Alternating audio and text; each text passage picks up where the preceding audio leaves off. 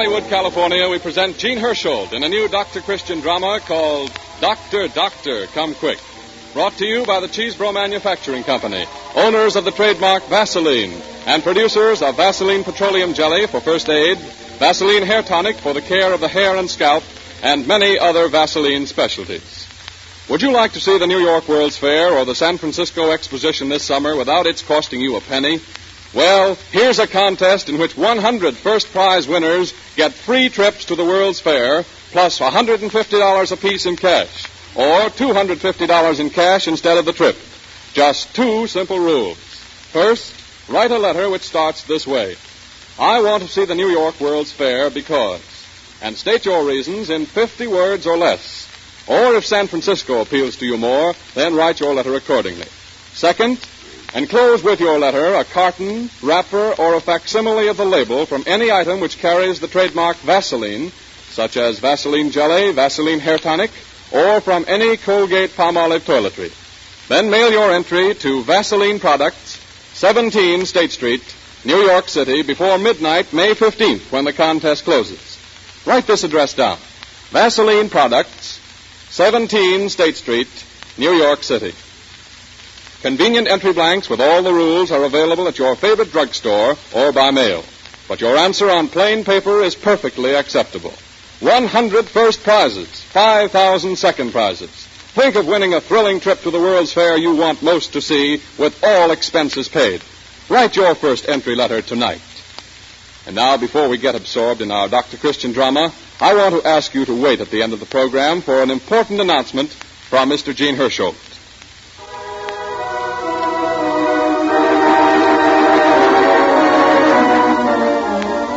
The curtain is rising now on tonight's play. The scene is the plaza in front of the new hospital, where every man, woman, and child in River's End has gathered to listen to the dedication ceremonies. On an improvised platform between the tall white columns of the entrance sit village officials, members of the hospital board, Mr. Joseph Perino, who gave us the hospital, Judy Price, and Dr. Paul Christian, whose lifelong dream for our town is fulfilled here this day. Mayor Hewitt is standing up now. He's stepping forward now and taking his place in the center of the speaker's stand, and the applause is dying down as he begins to speak. Friends of River's End, you all know what brings us together today. We're assembled here in the plaza in front of our new hospital building to do honor to the most modest and the most useful and the most popular human being in River's End today, Dr. Paul Christian.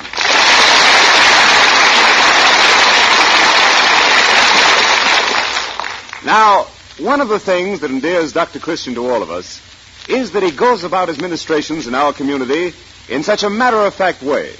He's at everybody's beck and call, and yet he expects no praise, no thanks, and frequently he doesn't get paid for the thing he does for us in the line of his duty. So let's not embarrass him by fulsome eulogies and flowery speeches on this occasion. Rather, that we may have a fuller appreciation of him, let us review together just one day in the life of our country doctor, with full permission of all concerned.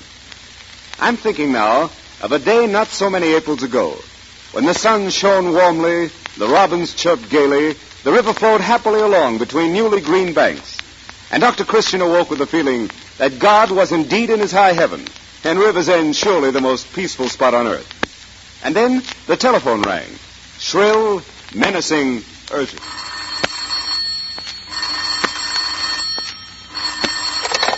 Is that you, Dr. Christian? Doctor, come quick. Janet has shot herself.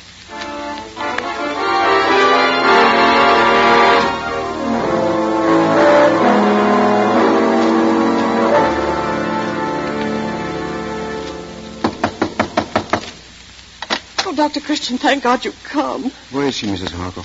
Where's Janet? Oh, Dr. Christian, I thought you'd never get here. She's in there. What's happened, Mrs. Harkle? What did she do? She shot herself. Right here in her side with Tommy's old rifle. Oh, Dr. Christian, don't let her die. Don't let my baby die. Hush, I need you to help me. You have to be quiet. Pull yourself together now and come in with me. Oh. Well, Janet, I hear you've had an accident. Oh, Dr. Christian, my side. It hurts. Well, that's too bad. Turn over here a little and let me have a look at it. Maybe I can make it feel better. Mrs. Harker, will you lift Janet this way? So, till we get a dress on. Oh, it's there. It's right there. It's the left side. Oh, Dr. Christian, say it isn't near her heart. Sorry, Janet. It'll be a 1 minute. Mm-hmm. So. Dr. Christian, what? Now, Mrs. Harker, if you'll just hold my case open. Right here so that I can get at the dressings. Oh, hand me that bottle, please. Oh, don't touch these bandages. They're sterile. This is only antiseptic, Janet. There. Now, if you'll hold this in the place for me, Mrs. Harper. Oh. Just a little longer, Janet. There. It's over. Now you can relax. But the bullet. You didn't take out any bullet. The bullet never went in, Mrs. Harper. It's just a flesh wound. Nasty, but not serious. She'll have to keep quiet for a few days until it heals. Not serious? Oh, you mean she isn't? Well, then it's all right. She won't die. No, Janet won't die, Mrs. Harper. God, thank God. Oh, Janet, how could you? How could you do such a thing? I did it because you said it was all my fault. Because you stood up for Mrs. Watkins and you said that she was right to correct me in front of the whole algebra class. I'd want to go on when everybody's down on them. When even your own mother... Janet, I wasn't down on you, dear.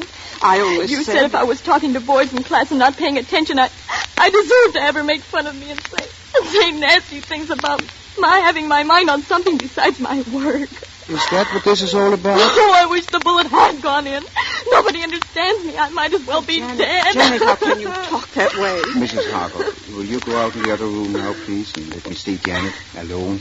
Oh, Dr. Christian, isn't everything all right? Everything is all right, except that I want to have a little talk. I'll call you if we need you, Mrs. But Harper. Janet, I want to fix her. Janet will do for the moment. Won't you please go out and make us some strong tea, Mrs. Harper? I think we'll all need it. Why, yes, if you really want it. Right away, please. Well, Janet, darling. Right away.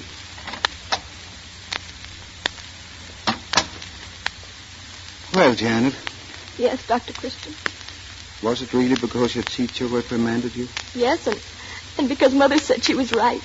And because of that, you wanted to end your own life? Why, You deliberately planned to finish everything? I didn't want to stay in a world where everyone was so hateful. Oh, you don't want to be dead any more than I do, Janet. You just wanted to make a gesture. The strongest, most dramatic gesture you could think of. So that everybody would realize how badly you felt and how much they had hurt you. Wasn't that it, Janet? No. You never even stopped to think of the effect such a thing would have on other people, did you? How much suffering this would cause your mother. Don't. I guess I was just sort of crazy over being called down that way in front of everybody. And when Mom didn't understand, I felt I had to do something terrible. And I saw Tommy's gun standing there in the corner. And so I grabbed it and pulled the trigger. Janet, do you want to promise me such a thing will never happen again? Why? You couldn't be such a little fool as to ever think of repeating this, could you? Could you?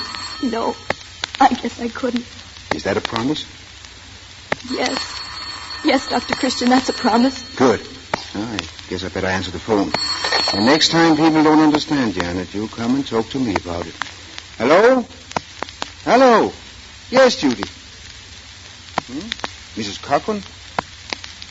Well, did she say what? Well, I'll go as soon as I can. You think it's urgent? You're not serious?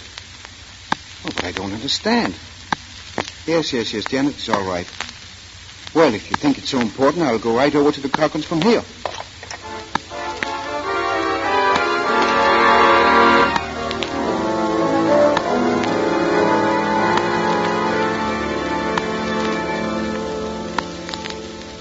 And you didn't suspect anything until you found your husband's note, Mrs. Cochran? Suspect? Oh, yes, I suppose I did. I suppose down deep a woman always knows when her husband is being unfaithful to her. But I wouldn't admit it, even to myself. John Summers has been his secretary for 3 years, and I've never... I've always been so contemptuous of jealous wives. I know. She is pretty, But she was always so quiet and modest, and, well, I never interfered in Dave's business affairs. And you don't know where he's gone, what his plans are? No. All I know is that he's gone away and taken Joan Summers with him. Oh, Dr. Christian, you must be crazy. I can't believe that he really loves her. But if he does, why didn't he tell me? Why didn't he do this with some dignity, not just run off that way? Well, men do curious things when they are in an emotional muddle, Mrs. Cochran. And the more intelligent they are, the sillier they seem to become. Yes. Oh, I don't know what to do. Mrs. Cochran, has Dave been himself lately? Has he seemed well, normal? Oh, no. He's acted terribly worried. He said things were bad at the bank, but I guess that was only an excuse. It was really this. If I could only see him, only talk to him. Oh, yes, maybe he'd listen to you. Dr. Christian, this will ruin him. He's had such a brilliant career. The youngest bank president in the state. Why did he do it? If he'd only come to me honestly, we could have worked it out some way. I can't understand how he could do such a terrible thing. There. Don't cry, Mrs. Cochran. Oh. Shall I answer that for you? You probably don't feel like talking just now. Oh, would you? Of course. Thank you. Hello? Yes? Yes, Judy. What?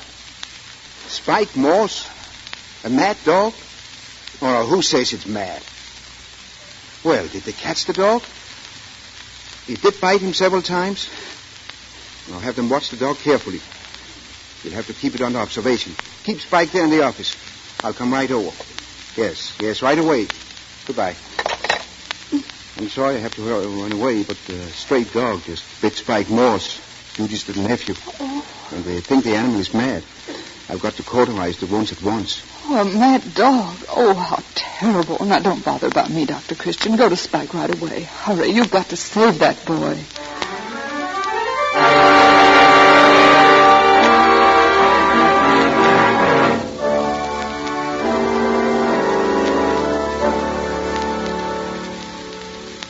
Thank you, Judy. Well, he's coming out from under the anesthetic. Oh. Is he in pain? No. The worst of it is over.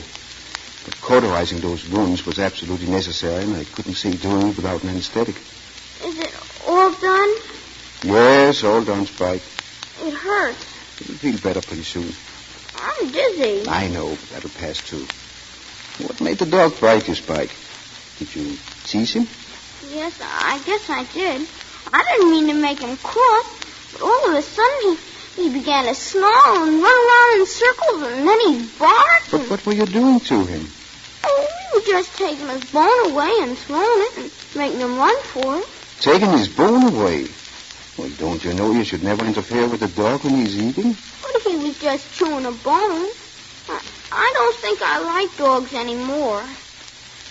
Dr. Christian, this dog wasn't mad, was he? Now, Spike, Wouldn't you have been mad at anyone who took your dinner away like that? But I mean, really. Dr. Christian, I'm scared. Spike, listen. Maybe this is a lesson to teach you never to tease a dog when he's eating. You know, probably you're going to have just a row of little scars on your leg to remind you. I'm never going to touch another dog. Oh, now, that would be foolish. Spike, do you know how many different kinds of dogs there are? No. Turn over here. I want to show you something. Still feel sort of dizzy. Well, I'm going to give you this to take home. You can look at it when you feel better and learn everything there is to know about dogs. What is it? It's a book. It tells you all about dogs and how to take care of them. What you should and should not do to them.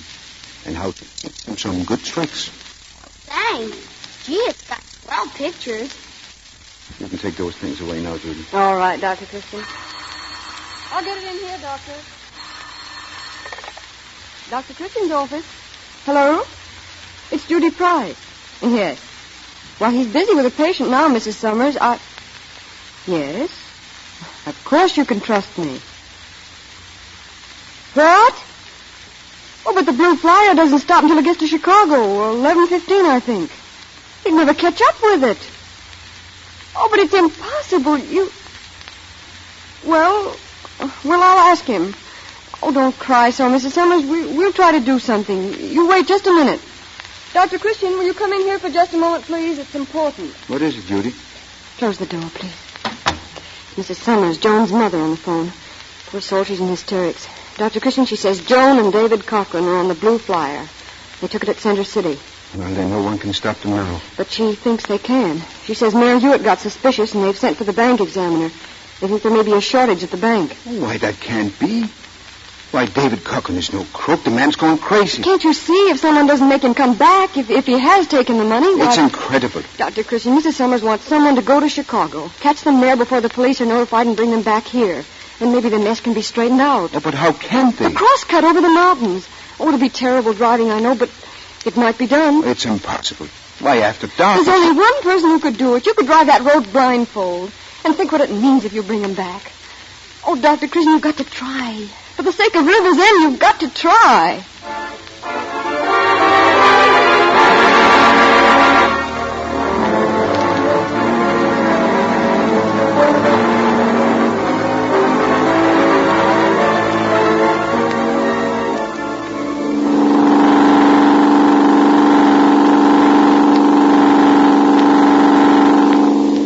What time is it now? 9:45. Well, we're holding our own. It's getting through Chicago that I'm worried about. Traffic and all. Don't think, just drive. Did he say what made him suspect the shortage? No, he said he didn't want to talk to anyone about it just yet. He said he'd call you in the morning. It's bound to get out. As far as we know, though, only Mrs. Cochran and Joan's mother know. Let's hope they don't talk. It's to their advantage not to. And women can keep secrets, Dr. Christian. Look how sporting Mrs. Cochran's been, keeping it to herself all this time that Dave was... Judy, I still can't believe Dave Cochran is a crook. But has it occurred to you that he might be faking this elopement to cover up the theft? Oh, no. Oh, and that pretty little Joan Summers, I can't imagine her being mixed up in this either. She's so prissy. Sweet 25 and never been kissed, Jerry calls her. Yeah, those are the worst kind sometimes. What else did Mrs. Sommer have to say about the bank trouble? Oh, she was so emotional, I gave up trying to find out. Did nothing all day but talk to weeping women on the telephone. Sort of got me down toward the last. Poor Judy. Oh, I'm all right. They're the ones to be sorry for. Anyway, there was nothing about it in the last news broadcast. No. I'll tune in again at 10:30. It's the gossip that I'm most afraid of. Word of mouth news that spreads through a town. Yes. Start a run on the bank. Ooh, that would be bad, wouldn't it? Yes. You can wreck a bank. Wreck a town, too. Isn't it funny the way everything everyone does in a small place like River's End is tied up with the welfare of the whole town? You can't just figure that what you do concerns you. Interlaced. Oh, a small town's almost like a family. It has the same problems and lots of the same blessings. Well, you're certainly the head of the River's End family. Honestly, when I think of the things you've done... Well, think what I'm going to do this time, Judy. Because the head of the family is in a bad spot. Why? What do you mean, Dr. Christian? Well, you figure it out. I've got one chance in a million of getting to the station ahead of the Blue Flyer. But even if I do, how can I stop those people? Judy, what on earth am I going to say?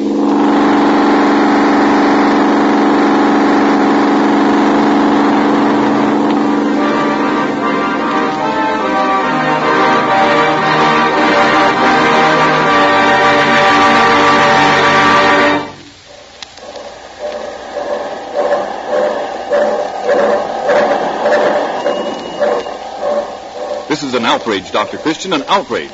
How dare you interfere with my affairs in this fashion? I'm sorry, Dave. Will both of you please get into my car? It's here just outside the entrance. Judy Price, my secretary, is in it waiting for us. But why should I? I don't understand you, Dr. Christian. Very well, if I must speak plainly. You and Miss Summers left River's End together after you had written a note to your wife, explaining that you were eloping. You didn't expect Mrs. Cochran to find the note until tomorrow, but she came back from her mother's ahead of time and she read it. She would have tried to persuade you to come back anyhow and work this out in some sort of an intelligent way, but when we discovered about the shortage at the bank... The what? The shortage at the bank, we decided to... I don't know what you're talking about. What shortage? My car's right here. We've... Get in. But I tell you... Judy, you stay in the front seat where you can listen to the radio. All right. We'll have another news bulletin before long. Miss Summers, you and Mr. Cochran get into the back seat. I'll do no such thing. I think you will, Mr. Cochran. And how do you expect to make me? If you don't, I'll be forced to call the police. The police? What for? You wouldn't like that, Dave Cochran. Neither would I. But you're by your own statement leaving your home and your wife, and there's a large sum of money missing from the bank of which you're president. You won't return with me. There's nothing I can do but call the police. But I don't know anything about the money. We just wanted to get away. It's our own affair, Dr. Christian. If we want to do it this way, I don't see why. Do you really think you can find happiness this way, Joan? A fugitive, an outcast, cut off from your mother and your friends? I love Dave, Dr. Christian. And so you'll let him ruin himself, lose his position, and his friends, and his place in the world just for you. It's too late to talk about it now, Dr. Christian. We've got to go. Come, Joan. Dave Cochran, I've got to take you home back with me if I have to get a police escort to do it. The bank examiner is going over your accounts. The examiner? But the accounts are all right. A shortage has been discovered. Don't you realize this means ruin? I don't know what to do. Do? What can you do but go back? Prove your innocence, if you are innocent. Your life's been shot with success, Dave. You don't realize what it would mean to face dishonor and distrust and the scorn of everyone who knows you. Oh. You might as well think about this, too. Don't listen to him, Joan. It isn't true. But it is true. I've let you wreck your life. Oh, we've got to go back. It's too late now. We can't go back. Excitement in River's End, Dr. Christian, Dr. Christian. Yes. Got another news broadcast. Turn it up. But what is all this about? They may have some news from the bank. With the announcement of the confession of Elmer Clark, cashier of the bank, to having embezzled more than $50,000 from the River's End Bank during the past 3 years. The president of the bank, David Cochran, is in Chicago on a business trip, and efforts to reach him have thus far failed. Dave, did you hear that? Elmer Clark? I can't believe it. Dr. Christian, I've got to go back right away. Oh, no, I can't do that. Yes, you can, Dave. You must. But what about us? Oh, we don't matter. We must have been crazy to think we did. That we could do a thing like this. Oh, but, Joan, we can't go back. Everybody will know. Nobody will know. Lillian. She wants you to come back.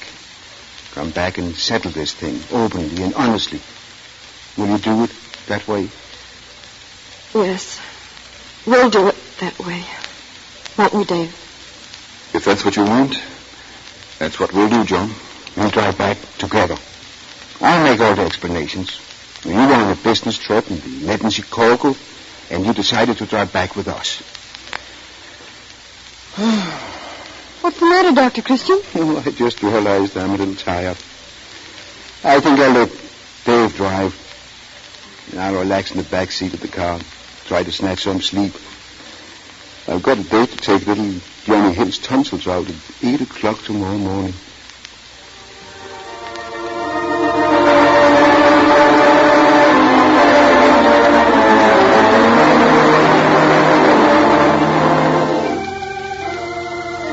And so, in recognition of all our beloved Dr. Paul Christian has done for the folks of River's End, and as the crowning achievement of a life of service, we dedicate this beautiful modern hospital building to a good man and his good works.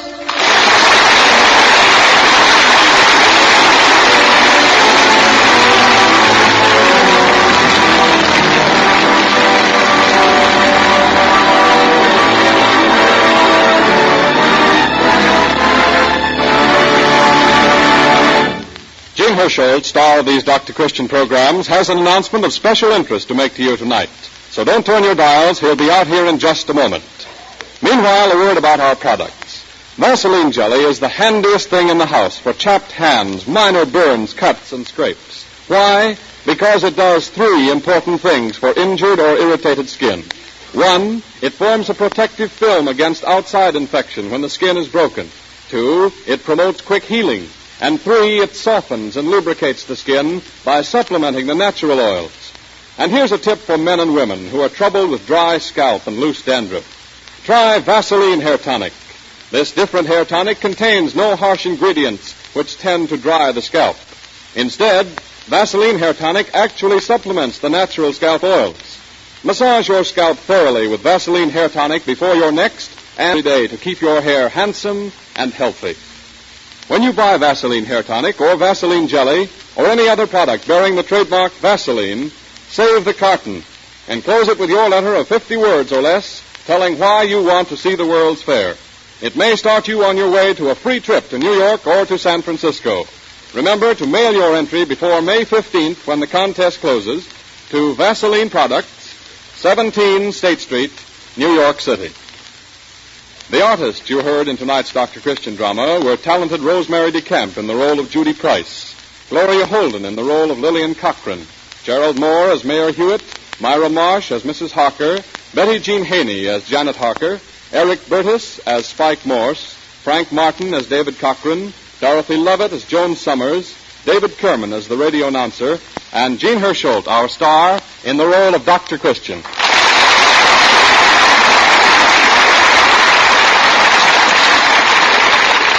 Thank you. I'm going to accept your applause tonight for Dr. Christian.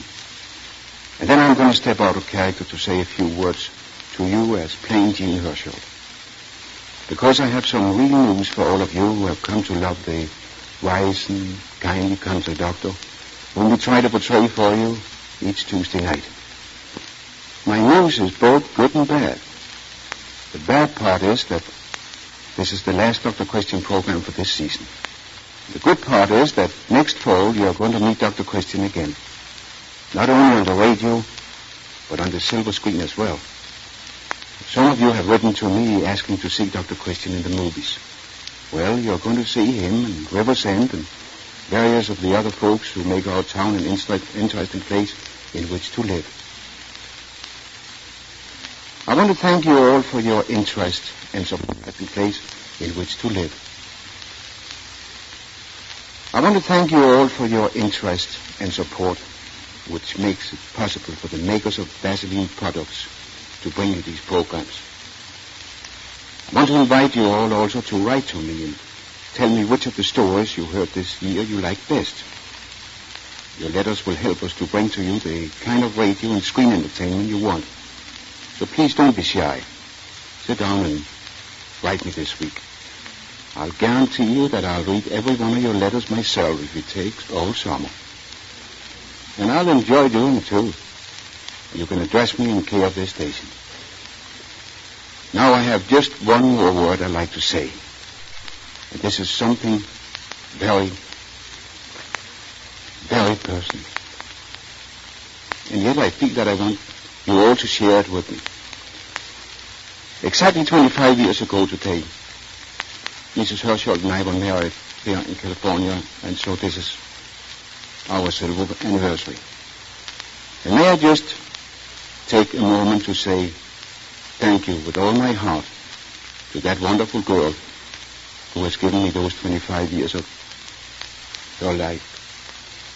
Wonderfully happy years of companionship and understanding.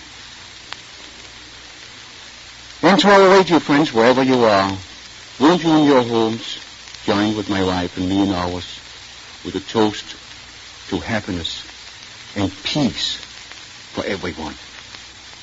Thank you and good night.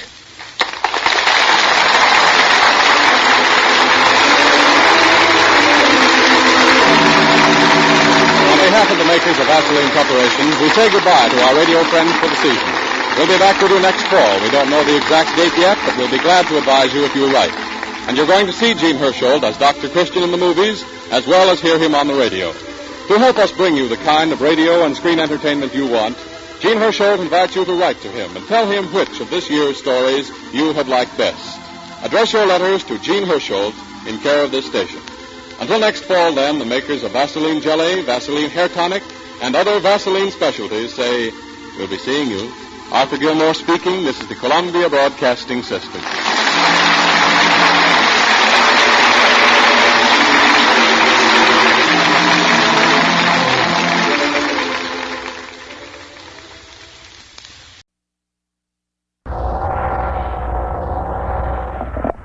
Dr. Christian's office.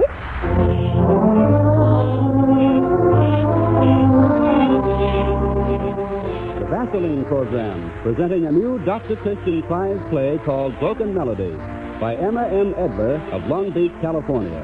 Starring Jean Hersholt as Dr. Christian with Rosemary DeCamp as Judy Price.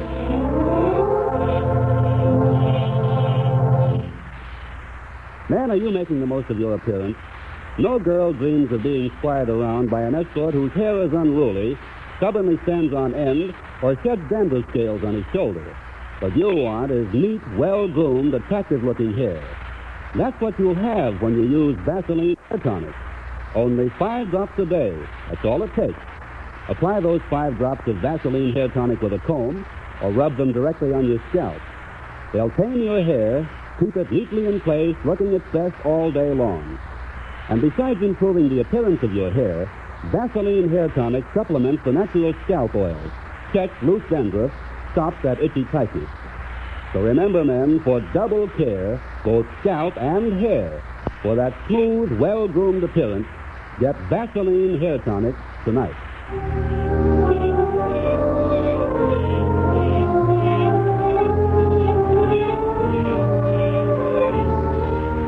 And so to our prize play, Broken Melody. It begins on a crisp November afternoon, a week before Thanksgiving. Well, hello, little girl. What can I do for you? My dog's foot hurts. Could you ask Dr. Christian? Well, come in, won't you, dear? And, couldn't you put that furry monster down? I think he's much too heavy for a little girl like you to carry. Oh, I don't mind. That's his name. His foot needs fixing. It hurts him to stand. Oh. Well, come on, dear. We'll tell Dr. Christian all about it, and I'm sure he'll be able to help you. Dr. Christian, there's a very young person here to see you with an out-of-the-ordinary sort of patient, I'm afraid. Well, he is an out-of-the-ordinary patient. I'll bet his ears almost touch the ground when he walks. What's your name, little girl? My name is Carol, and this is my dog's sister. He's got something in his foot, Doctor. What hurt? I think it's a bone or something. I guess you'd better have a look, Carol. There, old fellow. Hurts pretty badly, doesn't it? But we'll have you all fixed up in a moment. Now, put him on the table, Carol. Lie down now, Christy. We'll see what's wrong. He stepped on something. It's bleeding. He's been limping awful. So you carried him all the way here. You couldn't have. Oh, he's not very heavy. And I got lots of muscle. See? Looks like Christy has stepped on a piece of glass. Here, you hold his paw, Judy. Yeah. And Carol, you better hold his head. I don't want my finger nipped. Oh, he didn't bite, Doctor. Honest. He's wagging his tail after. Kind of sore, isn't it? Well, you know, Carol, I'm not much behind a chasing dog. It's a little out of my line. My mommy heard you were kind, and I thought, well, my mommy's kind of sick, Dr. Christian. Yeah, I'm sorry to hear that, Carol. What seems to be wrong? Judy, hand me the comfort, please. Yes, I think I've located the trouble. There, old fellow. Be a good dog now. He ran away from my daddy, Mommy, and me. He just don't feel good ever since. But he says he can't afford a doctor. But he can't get better without one. I'm awful afraid, Dr. Christian. That's too bad. Hey. Hey, he's as good as new again. You can take him home now. Doctor, I haven't much money. And I think this. Well, let me see. No, I guess we won't make a start today, will we, Judy? Oh, of course not, Doctor. This is a free day. Oh, won't you? Well, maybe you'll come to see my mommy. Will you? Please, Doctor, please. She said we couldn't afford a doctor. But if you come... Judy, I'm afraid we run up against a little bit of strategy. Well, young lady, Judy will take your address, and I'll drop in to see your mother on my afternoon round. Oh, boy. It's a lot. It's glad. Goodbye, Doctor. Goodbye, Carol. He's a cute little trick, easy, Doctor. It's like a put-up job to me, though. Just bringing the dog here to test you out. I guess her mother will be surprised to see us. But I really think this child is rather desperate.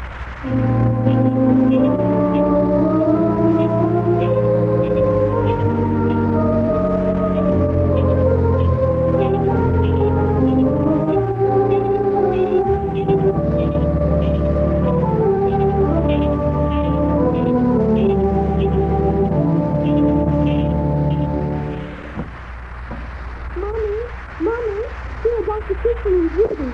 He said Christian for free, and he said he'll put you for free, too. Dr. Christian, I'm so glad you've come. But, Carol, I'm afraid you've been imposing on your good nature, taking a lot for granted. Not at all, Mrs. Morton. She's a smart little girl. Oh, this is my nurse, Judy Price. How do you do? I'm glad to know you. Here, put your things right here. Oh, hold on. I know, just my Thanksgiving weather. What seems to be your trouble, Mrs. Morton? I have not been feeling at all well, Doctor. Mostly worried, I'm sure. Well, hello there, Frisky. Doctor, this is all right again. You got my dear. Charlotte told us you two are alone here under the game. Your husband, does he know where you are? Well, he didn't until I wrote him. You see, he left home quite suddenly one night, and I couldn't stand things any longer, and he didn't know where we went. Must have been something pretty terrible to make you run away. Would you care to tell me what happened, Mrs. Morton? I'd like to help you if I can. Come, Carol, we're going to the other room for your Mommy and Dr. Christian can talk, huh? But maybe Dr. Christian will need us. Oh, maybe no, I don't think so, dear. Come on. You probably will think me foolish, Doctor. And may all seem trivial to you. But, Dr. Christian, my husband is a musician, a very talented one. And Carl has inherited his talent. He plays the piano beautifully. Oh, that's wonderful. Quite an accomplishment for one so young, isn't it? By the way, how old is she? I suppose it is quite an accomplishment. She's only 8. And she loves the piano so much. It's part of her, Doctor. Ellen wants her to become a famous pianist someday. And that's why I made her work at it so hard it was telling on her heart. She just couldn't have gone on much longer that way. She looks quite healthy now. Doesn't seem to be a thing wrong. Yes, I know that, but she's been away from everything for 4 months now. Look, Doctor, 6 months ago we had this snapshot made of her. She was so thin and frail looking. Oh, it can't be. Why, I hardly recognize her. But it is Carl, Doctor. It was music I called fairy life, and I couldn't let Ellen see it my way. I didn't want her to give it up completely. But, my dear, to look at it. And then one night there was a terrible scene I threatened to lose. Alan told me I need never come back if I did. That's how much his music means to him. But he didn't realize I'd take Carol with me. But how did you happen to come to the phone? I had a few $100 I'd saved and took a train that night. I didn't even know which way it was going. It didn't seem to matter.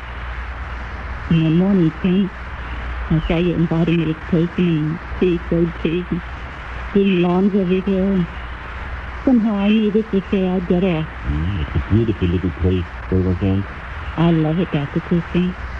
We've been so happy here, even though this isn't much of a home. But our money's nearly gone now, and I've written Ellen to come to Carol. It isn't fair for her to keep her here. I can't take care of her any longer, alone. I think she's been happy enough with me, but she longs for a piano, and now that she's stronger to help to be able to go on. But will she be willing to leave you? There's nothing left to do, Doctor. I haven't the strength to work hard enough to break of it. Now that Carl is strong and well. And you let your health go? It doesn't matter. I'm not really sick, Doctor. Just a little weary. When did you think your husband will get here? I received a letter from him yesterday. He's coming here tomorrow. But I can't face him and see him take Carol away from him. I'm so terribly mixed up inside. How can I listen? You worried yourself into a very nervous state, I'm afraid, Mrs. Morton. And I believe you should have medical care for a little while. Judy, come here, please. Yes, Doctor, what is it? Sedative for Mrs. Morton, Judy. You must get some rest. Yes, sir. But I haven't any money. Oh, your little girl, Gordon, has already attended to the financial details, Mrs. Morton. Nice and sweet. I'm going to miss you terribly. Sometimes I feel as though they just isn't anything left for me. It doesn't matter much what happens anymore. Mrs. Morton, you shouldn't talk that way. Perhaps you can go back to Carol. Please forgive me if I seem a little distraught, Doctor. It's no use in trying to get out. Alan is just getting his raise. I just can't take it too bad so far as Carol is concerned. And yet, here you are, Doctor. Thank you, Judy. Well, my dear, I think you should have a little rest for a few days. Here. Thank you. Mrs. Morton might order you to the hospital, except we are full up. I have a Sunday tonight at school. But what will I do about Carol and her father? I'll look after Carol, Mrs. Morton. I'll come and get her in the morning. Good. And Mrs. Morton, leave a note and send it to the door for Carol's father, telling him that you can be found at my office. Thank you so much, Dr. Christian. I really appreciate it. Perhaps someday when Carol's grown up, she'll come back. Maybe I'll be a little too commonplace for a famous person. Oh, don't worry, Mrs. Morton. I know Carol will come back to you someday. We must go now. In the morning, Judy will come to Carol. Perhaps you better be away from the house before your husband gets here. Please don't tell Alan here I am. Or Carol either, will you? I'll tell her I'm going away for a while. Expect that way for now. Goodbye. Goodbye. Well, Carol, looks as though you've been peeking through the keyhole. No, Doctor. Oh, no. It's all right, darling. You know how concerned you are over your mother. It should be all right, Doctor. Maybe if you put an extra prayer tonight, Carol, it might help a lot. I feel hard, Doctor. Oh, of course you will. Now, I want to ask a little favor of you. Go into your mother's room and stay with her until she's asleep. Then, really quietly, type the picture of yourself that is lying on the table and bring it to me in the morning, will you? It's fine, Doctor. Little girl shouldn't always cry. Should they, Dr. Christian? That's a good girl. Bye now, Carol. Goodbye, Carol, and don't say anything to Mommy about the picture, will you? This picture? Okay, Doctor. Goodbye now. Goodbye, Judy. Goodbye. Goodbye, darling. Poor woman. I rather think an inferiority complex is to blame so much of the trouble, Judy. It's a pity. What sort of a man or husband do you?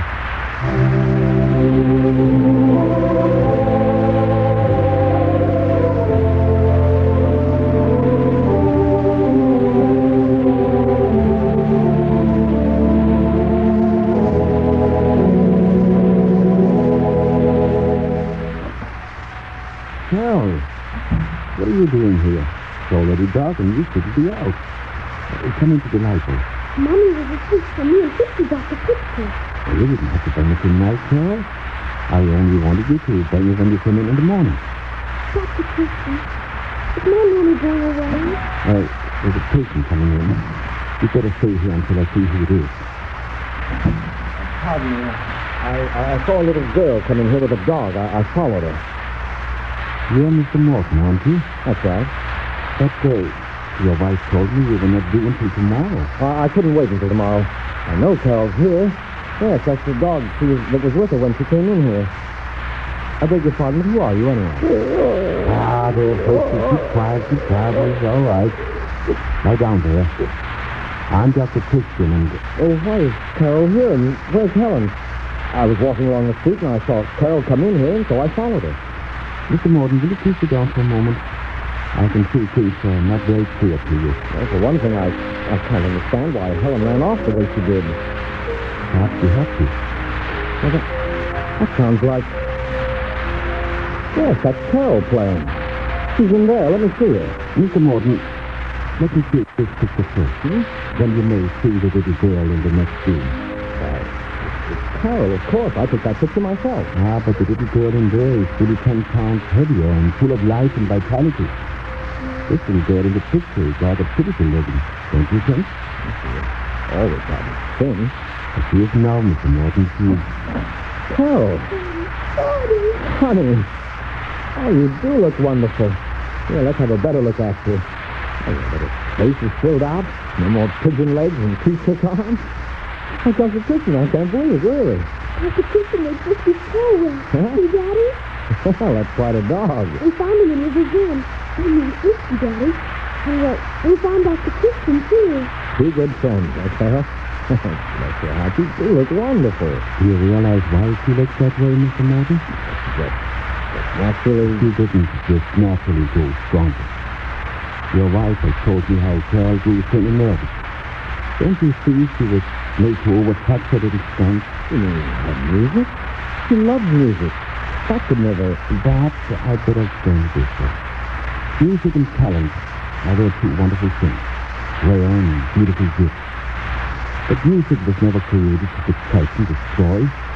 Well, what are you talking about? That's just what music was doing to Carol. And Helen saw it and tried to persuade you to listen to reason. She couldn't make you understand that you were ruining their child's head. Found how music... It wasn't music in itself. Let her play at it as well as working. And it won't endanger her health. Be modest. Yes, that's what Helen always said, and I wouldn't listen. Helen wants Carol to continue with her music. Because she realizes it's her future, and only you can give it to her. There's nothing more to offer the child. She's destitute. Just to call my fault. Suppose I've been an ambitious fool. Music has always been the most important thing in life to me. I almost worked the poor child to death. She never complained. Tell me how Helen is, won't you, Doctor? I want her back. Carol and I need her. I've missed her more than you can know. I love her, Doctor. And I've got to know how she feels. Helen still loves you, I'm sure, but if you want to find happiness for all of you, then make her feel important to you. Let her help you in guiding Carol. She's been terribly hurt by your actions, but I'm going to take you to her. I won't make any promise, though, remember. Dr. Christian? Well, Mr. Morton, we've almost forgotten the little personal question. Yes, Carol, what is it? You must be very sleepy. You know what? What, Carol? Your piano needs tuning. The Queen's set. I don't doubt it, dear, but now let me take you home. And Mr. Morton, you may stay here tonight if you like. Thank you. Then in the morning you can... Helen doesn't expect you until afternoon, does she?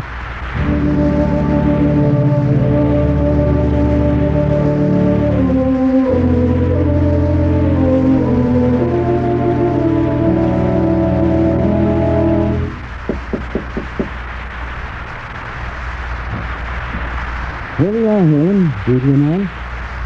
Why? What's the matter? Dr. Christian, when I woke a little while ago, Carol was gone. I've been really frantic. Where do you suppose she went? And sister, he's gone too. Mrs. Morton, you don't mean to... Yes, Judy, she's gone. Helen, dear, what's the matter? Oh, where's Carol? Didn't touch you at all. No. She's gone. Gone? Doctor, we should notify the police. I can't understand it. Last night Oh, look, I'm Christy. Christy, where's Carol? I believe he wants to follow her. Helen, we'll find her. We've got to find her. Come on, dear. Judy, you'd better join us. She can't be far off. I only hope nothing has happened to her.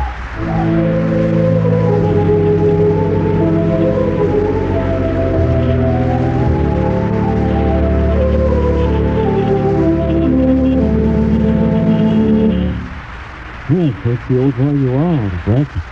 So are we. I wonder if you really know what you're about.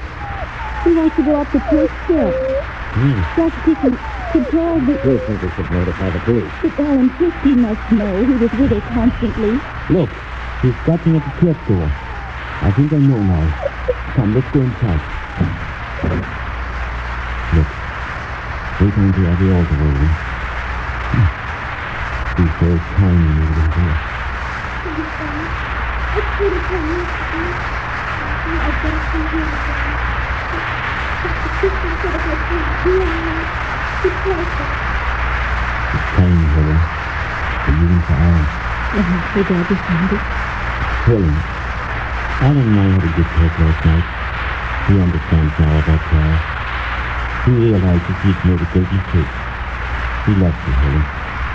Oh, Judy. Yes, Doctor. Can you imagine it? Now I'm trying to play Cupid again.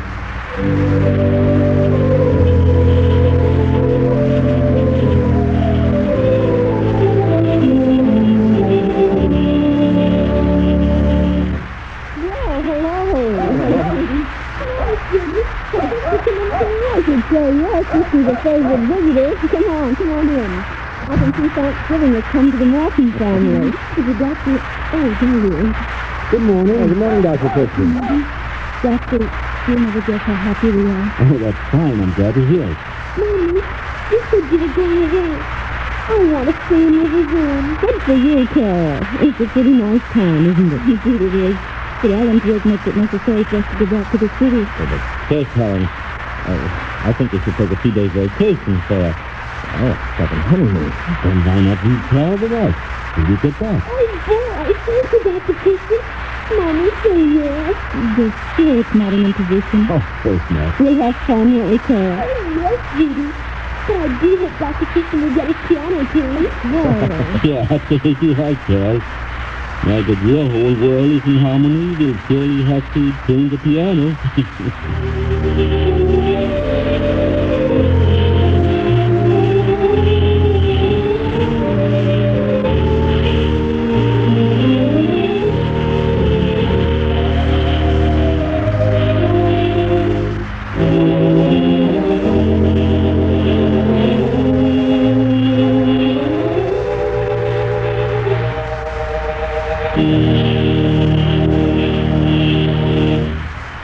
The curtain descends on another Dr. Christian prize play with our star, Gene Herschel, waiting to greet you. It isn't at all strange that people find dry scalp so annoying. As if stubborn hair weren't enough, dry scalp usually means itchy tightness and loose dandruff as well. If any of these nuisances bother you, try Vaseline Hair Tonic. It's the double check men and women use everywhere against dry scalp. It not only supplements the natural scalp oils, but unlike most preparations, contains no drying ingredients. So every morning, comb just 5 drops of Vaseline Hair Tonic through your hair or rub them directly on your scalp. This daily care overcomes dryness, keeps hair neat. Then before every shampoo, massage the scalp vigorously with plenty of Vaseline Hair Tonic, an extra aid that loosens dandruff scales and stops itchy tightness. Remember, friends, for hair that looks good and a scalp that feels good, use Vaseline Hair Tonic regularly. Vaseline Hair Tonic is one of the many Vaseline brand products made by the Cupid Manufacturing Company, owners of the trademark Vaseline. Now here is Gene Herschel.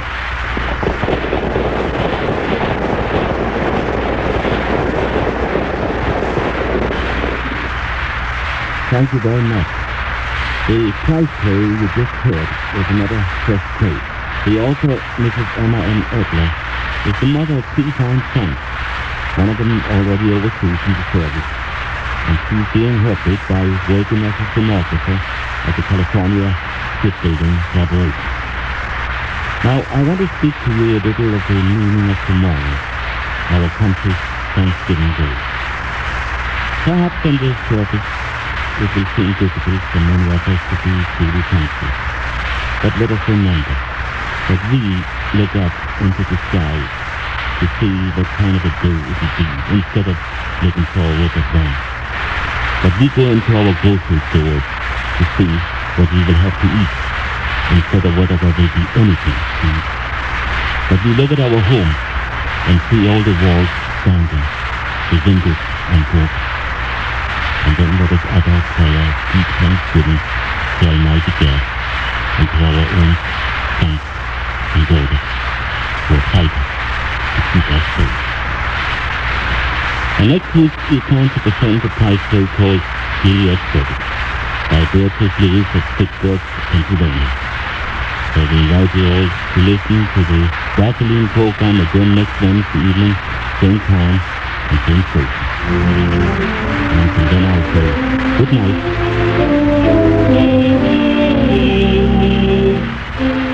Want a tip for chapped lips? Try Vaseline Lip Ice. Healing begins almost immediately. Only 25 cents at any drugstore. Vaseline Lip Ice.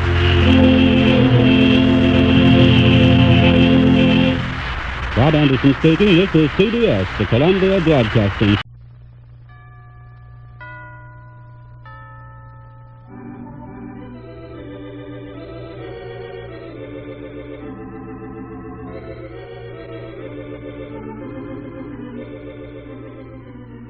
From Hollywood, California, we present Gene Herschel in a new Dr. Christian story. Presented for your pleasure by the Cheesebro Manufacturing Company, owners of the trademark Vaseline, and producers of Vaseline Petroleum Jelly, Vaseline Hair Tonic, and other famous Vaseline specialties. For our featured studio guest this evening, we have with us a young man who says that you, gentle audience, have slammed the door in his face any number of times. And if you want to know why... Well, don't say a word, ladies. I know why. When I first began work as a door-to-door salesman, I hung up for Racket for door slams. Finally, my sales manager took me aside and suggested, tactfully, that I apply a brush to the back of my coat collar and use a little Vaseline hair tonic to check the recurrence of those unpleasant-looking dandruff scales. Well, I took his advice, massaging with Vaseline hair tonic before each shampoo and as a daily hairdressing to keep my hair neat. As my appearance improves, I'm finding it easy every day to make new friends for my company. No matter what your business may be, it is important to look your best at all times. And to keep your hair looking its best, you'll find there's nothing quite like Vaseline hair tonic. Vaseline hair tonic is different. It contains no drying ingredients. Instead, it supplements the natural oils of the scalp that are often dried out by sun and steam heat or washed away in shower baths. If you are bothered by any of the symptoms of dry scalp, such as dry, brittle hair that's hard to manage or loose dandruff, get a bottle of Vaseline hair tonic tomorrow. You'll have a delightful surprise when you see how much better looking your hair will be, how well it will stay in place. Vaseline hair tonic costs only 40 or 70 cents at any drugstore. Buy a bottle tonight.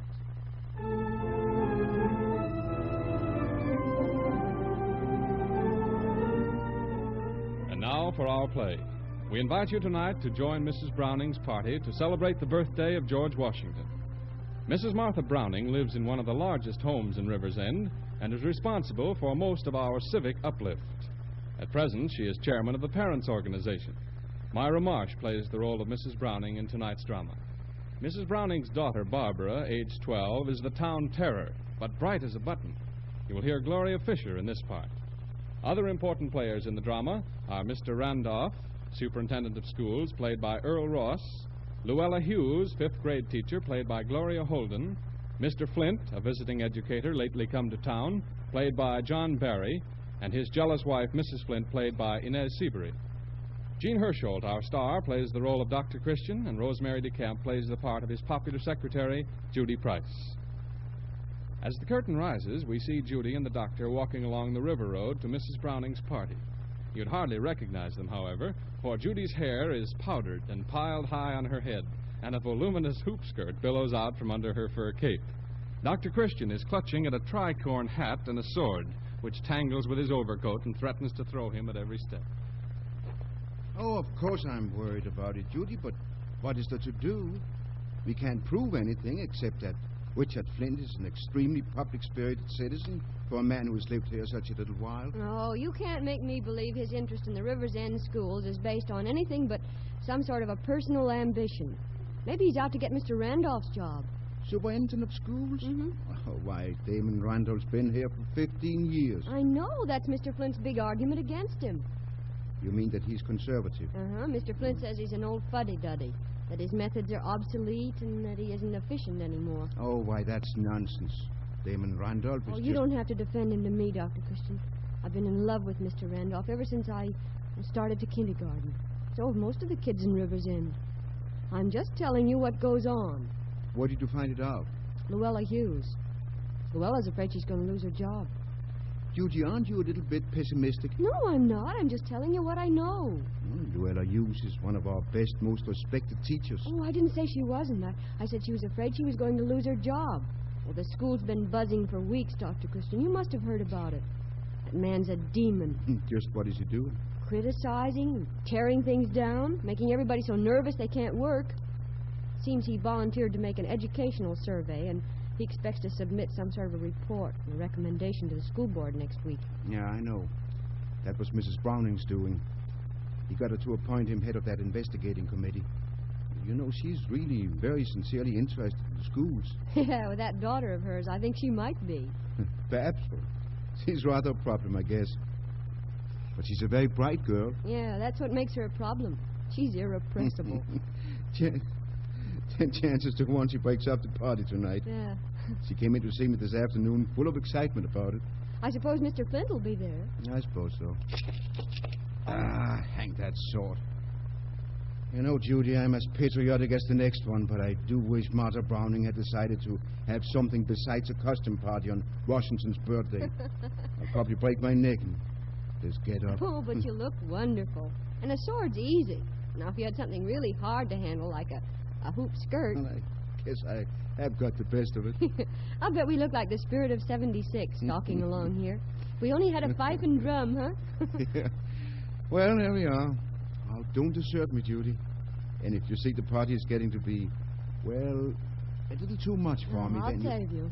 But you might as well brace yourself, Dr. Christian. I know without peeking that we'll get hatchets for favors and have guessing contests about famous historical events and probably have cherries for refreshment. Oh, and I'll wager we'll play games, too. Appropriate games. Yeah, a tree chopping contest, maybe. I sometimes wish Washington had left that tree alone. Oh, we'll show him he wasn't the only hero.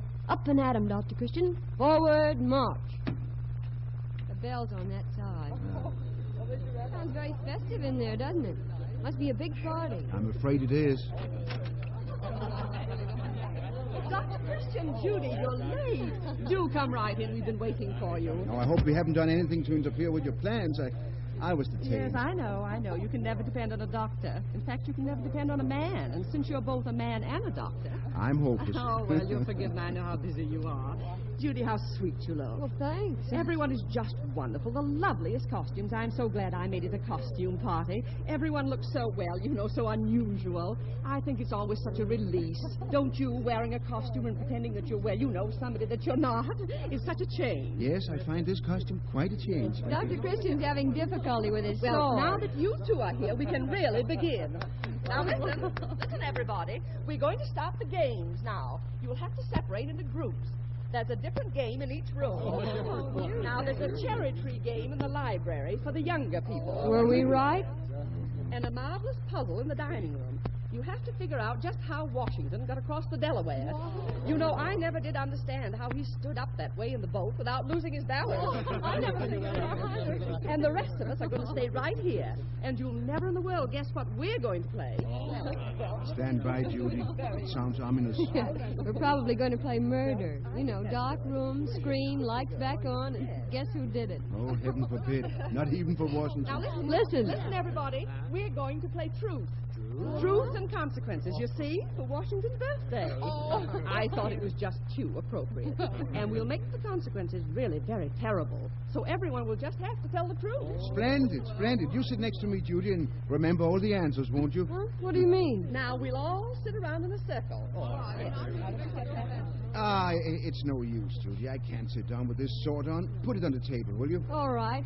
But it spoils the effect of your costume. Now, everybody knows everybody else, I'm sure. Yes. Mr. Randolph, you sit over there, won't Thank you. Yes. And Mr. and Mrs. Flint, you... Oh, no. Husbands and wives mustn't be together. Well, if you're going to break up families. And Mrs. Flint, you come over here and sit next to Dr. Christian. I've never played this before. You'll have to help me, Dr. Christian. And Luella Hughes can be next to Mr. Flint. Why, all right. Now, that makes a wonderful circle. I'm very comfortable. You all know how to play, don't you? You take turns, and the one who's it goes right around the group asking questions, and you've got to give a truthful answer, or else you pay a heavy forfeit. Now, I'll be it first, just to get things started. Now, let's see. It's a question for you, Dr. Christian. Dr. Christian, whom do you think is the most attractive woman in River's Edge?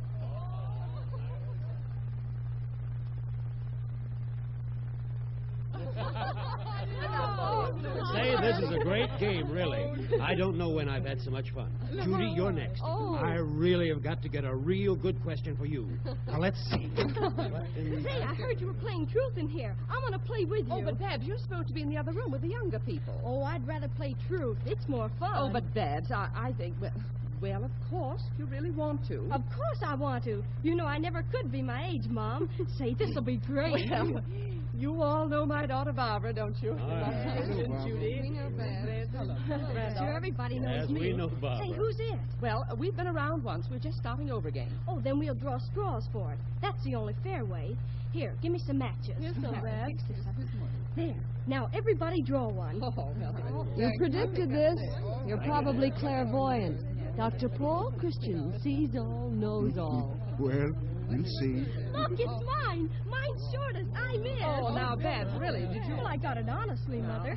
Come on. Everybody ready? Let's start. There we go. She'll have the secrets of a lifetime out of you before you can count 10. Bet you're glad you have nothing to conceal. I'm going to begin with Miss Hughes, because I've got a question I want to ask her especially. Oh, well, what on earth do you want to ask me, Babs? I feel very embarrassed being first. Oh, you must be embarrassed, Miss Hughes. It's just a game, you know. All right, now, truth or consequences? Miss Hughes, why did you give me such a high mark on my history examination when I really didn't deserve it? Oh, Babs, now that isn't really a fair question. Of course it is. It seems a perfectly natural one to me, Mrs. Browning. Thanks, Mr. Flint.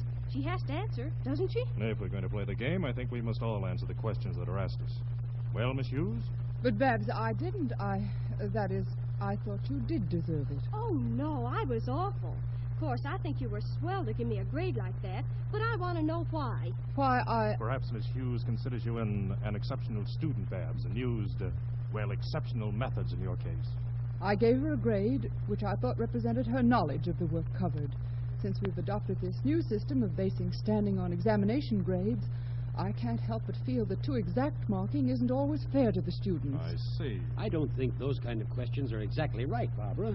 Well, the kid said I didn't dare ask her, and I said I did. Babs, I think you better go back now and join your own group. Oh, no. I've still got a lot of turns. Judy, you're next. What'll I ask you? Oh, I know. Judy Price, who do you like best of any man in this town? Oh, that's easy. Dr. Christian. Oh, no. That's the answer. Oh, but if you're really engaged to Roy Davis, like everybody thinks you are. Dr. Christian's my first love, Babs. Oh, gee. I thought I was going to find out something. Are you engaged to Roy Davis, Miss Judy? Only one question to a person, Barbara. Oh, all right, but... Barbara, I wish... It's your turn now, Mom, and have I got a peach of a question for you? Barbara, will you please... What were you and Mr. Flint arguing about down here last night after I went to bed? Gee, way after midnight, you were still talking and talking? Well, you gotta tell me. Really, Barbara? I thought you said we all must answer the questions asked us. But that's a ridiculous question. Why is it, Mrs. Flint? Because Barbara's mistaken. Richard wasn't here last night. He was at lodge meeting. Weren't you, dear? Why, I think this game has gone quite far enough. Barbara, you've spoiled the whole evening by your impertinence, and you may go. Well, what for? I didn't do anything. And anyway, it's just a game. A very interesting game, too. Leave the room. Oh, Mother. Instantly, Barbara. If you all don't mind, I think I should like to be it next and ask a few questions. Oh, let's play something else. Yes. Isn't it amusing how dull and stupid the truth can be? On the other hand, it can be stranger than fiction, you know. I insist on having a turn. Dr. Christian, I'll begin with you. Did you see my husband at lodge meeting last night? I'm sure he was there. The question was, did you see him? Why, no, Mrs. Flint. I don't believe I did. That's all I want to know. I think now I'll repeat Barbara's question to her mother. Mrs. Browning, what were you and my husband discussing until 2 o'clock in the morning? Why, really? Don't try to think of some silly excuse. Answer me. Why, we would... Oh, don't bother to lie about it. I know. Mildred. Don't speak to me. I should have known it would happen again. It always does. Time after time. Always some woman. I knew the moment I saw Dr. Christian's face when I said you'd been at lodge that you weren't there. I was a fool to trust you again.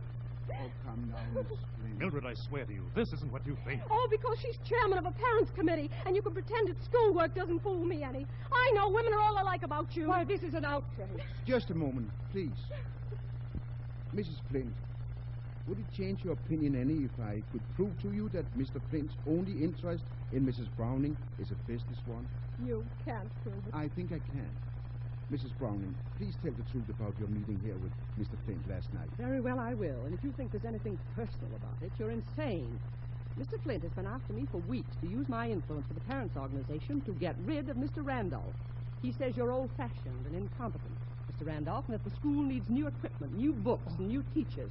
Mrs. Browning, these are confidential matters. I never agreed they should be confidential. And I had no idea when I said you could come to my house to talk to me that you had an insanely jealous wife who would turn my willingness to be cooperative against me this way. You expect me to believe You that? can believe what you like.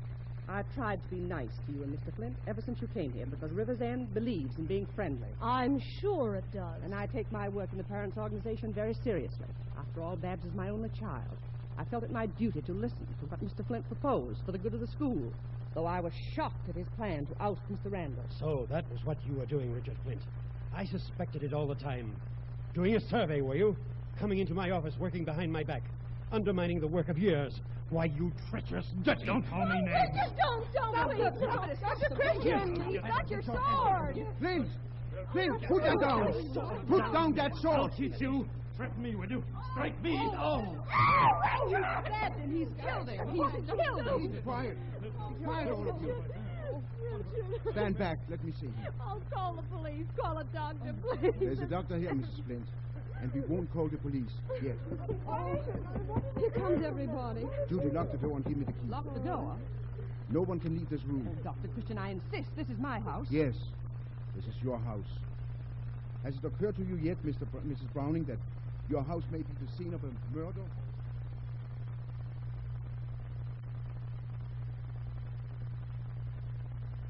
There. That'll do. You'll have to be very quiet for a few days, Mr. Randolph. But he isn't going to die. No, he won't die. Not from this. All right, Mr. Randolph. Heavens. I must have been out of my mind. I didn't realize what I had in my hand. Where'd I get that thing? The part of Dr. Christian's costume. He took it off when he sat down to play the game. The game? Whoever suggested that awful game? Well, Babs told me about it, and I thought it would be fun. You still want the door locked, Dr. Christian? Yes. But why? You said that... Listen, all of you. A very serious thing has happened here just now. When it's reported to the police, it may have consequences for all of us. I don't propose to open that door until we decide just what we are going to do. But if Mr. Randolph is in no danger... Mr. Randolph has a bad wound. He can prefer charges against your husband if he wants to, Mr. Flint. But I didn't mean to. A case of assault is a very serious matter. He called me names. Did you deserve them? River's End is not a community which takes kindly to your methods, Mr. Flint. I'd suggest perhaps you and your wife would find some other city more congenial. You can't scare me. My work's here. My future's here.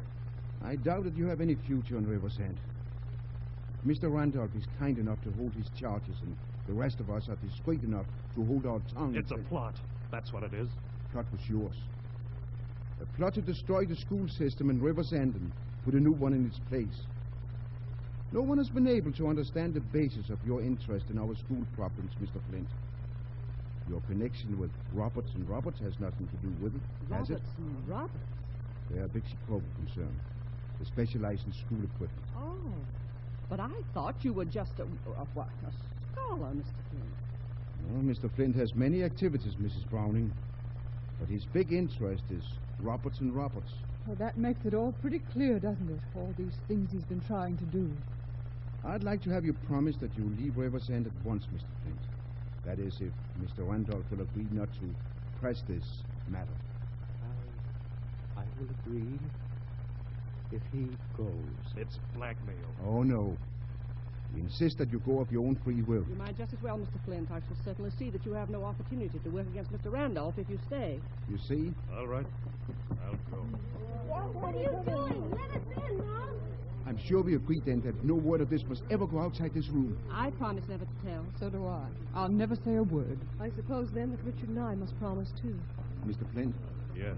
But what can we say? What are we going to tell them? We'll tell them it was an accident. That Mr. Randolph slipped. No, I've got it. We were playing murder. Murder? You know the game. Lights off, door locked, somebody screams and pretends to be killed. Oh, and you guess who did it. Yeah, the truth and jest. That would account for everything. Even having the door locked. If you can just get Mr. Randolph out of Well, here. you can go right through the back hall here into my study and lie down. No one will go in there. Fine. Now keep perfectly quiet, Mr. Randolph. In a few minutes, I'll bring my car to the back door and take you home. Thank you, Dr. Christian. Now can I open the door? Oh, what must my guests be thinking of me? Hey, Katie's serving the refreshments, Mom. What did you have the door locked for? Oh, we were playing a game, a sort of mystery game, so exciting. Did you hear us scream? It's called murder. Well, Doc Christian, I guess you win. I was warned you'd stop me somehow, sooner or later. You may regret it someday when all the kids in River's End grow up to be morons. Well, we'll have to risk it. Judy, Dr. Christian, come and have refreshments. Come and see the ice cream. Oh, it's all molded into cherries. We'll be right there, Barbara. Oh, wait a minute, Dr. Christian. Your wig's on crooked. Oh. Ah, there. And now, before this great and glorious Washington's birthday draws to a close, I've got just one more question. Well? You believe in always telling the truth, don't you, Dr. Christian? Well, the truth is a wonderful thing, Judy. Mm-hmm. If you can find it out, it solves many problems. Just as it did tonight through the long arm of coincidence. Oh, long arm of coincidence, my hoop skirt. Where did Barbara get the brilliant idea we should play truth at this party? Who suggested it to her in the first place, Look me in the eye, Dr. Christian, and answer that. Judy, I cannot tell a lie. I did.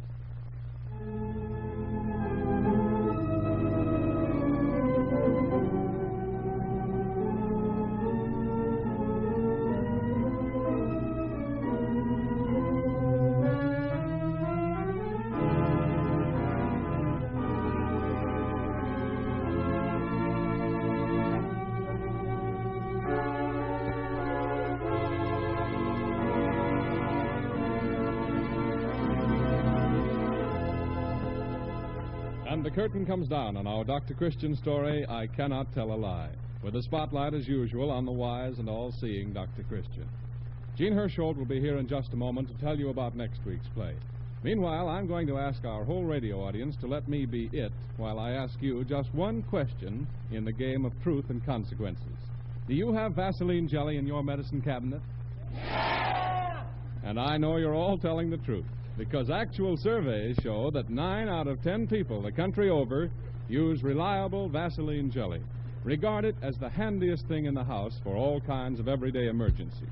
Minor burns, cuts, scratches, and bruises, soothing to chapped and irritated skin. You'll find Vaseline jelly invaluable because it does 3 important things for the skin. First, it forms a protective film that helps keep infection out when the skin is broken. Second, it soothes and promotes healing. And third, it softens and lubricates the skin by supplementing the natural skin oils. If your supply is running low, remember you can buy a generous jar or tube of Vaseline jelly for only 10 cents at your neighborhood druggist. And next time you see him, ask your druggist about the Vaseline specialties, too, including Vaseline borated jelly, Vaseline carbolated jelly, Vaseline lip ice, and Vaseline camphor ice. Be sure to look for the trademark Vaseline on every jar or tube. It is your assurance of absolute purity. And now, here comes Gene Hersholt, the beloved Dr. Christian of River's End.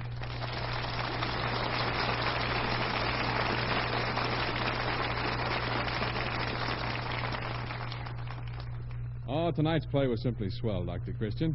Now, tell us what next week's play is about. Well, continuing our little game to the bitter end, it's now my turn to be it and ask you out. What year is this? Why, 1940, of course. Yes, I know, but anything special about it? Well, not that I can think of. I know, it's leap year. Ah, well then, tell us, Judy, are you going to pop the question to Roy Davis? It's time to sign off, Dr. Christian. The hour's up. So it is. Well, then I'll just tell you the title of next week's play and be off. It's appropriate, I think, to the season, because it's called Leap No More, My Lady. So until next Wednesday evening at this same hour, I'll say good night.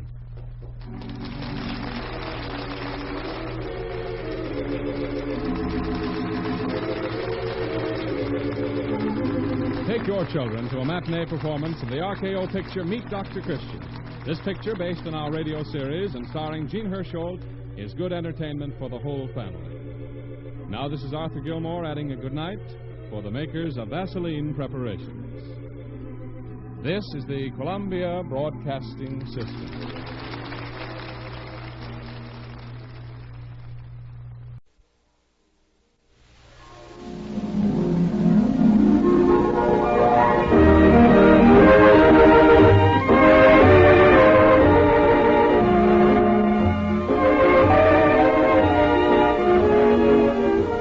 From Hollywood, California, we bring you Chapter 19 in the story of Paul Christian, the Doctor of River's End, which stars Gene Hersholt in the title role and is presented every Sunday afternoon for your enjoyment by the Cheesebro Manufacturing Company, owners of the trademark Vaseline. The past week in Hollywood has marked the 25th screen anniversary of our star, Gene Hersholt. To commemorate this notable achievement, the makers of Vaseline preparations published a book of still pictures taken from the famous motion pictures in which Gene Hersholt has played. The book is called Gene Hersholt's Album of Hollywood Stars because it is filled with unusual pictures of your screen favorites. And here is Gene Hersholt himself. Good afternoon, ladies and gentlemen. I could have received no greater present on this anniversary than the public response which we received to the offer of my Album of Hollywood Stars. I take it not only as an interest in the album itself, but also in my screen work over the past 25 years. And for that I wish to thank all of you and the Cheesebro Manufacturing Company who made this album possible. The pictures in Gene Hersholt's Album of Hollywood Stars really are priceless. But thanks to the generosity of our star and our sponsor, the makers of Vaseline products, anyone can secure the book by sending 10 cents to cover the cost of preparation and postage. With the album goes a first aid chart prepared for you by Dr. Shirley Wynn, former health commissioner of New York City. Address your request for the album and chart to Vaseline Products, 17 State Street, New York. And be sure to write your own name and address clearly in your letter. This album offer will not be made again, so if you've put off writing for it, get your request in today.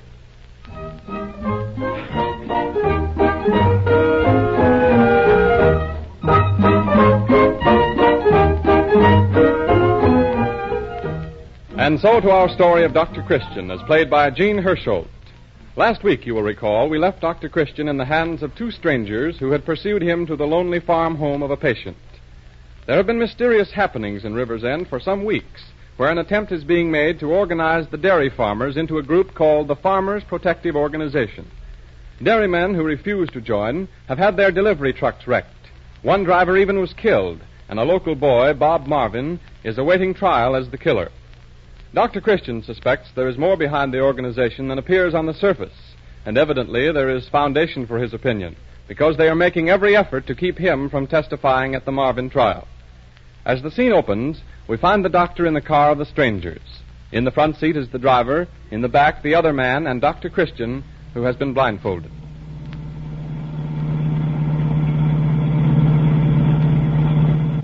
Hey, watch what you're doing. You drove right through that streetcar safety zone. You want to get us picked up? What's the difference? Ain't no traffic cops around at this time of the morning. It's only 5 o'clock.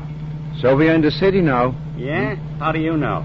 Well, it was 3 o'clock when we left River's End. So we've been driving 2 hours. Just about time to get to the city. Besides, you mentioned streetcars and safety zones. Smart guy, huh? What are you going to do with me? You're so good at guessing where you are. Guess what we're going to do. I'll tell you what we're going to do. We're going to... Shut up, Mac. You know this is kidnapping, don't you?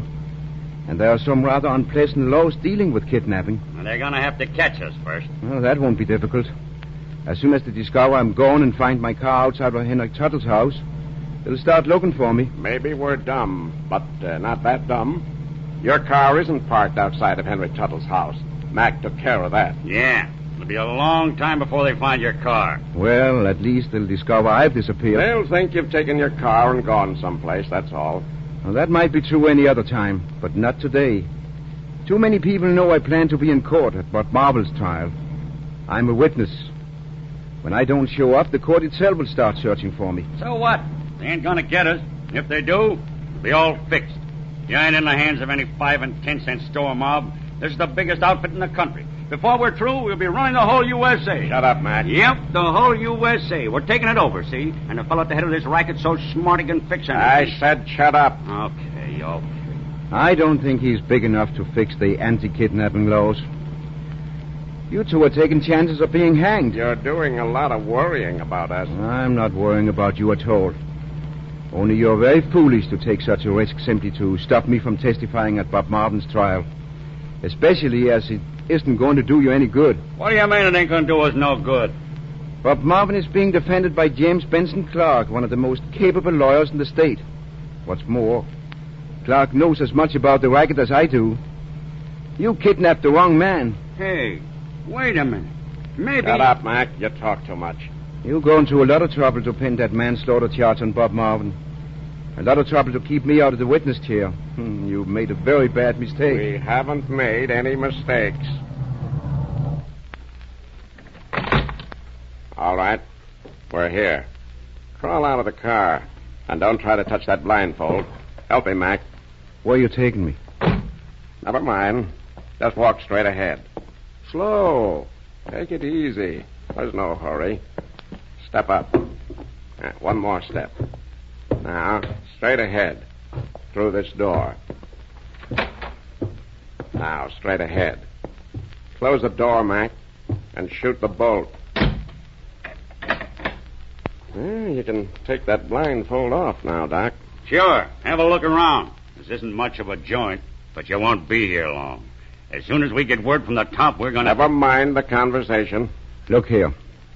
I don't know what you're planning to do with me, but you won't get away with it. You haven't a chance. I'll make a bargain with you. There's still time for me to get back to the trial. Let me go and I'll forget all about this. Say, you hand me a laugh. It isn't going to do you any good to hold me. You're taking a risk all for nothing. Put him in that room there, Mac. Come on, you. You can take a little rest in there for a while. So long, Doc. Be seeing you. Lock the door, Mac. You sure you can't get out of the window?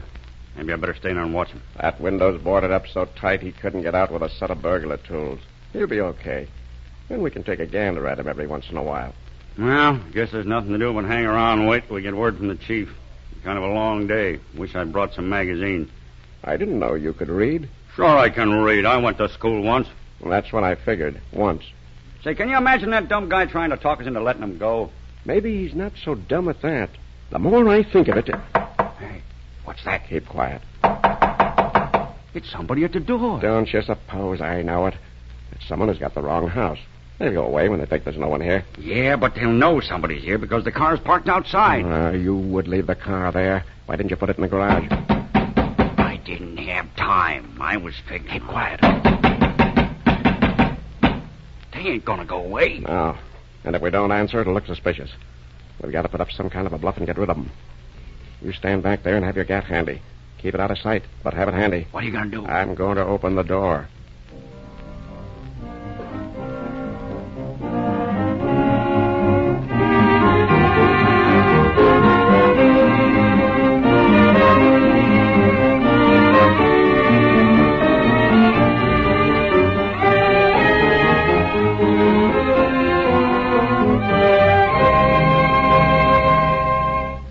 We will continue the story of Dr. Christian's fight against the milk racket in River's End in just a moment.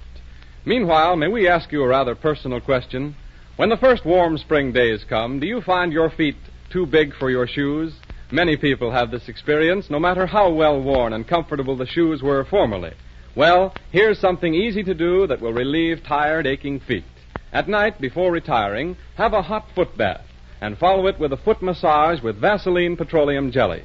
Use it liberally and massage it well into the skin. Manipulate the tired muscles in the arch of the foot. Rub it well into that rough place on the back of the heel. Work it into the cuticle around the nails. And after a few moments of this, you'll be amazed to find that the ache disappears like magic. Vaseline jelly is only 10 cents a jar anywhere in the United States. You can afford to use as much as you like, so there's no excuse for anybody to do without it. But be sure when you buy to look for the trademark Vaseline on the package. If you don't see it, you are not getting the genuine article.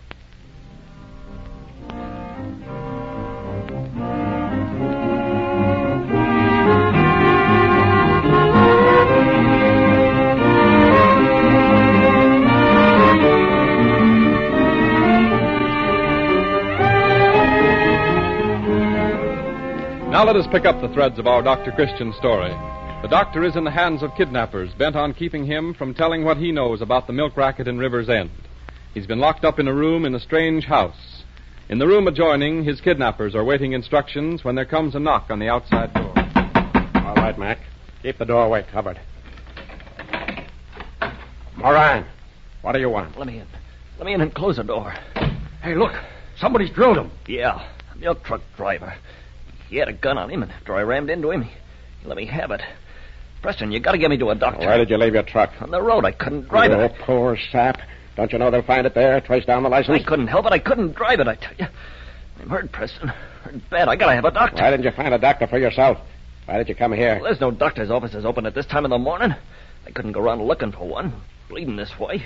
The cops have picked me up. We can't take you to a doctor, and we can't bring one here. You gotta, Preston. I'm hurt. Hey, what's the matter with you, Preston? That guy in there's a doctor. What guy?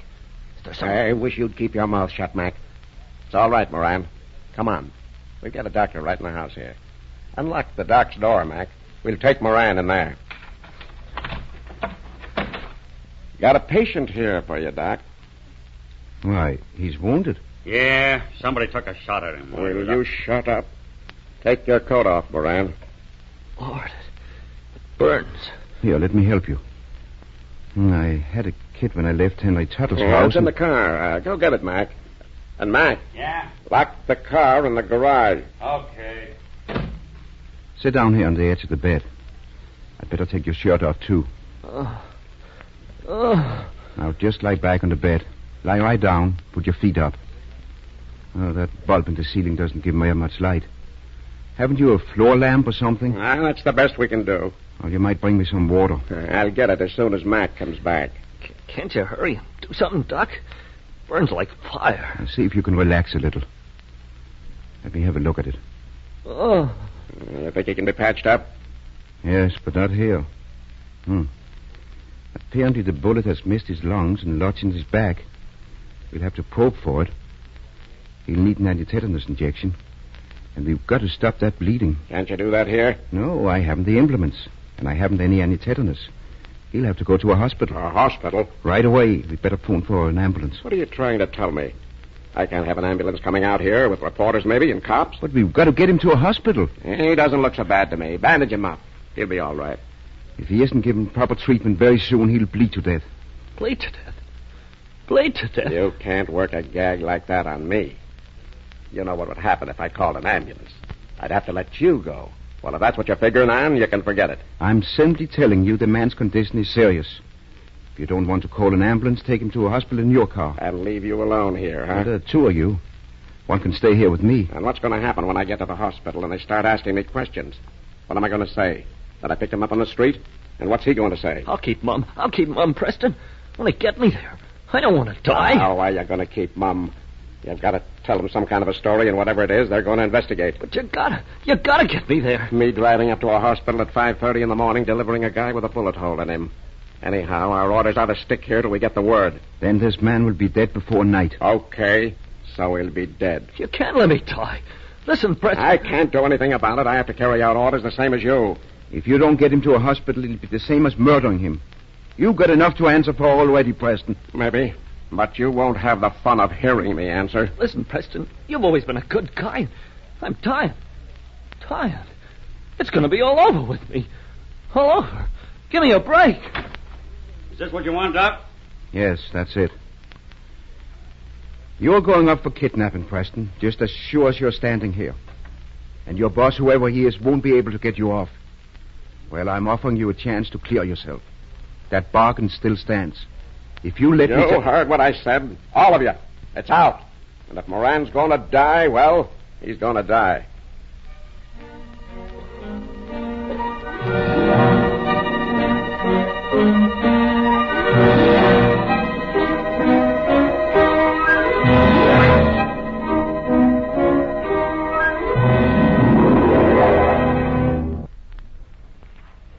How's Moran doing in there? Well, the doc's been working on him. He's still alive, but he'll go any minute now. A long day. What time you got? 7:15. Ought to be getting word from the chief pretty quick.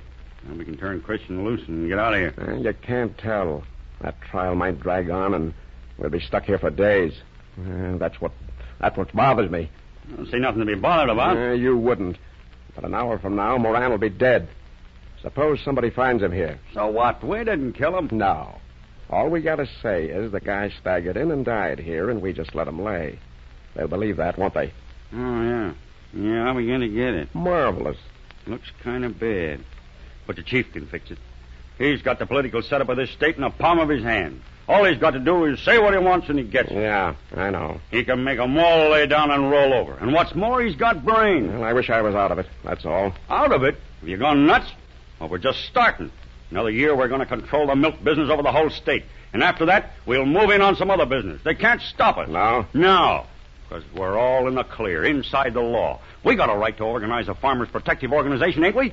And we got a right to charge dues. Nothing wrong with that. If some farmer takes a notion he don't want to join up and his truck gets wrecked in the road, well, it's just an accident. If it's inside the law, why does the boss keep us here and keep out of sight himself? Why does he keep undercover? We don't have to bother about what the chief does. He knows his business. He's smart. Well, he'll have to be plenty smart to get us out of a kidnapping charge. Doc Christian was right. The chief can get us out of anything. Yeah? Well, here's something to try out on that marvelous set of brains of yours.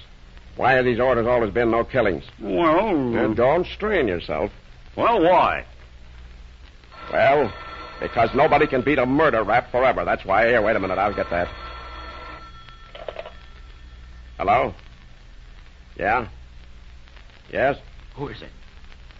Yeah, I get it. Yeah, we're all through then, huh? Okay. What was it? Word from the boss. Marvin's been acquitted. Yeah? Hey, say, look. Then he must have talked.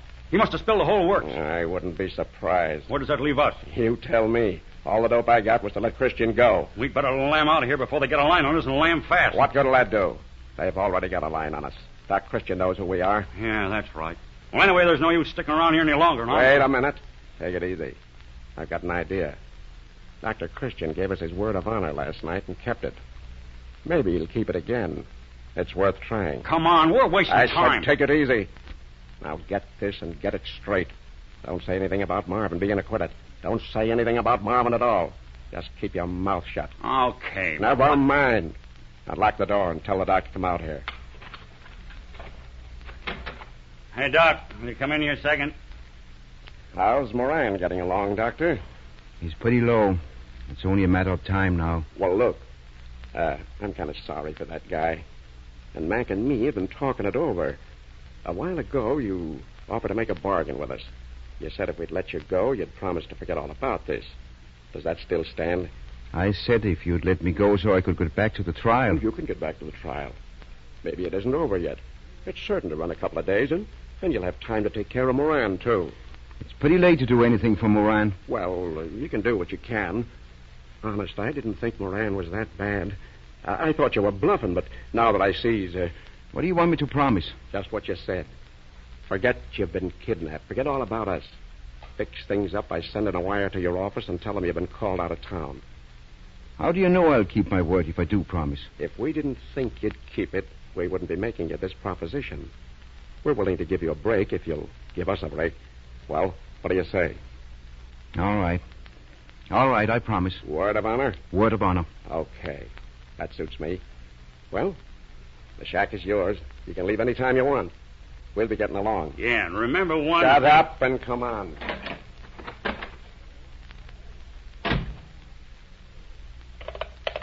Hello? Hello? Hello? Yes, I want a number, but I haven't a phone book. No, don't bother with information. I'm in a hurry. Get me to Memorial Hospital.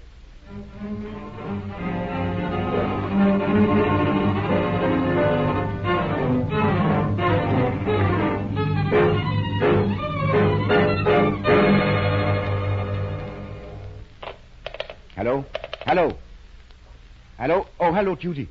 Now, wait. Nothing's happened to me. No, I'm all right. Yes, I'm all right. I'm in the city on an important case. Yes, I'm right here at the Memorial Hospital. I couldn't call you any sooner. I've been in the operating room. Yes, an operation. Emergency case. That's why I couldn't get to the trial. How's it going?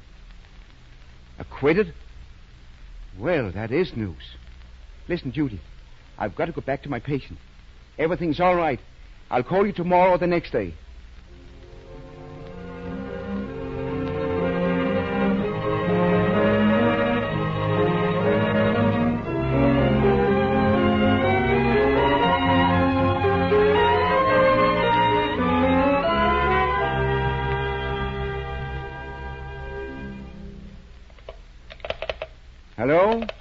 hello, Judy. Yes, I'm still at the Memorial Hospital. I forgot to phone you yesterday. I was pretty busy. Oh, he's getting along all right. Going to pull through. Listen, Judy, I want you to come to the city tomorrow. I've got a little work for you. Yes, you meet me at the hospital. And say, Judy, bring Bob Marvin along with you. I've got a little job for both of you.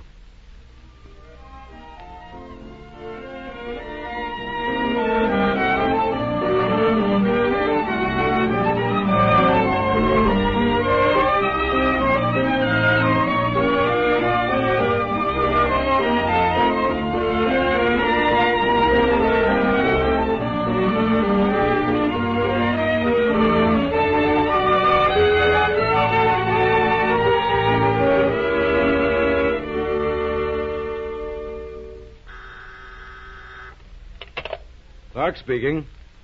Oh, yes, of course. Tell Dr. Christian to come right in. Fine. Come in, Dr. Christian. Good morning, Mr. Clark. Well, where are the others? My secretary said Judy Price was with you. Yes, she'll be here in a minute. Well, sit down.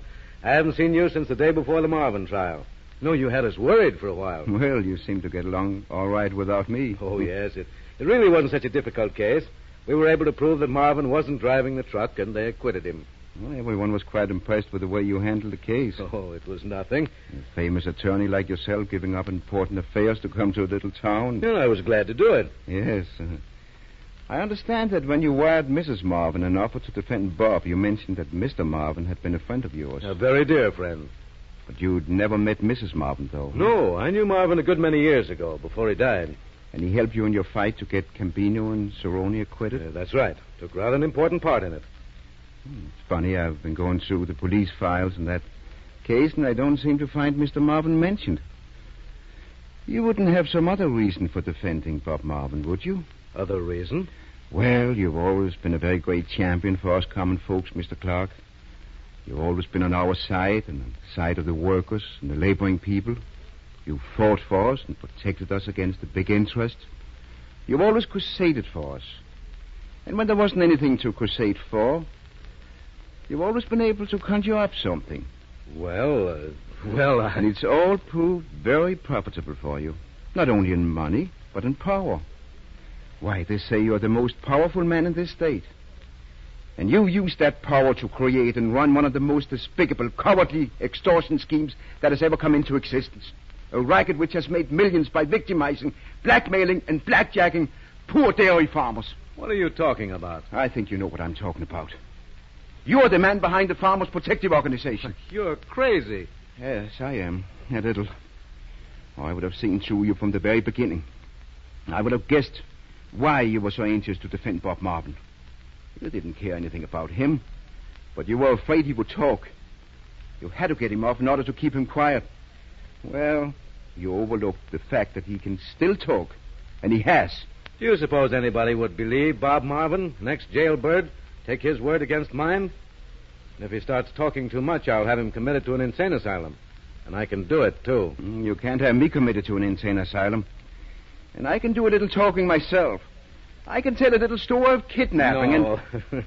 Your story's already been set, Dr. Christian. On the night before the trial, you were on your way to the city, and your car broke down. Incidentally, the car was found the next day on the side of the road. Well, when your car went haywire, 2 men came along, and you asked them for a ride into town. And those 2 men are willing to go on the witness stand and swear to that. If you mean Mac and Preston, they won't swear to anything. They're gone. I dare say I can find them. And even if I can't, I have a telegram in my files, a telegram you yourself sent to Judy Price.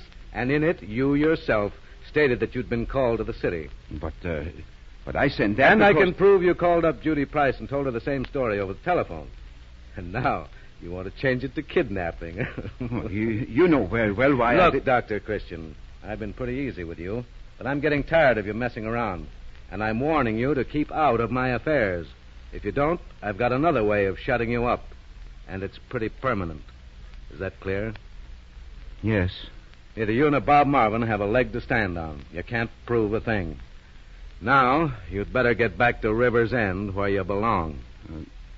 May I have Judy come in for a minute? She'd like to say hello to you. Yeah? Go ahead. Judy? Yes? Will you and Mr. Nolan come in? Hello, Mr. Clark. Good morning, Miss Price. And Mr. Clark, this is Mr. Nolan. It's really too bad that Bob Marvin isn't here. But he had a date with the district attorney this morning. I'm rather busy, Dr. Christian. We won't take a minute. Judy just has something to read. She took it down herself. Go ahead, Judy. Statement made by Charles Moran at Memorial Hospital. Charles Moran? One of your milk truck smashers. I was able to save his life. So in return, he made a complete confession of the whole racket. I never heard of Charles Moran. Well, he knows all about you. It's right there in his statement. And sworn to. I think when he gets into court... Give me that. Here. Oh. Well, Mr. Moran's confession won't do you very much good now. No, that copy won't. But, of course, I left the original with the district attorney. Now, wait a minute. Wait a minute. You've got me all wrong. There's been a mistake. There have been several mistakes. And you made them all. You made a mistake when you thought you could use political power to beat the law. You made a mistake when you imagined that you could keep under cover. And you made a very bad mistake when you turned to kidnapping. But I can explain all this. You'll have the opportunity to explain it to a judge and 12 jurymen. That's why Mr. Nolan is here. He has a warrant for your arrest.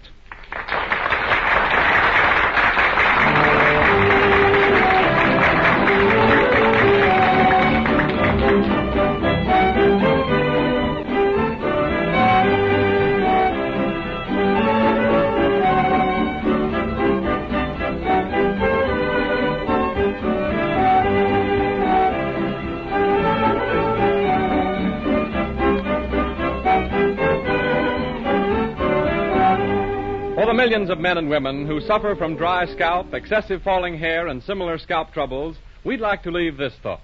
Weekly treatments with Vaseline Hair Tonic will help to promote scalp health. Before every shampoo, massage plenty of Vaseline Hair Tonic onto the scalp. Just as exercise stimulates and tones the rest of the body, these tonic treatments stimulate the circulation of the scalp. This is a most effective way to prevent excess shedding of hair, promote new hair growth. Vaseline Hair Tonic, when used as directed, helps to cleanse the scalp of loose dandruff scales and prevent their reappearance. Follow with the shampoo with any mild soap. After the hair is dried, apply a little more of the tonic with the palms of the hands and brush the hair into place. Vaseline Hair Tonic supplements the natural scalp oils, tends to overcome dry scalp. It comes in 40 and 70-cent bottles at all drugstores. Prices of Vaseline Hair Tonic mentioned on this program apply only to the United States. If you enjoyed Gene Hersholt in the title role of Dr. Christian on the radio and in his many brilliant screen portrayals, you will want to secure a copy of his 25th screen anniversary souvenir. It is a handsome book of 36 priceless pictures called Gene Hersholt's Album of Hollywood Stars. Here's what you do to get your copy. Send 10 cents with your name and address to Vaseline Products, 17 State Street, New York. That's all there is to it. Just write your name and address clearly and enclose the 10 cents. Along with the album, you'll get our useful first aid chart prepared for you by Dr. Shirley Wynn, former health commissioner of New York City.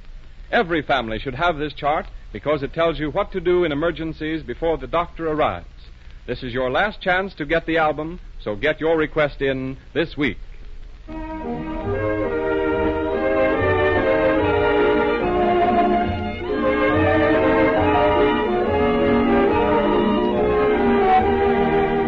Gene Hersholt appears on this program through the courtesy of 20th Century Fox. The selection Hi-Ho is from Snow White. This is Arthur Gilmore bidding you good afternoon for the makers of Vaseline Preparations. This is the Columbia Broadcasting System.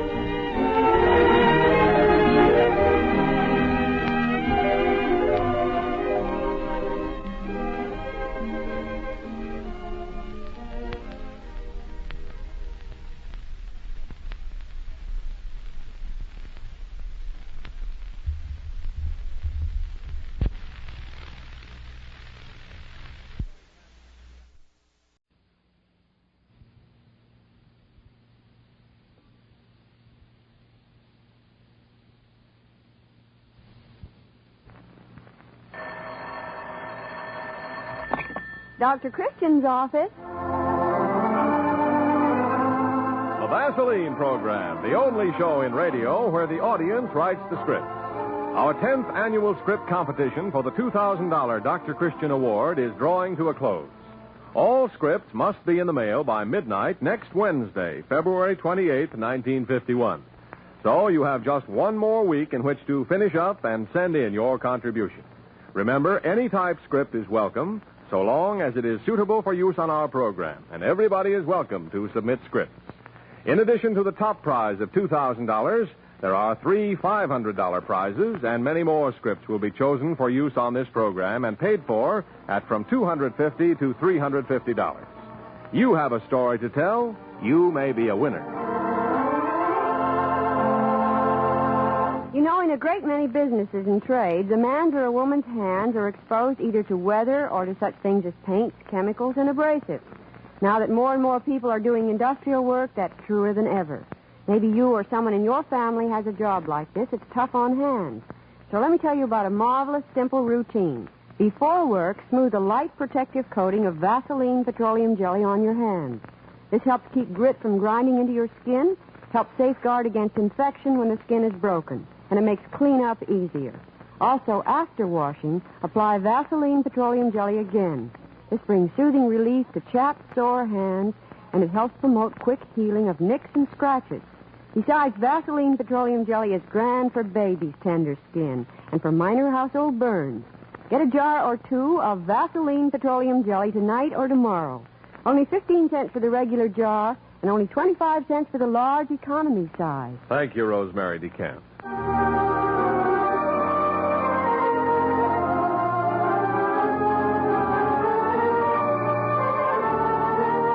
Now for tonight's prize play. It is called The Other One, and it is the work of a Negro writer, M. Carl Holman, who is professor of English at Clark College, Atlanta, Georgia. Jean Hersholt is starred as Dr. Christian with Rosemary DeCamp in the role of Judy Price.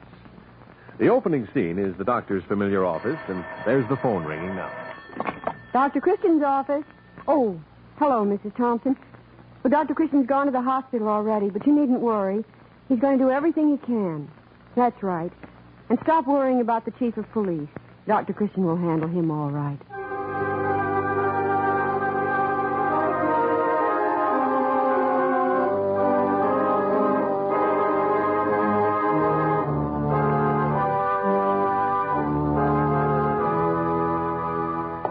Dr. Christian, I've been here in this hospital for almost 2 hours now, and nobody's let me say a word to this boy, Edward. After all, it's my duty. Duty? Yes, Chief, but I have a duty, too.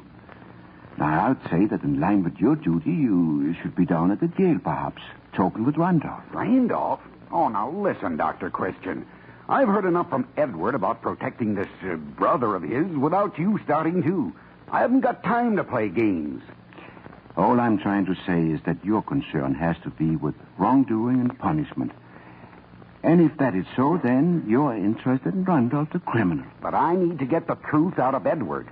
You must believe me when I say the best thing for you, for the girl's family, and the people who want to do something sensational and wrong is to let me handle Edward in the way that seems best to me. Because, you see, whatever Randolph is, Edward is a sick boy. And it is my duty to help those who are sick. All right, Doctor. We'll let you have your way for a while. But I still can't see why a boy not even running a temperature now can't answer a few questions. Oh, he'll answer questions, Chief, I believe. Yes, one lie after another. Yes, for a while. But if Randolph can't be counted on to tell us what we need to know, then we must depend on Edward. Huh. And if I am right about Edward, he won't go on lying, Chief. Not if we can be made to see that someone trusts him.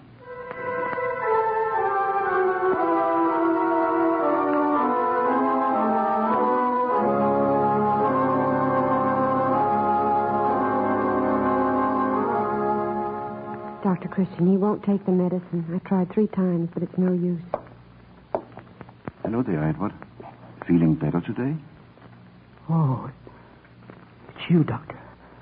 You've got to help me. They're trying to give me some of that stuff. Truth serum. I'm not going to help them hang Randolph, my own brother. You're very fond of your brother Randolph, aren't you? Fond? Fond of Randolph? Well, he... You know, He's my brother. I understand him. So therefore you like him. No, it's not exactly a matter of... Yes, sure I like Randolph. But the thing is, you see, I understand him. He's my brother, and blood is thicker than water. Blood... Yes? Go on, Edward. Why do you stop? That word. I don't like that word. They're always trying to get me to tie it up with Randolph, but I won't do it. Well, don't think about it. Think about something else. Something else? Sure. I don't even have to think about... Doctor. Yes? Did I ever tell you about the bird? The bird I hit one day with a slingshot. I wasn't meaning to do it. I was just a kid. I just let go, never thinking I'd hit it. And when it fell, I wanted to run away. But not Randolph. He picked it up in his hand and just held it there. Listen, he said to me. Feel it. Feel the funny way the heart's beating. You ever hear anything so trembly and so fast?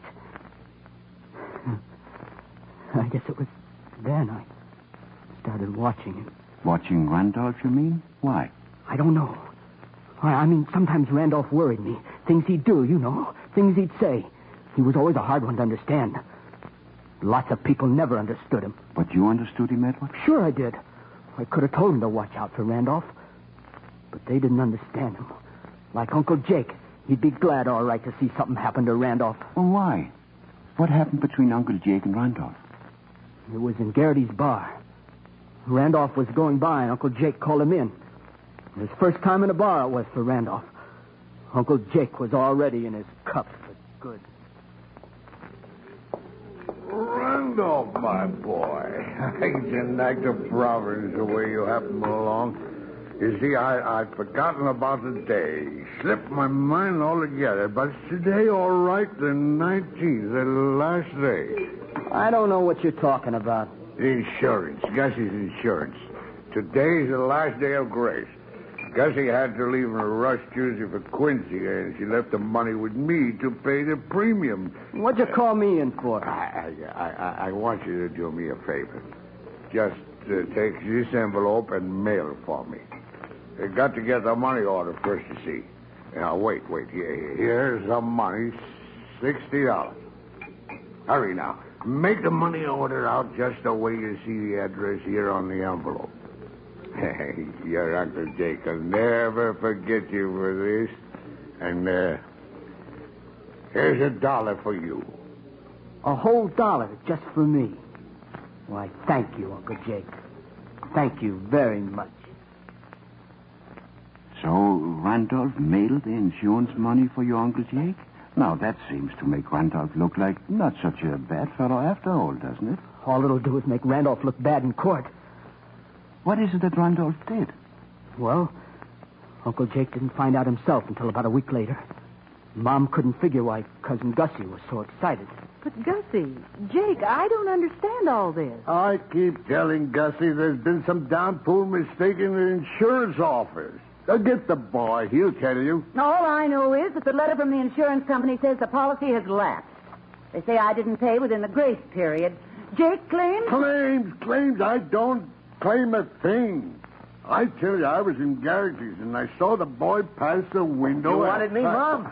Hello, Cousin Gussie, Uncle Jake. Here we are. Now, boy, will you put an end to Gussie's foolishness? You wouldn't happen to have that receipt in your pocket somewhere, would you? Receipt? Yeah, the little tag from the money order. Is this some kind of joke, Mom? Oh, Gussie, now listen to me. I've been listening. I'm listening to the boy now. Listen, son, did Jake give you $60 to mail to the insurance company Saturday? I don't know what this is all about. I haven't even seen Uncle Jake in 2 or 3 weeks. So Randolph never mailed the money. And he was proud, I guess, because he had put something over on Uncle Jake, huh? He took the money.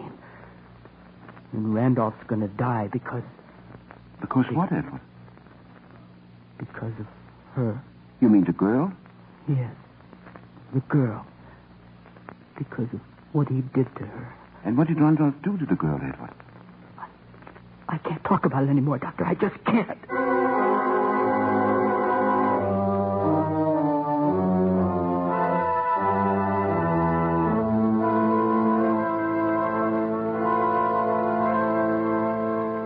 But Randolph couldn't spend all that insurance money on movies, could he, Edward? What else did he do with the money? He bought the sport jacket. The sport jacket? But didn't you tell the chief of police that you didn't know anything about the sport jacket? He was trying to hurt Randolph. But Mom was telling the truth when she said she'd never even seen the jacket. The man down at the store told Randolph the jacket made him look like a college man. And nobody at school had a jacket like that. Not even Jip Jennings. Jip Jennings, the football player? Yeah, but he didn't have a jacket like Randolph's. See, what Randolph did was keep the jacket in his locker at school so nobody around home could ask questions. He'd wear it around school all day until time to go home. And people noticed it all right. Why, even she noticed it. You mean the girl, Edward? Sure. She noticed how different he looked. That he wasn't just a drip. Her locker was next to his. And one day after assembly, she spoke to him. Hi there. Oh, hello. Say, isn't that a new jacket you're wearing? Yeah, I guess. Yes, it is. Oh, it's smooth. I mean, honest, it's really handsome. Well, I'm glad you like it, Miriam. Oh, well, see you around. Sure. That's what she said, Doctor. And it wasn't the only time she talked with him either. He started writing her name in his notebook. Miriam. Miriam Winslow. The one they call that popular redhead in the school paper. The girl they're talking about now in the newspaper, even when they don't use her name. You say Randolph is smart, Edward, but does he always really look out for you? Sometimes he'll do something and, well, it's pretty rough. Like that day in the school cafeteria. I was talking to some of the fellas when Jip Jennings came over. Hiya, fellas. Say, Eddie, I was wondering if you could tell me what time it is. What time? Sure. I mean, I don't know. What do you mean you don't know? You've got a watch, haven't you? Sure he's got a watch. Started to pull his sleeve back just now and look at it. We saw it from the table across the aisle. Come on, Eddie, let's have a look. Say, what's the matter, you guys? Sure, he's got a watch. Recognize it, Jip? That's it, all right. Where'd you get the watch, Eddie? What are you guys trying to pull? Who do you think you are, huh? Somebody gave me this watch. That's Chris's watch, Eddie. I helped his dad pick it out for him. Yeah. And when I came out of gym Tuesday to get my things out of the locker room, it was gone. I'm not even in your lousy gym class. Yeah, but you take gym the next hour. I found out that much. All right, take it easy, Chris. No point making a big thing out of this. It's your watch, all right. And Eddie says somebody gave it to him. Maybe somebody did. All he's got to do now is tell us who gave him the watch. That's the guy you ought to be sore at. All right. Well, who gave it to you, Eddie? Here. Take a crummy watch. And if you think I'm going to tell you anything, you're crazy. And it wasn't just that time either, was it, Edward?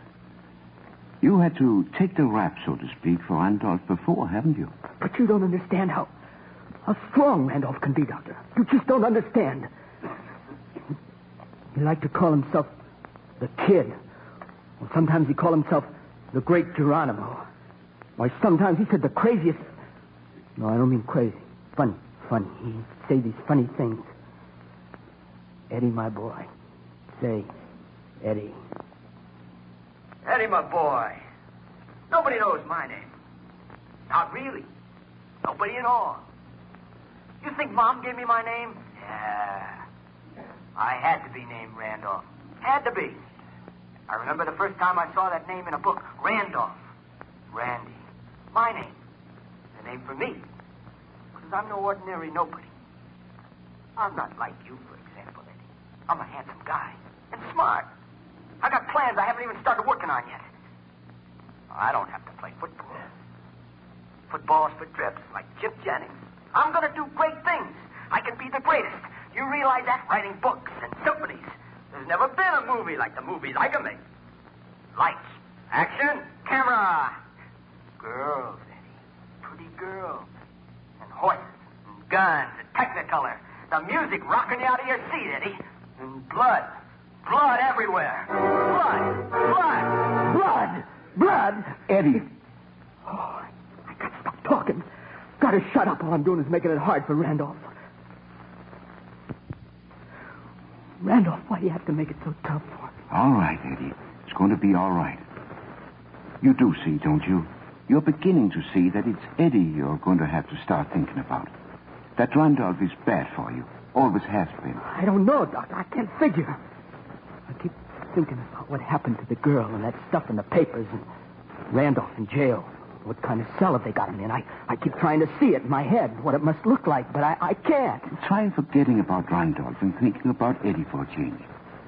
Try to see this whole thing in terms of Eddie and what would be best for him.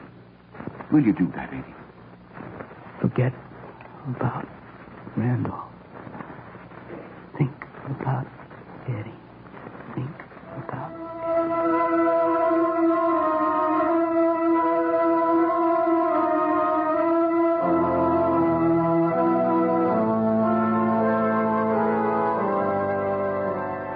I only hope you're getting somewhere, Judy.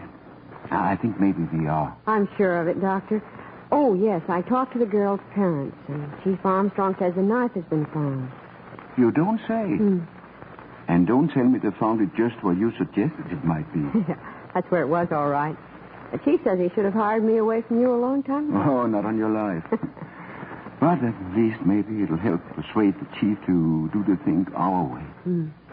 Remember now to tell the others to be ready and to do and say just what I ask. All right, Doctor.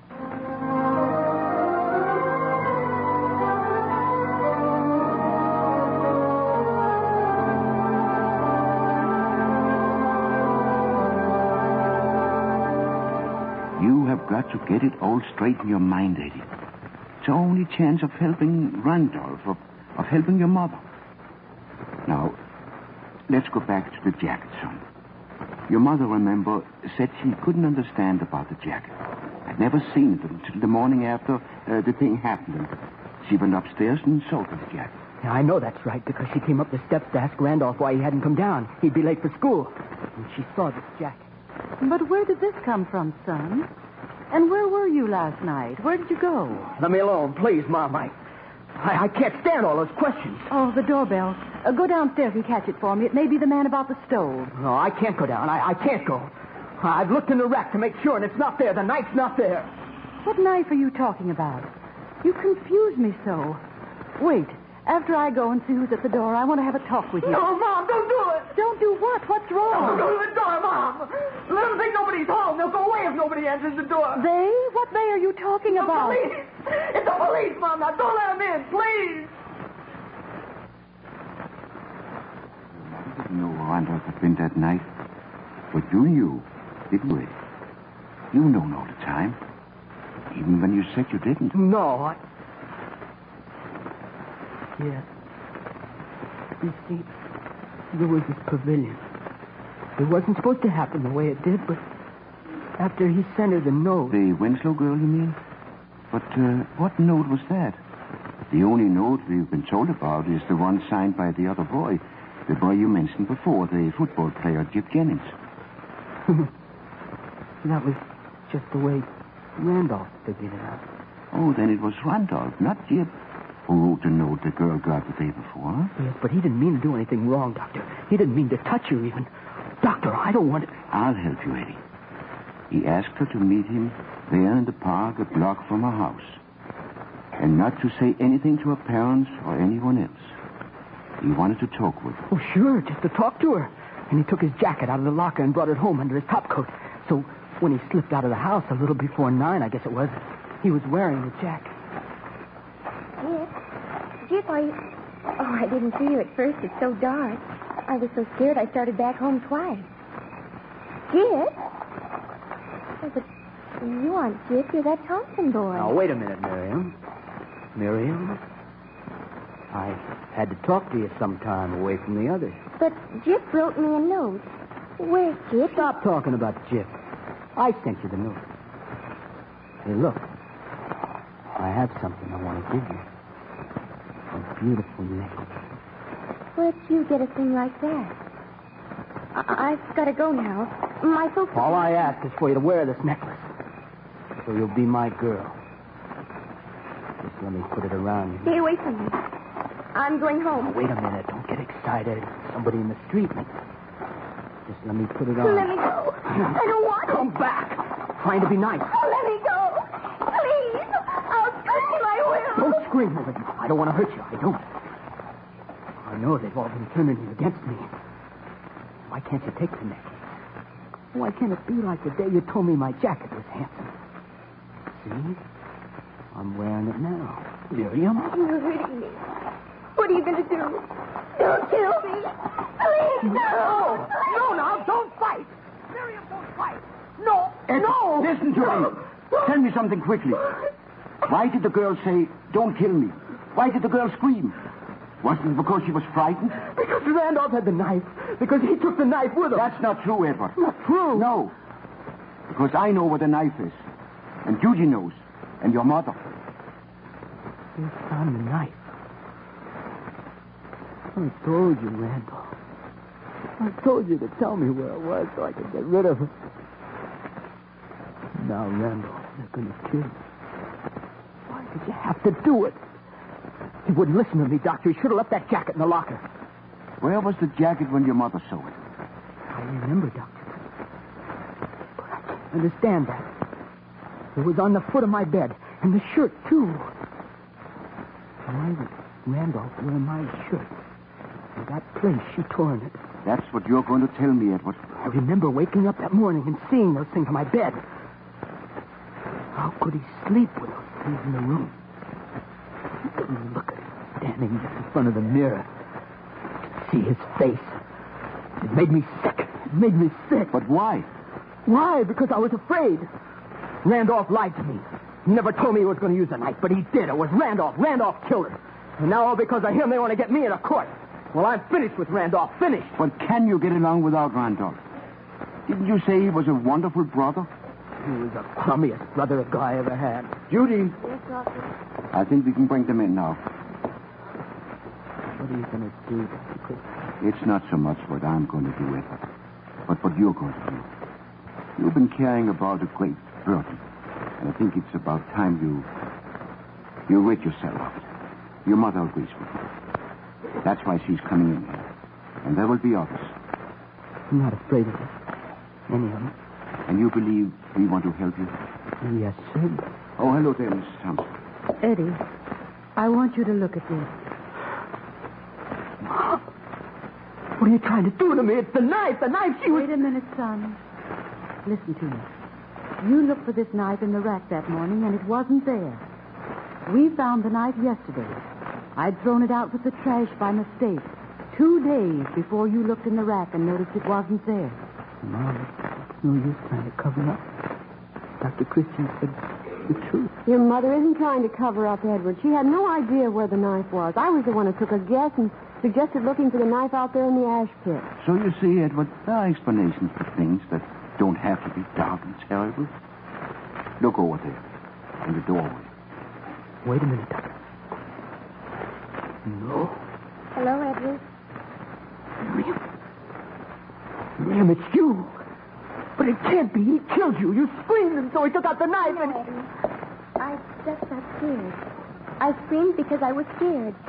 And after I screamed, I broke away and ran. You didn't do anything to me, Eddie. You didn't hurt me at all. What do you mean I didn't? What does she mean, Doctor? What did she say, Edward? Me. She said I was the one. She said I didn't hurt her. Tell her about Randolph, Doctor. Tell her. You tell her, Edward. Tell all of us. Tell us where Randolph is now. Randolph is here. I don't see him. Who is this Randolph, son? Don't be afraid. Tell her. There wasn't any Randolph. I was Randolph.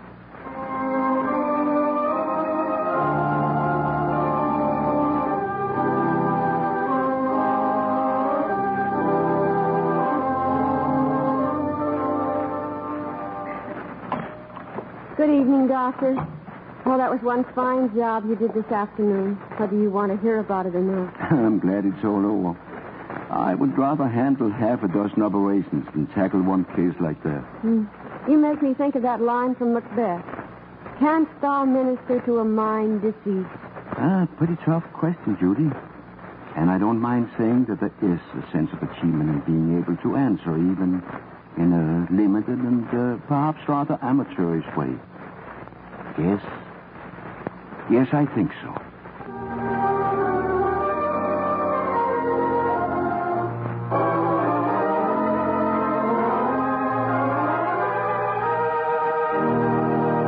And the curtain comes down on another Dr. Christian Prize play with our star, Jean Hersholt, waiting to greet you. Every day, more and more men are making the Vaseline Hair Tonic 10-day test. Men from coast to coast who have that dry scalp feeling are discovering how handsome their hair can look, how good their scalp can feel. Now, whether you use another hair tonic, water, or nothing at all, why don't you try Vaseline Hair Tonic for 10 days and look for these two remarkable improvements? First, dry scalp is checked, and so is embarrassing loose dandruff. Second, hair looks more handsome. Vaseline Hair Tonic makes even dry, unruly hair easy to comb, keeps it neatly in place. You see, Vaseline Hair Tonic supplements the natural scalp oils your hair needs to look its best. Your scalp needs to feel its best. So start your Vaseline Hair Tonic 10-day test today. It's easy and economical. A little goes a long way. For better looking hair, for a better feeling scalp, for double care to both scalp and hair. Check dry scalp with Vaseline Hair Tonic. Get a bottle tonight or tomorrow and start your own 10-day test. Now, here is Jean Hersholt.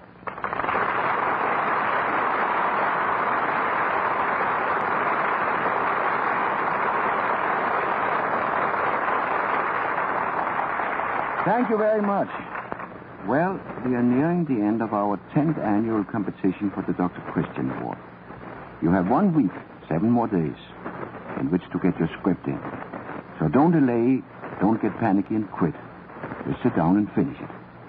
Many amateur as well as professional writing have been winners in the past. If you have a good story, you may be a winner this time.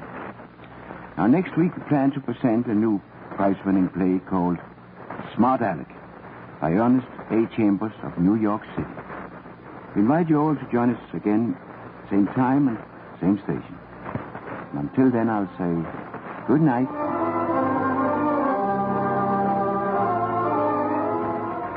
These cold, blustery days, when you take a good look in the mirror, you're apt to notice that your lips are rough and chapped. And if they're really chapped, you'll know it even without a mirror, just by the way your lips feel. Yes, but that shouldn't bother you as long as you've got Vaseline lip ice on hand. Sure, because Vaseline lip ice brings grand relief from those sore, cracked lips. As soon as you apply it, Vaseline lip ice starts its soothing work. Helps heal those irritated lips much, much faster. And to really protect your lips against chapping, apply Vaseline lip ice before going outdoors. And carry that handy stick with you and use it when needed. Also, you'll find it's wonderfully healing for cold or fever sores. Keep several sticks of Vaseline lip ice handy, one for every member of the family. It costs only $0.25. And remember, when you buy, to look for the trademark Vaseline. That trademark, owned by the Cheesebro Manufacturing Company, is your guarantee of absolute purity.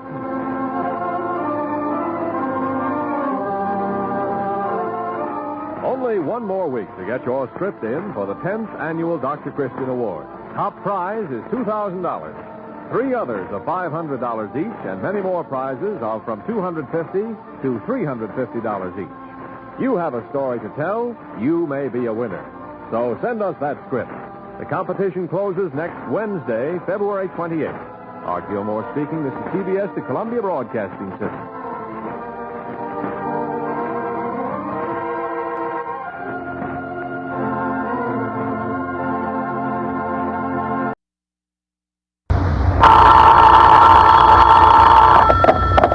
Dr. Christian's office. Who's calling? Oh, Mr. Sweeney. Yes, I heard. I hope it's coming along all right.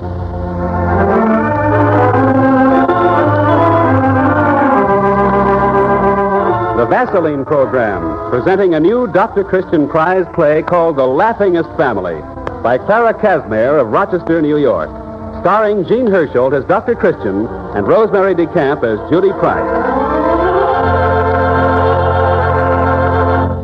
A burn certainly can be painful, even minor burns. I'm glad yours is healing up so well. Oh, yes, I was quick.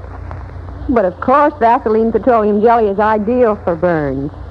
There's more evidence of that all the time. Did you know about the medical report on the treatment on the victims of that frightful Coconut Grove fire?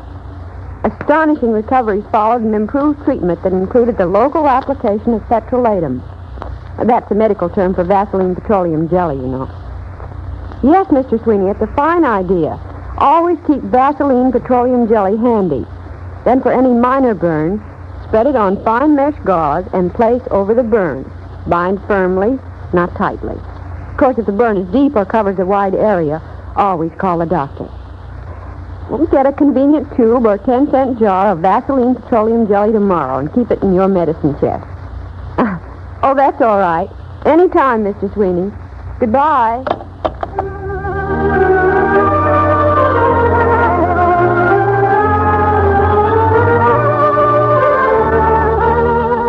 And now for our play. The opening scene takes us to Dr. Christian's familiar office. And there's the doctor just going in the front door. Oh, hello, Judy. Were there any calls for me? Oh, good morning, Dr. Christian. Yes, there were 2 calls. I was just going to put them on your pad. Mrs. Hasty called from the children's home. Not Mimi again? Yes. The Simpsons brought her back. She wasn't happy, they said. Oh, Dr. Christian, what's going to become of that child? Mrs. Hasty says no one has ever heard her laugh. Oh, the poor child keeps reliving the bombing and horror she went through over in Europe. I know Don and Lisa Peters are dead, and I shouldn't talk about them, but they never should have taken Mimi over there in the first place. Oh, now, Judy, they had no way of knowing they were going to be caught in the middle of things. They hadn't any relatives, and when that New York paper Don was working for sent him to Europe, naturally, Lisa wanted to go along. I'm glad Don left word his daughter was to be sent back to River's End. The Peters family was one of our oldest families, and she belongs here. Well, if we can find the right parents for Mimi, Judy, parents that she approves of. I thought she liked the Simpsons. She seemed to when they took her. The Simpsons are good people. So were the others, but somehow I had the feeling Mimi was only tolerating them because I asked her to. Oh. Now, if we could find someone that struck a responsive note, then... If you had the right kind of housekeeper, you'd move Mimi here now, wouldn't you? I may yet, Judy. Oh, what was the other call? Oh, Mr. Jake asked for a 5 o'clock appointment. Mr. Jake? Do I know any Mr. Jake, Judy? Well, I know I don't. He said it was an urgent matter. In fact, he sounded quite excited and upset. Excited and upset, eh? Mm-hmm. Well, I should be back by 5. I have a call to make after office hours, but I can be back by then. I'll take it, Judy. Hello? Oh, yes, Sheriff. Our newcomer, Mrs. Bunny, Yes, your boys told me she wouldn't let them play ball in that lot next to her place. No, I called on her, but her gate was locked. I couldn't make myself heard. Yes, it's too bad. Well, I'll try again. Goodbye, Pat. They say that Mrs. Bonnie is a witch and hexes people. Oh, Judy, hexes people. Well, I mean, the children say it. Dr. Christian, why does she keep to herself like she does? Everyone was so excited when they heard that lovely old place had a tenant. But the first thing she did was have that brick wall put up with a big wooden gate. No one knows if she's 80 or 20 with that black widow's veil she wears. No wonder the children call her a witch. Well, there's something wrong there, Judy. I'm going to find out what it is. Living like that is normal or right in these days when there's so much to be done. Well, there's the order of the day. Find parents for one Mimi Peters, hex one witch, and interview a mysterious Mr. Jake.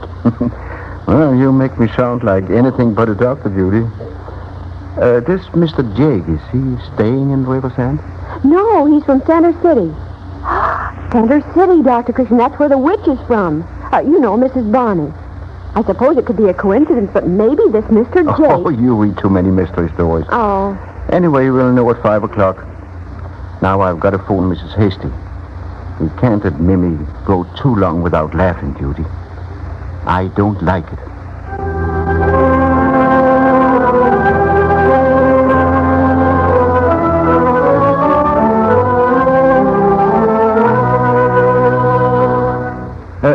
Sit down, won't you, Mr. Jake? Thank you. I understand you're from Center City. We have a newcomer from Center City, Mrs. Bunny. Maybe you're acquainted with her. She's my daughter, Dr. Christian. Oh. I tried to call on her, but... I know. The gate was locked. Dr. Christian, you've got to help her. She won't listen to me, to anyone. Hiding there in those old-fashioned black widow's weeds, she might as well be dead. Yes, dead. She is dead. Oh, now, sit down, please. Suppose you begin at the beginning. No, I'm sorry. Yes, I'll begin at the beginning, Dr. Christian. Irene, my daughter, was a singer. Her voice was most promising. Then she married, and her husband went overseas. Yes? And after a while, the word came that he had been killed in action in the Pacific. And she took it badly? She took it amazingly well at first. Of course, she was dazed and grieved, but she kept saying that others had suffered similar losses, and at least she had her music. Well, there's no greater comfort than an occupation or hobby at such times. I hope you urged her to take up her career again. Oh, yes. And she was all ready to open the operetta season in Detroit when she was injured in an automobile accident. Oh, poor child. Her head was badly injured. And while the wound healed, it affected her singing voice. The doctors thought that a series of operations might correct the condition. But she didn't believe them, or wouldn't. She said it was a judgment on her, that God didn't want her to live either. I tried my best to get her to take a more rational view, but, well, she moved away while I was out of town. That's when she came here and buried herself in that old house? Yes, it was left to her long ago by her great-aunt. The black widow's weeds you spoke of, why does she wear them? Part of her complex, I guess. It's absurd in this day and age for a young woman. Tell me, did the accident disfigure her? Well, there's a bad spot in her forehead, but the doctors thought that, too, could be remedied. But she's just simply gone into complete seclusion. Oh, won't she even see you? No, not even me. It's dreadful, Doctor. Irene is my only child. She's all I've got, and now I'm losing her. I have lost her. Come now, buck up, man.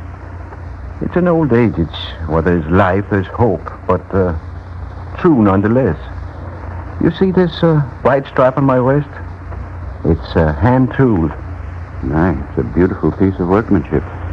It was done for me by a lad in the Veterans Hospital. A lad who is an artist, who had lost his right hand and with it the will to live. But we found that will for him, and he has learned to use his left hand. Now, perhaps we can help your daughter find herself, too. Irene's got good stuff in her, Doctor. She used to be so brave, so ready to face up to things. Now, suppose you let me handle things from now on for a while. I think I know a way of reaching your daughter. At least I'm going to try. I suppose there are thousands of shock cases in the world now. There are more than that, Mr. Jake. And each case requires individual care, love, understanding, and patience. Much patience. I'm working now with a little 7-year-old girl who was under fire in Europe. The child lost both her parents and also the ability to laugh, as a child should laugh.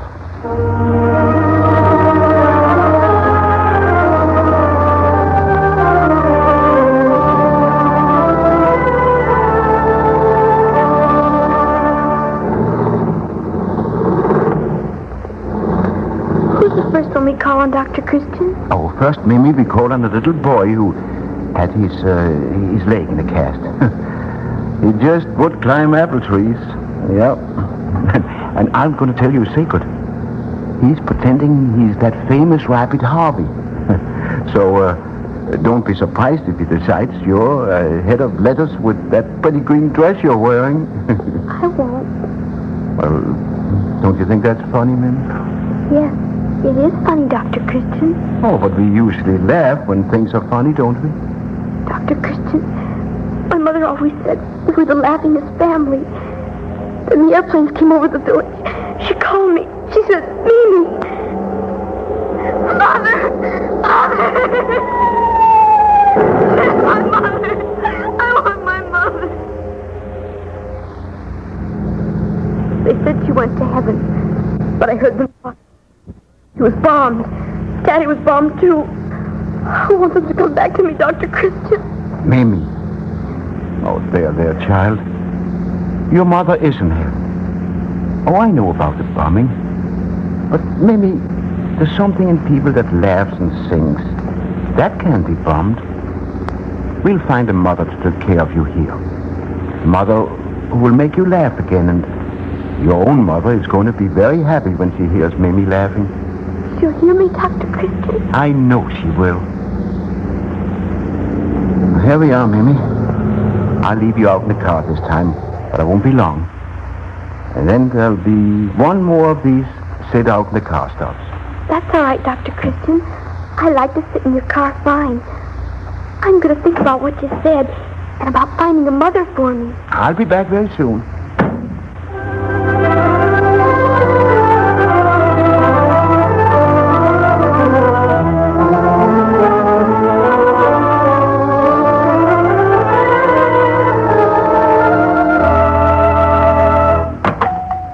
Dr. Christian, you're all out of breath. Has anything happened? Oh, Judy, did Mimi come back here? Mimi? Well, she went calling with you. Oh, yes, I know she did. I left her sitting in the car. It was my last stop, and I took longer than I expected to. When I came out, she was gone. Oh, your last stop, huh? Well, then you were at Mason's on the edge of town, huh? That's right. But why would Mimi go off? You don't think she was kidnapped, Dr. Christian, do you? I don't know what to think. I talked with her about finding a mother, and that's it, Judy. The child must have decided to go off and look for one herself. Oh, Dr. Christian, not Mimi. If it were any other child, but you know how Mimi is. Oh, suppose she wanders off into the woods. She'll be scared when it gets dark. What are we going to do? Shall I call the sheriff? No, I'll call him myself. Oh, Pat? Pat, this is Dr. Christian. Mimi Peters is lost. Yes, the little girl recently brought home from Europe. I took her out calling with me. Yes, I left her sitting in my car, and when I came out, she was gone. The Mason place. Yes. Well, thank you, Pat. I know you will. Goodbye. Now Mrs. Hasty. She'll never trust me with a child from the home again.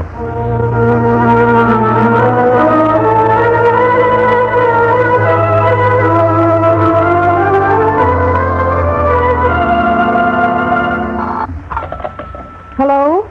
Yes, Sheriff Regan. No, Dr. Christian isn't here. Yes, I'll tell him. Where do you suppose she is? It's over 2 hours now. Well, she just vanished. Yes, I suppose so. Well, goodbye. Oh, Dr. Christian, any trace of her yet? No, don't be so upset, Judy. They'll find her. Oh. After all, Riversend isn't so big we can lose a 70-year-old child in it. She just wandered off. Oh, I wish I had your confidence. Oh, the sheriff phoned to tell you the Boy Scouts are spread out through the woods. Well, that's fine. I'll be in my office a while, Judy. And then I may try calling Mrs. Bunny again. Mrs. Bonnie? I don't see how you can bother your head over her with Mimi lost. Dr. Christian, sometimes you perplex me. Just sometimes, Judy?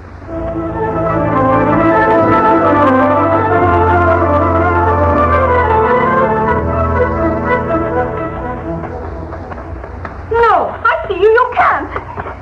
What does this mean, little girl? I'm looking for a mother. Well, she isn't here. You'll have to go out again. I don't allow little girls in my garden. I'm not a little girl. I'm a lady. Why do you wear that black veil? To make little girls ask questions. I don't like you. You don't? Well, I don't like...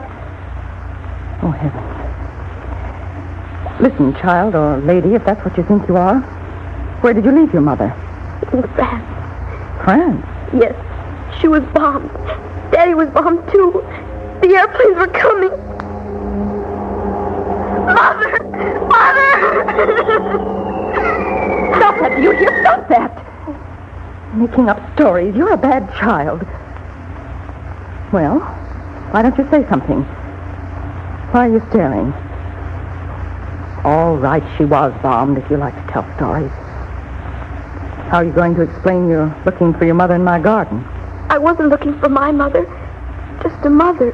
Dr. Christian told me Dr. Christian? The doctor for River's End? He's the doctor for everybody. Doctor for everybody. Another tin-horn god who thinks he knows how to fix people's minds as well as their bodies. What? Oh, you wouldn't understand. You talk funny. Oh, heavens. Tell me, does this doctor for everybody wear a wristwatch with a white leather strap? Yes. A soldier made the strap for him. Well, What did this great, wonderful Dr. Christian tell you? He said I have to find a mother because my mother's in heaven. She's waiting to hear me laugh. You know, we were the laughingest family. Now I can't laugh. This is fantastic. You can't laugh. All little girls laugh. I can't. Besides, I'm not a little girl. I heard Mrs. Hasty tell Dr. Christian the war made an old lady out of me. The war? Oh, there you go again. You're a spoiled child with a story a yard wide and a yard long. Can't laugh. Well, I'll make you laugh. Wait until I tear this veil off my face. There. There now, laugh. Go on, laugh. I'm sorry I said I didn't like you. What? Why don't you laugh? The others did. Look at the old witch, one voice said. I'm sorry I said I didn't like you. You see, I didn't know you'd been bombed. Bombed? I wasn't bombed. Do you think I look like a witch? You've got nice eyes. They're bright blue, like my mother's. And you've got beautiful hair. I bet Dr. Christian could fix your forehead. Oh, you told me, the doctor for everybody. Well, you can't help me. He can't help me either. He can't make me laugh. And he wants to. Well, and I guess we're both in the same boat. Would you, what's your name? Mimi. Mimi. Would you like a glass of milk and a great big cookie?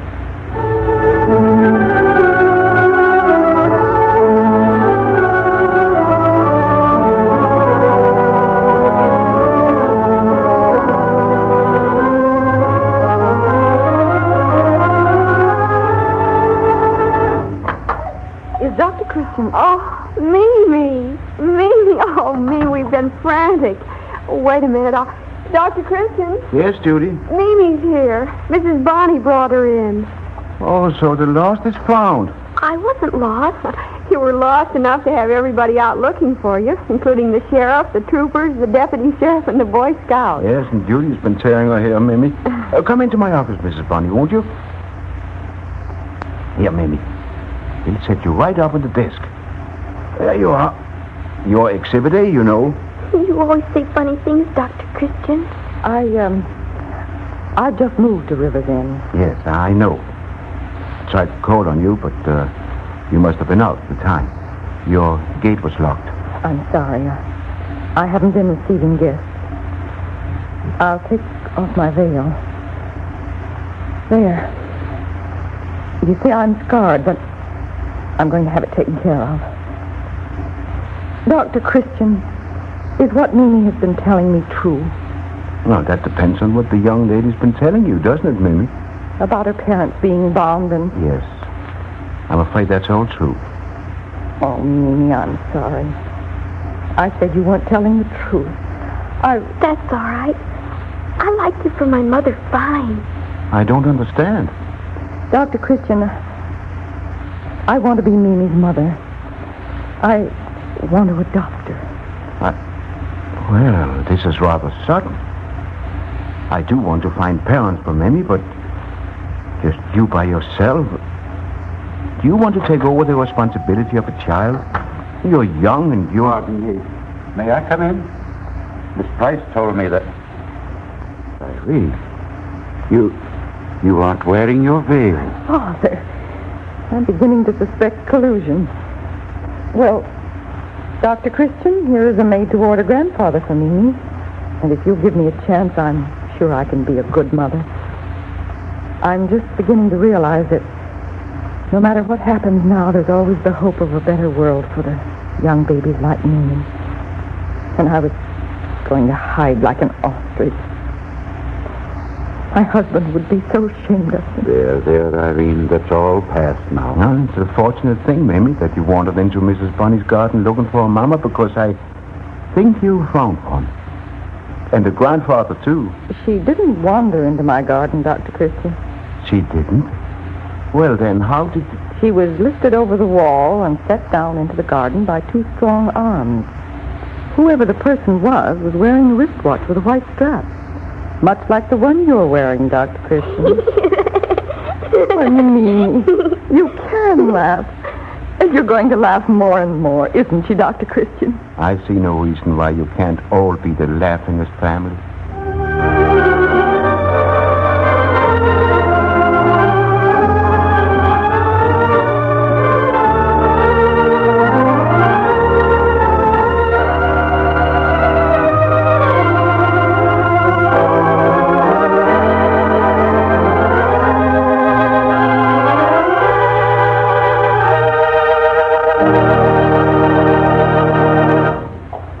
And the curtain descends on another Dr. Christian prize play with our star, Jean Herschel, waiting to greet you.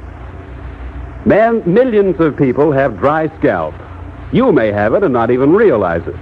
Is your hair dry, unruly? Does it shed dandruff flakes? If you've noticed any of these signs of dry scalp, why not start using Vaseline Hair Tonic? Vaseline Hair Tonic checks dry scalp quickly, easily, by supplementing the natural scalp oils. It contains no alcohol or other drying ingredients. Shake 5 drops a day on your comb or directly on your hair to check dry scalp. Give your hair a neat, well-groomed look. Also, massage your scalp before shampooing with Vaseline Hair Tonic to loosen dandruff, relieve itchy tightness. Remember, more bottles of Vaseline Hair Tonic are sold today than of any other hair tonic in America. Vaseline Hair Tonic is one of the many Vaseline brand products made by the Cheeseboro Manufacturing Company, owners of the trademark Vaseline. If your druggist is out of the 40-cent size of Vaseline Hair Tonic, why not try the 70-cent size? It gives you 3 times as much, saves you money. And now here is Jean Herschel.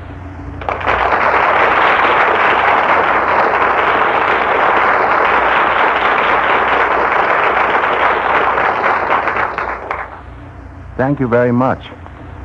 Here's a bulletin from the government urging you not to pay more than ceiling prices for food items. Look for the list of prices posted in your dealer's shop and don't pay more.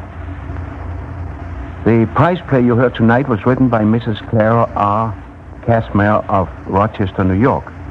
And although she's written short stories, this is her first radio play. I'm not the only writer on the family, she tells us, but I'm the only typist. My husband's book, Out of the Clouds, was published last year. My 7-year-old son has 8 books on the file, about 5 sentences written in each. When your check came, he said, it couldn't have happened to a nicer woman. Next week, our presentation is the prize play, This Is Why I Came In, by Anna Townsend Rawlings of Richmond, Virginia. We invite you to listen again next Wednesday evening to the Vaseline program, same time, same station.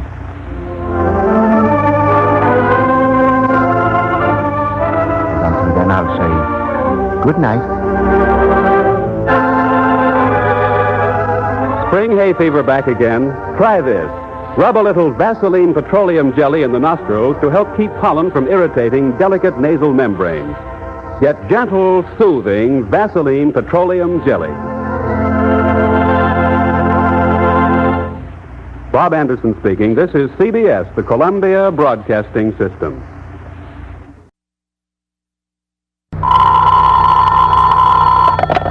Dr. Christian's office. Yes, Judy speaking. Bill! Well, Bill Monahan. What's new? Oh, Bill, your hand? I see. Firing the It's the Vaseline program, the only show in radio where the audience writes the scripts. And tonight, Charlotte, North Carolina gets the honors with prize winner Mrs. Dana M. Stevens of 301 East Boulevard, whose play is called Girl Trouble. Jean Herschel is starred as Dr. Christian, and Rosemary DeCamp plays Judy Price.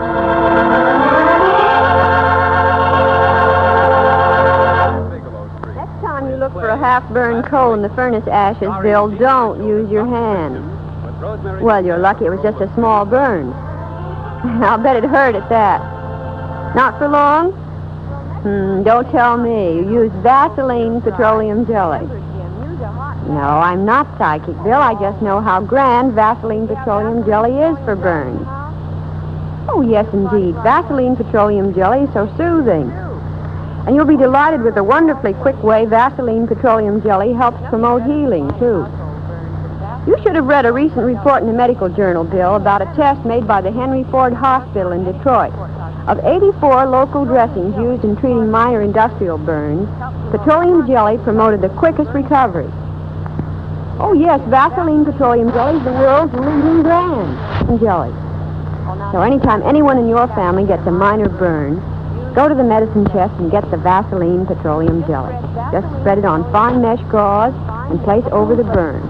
Bandage firmly but not tightly. Of course, if the burn is deep or covers a wide area, you always call the doctor. Vaseline petroleum jelly, always handy. And Bill, call up again soon. Yes, goodbye.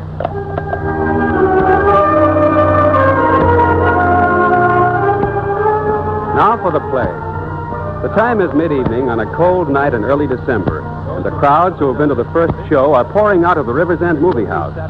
Dr. Christian has been stopped in the lobby by his friend, Luther Jacoby, and as Judy Price waits for him under the lighted marquee, she's chatting with the doctor's neighbors, Mr. and Mrs. Ramsey, and their little daughter, Marie. It was a marvelous picture, wasn't it? One of the best I've seen in a long time. I'm glad we brought Marie. You know, Judy, I don't usually let Marie go to a picture on a school night, but her father's inclined to indulge her. Mother thinks I'm an absolute instinct. She'll never let me grow up. Oh, where have I heard that complaint before? How old are you, Marie? I'm going 12. The stag line is forming. Luther, I've told you before, I think you and Mrs. Jacoby worry too much about the boy. We don't mean to, Dr. Christian, but as you know, he's his grandfather's only heir. We want to bring him up to be worthy of the responsibility of that big fortune. The best training he could have right now is to get out with boys his own age and size and learn to take it. To get along with his own generation. He can do that, the future will take care of itself. Oh, all right, Judy. Let's go along. I hate to ask you to stop at the office, but I have just a few things I'd like to clear up. Oh, I don't mind, Doctor. I enjoyed the picture so much I feel refreshed and ready.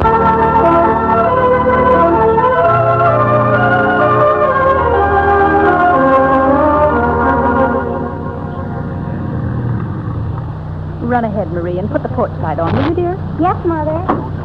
Pretty. And it's such a satisfaction.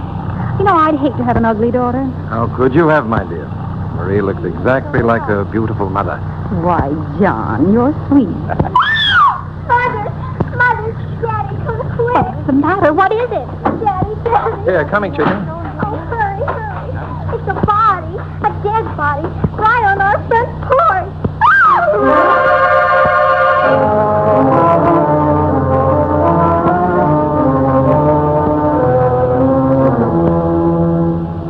Here, Hugh, lay him on the couch. Is he breathing? I think so. Easy now. Get the pillow down flat. Now. There. Oh, whatever could have happened, Hugh? Who do you suppose has mistreated the boy so? It's the Jacoby lad, isn't it, Marie? Yes. Oh, Mother, isn't it awful? What could have happened? The kid's almost frozen. Get a heavy blanket, Marie. Let's warm him up. Here, let me unbutton his shirt. You rub his hands, Edna? Yes. Johnny. Johnny, can you hear me? Look where the cord's cut into his wrist. Here's the blanket, Mother. Thanks, dear. Switch on more light, will you? And Hugh, hurry and call his mother and father. Oh, it's a good thing the house is so warm. Oh, Mother, is he really breathing? Yes, dear. Now, don't get upset. Go out in the kitchen and get a pitcher of water and a glass. Jacoby, this is Hugh Ramsey. Can you and Mrs. Jacoby come right over here? Yes, it's urgent. Now, don't get panicky. But Johnny is here with us, and he's had an accident. Yes, I'm going to call Dr. Christian right away. Is the boy any warmer? A little, but he's shaking like a leaf. Dr. Christian, this is Hugh Ramsey. Can you come right over here? Yes, the Jacoby boy is at my house, and he's in pretty bad condition. Someone left him bound and tied on my porch. Of course, bring Judy. All right, Doctor. Just come right in. Johnny, can you hear me? Marie, quit trembling so. He'll soon be all right. But, Mother, isn't it awful? Yes, Marie. Now, don't be so excited. Dr. Christian and Judy are coming right over.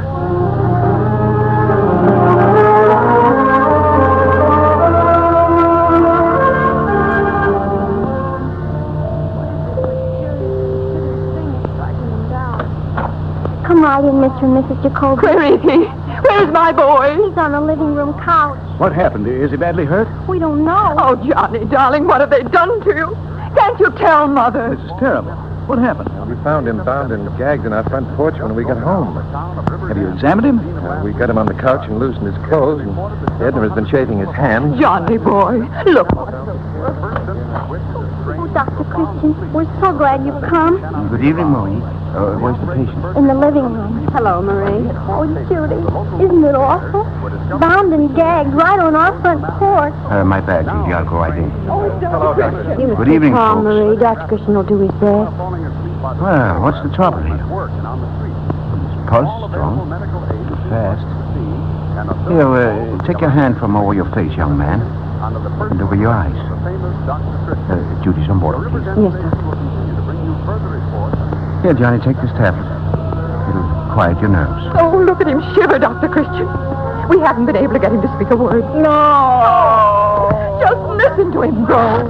Tell me the details. Might be just a hazing stunt, but... Believe me, I won't rest until every boy in the gang is rounded up and put behind bars. But why in the world would they leave him here? They probably didn't stop to think where they were dumping him, or maybe they become frightened and dropped him on the nearest... No, who tied you? Did they hear to Christian? Why won't he speak? Relax and get over his shock. Tied with in the gag. I pictured the things. I was so anxious. Talk. He can unravel this mystery. Besides, I think I'll go out and look around myself. No. Oh, John, if you think it'll be all right and there's no danger, we'll take him home. Yes, it'll be all right to take him home. Well, why not leave him here for tonight? And I think we could put you up to Mrs. Jacoby. Oh, that's very nice of you. Oh, no, I think absolute quiet and rest in his own bed is the very best thing for Johnny right now. He'll be all right after a good night's sleep. I'll look in on him in the morning.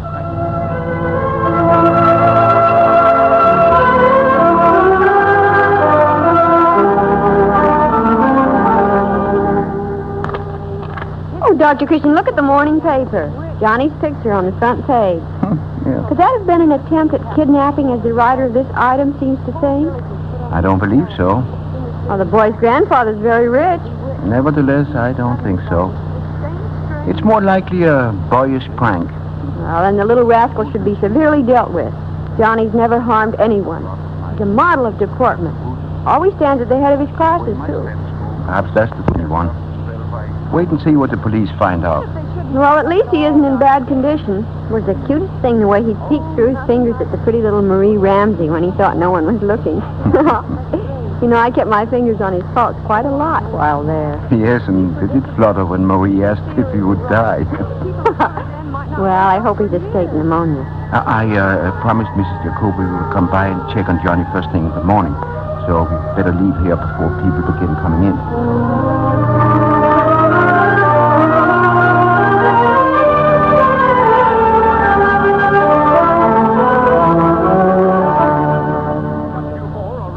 Johnny, why won't you speak to Mother? You feel better this morning, don't you, dear? Now come and eat this good warm cereal I brought you. Won't you try to remember for Mother? Well, hi, young man. Ready to open up? I think you could help us a lot. You never were unconscious. Now, don't be afraid to tell us all you know about who tied you. Nobody's going to hurt you, son. Oh, we still can't get him to speak a word. The doctor says it's a nervous reaction. Here, dear, take this tablet. Dr. Christian left it for you. Come in, Dr. Christian. Come in, Judy. Hello, everybody. Well, hello, young man. Feeling better? You're getting a little color on your face. Let's see, pulse a little fast. Has he been coughing any, Mrs. Jacoby? No, except when he groans and strangles. Let me see your throat, young man. Oh, Dr. Christian, can't he talk or just won't he talk? He'll open up after a while. It's the first time you've ever been questioned by the police, isn't it, Johnny? No. You found any further clues, Sergeant Kelly? Well, we were sure it was an amateur job, probably just a joke. It's a pretty rotten one. But Johnny might have died of exposure. Suppose the Ramseys had stayed later or entered by their back door. He might have frozen to death. I don't think that would have happened. Did you notice what he was tied with, Dr. Christian? Oh, a clothesline, a piece of twine, and a rusty piece of wire. Those are hardly the tools of a toughened criminal. We've had lots of trouble lately with a bunch of lawless teenage boys. Oh, excuse me. Hello? Hello, Mrs. Jacoby. This is Marie. Oh, good morning, Marie. I called up to ask how Johnny is. Well, I believe he's a little better this morning. Is he able to talk? No, he hasn't spoken a word yet. What did Dr. Christian say? Did he come over this morning? Yes, Dr. Christian and Judy are both here now. Mother says, will you call us when you find out anything? Yes, indeed, we will, Marie. And thank you for calling. Mother says to give our love to Johnny. Thank you, Marie. Goodbye. Goodbye. That was little Marie Ramsey, Johnny, inquiring about you. She sent her love. His pulse is up, Doctor. I believe it's just contrariness that keeps him from answering our questions. I can't understand it. I feel sure he could talk, if he would. Now, if all of you would go downstairs, I think Judy and I can get Johnny to tell us all about who tied him up. Well, all right, if you think that's best. Call me if you need me. I'll wait outside, Doctor. Marie Ramsey's a very pretty little girl. Don't you think so, Johnny? I bet the boys at school all go for her. I think she's very sweet, and I'm sure she likes you, Johnny. Remember, she called up to ask about you this morning. Now, Johnny, I want you to believe that Judy and I are your friends, and that no one shall hurt you if you tell us all about it. You don't know my mother and father. They'll disown me. They'll be furious. Oh, we'll see about that. And remember, I know who pulled this stunt. Come on now. Tell Judy and me all about it. Well, who do you think did it? Johnny, what made you do it? Oh, she wouldn't even look at me. She wouldn't even let me carry her books home. Who wouldn't? You mean Marie? Uh-huh. Why, Johnny, you're at the head of your class. Marie should be proud to walk home with you. Oh, yeah? Well, I help her with her Latin and her math, but she walks home with other boys, mostly with Robert. Well, Robert is that big athletic-looking boy, isn't he? Yeah, he's the football champ, the high jump champ, and he can outrun any boy in River's End. And so you decided to martyr yourself. I'm ashamed of you, Johnny. Look at my muscle, Dr. Christian. I could never beat him up, and I don't stand much chance with Marie until I do. We'll have to see what we can do about that. You might surprise him yet. Just wait to see if my little scheme works. Oh, Dr. Christian, don't tell my mother and father I did it. I'll have to, Johnny, but I'll tell them some other things, too. Don't worry, I'm your friend. I'm going down now to talk it over with your mother and dad. You eat your breakfast while Judy talks to you. You're a swell guy, Johnny. Pretty soon you'll be back in school. Oh, Judy, I can't go back. The fellows will be making fun of me. They'll be singing, Johnny's got a girl, Johnny's got a girl. Oh. I can't face them. I'd rather take a licking than go back. Oh, don't you worry. Dr. Christian will fix it. You'll probably find out you're a hero after all.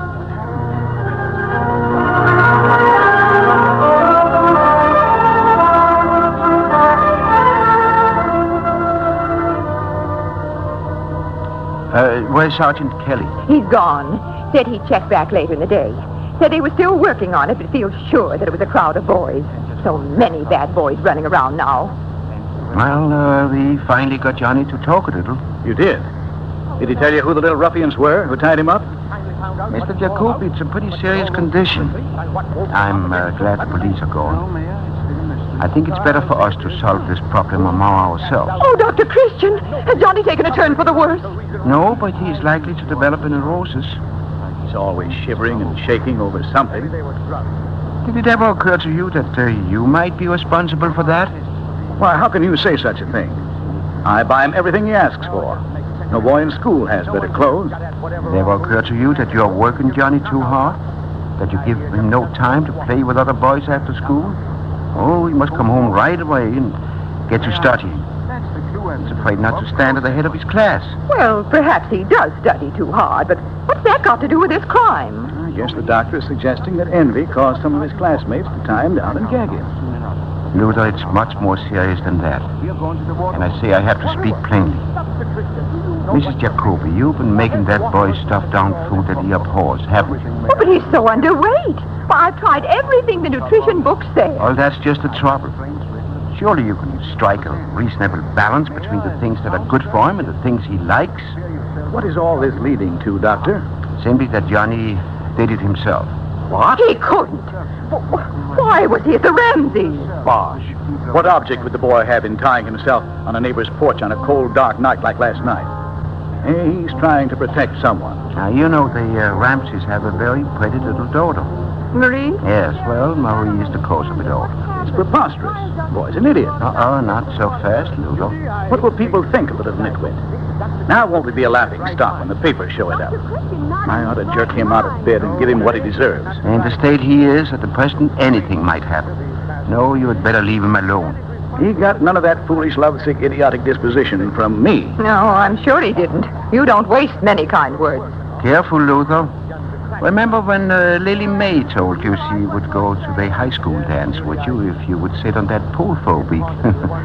Then after getting you up in the air, so to speak, she left town for a month. And just who is this Lily May? Oh, I didn't know I was letting a family ghost out of the closet. Well, you'd better run along to your office, Luther. When you come home, not a word of censure to Johnny. Just treat him as if nothing had happened. Remember, any unkindness from you, and I won't be responsible for the result. Well, I guess all boys are more or less foolish at that age. Yes, the age of adolescence. You passed through it. You haven't forgotten the night I sat up with you all night because that same Lily May had dared you to swallow a dozen goldfish? Oh. She went to the party that night, but what about you? You go on to the office, Luther, and never again let me hear you call Johnny a nitwit. Well, I must be running along. I will explain to the police officers it was all a boy's prank and you are willing to drop the case. It'll all blow over in a day or two.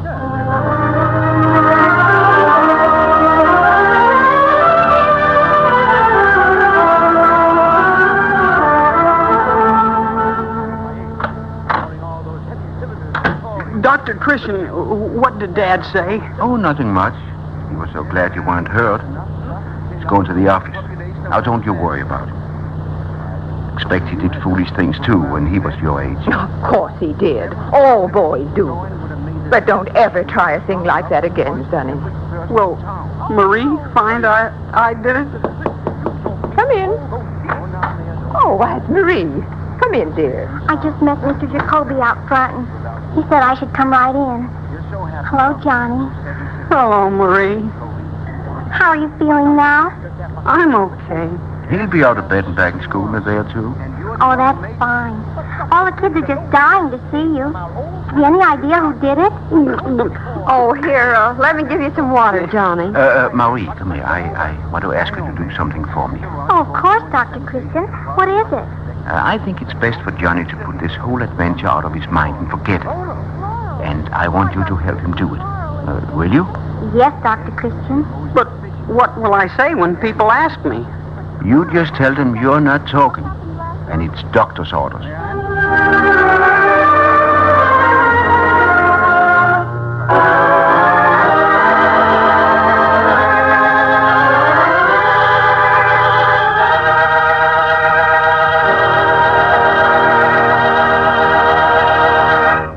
And the curtain descends on another Dr. Christian prize play with our star, Gene Herschel, waiting to greet you.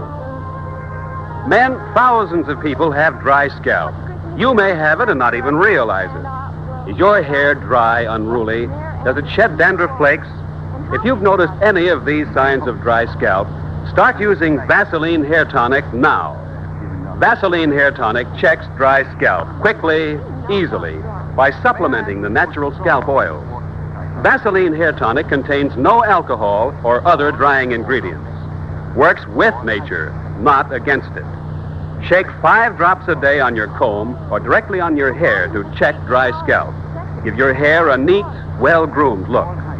Also, massage your scalp before shampooing with Vaseline Hair Tonic to loosen dandruff, relieve itchy tightness. Vaseline Hair Tonic is the ideal care for scalp and hair. More bottles of Vaseline Hair Tonic are sold today than of any other hair tonic in America. Get yourself a bottle of Vaseline Hair Tonic tonight. Vaseline Hair Tonic is one of the many Vaseline brand products made by the Cheesebro Manufacturing Company, owners of the trademark Vaseline. And now here is Gene Herschel.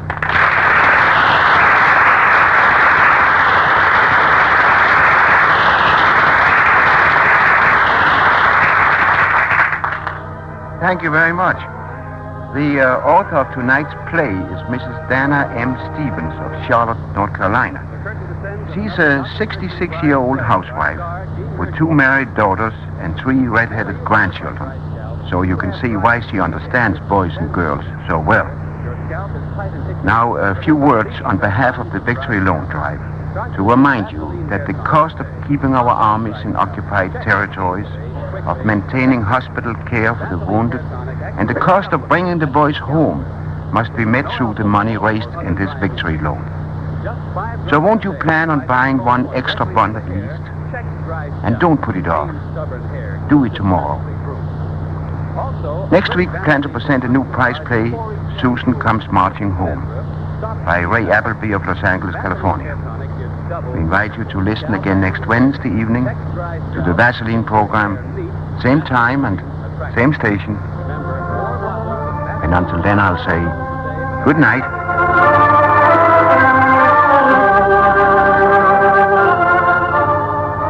Cold weather brings snow and ice and tender chapped lips.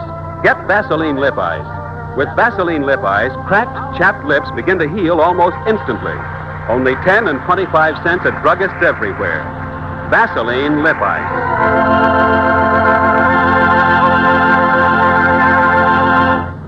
Remember, next week, a delightful Dr. Christian prize play about a returned Army nurse and the man she left behind her. Don't miss it. Bob Anderson speaking. This is CBS, the Columbia Broadcasting System.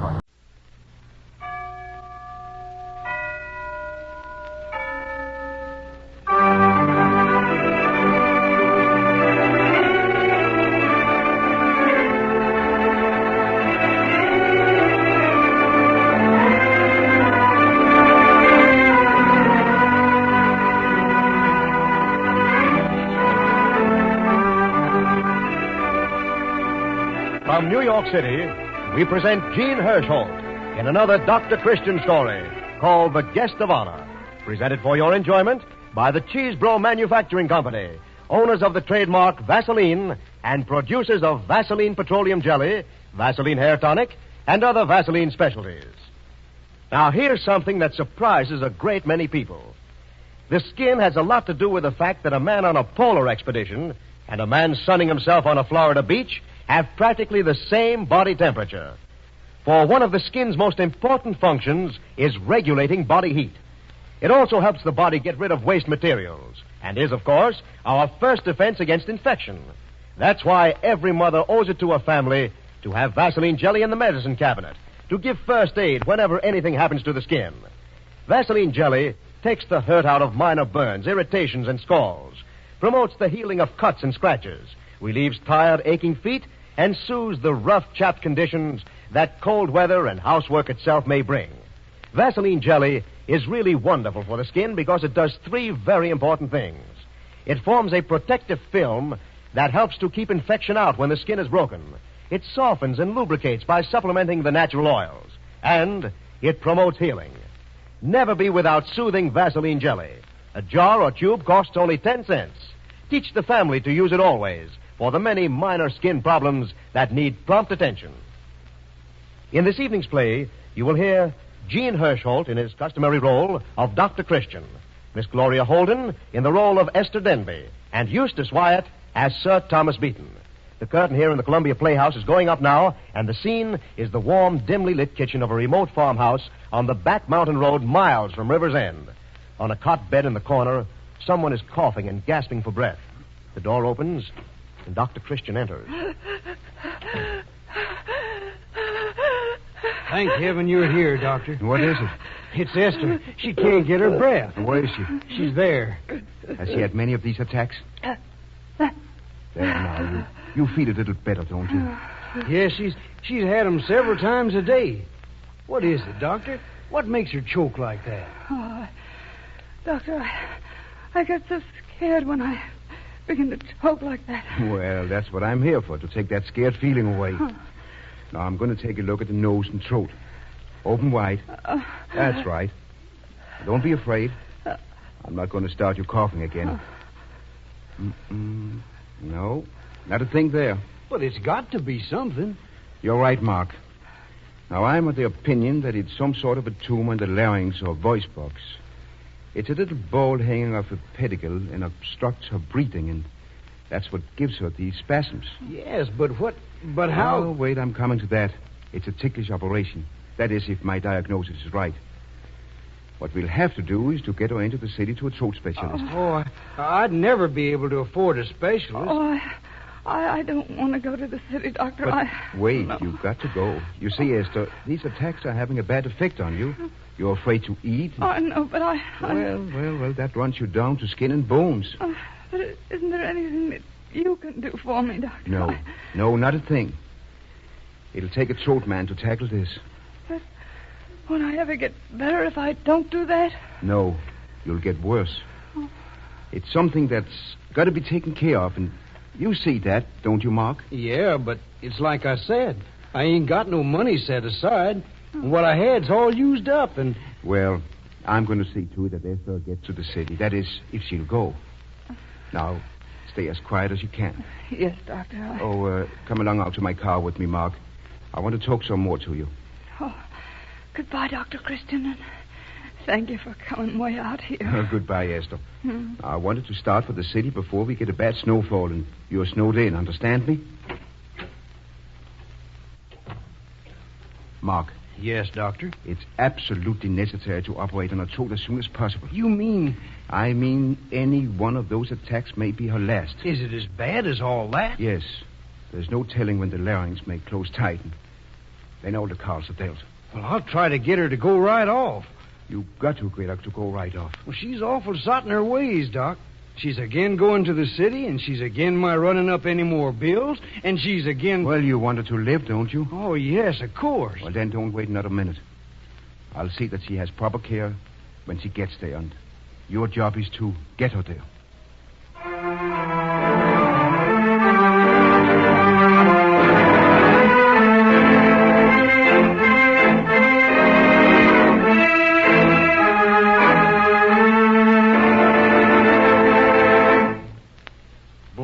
Good to get off duty and relax for half an hour? Yeah, you said it. Better take your feet off the desk, Bob. The head will be along any minute.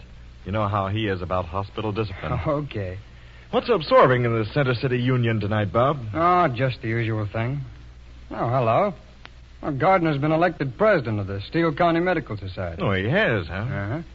And there's going to be a convention in the Odd Fellows Hall. Big doings in Center City, eh, what? Yeah. Hey, say, here's something. Yeah? It's under the social news. Now, listen. Mrs. Jeffrey H. Churchill of Fox Hill Farms will have as a January guest her brother, Sir Thomas Beaton of London. Beaton? Coming here? To Center City? Well, it says so. Here, let's see that. And there it is, right there. See? Say, we ought to do something about this. Well, what do you mean? Well, we don't often have a big shot like that in our midst. Golly, I'd like to meet him, wouldn't you? Oh, the greatest surgeon in England? Oh, you bet your life. I'd like to hear him talk about any old thing. Look here, Summers. Let's get up a dinner in his honor. Hey, do you think he'd like that? Sure he'd like it. It's in his honor, isn't it? Well, maybe he wants to spend all his time with his sister. Well, he's not going to. He's going to spend part of it addressing this hospital staff and the local medical society. Yep, that's what we'll do. Tender him a dinner. Okay. And for the toastmaster, say, I know just the man. Who? Christian. Oh, of course. American country doctor toast great English surgeon. Say, it's perfect if he's willing to do it. He'll do it. Why wouldn't he? Well, you know how he is. He's the sort of a guy who likes to be seen and not heard. He can make a great speech when he gets going. I guess so. Anyway, he's the most popular doctor around here, and he's just the man to act as toastmaster at that dinner. Hey, you're right.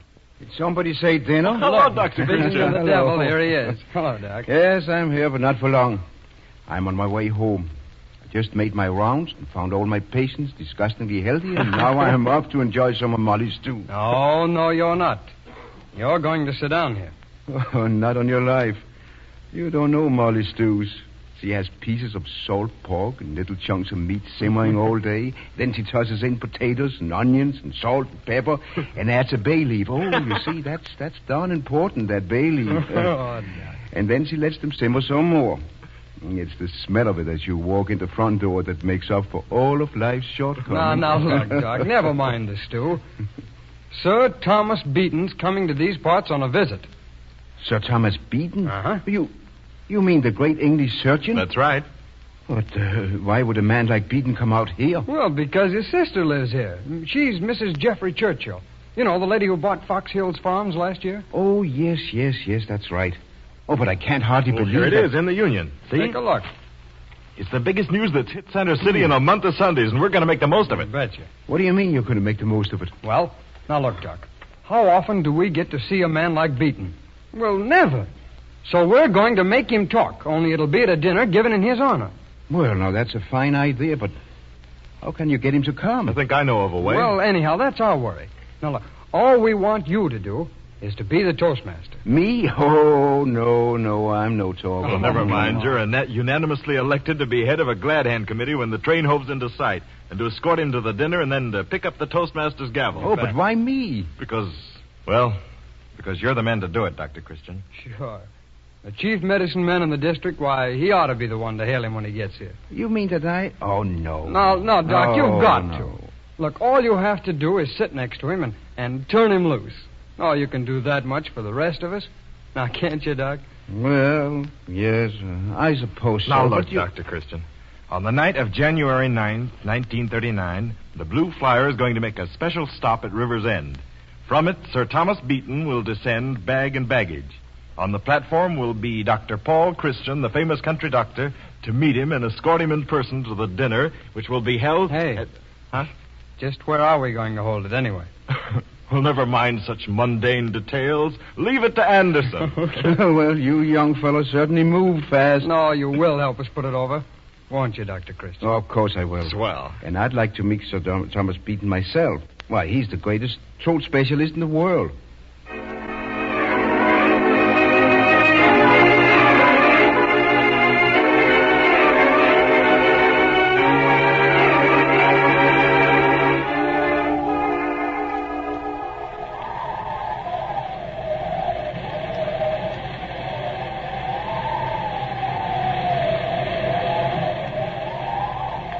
Don't you want to come inside the station, Dr. Christian? It's a terrible night. Yes, it's bad, Joe, but I was just standing here looking down the tracks. Can't see a thing through the snow, and the train's 10 minutes late. Oh, is it? Well, I'll come inside then. Got a good fire going in the stove. You'll find it a heap sight more comfortable inside than it's here on this platform. You're meeting that big English doctor, ain't you? Yes, Sir Thomas Beaton. Well, I hear they're giving him a dinner tonight. That's right. Or to be giving you a dinner instead. Oh, come now, I'm not famous. Well, you are in these parts. Well, that's mighty nice of you, Joe, but just doesn't happen to be true. I don't know if no man gets his name taken in vain more than you do, Doc. Well, that doesn't make you famous. You ain't never been like no other doctor. You've got the whole of River's End on your mind, night and day, rain or shine. And speaking of the weather, did you ever see it snow harder than this? Oh, it's been coming down all day. A regular blizzard. I wonder how your English doctor from London is going to like getting his feet wet in snow that's snow. Well, I hope he won't have to get his feet wet. I've got my car backed up right under the station platform under the shed. Well, it'll do him good. I don't hold with the notion of making such a time over folks just because they hail from way off. A prophet is not without honor, saving his own country is the truest thing that ever was writ. And they got the biggest doctor of them all right here in front of them. But do they give you dinners? They do not. Is Dr. Christian here? Oh, there you are, Doctor. I've been looking all over for you. Well, Sammy, this is a bad night for a little fellow to be all over looking for anybody. What's the trouble? Here's a letter for you.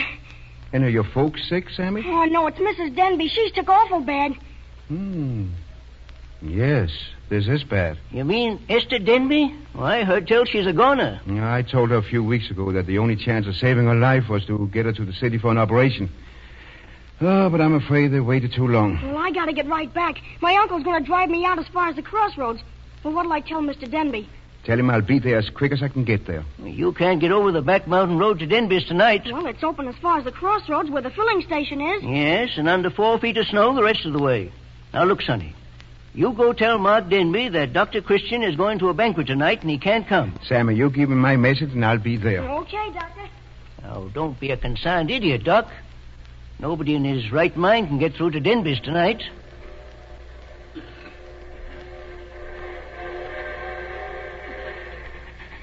Well, there's the train. Now, you ain't going to spoil this here big dinner by plowing out there to Denby's and like as not getting stuck in a drift and freezing to death, are you? You're too valuable to the rest of us. Risk your life digging your way through snowdrifts? Now, you owe it to us, and you oughtn't to...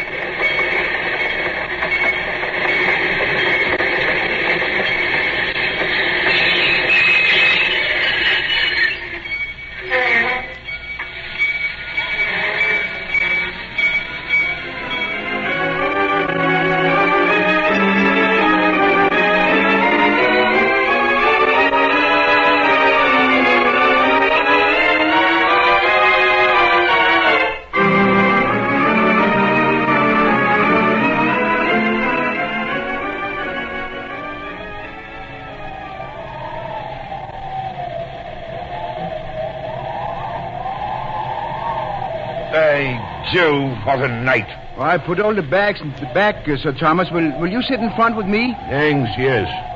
Never saw so much snow. Does it always snow like this out here? Well, not in summer.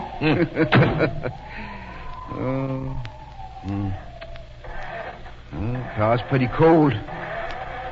This is the worst storm I've been out in years. No, we look for weather like this time of year. By the way, have you got any of your instruments with you? Instruments? Yes.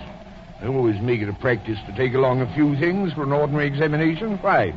Because I think you're going to have to use them. Use them? I don't understand. Well, Sir Thomas, this is a terrible greeting, but I have a patient who has the most severe choking spells and only gets her breath again after she's just about choked to death. What has that to do with me? Oh, I'm coming to that. I've been trying to get her husband to bring her into the hospital for an operation, but he's a slow-moving, slow-thinking individual, and... Do we have far to go? Oh, a mile or so. The road's pretty bad? Oh, the road's all right. Snow plow's been through it a couple of times today. It's the state road. You ought to see the roads we are going to go on. The road we are going to go on? What on earth are you talking about? Well, while I was waiting for you at the station, I got a call to come to her at once. She's choking to death, and I've got to go. You see, there's no one else here to take care of her, and since you're with me, you've got to go, too. I haven't the slightest intention of going.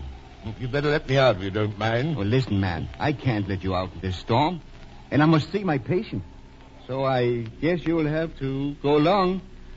Fortunately, it's in your field, this case. I never heard of such a thing. I know it's an imposition, but we may be able to save her life, and of course, on the other hand, may be too late. You know how it is. I know I consider this a great piece of impertinence on your part, Dr. Christian. I haven't come out here to practice. I have no intention of practicing. I know exactly how you feel, but when you see her, just a bag of bones, gasping her life out, you'll feel different. You don't seem to understand me, Doctor. I tell you, I have no intention of visiting any of your patients tonight.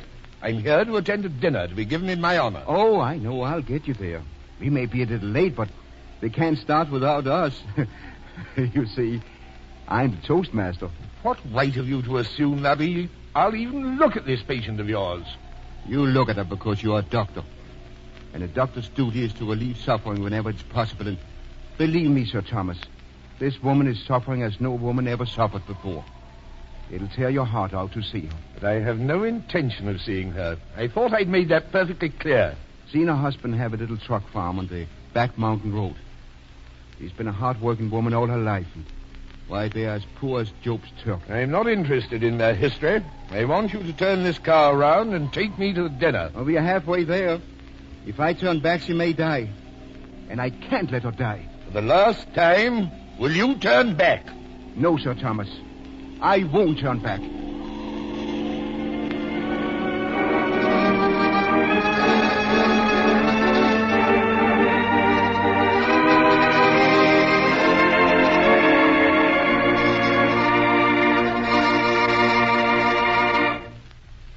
We have a brief intermission now before the next act of our Dr. Christian drama. And so we present a guest who has something to say that we think will interest you. My oldest son is a freshman at college.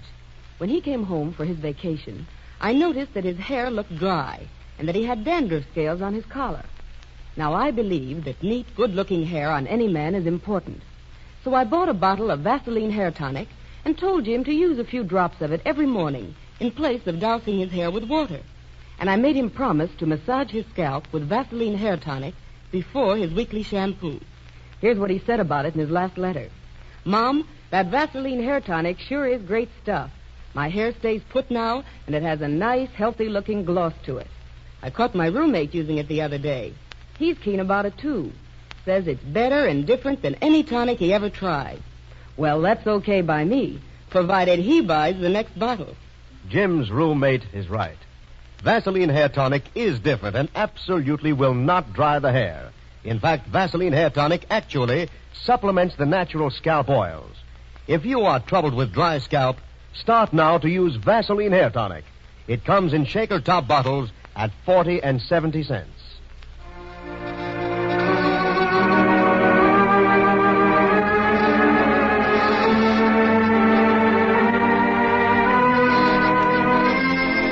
The curtain is going up now on the next act of our Dr. Christian drama starring Jean Hersholt. As the scene opens, we find Dr. Christian and Sir Thomas Beaton, famous English surgeon who is visiting in Center City, struggling on foot through the worst snowdrifts of the winter towards the isolated farm home of Esther Denby. How much farther do we have to go through these confounded snowdrifts? Oh, it isn't far now. See that light over there? Can't see a thing. Snow's in my eyes and ears and nose. How do you expect me to? And it snows almost up to my waist. Yes, it's bad right here. Bad everywhere. I'm soaked to the skin.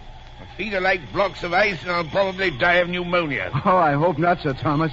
As a matter of fact, snow is a tonic.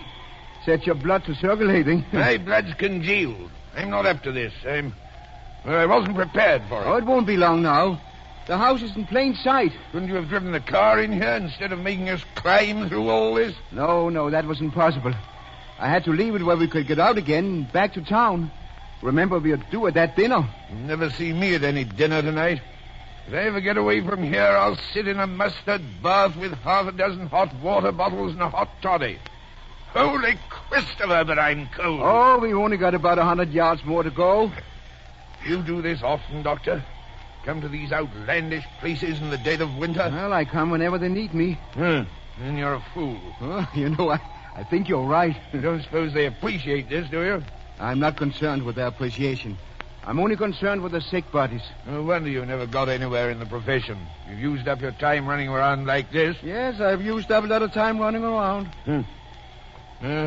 Help me up these steps, will you? Yeah, give me your hand. Here's this blasted suitcase you made me lug along with my instruments in it. You don't know how glad I am you brought that. Well, can't you knock on the door and let's get inside? Get ourselves dried off. I'm freezing. Oh, you did get through all right. Yeah, we got through. How's Esther? Oh, she's took awful bad, Doctor. Sir Thomas Beaton is here with me. He's the best throat man in the country. Yeah, he'll fix up if anybody can. I'm the one who needs to be fixed up. Where can I get a little warmth in my veins? Right in here. And I've got coffee on the stove. Good. Let's have some of it. Give me all you've got. Hot coffee. I'll go in and take a look at Esther as soon as I get this overcoat up. And you drink your coffee and come along afterwards, Sir Thomas. Nothing ever sounded so good to me as this promise of hot coffee does. It's a mighty bad night. I didn't think Dr. Christian could get through. I can't imagine a night when he wouldn't get through. Well, Esther, you look all in. Had a tough time, haven't you? Yes, Doctor. I can't stand much more. You won't have to. I brought a great man to see you, Esther.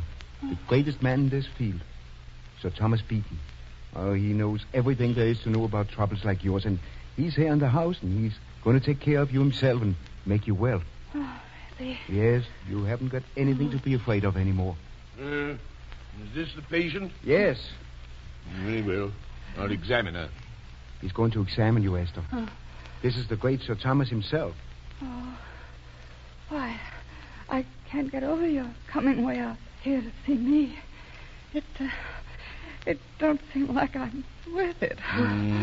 Yes. Well, I came because my colleague here, Dr. Christian, he persuaded me to come. Well, we want to get you up and around again, Esther. Well, thank you so much for coming, Sir Thomas. I'll never forget it. Yeah, neither shall I. You're right in your diagnosis, Dr. Christian. There is a growth in the larynx. Papilloma of the larynx. Mrs. Denby, I doubt if you can survive another attack. And what's more, I don't intend to let you risk it. If your husband and Dr. Christian and myself can convey you to Dr. Christian's car, I'm taking you tonight to the hospital in Center City and performing a tracheotomy. Oh, what? Oh, don't let the big name frighten you, Mark. That merely means that Sir Thomas will put a little tube in Esther's throat, down low, there in the windpipe, below the tumor, so she won't have any more choking spells. Oh, I won't choke anymore. No, you won't choke anymore. Oh, then take me to the hospital, quick, please. Please, take me there, quick. That will be a temporary measure. After that, I'll arrange for you to be sent to the hospital in the city. There you'll have the best of care, and the growth will be removed once and for all. Now, better get her dressed, Mr. Denby. I'll help you, Mark. I'll go back to the kitchen and help myself to some more of that black coffee, if you don't mind. That is, without doubt, the finest drink I ever came across in my life.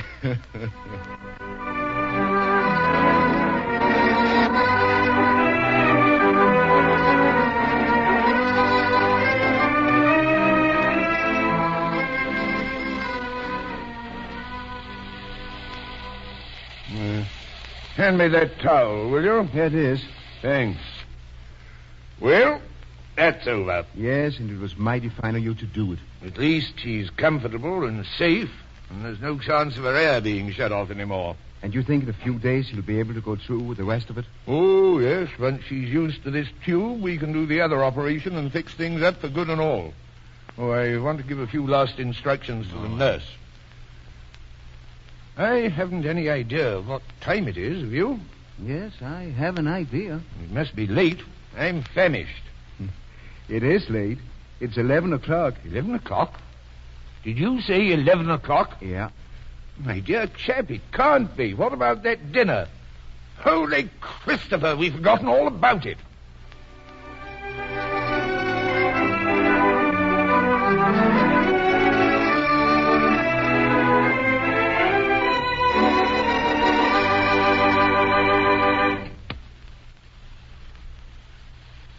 Oh, when you come right down to it, you can't beat this lunch wagon for food. By jingo, these hamburger things are good, aren't they? How about having some more of them, eh? I don't mind if I do. Well, this lot's on me. I say, 2 more of the same thing. Right. Yes, and some hot coffee. Yes, sir.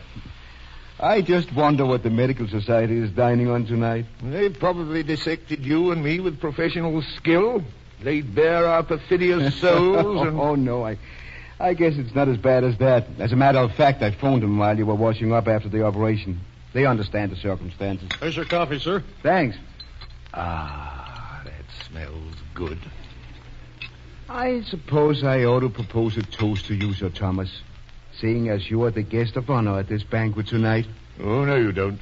I'm going to do the proposing, and the toast is to you, because you've made me remember something I'd forgotten. Something you'd forgotten? Yes. What it means to be a doctor. Oh, but you're a great doctor yourself. A doctor is one who gives all of himself to his profession. So here's to you, Dr. Christian. I'm proud to have known you and followed in your footsteps. Even if it did mean floundering in snow up to my blasted chin. Well, we did flounder, didn't we? Yes, didn't we?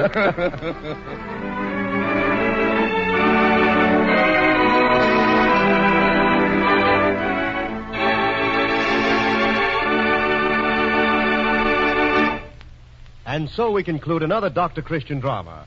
Gene Hirschholt, our star, will be out in front in a moment to tell you about the story as selected for next week's play. Meanwhile, I have a word about the products that make the program possible. You get a lot for a dime when you invest it in a jar or tube of soothing Vaseline jelly. For this favorite is the finest product of its kind that can be made. A product you can depend on to help you care for literally dozens of everyday skin problems. What's more, it's a preparation the whole family can use from baby on up. For Vaseline jelly is absolutely safe. It contains no drugs, acids, or irritants of any kind. It's so pure you can eat it. In fact, plain Vaseline jelly has proved so wonderful for the skin that it has been made the base of several other family standbys. Vaseline Carbonated Jelly, Vaseline Borated Jelly, Vaseline Camphor Ice, and Vaseline Lip Ice. They all carry the famous Vaseline trademark. Look for it when you buy. The name Vaseline on any package is your assurance of absolute purity. Heard in tonight's drama were Miss Gloria Holden as Esther Denby, Jeffrey Bryant as Mark Denby, Eustace Wyatt as the great English surgeon Sir Thomas Beaton, Stanley Harris, Barry Kroger, Lucille Meredith, Frank Butler, Bennett Kilpack, and Jackie Grimes. And now, here is our star, Gene Hersholt, as Dr. Christian.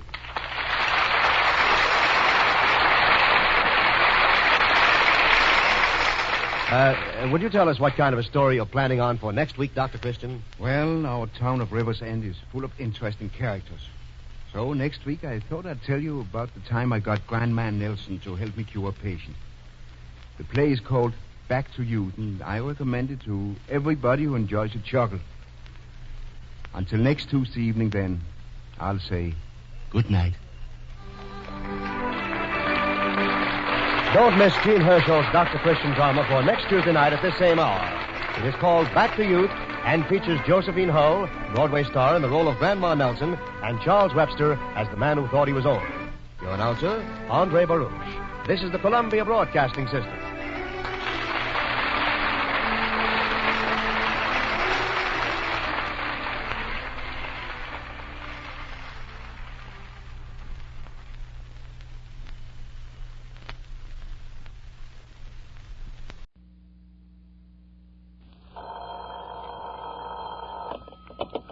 Dr. Christian's office.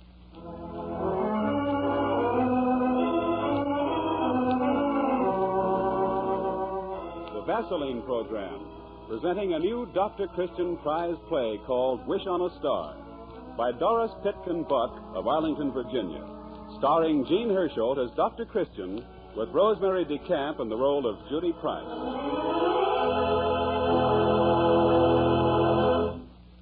Which do you think is right? Out of sight, out of mind, or absence makes the heart grow fonder? Well, fellows, both are. For if you have unruly hair or loose dandruff, you can put these signs of dry scalp forever out of sight by daily use of Vaseline Hair Tonic. Then you'll see that their absence will make her heart grow fonder pronto. Vaseline Hair Tonic supplements the natural scalp oils, and unlike most hair preparations, contains no alcohol or other drying ingredients. That's why Vaseline Hair Tonic checks dry scalp. Just do this. Every morning, shake 5 drops of Vaseline Hair Tonics directly on the scalp or apply with your comb. You'll banish dryness, give your hair a neat, well-groomed appearance all day. Then, before each shampoo, massage your scalp vigorously with plenty of Vaseline Hair Tonic to loosen dandruff scales and stop itchy tightness. Remember, men, for hair that looks good and a scalp that feels good, use Vaseline Hair Tonic regularly. Ask your druggist for a bottle tonight.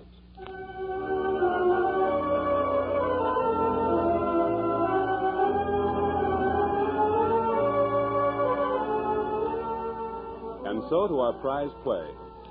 And the scene is the comfortable fire-lit room in the old White House on the corner of State Street and the River Road, where Dr. Christian has ministered to souls as well as bodies of the people of River's End for these many years. Well, that's the last of my patients for this evening, I guess. Will you turn on the radio before you leave, Judy? The report by our chief of police, Dr. Christian? Yes, I want to hear what he has to say about these boys, these young gangsters in River's End. River's End in a crime wave. A few years ago, I wouldn't have thought it possible. A few years ago, we weren't in a global war. Oh, it's another patient. Never mind about the radio, then. Crime can wait. Will you step into the doctor? Oh, you've been hurt. Here, let me... I ain't hurt bad. I can take it. I'm tough. What's your name? Call me Joe. Lie down here, Joe. Give me a swab, Judy. Yes, sir. You cut your arm pretty badly, young fellow. That's a long splinter of glass. I'll have to probe this wound. It's going to hurt. Oh, probe all you want. I ain't yellow. When you get home, tell your mother to keep the dressing wet. Ma? What's the matter? Can't she do that? Nah, she's a welder. She don't even cook no more. But I got plenty of pals to fix me up. Well, now, Joe, I know you won't like this, but you'll have to take life easy for the next few days. Oh, a little adhesive tape, Judy. Yes, Doctor. There are some cuts on your face, too. And some more here. Oh, scratches. A Marine wouldn't call this nothing. You going to be a Marine when you grow up? Sure thing. Toughest Marine in the Corps. Will the toughest Marine please drink this? Say, miss, they got to put you on a Red Cross poster. No kidding. You're the type. Oh. Look what you're doing for me. Hey, soon as I'm well, I'm going to bring you a present or something. How about a pair of them things all the girls go for? Nylon. Nylon hose. Nylon? Oh, but you can't buy that anymore. Oh, baby, you can buy anything if you know where to go. No, thanks. More adhesive, Judy. The 2-inch size. It's over there. Yes, Doctor. What made her mad, Doctor? She want a half a dozen? Oh, no.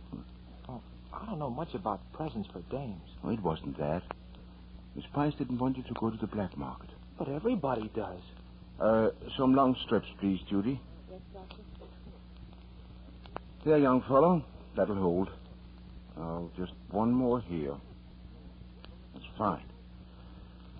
I want to see this hand tomorrow. Don't forget, Joe. Okay. Be seeing you. Well, what had happened to him, Dr. Christian? I can't be certain, but he might have wanted to leave someplace in a hurry and try to get out through a closed window.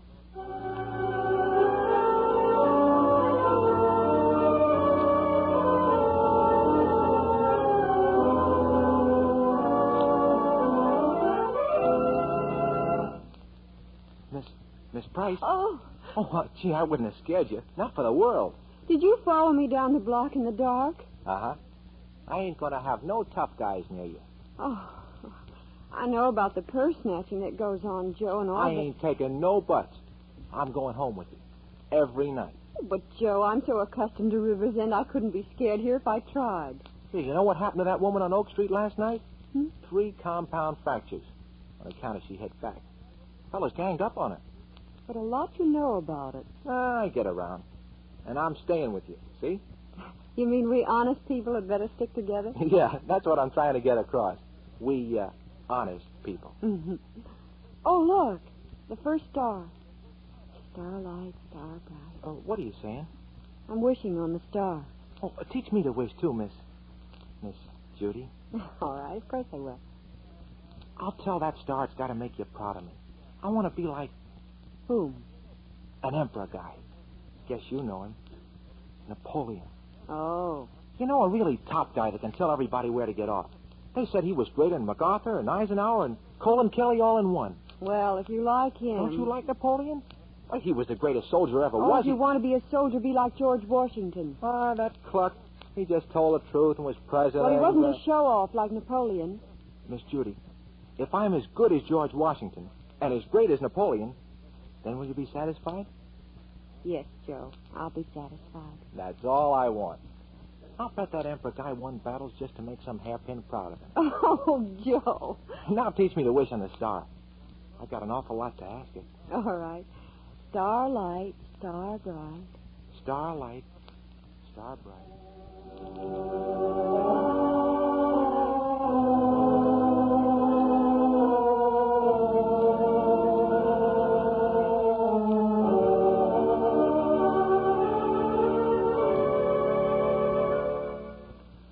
Well, this arm is coming along fine. We'll have the dressing off in a day or two. Where's Miss Judy? Oh, she went over to the drugstore to get some things. But she'll be back. In a few minutes. Can I stick around and wait? Certainly. You can stay here if you'll be quiet. I'm going to read a medical journal. I'll be quiet. I'll just look out the window. Oh, pull back the curtain if you want. Ah, it's a pretty night, isn't it? Oh, there's the first star. Star, you can hear what a fellow thinks, can't you? Starlight, star bright. Make her proud of me. Proud as heck. I wanted to think I'm big stuff. A hero, maybe. You know, as if we was on a raft together and she drank all her water and...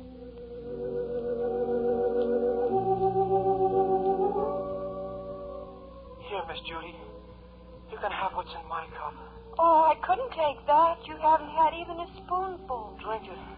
And maybe... Look, a plane. Go ahead, take it. And you'll live to be rescued.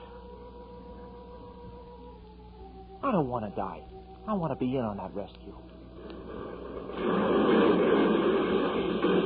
Take your hands off me, you dirty Jeff rat. He's dead. Right behind the tree. Hide before they get our range. But where can you hide? Hide? Me? Sam going up that machine gun and take it away from him. Don't, Joe, don't. For my sake, don't run into more danger. It's the only way to save you, Miss Judy.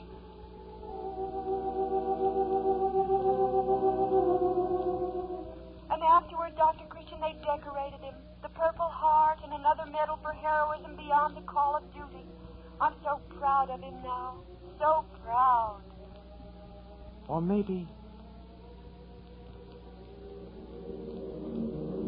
Sure, it's a dangerous mission, Miss Judy. But I'll come back. Would you be proud if I sunk a battle wagon like Colin Kelly? Well, here's Joe. You haven't been bothering Dr. Christian, have you? No, he's been looking out of the window quiet as a mouse. Why don't we make a night of it, Miss Judy? Go over to Center City. Oh, not on a bus. In a taxi. Classy. I'll take you to some swell joint where they charge just to sit at a table. See a floor show. I got a wad to flash at the waiter. Look. Joe, that must be $50. Now, how did you ever get all that money? Ain't you ever knocked in the eye? Look, it's a real wad. Yes. How'd you make it? Money's easy these days. People give you a couple of dollars for sitting with a baby. Somehow, Joe, I can't seem to see you as a babysitter. Well, paper routes and things. Everybody's got a pocket full of dough now. So I say to myself, why shouldn't I? It was easy. Well, we're not going to Center City, but I'll let you walk home with me. I can't take you out? No, I'm a working woman. I have to get some sleep to be fresh tomorrow. Say, I don't get you. Doctor, don't she fall for nothing? What's a fella got to do to make her think he's a big noise? Well, hasn't Judy told you? You mean I ought to hit the George Washington stuff harder? Well, give it a try. Doctor, maybe you got something on the book. I'll try it.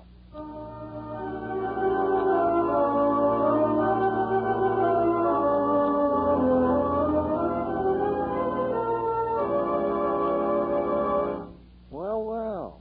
If it ain't little Joe in person. Hello, Spike. I've been wanting to talk to you. Yeah? Yeah.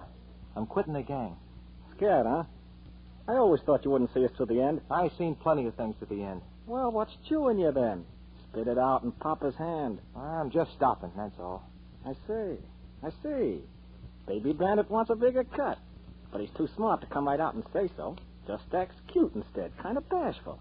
Goodbye, boys. I'm through, says our little Joey. No, this is on the up and up. I'm clearing out. Not if the court knows itself. You're staying in because we need you. No. Listen, kid, I don't mean to make you sore. Help us again.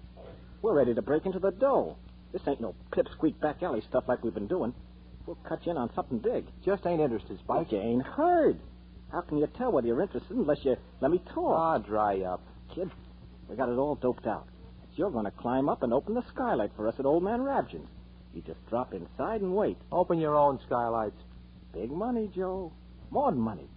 Know what he keeps in that garret? Necklaces. Rings. Cost $300-400, maybe $1,000 apiece. Old Man Rabgin don't ever put his dough in a safe deposit. That's the way they do in the old country. Puts it all on his wife. That dame's a walking bank, like a gypsy woman. Only she don't walk around with them jewels all the time, like he thinks he does.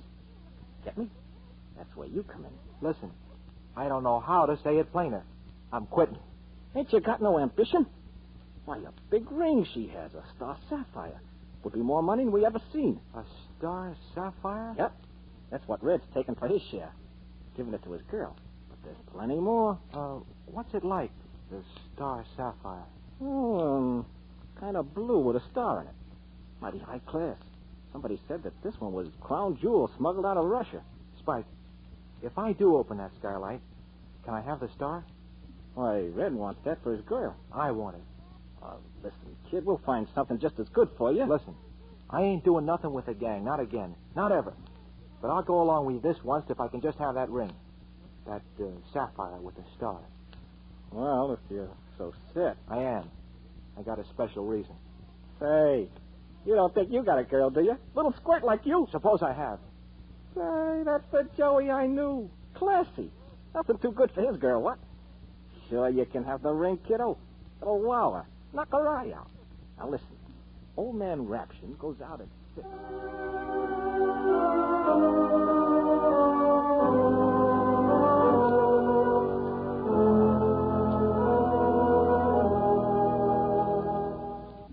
Well, where's your latest admirer tonight, Judy? Oh, Dr. Christian, I'm worried about that kid. So many of his ideas are too wrong for anything. Could you talk to him and give him a steer?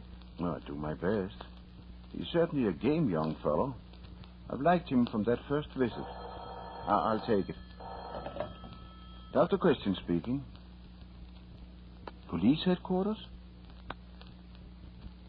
You say an attempted robbery? Yes, I remember old Mr. Racket. Yes, I know he was always afraid of central heating. Thought it would explode. And you say in a struggle the kerosene stove upset?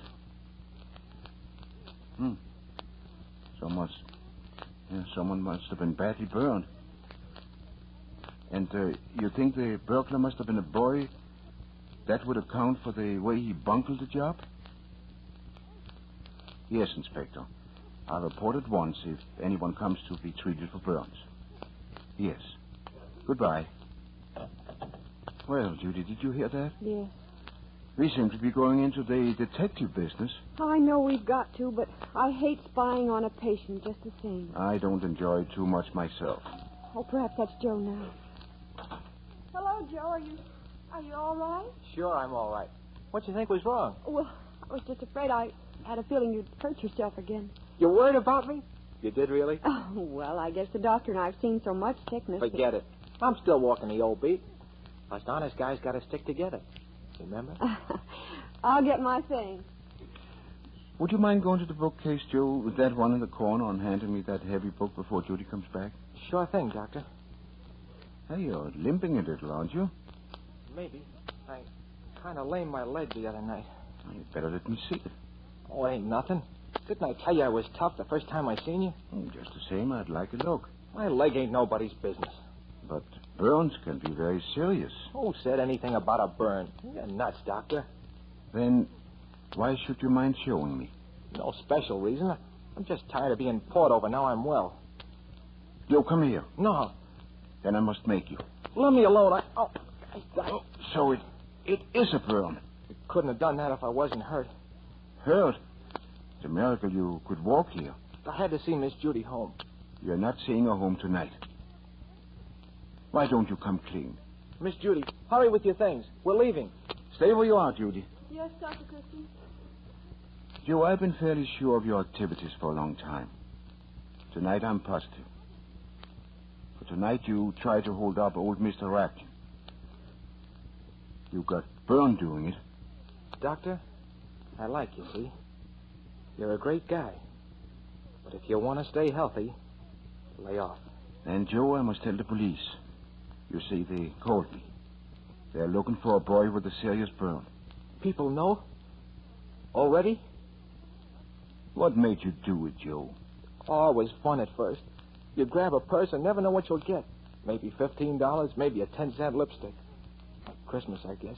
You guess? Well, I suppose Christmas was like that, with packages and all. I can't tell for sure, because Pa was always drunk on Christmas. Oh, Dr. Christian, you're a good guy. Be my pal. Don't turn me over to the bulls. I'm waiting for you to turn yourself over, Joe. Then I'll dress that burn. No. But the fun was over pretty quickly, wasn't it? Yeah. Only then you were tied up with your gang. You liked easy money. Yeah. All the other guys was making a pile. So when the Marines said they wouldn't take me for a couple of years, Could you do something very brave? As brave as if you were a Marine. I don't know if I could. Joe, are you brave enough to call the police yourself and tell them about that holdup? Doctor, I can't. What do you expect to do if I don't turn you in?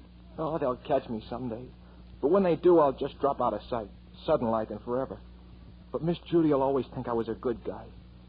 fellow who might have been like George Washington or Napoleon.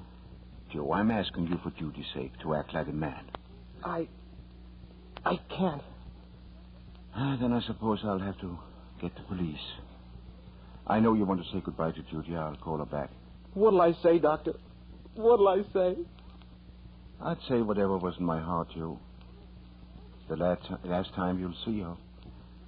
Say the thing that you'd want to remember afterwards. Judy, come back now. Yes, Dr. Christian. Here she is. I'll leave you for a while. You ready to start home, Joe? No. I got another day tonight. I thought I had time to see you home, but I can't get it all in. Why, Joe? If I don't get no time to come back other nights, I guess you can take care of yourself, huh? Is that really what you want to say, Joe? Sure. I think not. Don't you want to tell me the truth? Don't you dare? Oh, Miss Judy, I'm only a phony. It's true what you said about being scared. I ain't never feared nobody. But I have been scared of you, because I didn't want to lose you. When I took you home, I wanted you to think I was good, same as you. Because a good girl wouldn't even talk to my kind of fella. Not if she knowed it. And I hope someday it'd be real. Me being fine and you proud of me. That it wouldn't matter if you did know what I'd done. But I've known for a long time, Joe. I've been waiting for you to tell me. You mean you're still willing to talk to me? A fellow the bulls want? Oh, of course, Joe. Then I'll call the police. Like Dr. Christian wanted. Give myself up. I can do it now. I'm proud of you, Joe. For the first time, I'm proud of you. Miss Judy, you kissed me. Why, you're crying. Yes? Do you know what they'll do to me? No, but you're very young. You're giving yourself up. Perhaps. Oh, here's the phone, Joe. Wait. I want to go to the window and look at something. I'll pull the curtain. Gee, it's pretty. That star. The one I wished on.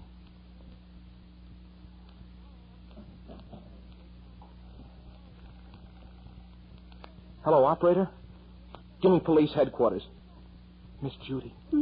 One time George Washington had to own up to something wrong, didn't he? Hello, headquarters.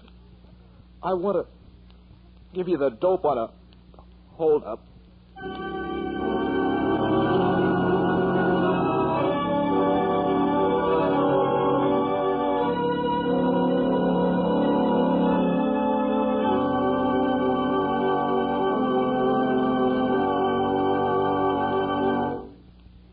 Oh, Doctor, I realize that from the standpoint of drama, we should leave the story of Joe right there, on a high note of redemption. But I simply can't bear it. I have to know what happened to him. Just like a woman. Joe had a crush on you, and so... Now, Dr. Christian, you're not fair. Of course, I was flattered by Joe's devotion. Why not? But still... Oh, do tell me what became of him. Well, the judge was very understanding, and as Joe's indictment was only for attempted robbery, Joe was released on his own reconnaissance. So he could join the Navy and then serve his country.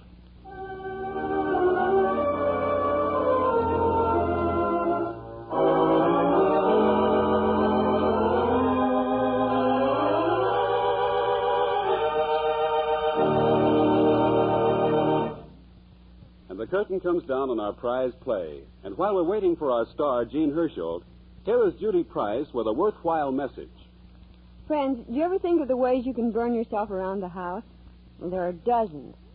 But one way you can be prepared with cooling relief is to keep Vaseline petroleum jelly always available. Vaseline petroleum jelly, called petrolatum by the medical profession, is recognized today as an effective first aid treatment for burns. Used as a surface dressing, it's helping to promote remarkable recoveries among serious burn cases, civilian and military, according to actual hospital reports. So, when anyone in your family suffers a minor burn, get the Vaseline petroleum jelly. Spread it on fine mesh gauze, place over the burn. Bandage firmly, but not tightly. the burn's deep or covers a wide area, why, call your physician. Always keep Vaseline petroleum jelly handy. Remember, there are many petroleum jellies on the market, but only one bears the trademark Vaseline. That trademark, owned by the Cheese Bro Manufacturing Company, is your guarantee of absolute purity. Now, here is Jean Herschel.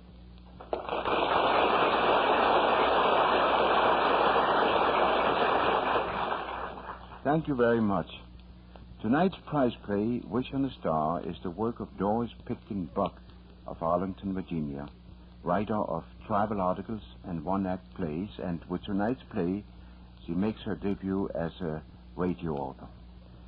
Now, here's a message from your government suggesting that your New Year's resolution be one to plan your spending and plan your saving in the year to come. Buy only what you need. Save the rest for the future. In this way, you benefit yourself and the nation during these critical war times. Next week, we go to New York for several performances, and our prize play will be This My Oath by C.A. Law of Philadelphia, Pennsylvania. We invite you to listen to the Vaseline program next Wednesday evening, same time and same station. And until then, I'll say, Happy New Year. Want a tip for chapped lips? Try Vaseline Lip Ice. Healing begins almost immediately. Only 25 cents at any drugstore. Vaseline Lip Ice. Bob Anderson speaking. This is CBS, the Columbia Broadcasting System.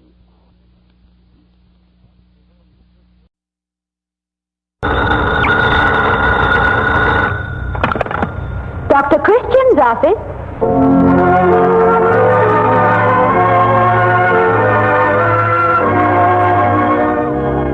The Vaseline program presenting a new Dr. Christian prize play called The Hero by Francesca Falkmiller of Chicago, Illinois, starring Jean Herschel as Dr. Christian and Helen Clare as Judy Price.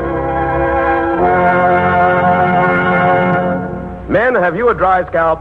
It's not hard to tell. If your hair is dry, hard to comb, if it sheds dandruff flakes, if your scalp feels tight and itchy, dry scalp is probably your trouble. Check it with Vaseline Hair Tonic. Just 5 drops a day keeps dry scalp away. Here's why. Vaseline Hair Tonic checks dry scalp by supplementing the natural scalp oils. It contains no alcohol or other drying ingredients. Apply Vaseline Hair Tonic with your comb or directly to the scalp to keep your hair neat, well-groomed all day long. And before every shampoo, massage the scalp vigorously with Vaseline Hair Tonic, an extra aid that loosens dandruff scales, relieves itchy tightness. Men, if your druggist is temporarily out of the 40-cent size, get the economical 70-cent size. It's 3 times as big, saves money. But get a bottle of Vaseline Hair Tonic tonight. See how much better your hair looks, how much better your scalp feels. Remember, more bottles of Vaseline Hair Tonic are sold today than any other hair tonic.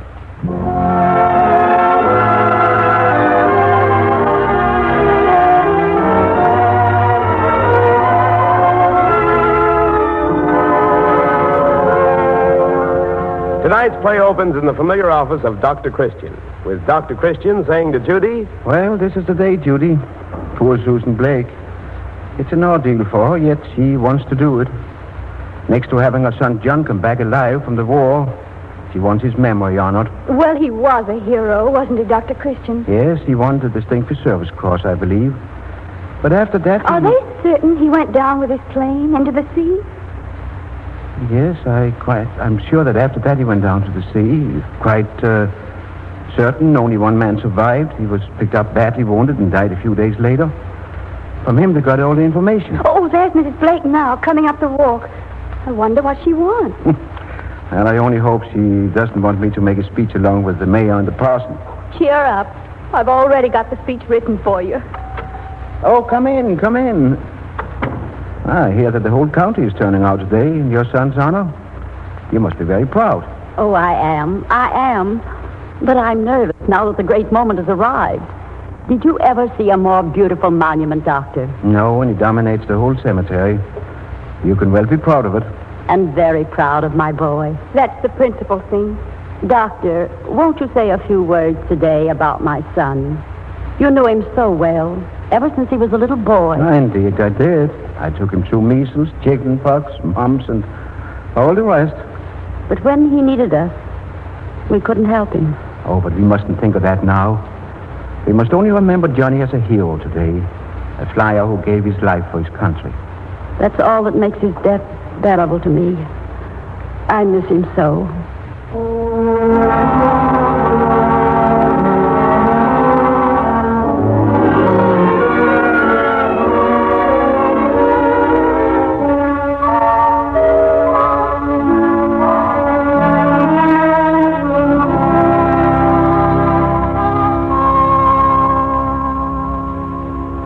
There it is, Judy. Oh, Dr. Christian, it really is beautiful. So white and stately. I'm going nearer to read the inscription. Captain John Blake, born 1916, died 1944, to the memory of a hero. He would have been 28 years old, wouldn't he? His brother Ted's 5 years younger. Yes, Judy. Ted is 23. And speaking of Ted, here he comes now with Mary Irvin. Oh, they're engaged to be married, aren't they? Oh, now I wouldn't know. They're together constantly. Mary is a very lovely girl. She was John's sweetheart first, you know. Perhaps he reminded her of his brother. No, I hardly believe that's it. They were nothing alike. Well, now that they're here, I'll be leaving. I've got to finish those accounts if I'm coming back for the services. Good afternoon, Miss Irwin. Hello, Miss Price. Dr. Christian. Oh, it's nice to see you again, Lieutenant Blake. All right, Miss Price, Dr. Christian. Oh, goodbye, Doctor. I'll close the office before I come back. Oh, yes, do. There won't be any patients calling now. Well, Ted, this is quite a day for your family. Hello, Mary, dear. How are your mother and father? Will they come for the ceremony this afternoon? Dr. Christian, everybody's coming. Oh, if only John could know. How proud he'd be. Maybe he does know, Mary. We have no way of telling how close our dear ones are to us after death. Drop the gloomy talk, you two. Mother wants John's service to be a memorial, not a funeral. With the music and sunshine, it won't be gloomy. Well, now that we've seen the monument before the crowds come, let's go back and get your mother, Ted. Okay, sweetheart. Wait for me by the gate, Ted. I want to speak to Dr. Christian alone. Well, hurry up. Don't take too much of my time. I want to spend every minute of my leave with just one special girl, you know. I just wanted to say, Dr. Christian, that Ted is only second in my heart. He's John's brother, but I can never forget. I'll always love John. I understand. Now, run along. Remember, the living come first. Dress your prettiest, Mary, and smile if you can. For Susan Blake's sake. Oh, I will. And I must hurry. People are already coming into the grounds. Oh, well, that's only a tramp and a few kids. The services won't start for another hour or so. Well, goodbye. I'll see you later. Yes, and hear me, too. I'm making a speech. Goodbye until the great speech, then. Bye. Goodbye. Great speech, huh? Hey, you kids. Leave that man alone. What are you doing to him? Yes, you better run. Did you fall down, my man, or did those boys push you? Just at that devilish age. Well, you're faint. Here, lie down in the grass. Let me help you. I'm a doctor. Don't bother about me. I'm just a hobo. Oh, here, take a whiff of this. I always carry a bag with me in case of accident. Now, you feel a little better? Yes, I guess so. I'm a little dizzy. When did you eat last? Yesterday, sometime. I've forgotten. But you managed a drink or two, I noticed. I needed it. Not as much as you need good food. Now, do you think you could make it to my car over there by the gate? I guess so. If you'll steady me to my feet. Well, there you are. Now, better lean on me and walk slowly. No, I'm too dirty. Oh, nonsense. Now, here we go. It's only a few steps. A hot meal and bath will do wonders. You're very kind to a tramp. Lean back and take it easy. We'll soon be at the office. No, wait. Doctor, look at me. I know you. Thought no one would know me under this black beard. But you're thin-armed, older, and a dirty hobo. But John Blake, just the same. And tell me what happened. You know you were reported dead? Yeah, but I was picked up by a little fishing boat somewhere near Calais. I was half drowned and badly shot up, but the French peasants saved me. Most remarkable. They let me stay with them until it was getting dangerous to protect an American. The Germans searched the countryside daily. I hid any place I could find. Cow stalls, dung heaps, hay racks. Once under an old scow, half underwater. Then at last you reached America? And I didn't report to the Army. I was in disgrace. Disgrace? Well, just not in good standing. I had a fracas with my major. It's a long story. But you won the Distinguished Service Cross. It was a rumor. I never won a piece of soap. It was another John Blake from Ohio. But your mother, Mary Irving, your sweetheart. What of them and all the friends in River's End? Well, instead of a few speeches, a parade, and a band marching through town, they'll have me. The hero will not be under the sea with a big monument erected in his honor. He'll return at the most dramatic moment, alive. Surprise. You can't do this to your mother, John. You can't disgrace her in this manner. Disgrace her? What do you mean? I mean just this. Your mother grieved for you, naturally. The loss of one of her sons was hard to take. But she had pride left. Pride in all she thought you'd done and had been. A good soldier with a fine record.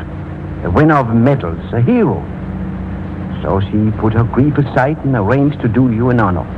A great honor to a great man. And the prodigal comes home a bum, huh?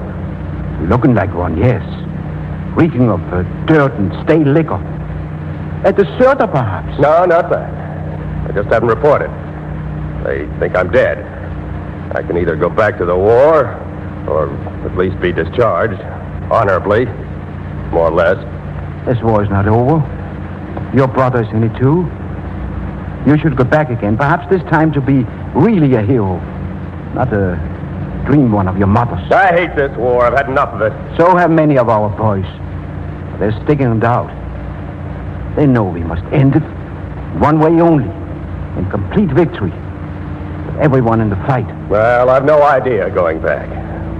I wouldn't want to be dragged back into the service. I want to marry and make some money. Well, do you think Mary Irving would marry you now? Why not? That is, unless she switched to my kid brother. He's younger and better looking. Yes, and in the uniform of his country. And that's another reason I'm going to make myself known. To spoil his fun. Now, Doc, I'm going to walk in on him today and break up the party. Well, then there's nothing more I can say. Well, we'll have the food and the bath and clean linen. I'm going to ask you one favor. Don't shave off that beard you've grown and wear the same old clothes. I wouldn't want folks to recognize you in advance. Then listen to the services first, before you make yourself known. Now, will you do that for me? Well, okay, Doctor. I'll do that much. I'll wait at the back of the crowd until the thing's over. That'll make it more dramatic. All the fuss for nothing, see? Yes, you're right. All the fuss for nothing.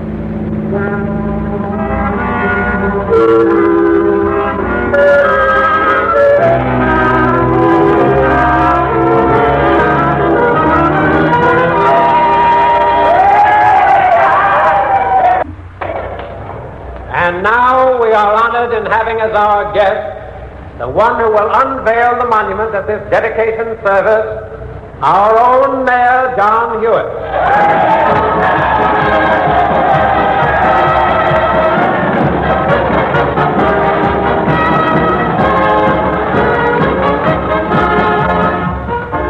Well, John, you've heard yourself eulogized by your pastor, your humble physician, and now the mayor. In a moment, he'll call your mother. My mother? Yes. See how proud she looks. All her savings went into that marble memorial under the American flag. You are her hero's son. I'm glad she doesn't see me looking as I do. It'd be a shock after this. Yes, it would. You left with head up in your new uniform. You were turning dirty civilian clothes, unshaven and red eyes from drink. You're not a hero. You're a cowardly deserter. I ought to slug you for that. You could, but you wouldn't, John. For I'm right. I could have turned you over to the nearest army board, but I believe you'll do the right thing yourself. The mayor has finished. Let's step a little nearer.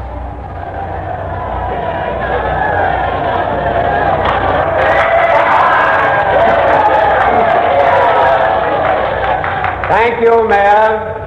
And now, before the flag is lifted from the monument, I'm asking Mrs. Blake to step forward. Mrs. Blake, your gift to the community of River's End, the beautiful tribute to your son, makes us a proud and happy people this day. And now may God bless our town, our nation, and you, the devoted mother of Captain John Blake. Amen. The mayor has taken off the flag. It's being unveiled for the first time before the people of the town. Isn't it beautiful? Your mother is weeping. Yes, but it's from pride, John.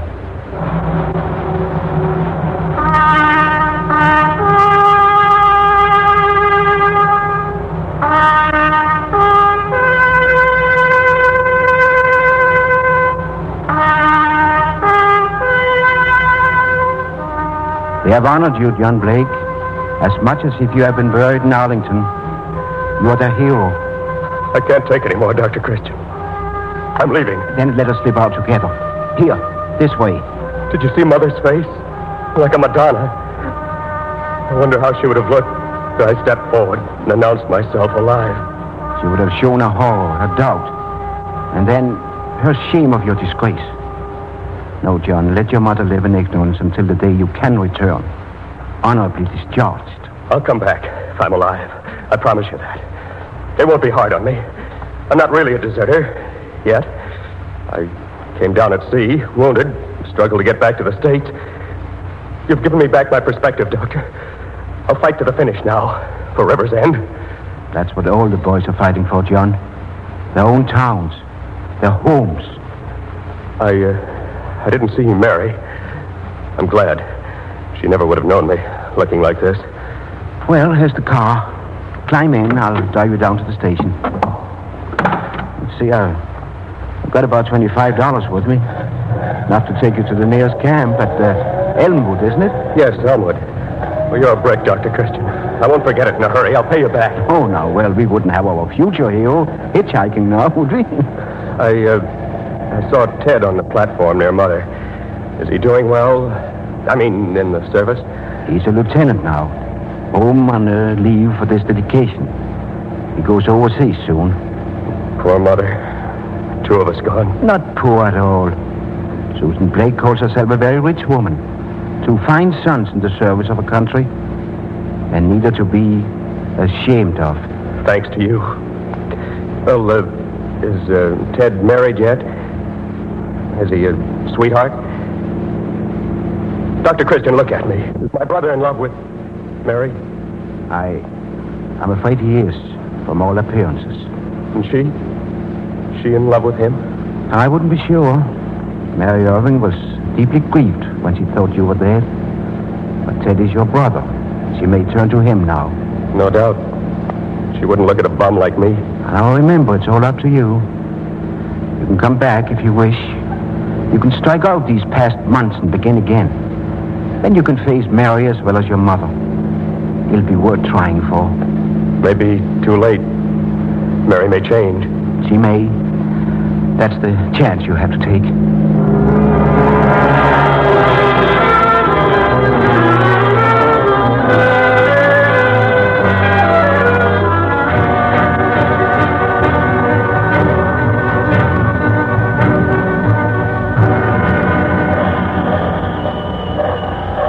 When I went to the window to buy my ticket, the station agent never recognized me. Am I as bad as all that? I'm afraid you are, John. Pretty bad. And maybe it's just as well till you get to camp. Well, I guess here's what we part company. Let me hear from you if... John. Huh? There's Mary now. Running down the platform. She's coming toward us. Look. Oh, to speed it quick, before she recognizes me. So long, Doctor. John, wait. John! Oh, John! Oh, my dear heart. You're not dead. You're alive. You're alive. Mary, sweetheart. No, don't touch me. I'm not worthy. I came here to show myself. I don't know what I wanted to do. But Dr. Christian has shown me my duty, Mary. I can't come back a deserter. You and Mother would have broken your hearts. John is going back to give himself up to the military. And when we have won this war and he comes back in the right way, we will have a hero after all. A live hero this time. And I'll wait for you, John. I'll wait years. Oh, Mary. Mary. John. Beloved. There's never been anyone else. Not even Ted. Oh, darling. You must go now, John. Good luck. God bless you. He has, Dr. Christian. He has. For he sent me to you. Goodbye. Goodbye.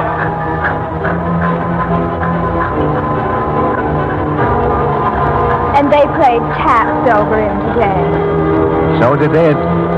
As far as Captain Blake is concerned, and honored him with a memorial celebration. But as a man, my dear, I would say your Johnny's very much alive.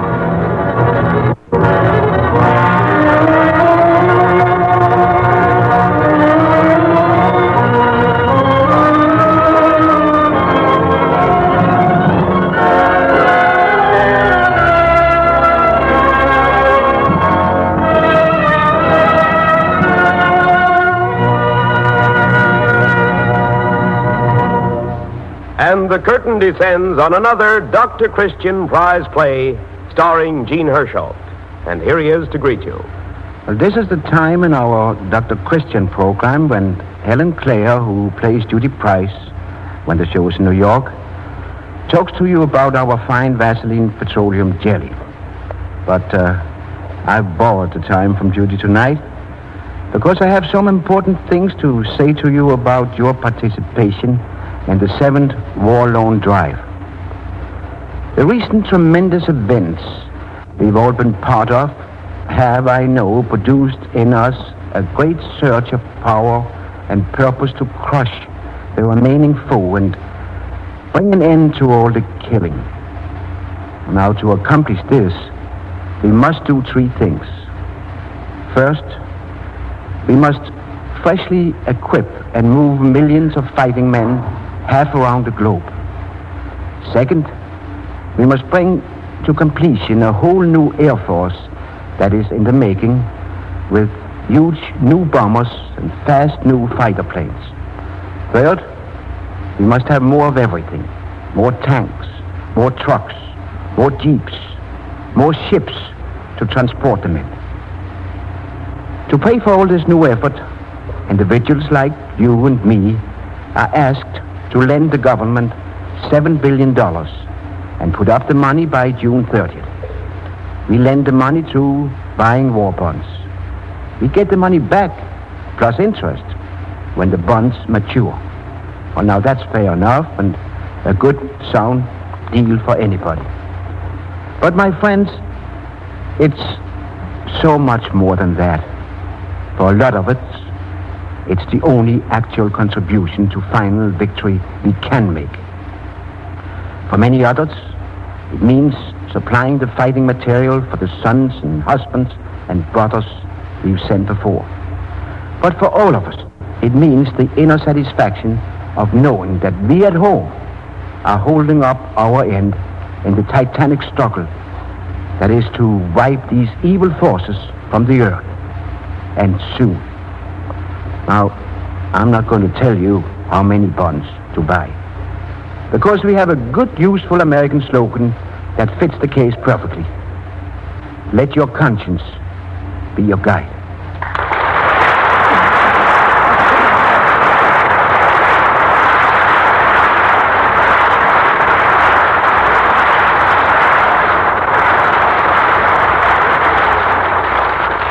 Thank you very, very much. Next week, we present a new prize play called A Gentleman of Mystery by Rebecca M. Bennett of Indianapolis, Indiana. We invite you to listen to the Vaseline program again next Wednesday evening, same time and same station. And until then, I'll say good night.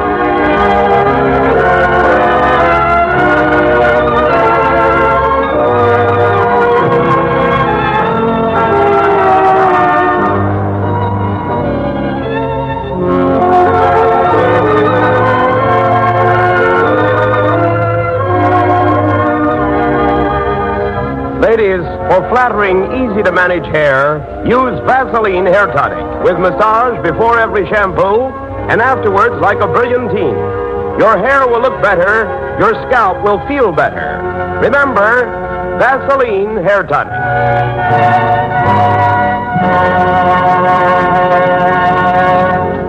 This is CBS, the Columbia Broadcasting System.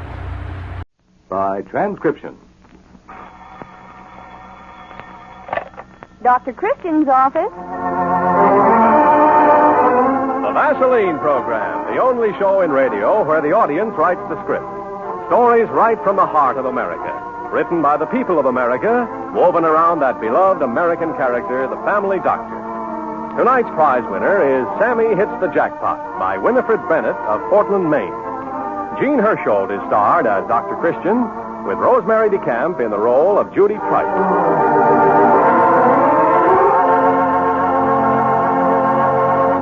The opening scene takes place in Dr. Christian's familiar office. Judy is working at her desk as the door bursts open. Hi! Sammy Lacoma. I might have known. Nobody in River's End goes through a door like Sammy. And no one in River's End is as pretty as Judy, and I hope you get a run in your best nylon for picking on her. Ah. You know I always make like a steamroller when I got something on my mind, and today I got a problem. Oh, what's wrong now? Is the chocolate fountain down at the drugstore dry again? So you can't dish out any more of those horrible stomach busters? I'll have you know, Miss Price, my stomach busters are now billed as economic atomics. Oh? That's because the customer gets so much for his money. He lives to order another? You'll be sorry. You wait till next year when I'm old enough to vote, and you'll get my vote as the young woman most likely to keep me from succeeding. Oh, hey, I almost forgot. I said I had a problem. Oh, a pretty blonde one, I'll bet. Not this time. Where's Dr. Christian? Oh, now look here, Sammy. Dr. Christian's much too busy with babies, fevers, broken I got bones. something more pressing than a broken shank to share with Dr. Christian. All right. I give up. I never could hold up my end of the conversation with you. Okay, the doctor is in. Thanks, Judy. I thought I heard you coming, Sammy. Sit down. Thanks, Dr. Christian. How's the soda fountain business? Oh, 5 minutes, I could tell you my whole future as a soda squirt. Doctor, I got really big news. I got a chance to make $1 million. Oh. Well, congratulations. Well, not $1 million, of course, but thousands of dollars, and all I need is a fleet of logging trucks for 12 days. Is that all? I might as well dive right into the story. You know that hemlock that Pa had bucked last winter? Well, if I can get it down into the river by the 18th, I can sew myself some bigger pockets, because I'll need them. Who wants to buy the logs, Sammy? The Androscoggin Mills. Oh, that would be a contract job then, wouldn't it? Yes, sir. 3.25 million feet into the drink by the 18th or bust. Oh, that's a big responsibility, Sammy. What does your dad think about it? Oh, he's all for it. He can't get around to look after it himself, so he's kind of giving me the high sign. But you haven't got the trucks. That's your big problem, isn't it? Yeah, as I said, I'll need about 6 of the big fellas running all day. Should have a crawler tractor on hand for the bigger stuff, too. Pa will back me up on the contract, but furnishing wheels for the job is my business, and that's where you come in, Dr. Christian. I wish I could write you out a prescription, Sammy. I suppose you wanted loading boom and all the rest of it thrown in. That's it. You got the idea, but where in the field of daisies can I get the hiring of all that equipment? What about Huck Skilling, the farm next to yours? He's got it all right, part of it anyway. But he's not letting me see it. He's got the logs, too, and he'd like to get that contract. But he hasn't got the roadway that'll hold up for such heavy logging. Wasn't Skilling the one who tried to get hold of your father's right away? Mm-hmm. He swamped out a road that won't hold up, gets spongy after a rain. So he tried to buy our lover's lane. Then he offered to lease it, and from then on he's been making threats. He's not going to like you if you hold up this big deal. You'd better watch out for him. From what I hear, he's no cream puff. Well, he's not getting our road. We would have got our logs out over the snow last winter, but the snow was too deep for any equipment. Your dad has done logging most all his life, hasn't he, Sammy? I guess he knows there's nothing glamorous about it. It's all hard work. Bet you think I'm afraid of real work. Well, I'm not. I can look it right in the eye. Pa's thrived on it. Why shouldn't I? I can remember when your father came to Riversend. He came straight from Lithuania, and neither he nor your mother could speak a word of English. But he worked, built a house, bought more land, learned our language, and kept right on working. Oh, that's good enough for them, but me, I gotta get started. I don't intend to be Haley's prize soda jerk all my life. I push a little valve here, squirt, a little lever there, squirt, and a beautiful career is wasted while I count scoops of vanilla. Don't think I'm ready for an examination between the ears, Dr. Christian, but me, little old Sammy, is a guy who sometimes stands out by the old chestnut in our dooryard, and I swear I can hear voices saying, Sammy Larcoma, you can be anything you want to be in this country. Anything you want to be, anything. Then I guess I could push one of Pa's spar trees right over with my bare hand. I feel that good. I'm with you, Sammy. And I think I know someone over in Dexter who has all the equipment you'll need. She has her own drivers. She? Yes, Lucy Andrews. Ever heard of her? Hardly. I don't know many women truck drivers. Oh, Lucy just owns the business. She has her regular drivers. Quite a crew of men she handles, and well, too. Lucy's a very smart girl. For an old girl, huh? Oh, I wouldn't say Lucy's so old. About 40? Oh, I think Lucy looks younger than that. There are some people who actually says Lucy's hazel eyes are beautiful and her red hair is something to make you look twice. Fool me, Dr. Christian. For her sake, I hope she holds together long enough to see this job through. Bet she never handled anything so big as this. And I bet you're forgetting she hasn't taken the job yet. She's a very busy woman. But if she's not already tied up, I think I'll see her that she does business with you. I'll tell you what, Sam. I'll get in touch with Lucy. And, of course, the rest is up to you. Fair enough, Dr. Christian, and thanks. Boy, oh boy, can I just see Art Skillen's face right now. Don't I look like I just had a blood transfusion? That's something you'll never need. See you, Judy. Ooh, you practically busted our bell. What's the matter, Judy? Bang, bang. Sammy Larcoma's like a flash flood. When he comes your way, you just can't escape him.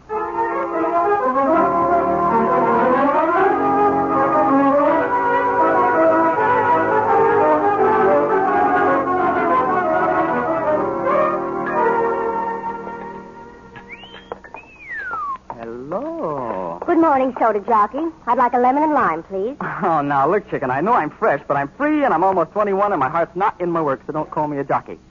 Did you say lemon and lime? Yes, please. I can mix you the fanciest soda drink this side of heaven. Try one? No. No? Okay, no. A small Coke, square brow. Well, if it ain't Hawk Skillen talking to himself again. In town looking for a chip for your shoulder, Skillen? Where's the Coke? Oh, thought you said poke. Come on, come on. When I get through with me first customer, Mr. Skillen, then you shall be served in the style to which you would like to become accustomed. Our specialty today is the Sunset Glow Sundae. Would you like to try it, Sugarman? My mother told me John Gilbert was known as the great persuader in her day. Too bad he's not around now to give you a little competition. I'll try the special. Coming right up.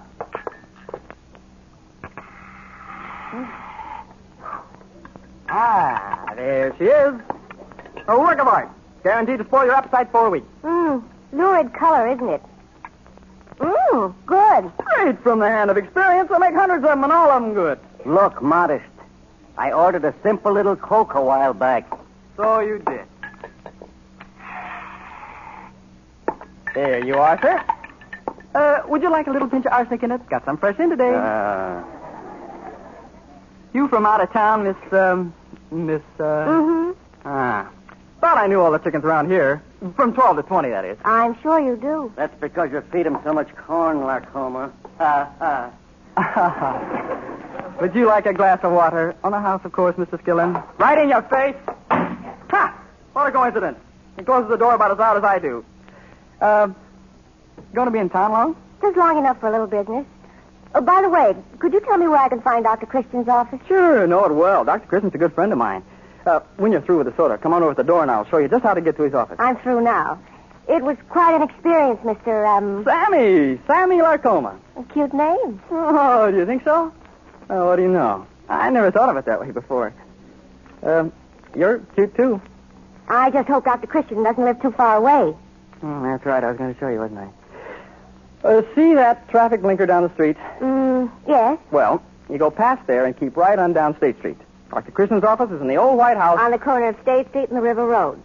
You knew where he lived all the time. I confess, I have been there before. Your eyes are hazel, and they are dreamboats. I hope that's good. Mm-hmm. And you can knock me over with a south wind. Your hair is the kind of red that's worth a second look. Lucy. Okay. Now you know. And I hope we're friends. I just dropped in to ask you, Sammy, if you'll meet me at Dr. Christian's in half an hour. Yes, indeedy. You didn't think I'd say no.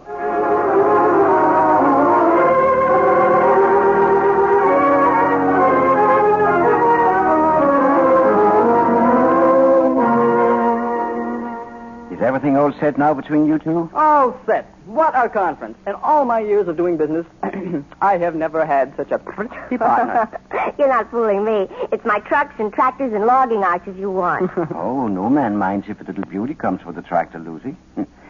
Now, I think you should run out to your house, Sammy, and talk the final plans over with your father. I think I'd like to go along, too. Haven't seen your dad for weeks. Good. I know just what Pa's going to say when he sees you, Lucy. Should I hear it? The nose, my, how cute it is. Don't let the nose fool you. No, don't. Lucy's been running this business for over a year now, isn't it, Lucy? Yes. Ever since Dad died and sort of left it in my lap. He also left some good men working for me, and they're still with me.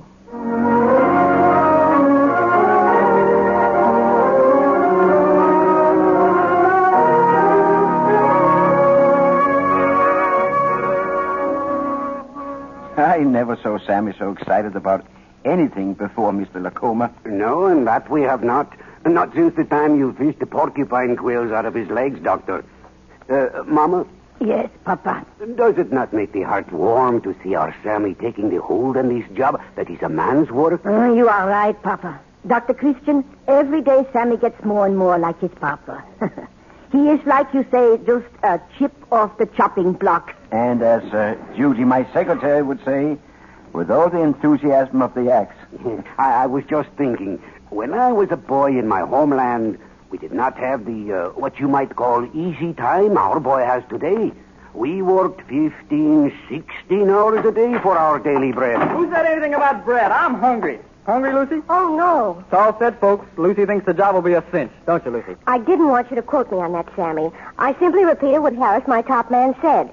It can be done on time, barring accident. Oh, that is all the assurance we want, Miss Andrews. Did you see the spar trees up in the west section, Lucy? I always admired them. Oh, yes, they're magnificent. I think they're the tallest trees I've ever seen. Then my Sammy was creeping around in diapers. Those trees were the giant's den. Oh, Ma, do you have to? Oh, it's nothing. A slip of the tongue only. I get a lunch for us now, huh? With or without an empty stomach, work can be done, but with a full stomach, it can be done all the better.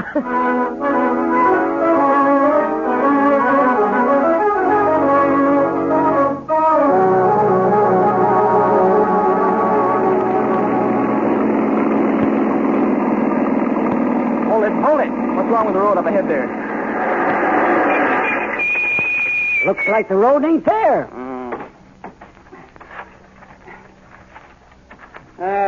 It sure ain't here. Look, someone's been messing around with these road timbers. Sure have. See? Put your foot down here. A hole big enough to take a wheel right off a truck. The timber's been hacked away, and termites didn't do it. Yeah, but a good pickaxe could have done it. Just what I was thinking. Well, we got to get this fixed up quick. Hock Skillen is not going to hold us up this way. Them other loads coming along behind me. They'll want to be getting out, too. You stay here. Don't leave the truck. I'm going back and get a couple of them in, and we'll set a new timber in here. Keep your eyes peeled. Okay. Hold up there, Lacoma. You've got a nerve to show your feathered skull around here, Skillen. What do you want? I came up to see you work. You sure you didn't do a little work yourself? Nah, wouldn't that be just too bad? You know, I told you, old man, you could expect this. So you did do it. I don't know what you mean. But you better run and tell the little lady her trucks ain't gonna have no pretty road to run on. That's where you're wrong, Skillen. And that's where you come in. Now get up that hill and set your claws to working on that road. Come on. Funny boy. Why, you wool brain. I'll square your head off and throw it in your face before I repair roads for Lacoma. Like my father always said, there's something that can be done when nothing can be done. So, now will you get going? Right. Oh, I didn't know you had a gun. I'll give you a minute, Skillen, to get up that hill. You'll be sorry for this, Larcoma. That's a new angle.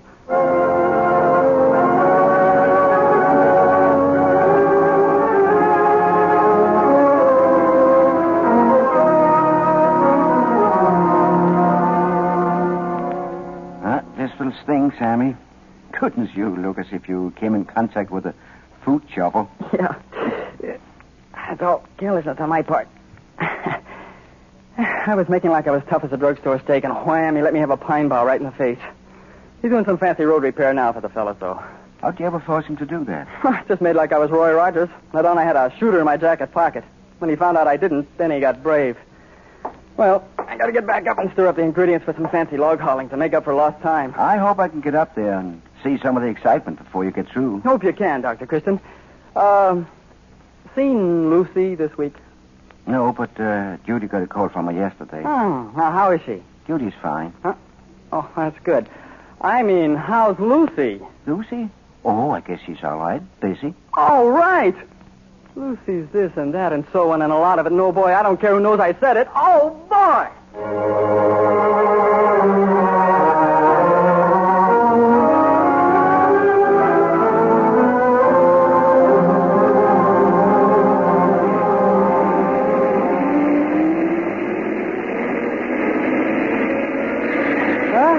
More hours, Dr. Christian, and we're over the hump. Our work is done. Yes, and this is the time you want to watch out for trouble. You said it.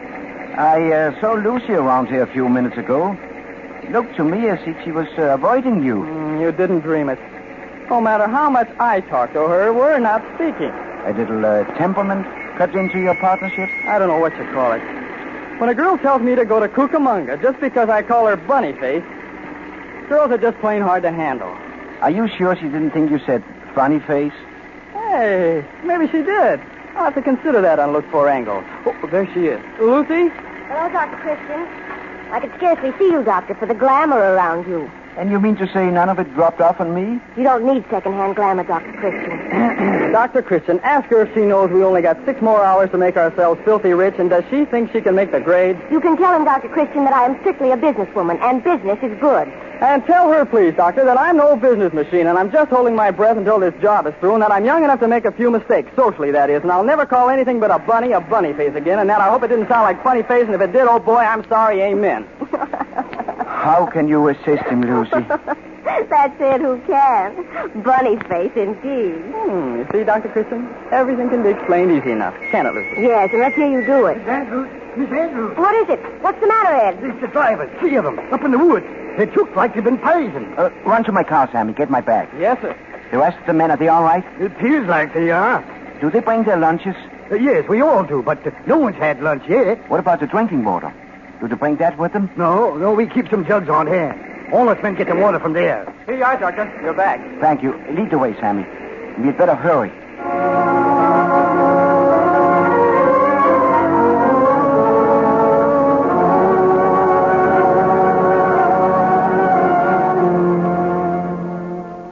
Are the men seriously ill, Dr. Christian? Oh, I wouldn't say so, Lucy. I believe they're just enough of some sort of poison in the system to make them very uncomfortable. But you'd better get one of the trucks ready, Sammy. We might want to take the men to town for a treatment that I can't give them here. Okay, Dr. Christian. What can I do? Stand by. Might want you to help me. Of course. Sammy, watch out around you. Don't take any chances. That man is ready to do anything now to stop us. All right, I'll be careful. Where's your drinking water? In those glass jugs over there. All right, don't let anyone touch them. I want a sample for analysis. Isn't it a miracle that all the men didn't drink from that water? Oh, Dr. Christian, how are we ever going to get the rest of this stuff down to the river in time? We've just got a few hours left now, and I don't know where we'd ever find extra drivers on such short notice. You'll make it, Lucy. Don't worry now. Dr. Christian, Lucy. Coming.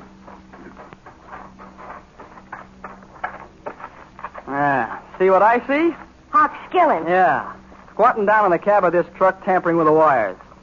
I suppose, Mr. Skillen, you feel right at home, do you? Let me out of here. Got no chains on you, have you? I'd advise you to get out and stand on your feet. I have a few questions to ask you. You heard him. Get out. All right. But I ain't got no answers for any of your questions. I think you can answer this one. What did you put into the drinking water? What drinking water? And those jugs over there. Answer me. What did you do with it? That's for you to find out. We'll find out, and so will the sheriff. And I think I owe you something for trespassing, Mr. Skillen. Brave now, ain't you? When you got yourself all surrounded by friends. You've had this coming to you from way back, and I'm on my own. Oh, you're not. Oh, Dr. Christian, stop them. Oh, Sammy's all right. Look at it. Stop kicking him, you big brute. Sammy, get up. Get up off your face. Sammy. I'll kick you, yellow stripe. Oh. Enough, huh? Oh, Sammy, are you killed? I'm glad you didn't ask me that a minute ago. Whew. Boy, he almost got me. Temporarily. Yeah, your left eye could use a beefsteak. Oh, Sammy, you were magnificent. After you got up off your face. Yeah, you ought to pin me up against a wall for a feather-headed dope. I should have known he'd be sneaking around here again. No, I should have told the men to guard the water. It's my fault. No, there's no time to talk about who's to blame now. We have 4 men to hold the town. Now, is the truck ready? All ready. Let me hog tie this thing in the ground first. But the rattle's all gone out of him. Looks like he could use some smelling salts. I think I could use some myself. Don't get excited now. You take all these indisposed men into town, then watch out.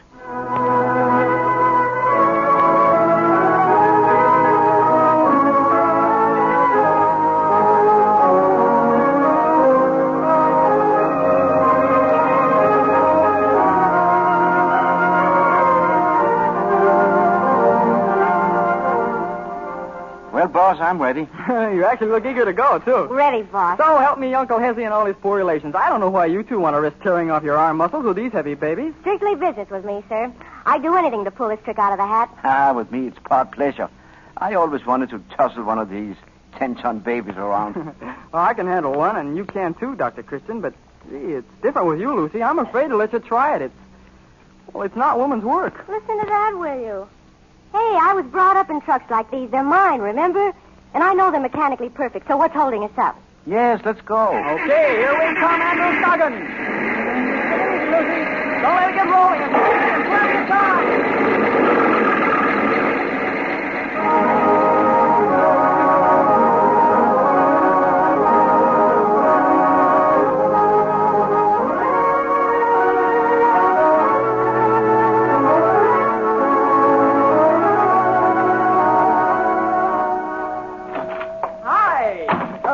I knew it. It had to be you. Heard the news, honey?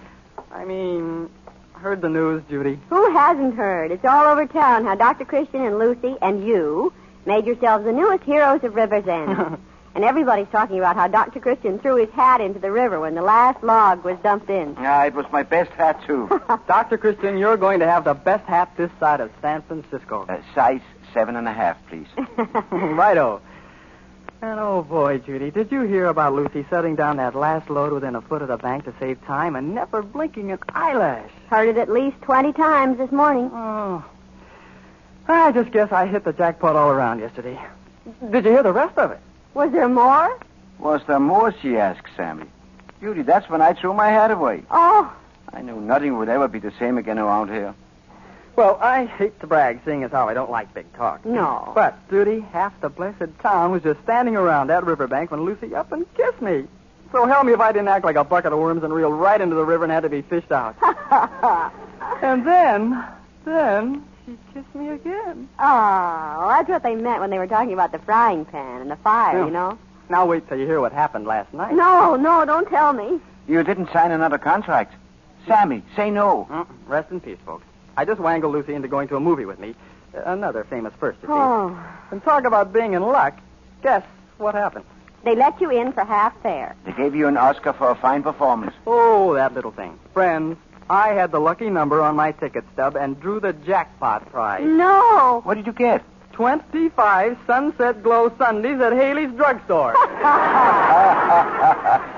that's a good omen. I hope you'll hit the jackpot with Lucy, too.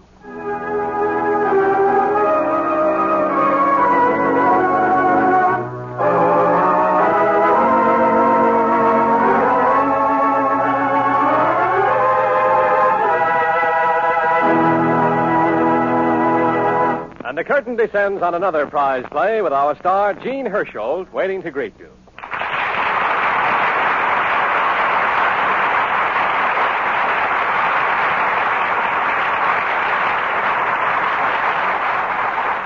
Thank you very much. The light-hearted story you just heard is the work of Mrs.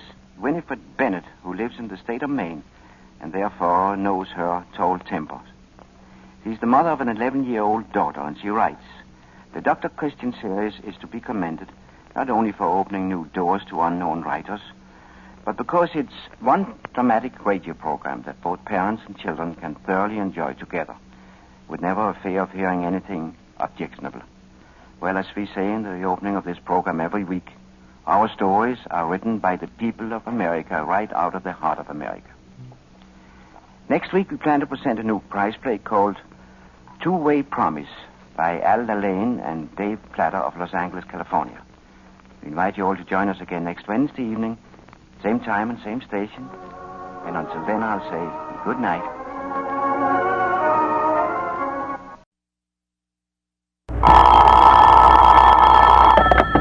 Dr. Christian's office. And it's the Vaseline program, the only program in radio where the audience writes the scripts.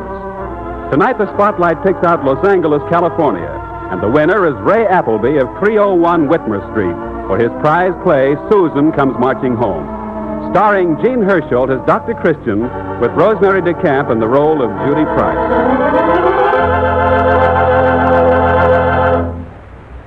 Men, watch out for dry scalp.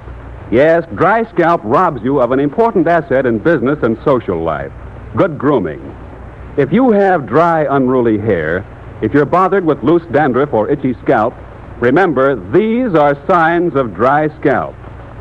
Start using Vaseline Hair Tonic today and effectively check dry scalp. Vaseline Hair Tonic actually supplements the natural scalp oils, contains no alcohol or other drying ingredients, works with nature, not against it. Just 5 drops a day keeps dry scalp away.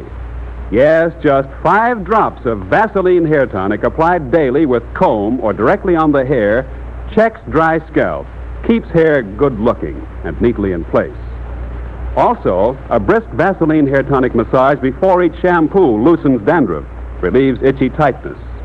Remember, more bottles of Vaseline Hair Tonic are sold today than of any other hair tonic in America. It's the ideal care for scalp and hair. Buy, try Vaseline Hair Tonic.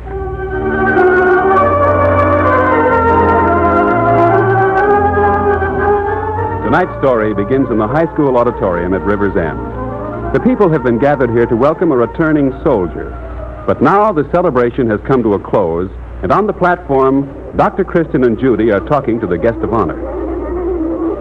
Well, how does it feel to come back to the old town as a celebrity, Susan? Oh, I was never so self-conscious in my life, Dr. Christian. You'd almost think I'd done something. Well, I wouldn't call what you and the other nurses on Bataan did nothing.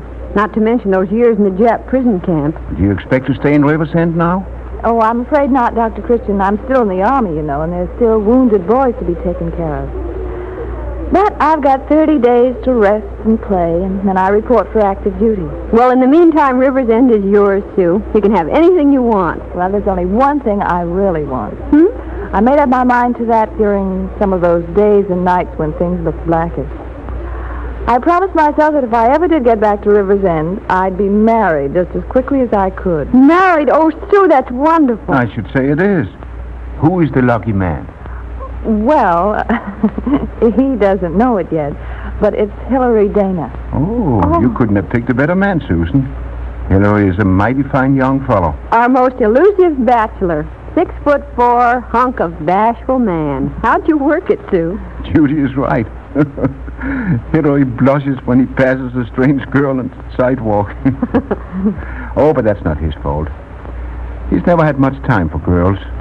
He's worked hard all his life, and he's done all right for himself. He owns the mills now. And now that I remember, Sue, you always were rather fond of Hillary. Oh, I've been crazy about him ever since we were kids in school. I admit it unblushingly.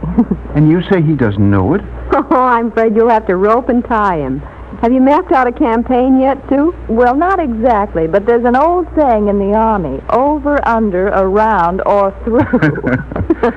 Since you've served under General MacArthur, maybe I'd better see Hillary at once and advise immediate unconditional surrender. Say, what do you suppose suppose was the reason he didn't come to the meeting tonight? Too bashful, I told you. Oh, he was here. I saw him as I came in, sitting way in the back near the door. Oh. Well, he might have come back to say hello, at least. Among all those people, not Hillary Dana. Oh, I don't know. He's been pretty busy. What with keeping the mill going and trying to get into the Army, he's had his hands full. And I suppose the board thought he was more essential at the mill than in the Army. Absolutely. I voted to keep him there myself. That hasn't helped his shyness any either. Mm-hmm. Oh, there's my mother waving at me from the door. I'll have to run. Good night, Dr. Christian. Bye, Judy. Good night, Susan. And Sue, good luck. Dr. Christian, do you realize what you've done? Now, what do you suppose possessed an old bachelor like me to play Cupid anyway?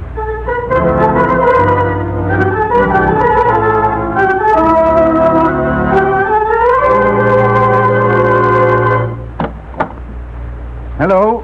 Is the boss in? Oh, come in, Dr. Christian. Glad to see you. Hello, Hillary. This place seems awfully quiet for a lumber mill. We're shut down for repairs. Sometimes I worried about which would wear out first, me, the Japs, or this plant. Somebody sick out this way? Oh, no. I was just passing by, and I thought I'd say hello. Didn't I see you at the meeting last night in honor of Susan Anderson, our heroine of Baton? Oh, yeah, that was me cheering the loudest. Didn't she look wonderful, Dr. Christian? What I would have done to some of those ugly apes if you and the rest of that draft board had just let me into the Army. Now, there's no use going into that again, Hillary. You've been more valuable to the war effort right here at home. Maybe so. But anybody could have run this old mill. Matt Gorman, for instance. Why, we were talking about you after the meeting last night. Susan asked about you especially. Oh, did she, Dr. Christian? Honestly? Yes. She wondered why you didn't stay afterwards and say hello to her. Well, Dr. Christian, I couldn't do that. Why not? Susan is an old friend of yours. You were kids together. Yes, I know, but she's gone so far beyond me. Gosh, she's in the Army, a captain, and here I am, just another big lug making sawdust out of trees. Nonsense. Susan was quite hurt because you didn't stay. She'd been looking forward to seeing you. Well, if I'd have known that, I wouldn't hurt Sue for anything. Oh, but, Doctor, I never was much with the ladies. With men, I'm all right, but girls, I just freeze up. Well, if I were a young man and a lovely girl like Susan Anderson was interested enough to want to see me, I'd put on my best front, dig up the biggest box of candy I could find, and be at her front door about 8 o'clock tonight. Yeah? Well, how do you know? You're an old bachelor yourself. Yes, I know, but I was young once. And I wasn't as bashful as you are.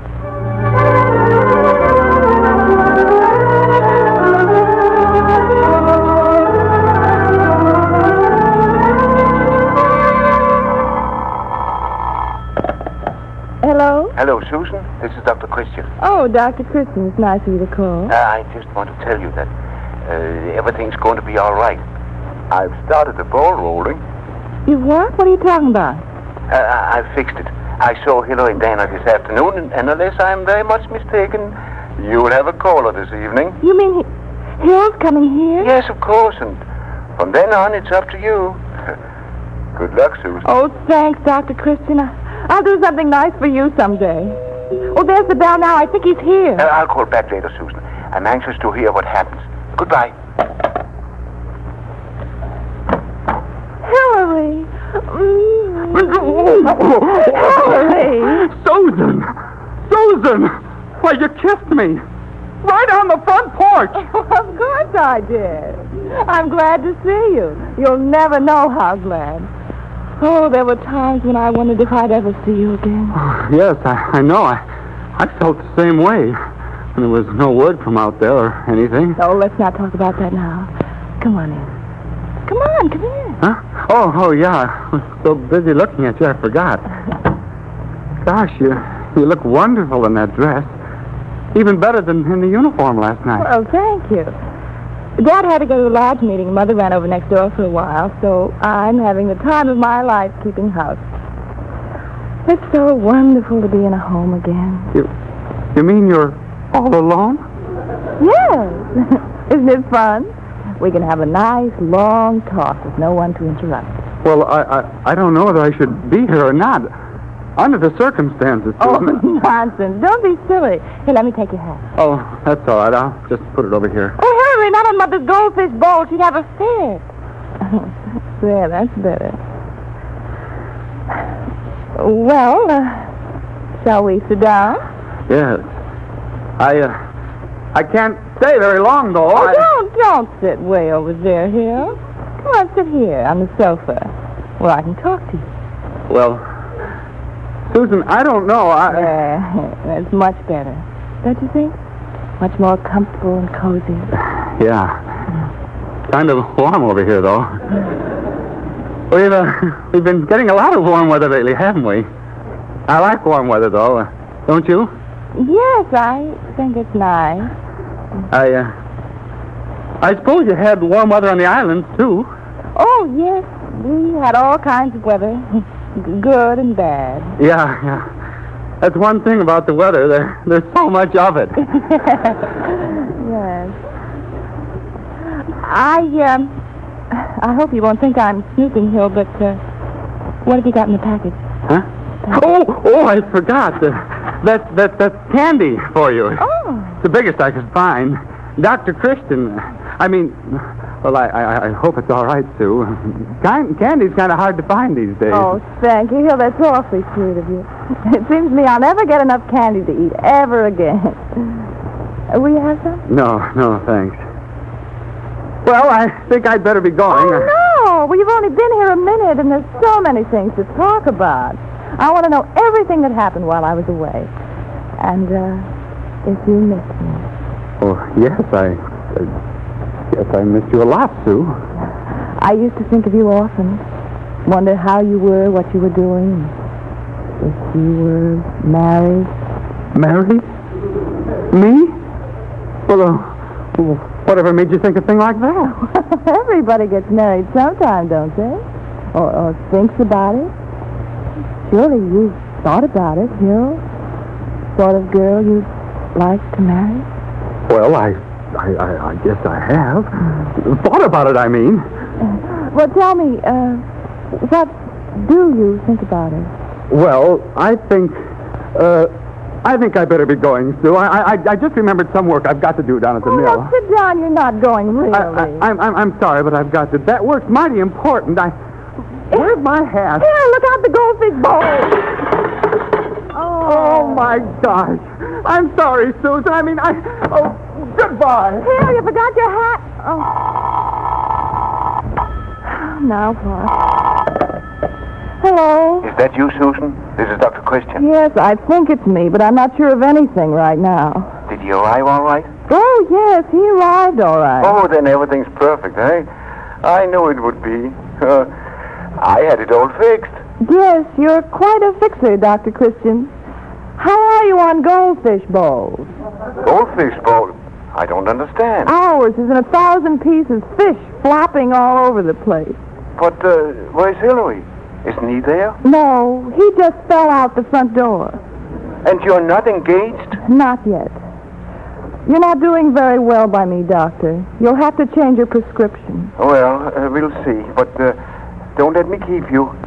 Remember, you've got to rescue the goldfish.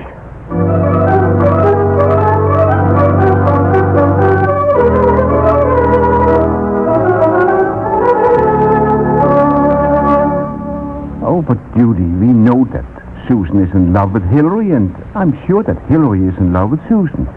I thought if I just got them together, the rest would take care of itself. Oh, something must have gone wrong. Everything went wrong from what Sue told me on the phone. She's coming over later. Hill's a fine boy, except he's too bashful, and Susan's a lovely girl. They'll make a splendid couple. Well, I'm willing to do anything I can, because I think she's entitled to all the happiness in the world. Well, Hill, come in. I'm glad to see you. Good morning, Dr. Christian. Hello, Judy. Oh, we were just talking about you, Hill, and then you walked. You couldn't say anything so bad that I wouldn't agree with you this morning. Oh. I took your advice and called on Susan Anderson last night. Well, nothing to be glum about. Most young fellas would be proud to call on Susan. Oh, I am. I was. I had it all pictured in my mind, how I was going to act and what I was going to say. And what happened? Oh, that doggone bashfulness of mine.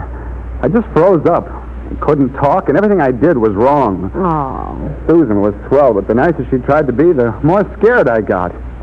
I finally knocked over the goldfish bowl, and the next thing I knew, I was halfway home. My hat's still there. Well, it sounds to me like you had a fine case of buck fever. I'll never be able to face her again. Oh, now, don't be silly. You've got to go back after your hat. Oh, no, I couldn't, Dr. Christian. It wasn't a very good hat anyway. Oh, Dr. Christian, stop teasing him. I'm only trying to help. You've got a good excuse to go right over to Susan's. Walk in and say, Susan, I want my hat. And while I'm here, I might as well tell you that I love you. Well, Dr. Christian, that's no way to propose to a girl. Well, if you know a better way, maybe you'd better coach Hill.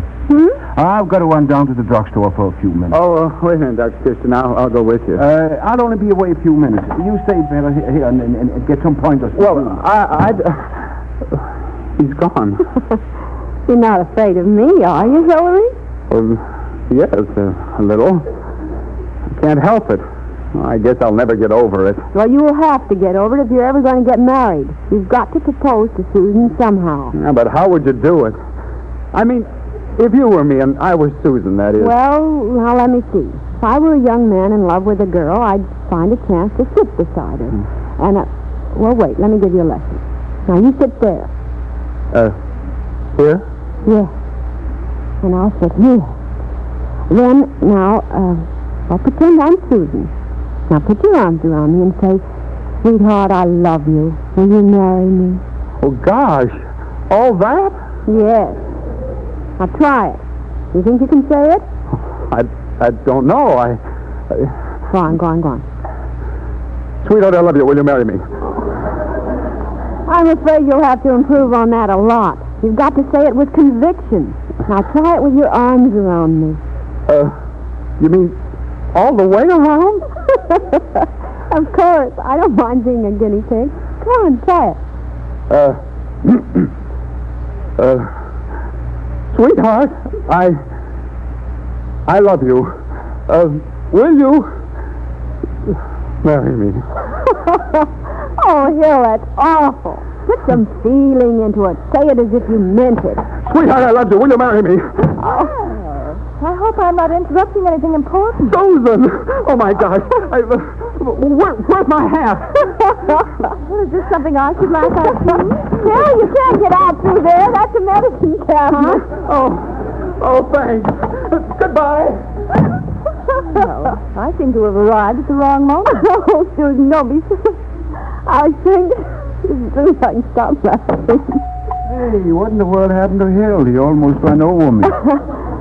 Well, I was acting on your suggestion, Dr. Christian. I was trying to help him overcome his bashfulness, and I was doing a pretty good job, too, when Susan came bursting in. Oh, so that's what was going on. No wonder he ran. He forgot his hat again. Well, he'll run out of hats before long. Susan, I'm afraid the only way you'll ever capture that young man is to surround him.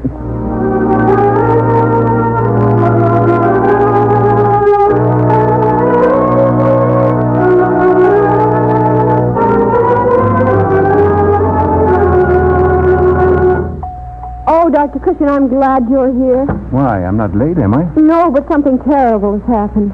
Nobody's been hurt, I hope. Oh, it's worse than that. Hillary Dana has disappeared. Susan's been trying to find him, and I've been helping her. He isn't in town any place.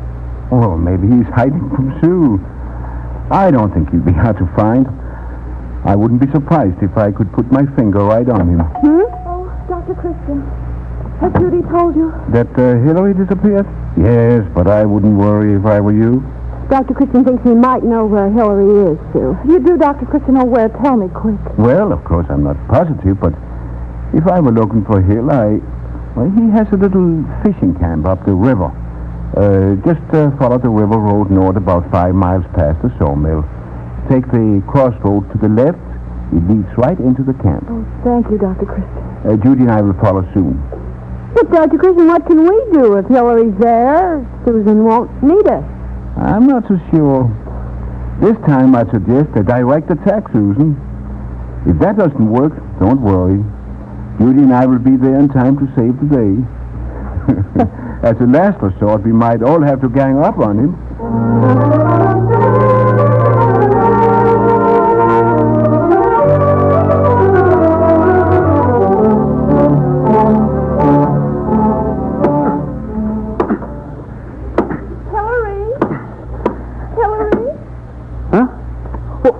Susan! What are you doing out here? Well, what are you doing? You look so fierce and determined topping that log, I was almost afraid to speak to you. You didn't hear me drive up? It's working off a rage. Been mad for 24 hours, and the more I think, the madder I get. Fine specimen I am. Everybody else was in the war, fighting. And here I sat, running a sawmill. I can't even talk to a girl. I can't say what I want to, no matter how hard I try. Now, just put down that axe and sit down a minute. There, on the log. Now, I won't have you blaming yourself for things that aren't your fault. But I just don't be able to do anything about it. I just freeze up. Oh, let's not talk about that here. Let's... Oh, what a beautiful log cabin. Did you build it? Susan, on the day we got the bad news from the town, I wouldn't admit that was the end for you, that you wouldn't come back. So I started building the cabin. I guess I was building it for you. When things got too tough, I'd come out here and work on it. I'd imagine how you'd look in the room. Sometimes I could almost hear your voice. Susan, do you think you could ever live in it with me? I'd never ask for anything else in the world, Hill. Susan! Susan, I've done it! I've proposed to you! And I've accepted you! I didn't realize... Now, hurry, Dana. It's too late now. Don't you dare freeze up until you kiss me. Susan! Hello! Oh. Susan! Hillary! Are you here? Here we are, Dr. Christian, over here. Oh, I hope Judy and I are not intruding. Oh, I should say not, Dr. Christian. I've got to tell somebody or I'll bust. You'll probably be surprised, but Susan and I are going to be married. Yes, sir. I proposed and Susan accepted me. Would you believe it? You proposed? You're right, I am surprised. Congratulations, Hillary. And Sue, you got the best man in River's End. I suppose the wedding will be soon, won't it? Well, I don't know exactly. You know, it's partly up to Uncle Sam. Maybe not until I'm out of the service for good. Oh, that reminds me of what I came out here for. It seems the Army has decided to release all those who were in prison camps for more than 60 days during the war. So Susan's release is now only a matter of formality.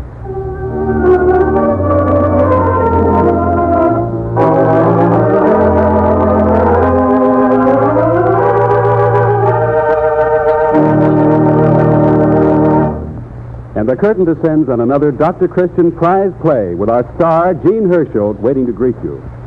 But first, here's a message from Judy. Industrial workers, textile workers, lab technicians, mechanics, all in totally different jobs, and yet they have a common complaint: red, painfully tender hands. Yes, daily contact with irritants, machine oils, chemicals, and dyes, plus hard work can make your hands red and painfully sore. But it's such a help to know how to protect your hands with Vaseline petroleum jelly. If you work hard with your hands, even if it's housework, give them this before and after protection with Vaseline petroleum jelly. Before beginning work, smooth Vaseline petroleum jelly on your hands. Forming a protective film, Vaseline petroleum jelly helps keep grit from grinding into your hands, safeguards against infection, and makes dirt easier to remove. Then, after you wash up, apply Vaseline petroleum jelly again to supplement the natural skin oils washed away by strong soap. This after application of Vaseline petroleum jelly also hastens the healing of little cuts and scrapes on the hands. Try this Vaseline petroleum jelly before and after protection. You'll be surprised how much better your hands feel. And remember, there are many petroleum jellies on the market, but only one bears the trademark Vaseline. This trademark, owned by the Cheesebro Manufacturing Company, is your guarantee of absolute purity. And now here is Jean Herschel.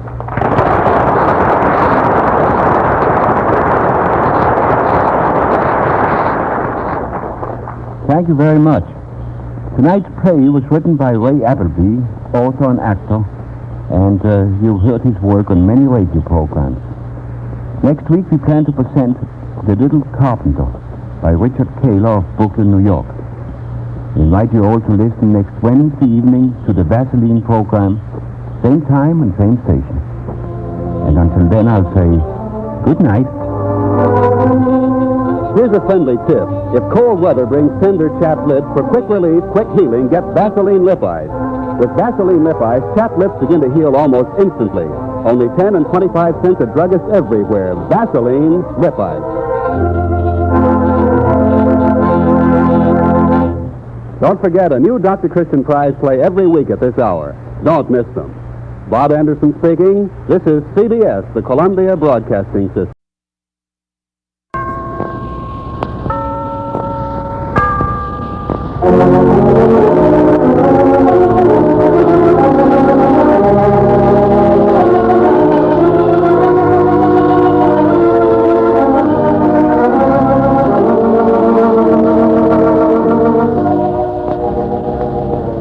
From Hollywood, California, we present Bottled Up, a new Dr. Christian Prize play starring Gene Herschel and sponsored by the Cheesebro Manufacturing Company, owners of the trademark Vaseline, and producers of Vaseline Petroleum Jelly, Vaseline Hair Tonic, and other Vaseline specialties.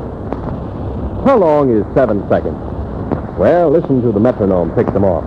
1, 2, 3, 4, 5, 6, 7. Every 7 seconds, an accident occurs in some home in the country. Yes, there are more than 12,000 home injuries a day, all of them serious enough to be reported. And think how much more frequent are those minor injuries that you take care of yourself. For those everyday emergencies, always be prepared. Keep Vaseline jelly on hand. In case of minor burns or scalds, apply it at once. Vaseline jelly quickly eases the pain, brings soothing relief. Use it, too, for all those small cuts and abrasions, bruises and scrapes. It's an excellent dressing. Vaseline jelly gives effective 1, 2, 3 first aid. 1, it soothes minor skin irritation. 2, it forms a protective film that helps keep infection out when the skin is broken. And 3, it helps to promote healing. You can't tell where an accident is going to happen, so it's good strategy to keep several jars of Vaseline jelly in the house. In the medicine cabinet, the kitchen, and, of course, in your first aid kit. You better not wait. Get Vaseline jelly tonight. It's only 10 cents a generous jar. When you buy, look for the trademark Vaseline. It's your guarantee of absolute purity.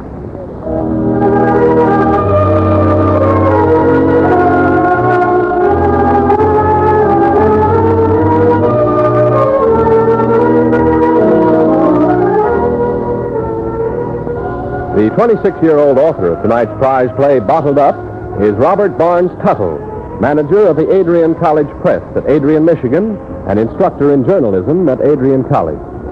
This is his first radio play, although he says he's been writing since he was in grade school. Freshman year in high school, he started a publication called Boys Chum, which eventually reached a paid circulation of 1,000. In college, he edited the yearbook and the newspaper, crooned with a dance orchestra, and played timpani and snare in the Albion College Band and Orchestra. He's married now, has a young son, and expects to continue with his writing career. He vouches for the accuracy of the drugstore atmosphere in his play Bottled Up because his dad is a druggist. Well, Vaseline products have many friends among the druggists of this country, so we present tonight's prize play with a special bow to them.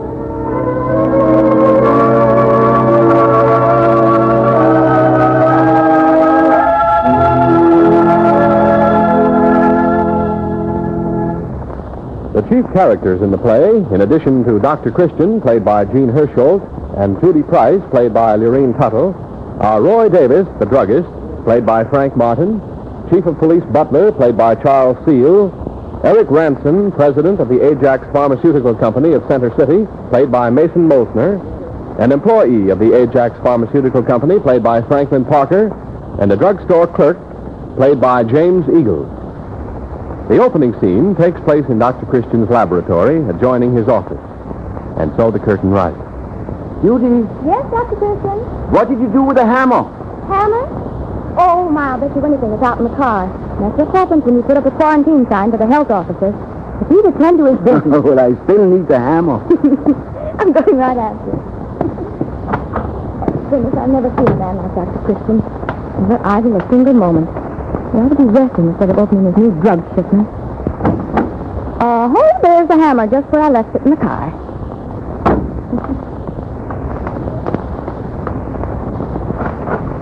Here it is, Doctor. Safe and sound.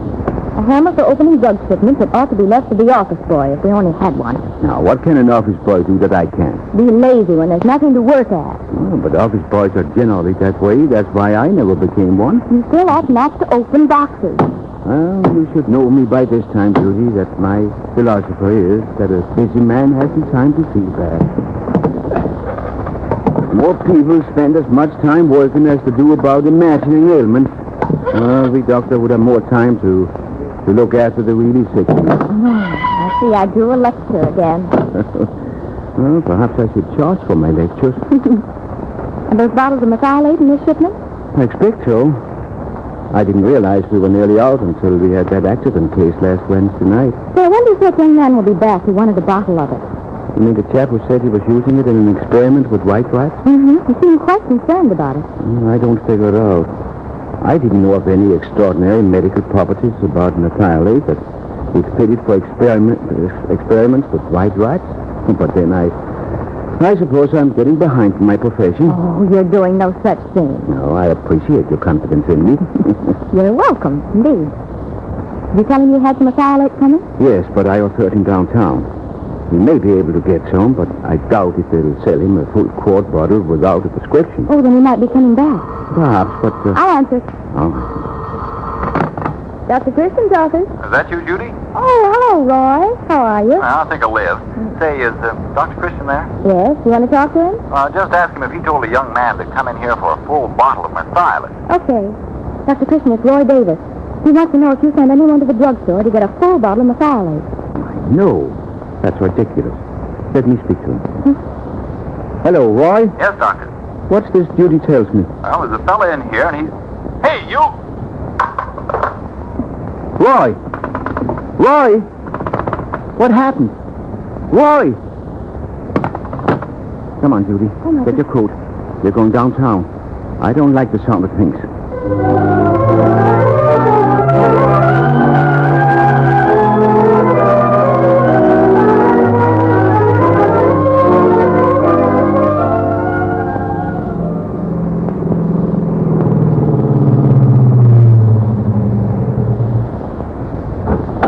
There we are, Judy.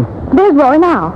He's looking up and down the street for somebody. Oh, look, and he's rubbing his head, too. What happened, Roy? Oh, well, I was talking with you. He swiped it and then took a sock at me when I tried to stop him. Swipe what, Roy? And who was he? I've never seen him before. He came in and asked for a full bottle of methylate. Said you'd sent him. When I called about it, he followed me behind the prescription counter, and while I talked, he must have spotted the location of the bottle and took it. Well, how did you know what it looked like? I don't know. You probably had seen one before. Besides, didn't you show that young fellow your half-empty bottle this morning? You don't think it might be the same fellow that came in to see me, do you? Why, who else? You sent him to Roy, didn't you? Well, in a roundabout sort of way, I guess I did. But a quart of that stuff. Why didn't he buy it? He wasn't getting it very fast, was he? Well, it would make more sense if he had stolen money. Don't ask me to figure it out. Why, Roy, I do believe you're getting a black eye. You need a beefsteak. If I ever get my hands on that guy... What did he look like? Oh, I don't know, dark coat, or a cap, had a heavy plaid scarf. I didn't pay much attention to him till he started after that bottle. For the life of me, all I can see now is his fist popping me in the eye. Well, it's all very puzzling indeed, and quite silly. Why, here comes the police. Could they have heard about your... Oh, no, they're going right on by. Well, come on, Judy, let's go and see what they're after. Oh, Roy, try cold compresses on that eye, followed later by hot ones. Goodbye, Roy. You take care of your eye. We'll see you later.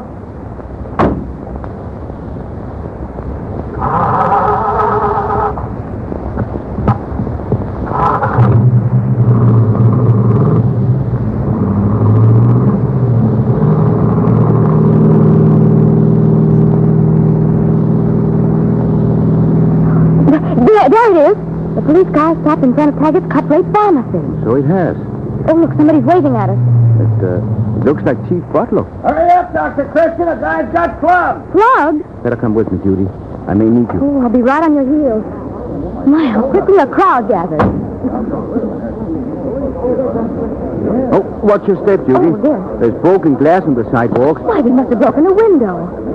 No, they haven't either. No, it's a bottle smashed all over the place. Let me through here, folks. Step aside and let us through the door, please. Oh, well, what happened, Chief? This man's been slugged. I see. Step back, everybody, will you? We need air here. Judy, my bag. Yes, Doctor. Now, let's see. He's beginning to show signs of coming out of it. Is he hurt bad? I'll tell you in a moment. Hey, what kind of crime wave are we breathing here in Riverside, Chief? Crime wave? Yeah, some fellow just entered Roy Davis' drugstore and tried to knock Roy out. Hold up, artist? Apparently not. Drunk? I can't say, but he's smart enough to pick a certain kind of medicine off the shelf and steal it. Did he take anything here, I wonder? Well, I don't know. And it might not be the same fella anyway. No, he's coming around. Hand me that spirits of ammonia, Judy. Is he hurt much, Dr. Christian? Oh, just knocked out. Where'd he go? There. Don't try to get up. Now, take it easy. Now, where did who go? A fella. What fellow? There's a fella that hit me. Where'd he go? Did you catch a rascal? What did he look like? Huh? Well, he was tall and wore a muffler and a cap to it, eh? He mumbled something about a prescription and asked if I had a quart of methylated. Well, I knew we had a new bottle, but I made a pretense of looking and said we only had one pot full. And I didn't see any reason why he'd want the stuff or why I should sell it. He must have followed me back behind the prescription case, for when I turned, there he was. And he hit me hard. Is the bottle gone? Take it slow. Oh, I'm okay, I guess, Doc. Well, if you're okay, young fella, show us where that bottle is kept. Oh, yeah. Yeah, it's right over there, and that's it. What? Well, it's gone. It's a half-full bottle in the other. They're both gone. We just got one of them in about an hour ago. It was a shipment that arrived this morning.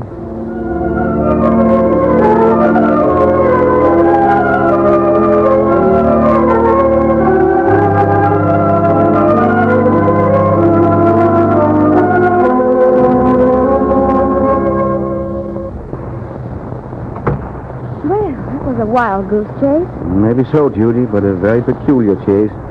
Some fellow must be crazy. Going around beating unsuspecting druggists over the head for a bottle of a harmless drug? And then breaking the bottle to pieces on the sidewalk outside the store. I can't figure it out. There's more to it than we think. Did you hear something? I did, Judy. The door to the back room. Oh. Yes, obvious to see Roy Davis. Shall I call the police? No, Judy. If there's anyone there, I'm not afraid of them. I'll just open the door and go in. Oh, please be careful, Doctor. It might be dangerous.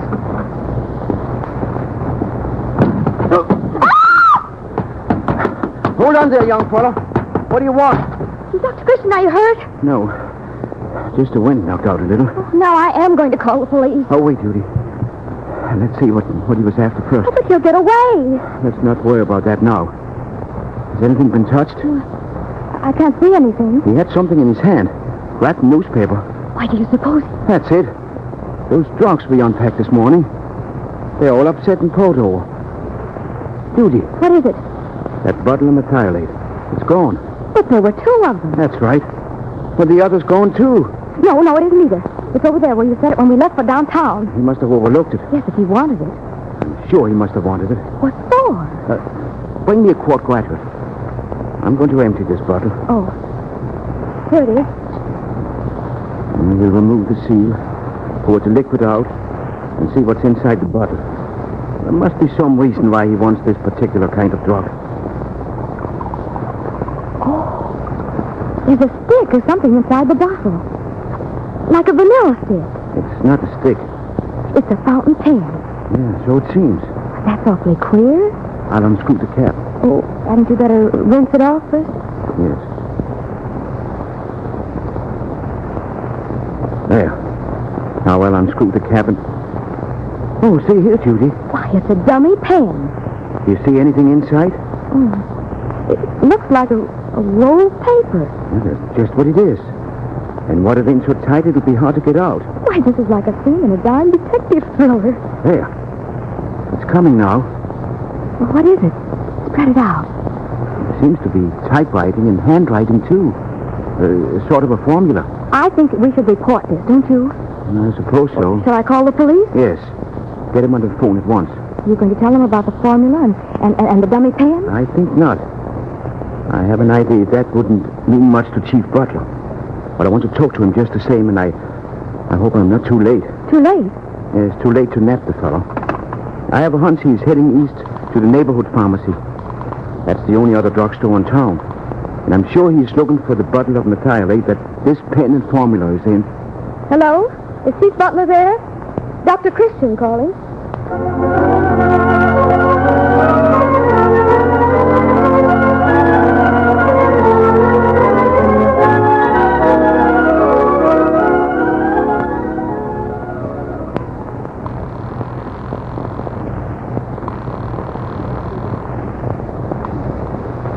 Hello? Is this the Ajax Pharmaceutical Company? Yes, sir. This is Dr. Christian of Riversend calling. I want to inquire about a shipment of drugs sent me yesterday. Yes, sir. Was there anything wrong? No, not exactly, but there's been a man in here today who seemed awfully anxious to get a certain bottle of drugs you shipped me. A man? What did he look like, if I may ask? Quite tall, somewhat dark complexioned. Did he give any name? No, he didn't, but he was so anxious to get the bottle that he stole it. And he has visited several stores here in town, more or less violently picked up some bottles of methylate. And peculiarly enough, he hasn't bothered to keep them. But he has broken them open and left them behind. Well, I think I'd better refer you to our president, Mr. Ransom. Just a moment, please. Hello? Mr. Ransom, this is Dr. Christian of Riversend. I've been explaining how a man has been creating a small crime wave here in our town in the attempt to gather up all the bottles of methylate in the vicinity. I believe that possibly you know something that will help us find out the answer to all this. I think you're right, Dr. Christian. If I didn't know your reputation as a physician and public citizen, I'd hesitate to repeat this over the phone. I'll speak freely, but briefly. We've had a valuable formula stolen that we were preparing for the Army Medical Corps. The man you somewhat vaguely describe, I believe to be the man we suspect of having taken the formula, although we've had no way to prove he took it. He was our shipping clerk. We took him in custody for a while yesterday, but as we had no evidence, we had to release him. And our suspicion seems justified when he failed to come to work today. Would it help any if I told you I think I have the missing formula? You have? I discovered it concealed in a dummy fountain pen in a bottle of methylate, which I'll find overlooked in the shipment of drugs I received from you today. There were 2 bottles, and he only found 1. But how in the world did you discover the formula in the pen? It was purely accidental. And the man? Is there any possibility that he may return? Can he be caught? I have my doubts that he'll be back, unless he is accompanied by a police escort. Well, I'm coming right down to River's End just as fast as I can get there. And you protect that formula at all costs. It represents considerable investment and is of no small value to our enemies if they should get a hold of it. Mr. Ransom, I'll protect it with my life.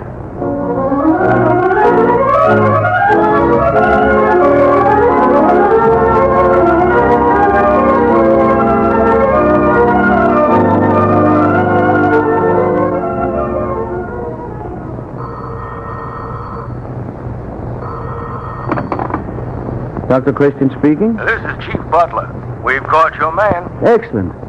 Was he at the neighborhood pharmacy? Yes, he walked right into the trap. Came into the store, asked for the medicine, and we nabbed him. Did you assist the arrest? Did he? He fought like a cornered wolf, but we tamed him plenty fast. Can you hold him a couple of hours? Well, I can, but what's the charge going to be besides assault with intention to steal and malicious destruction of property? He's making an awful squawk about wanting a lawyer and a habeas corpus and all that sort of thing. He sounds awful tough. I'll charge him with conspiring against the federal government. Federal government? What's he done? I'll have all the evidence there inside of 2 hours. But can't you you tell me a little more? I'll tell you everything when we arrive at the station. Goodbye. You have your curiosity aroused, Dr. Christian. I won't hurt him. This will be the one case he can't solve in his own good time. But have you solved it yourself? Yes, Judy, it's pretty clear now. But how did the formula get in a bottle of methylate? What would you do if you had stolen a valuable formula and had to hide it very quickly to save being caught with it? Well, I'd find a place where they wouldn't look for it. Would you hide a fountain pen with the formula in it on your person? No, I don't think so. Although that might not be a very obvious place of concealment. Suppose you were a shipping clerk. Well, I might drop the pen in an outgoing shipment of drugs, but that would be awfully risky. Perhaps, but if those drugs were going to a nearby small town that might make it easier. But why put it in a bottle of methylate? It isn't a fast-selling drug. It's harmless to paper. It won't discolor paper particularly, nor affect ink. Well, then why did he have trouble finding the right bottle? By a strange coincidence, there were 2 shipments of drugs to Riversend that day. Remember the clerk at Racket said that they'd just gotten in a bottle? And we got 2 ourselves. Exactly. Well, I probably forgot which shipment went where. And then when he didn't find the right bottle, he became panicky. It doesn't pay to fool with Uncle Sam. The traitor's caught. And I, for one, hope they'll put him in the jug for keeps. Oh, you can depend on it. He'll be bottled up for the duration and more.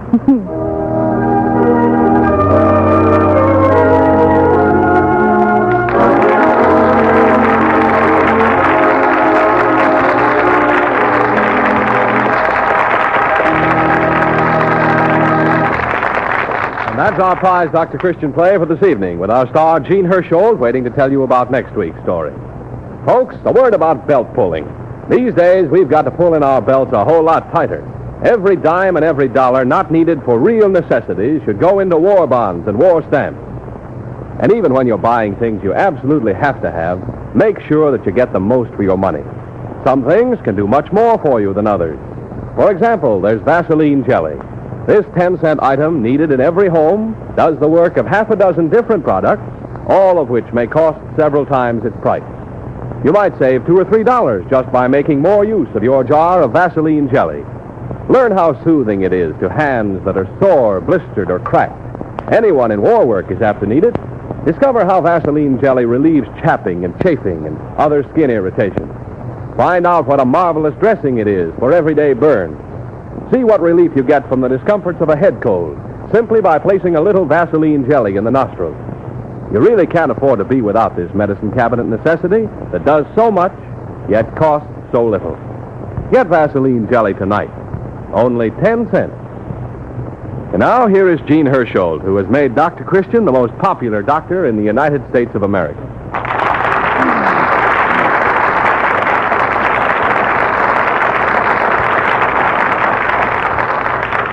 Say, that was a real melodrama you gave us tonight, Mr. Hersholt.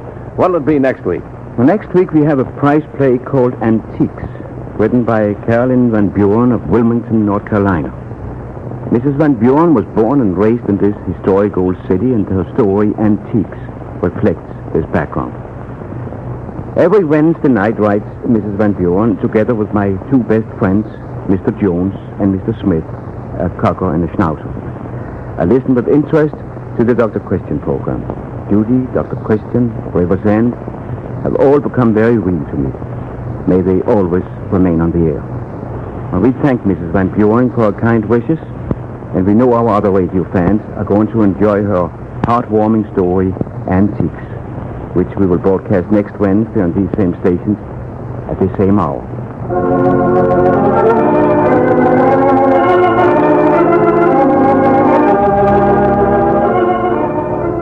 Until then, I'll say good night.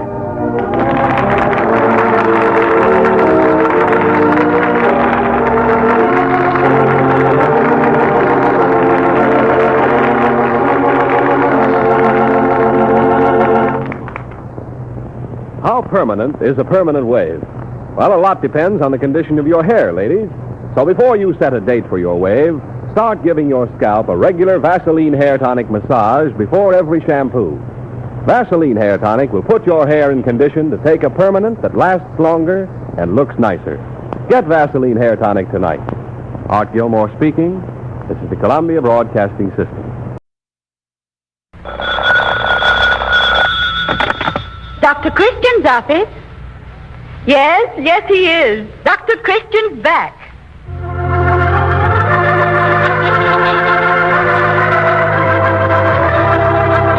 Tonight, the Vaseline program presents the winners of the Dr. Christian Award for 1945 with our star Jean Hersholt presiding, assisted by Helen Clare, who plays Judy Price. Men, dry scalp can certainly detract from your appearance. Don't ignore dry scalp. Watch for those warning signs: dry, brittle, rebellious hair, loose, unsightly dandruff, tight, itchy scalp. Any one of these conditions may be aggravated by hot summer sun, wind, and water. At the first sign of dry scalp, start using Vaseline hair tonic. With Vaseline hair tonic, you combat dry scalp. Check it easily, quickly, effectively. Vaseline hair tonic actually supplements natural scalp oils. Contains no alcohol or other drying ingredients. Apply just 5 drops a day with comb or directly on the hair. You'll check dry scalp, groom rebellious hair, keep it soft and neat. Also, a brisk Vaseline hair tonic massage before each shampoo loosens dandruff, relieves itchy tightness. Try Vaseline hair tonic. It's ideal care for scalp and hair. Remember, more bottles of Vaseline hair tonic are sold today than of any other hair tonic in America. Buy a bottle tonight.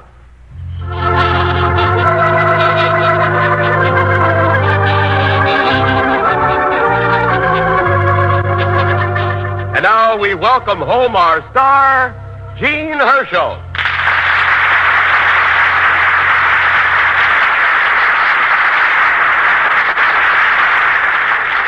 Well, thank you very, very much. Oh, it's good to have you back, Dr. Christian. Mr. Herschel. Oh, that's all right, Helen.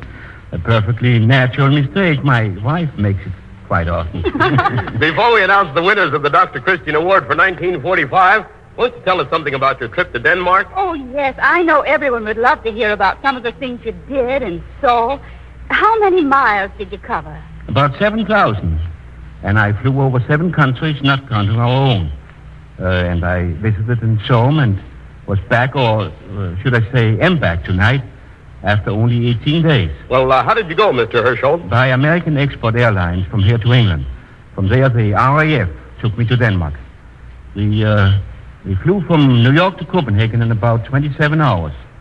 We gained a little time on the return trip and made it in about 24 hours. And how was dear old London town? Well, I think I remember the miracle of St. Paul's Cathedral more than anything else. There it stood, still proud and beautiful with nothing but rubble and ruins around it. The galleries couldn't down Samuel Johnson either. His statue still stands there all alone, with his profile turned toward the sky. Would it be out of place to ask, how was the food? John Reed King? It's not too good, John, if that's any consolation. What about Germany? England's devastation, as bad as it is nothing compared to German towns and cities. We flew over Hamburg. Looks like a volcano crater. But then we flew over the Danish border, and I thought we were coming to an oasis. Is that much difference? It's almost unbelievable. A few buildings are wrecked in Copenhagen, but those were blown up by the Danes themselves, by the underground, during the German occupation. They had over 43,000 trained and completely armed men in Copenhagen alone. Well, how did they manage that? Well, they were trained in groups of 5 and 6 by paratroopers flown over from England. Doctors, lawyers, and other professions formed groups, and others followed. But what about supplies? Since 1944, Sweden alone has sent 70,000 tons of ammunition, 7,000 flamethrowers, and 50,000 hand grenades. Well, that'll give you some idea of the cooperation and the encouragement they have had. Well, how did they ever get it in? Well, a lot of it was simply rolled over by Swedish and Danish fishing boats. And how was the food in Denmark, Mr. Hersholt?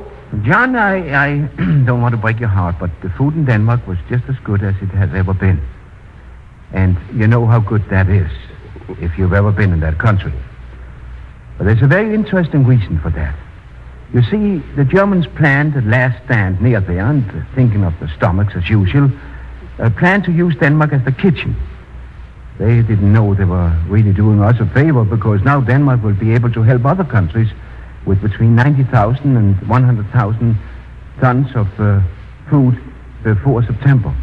Boomerang, huh? Well, of course, Denmark can't send food to other countries unless she gets coal and iron and oil to make transportation possible.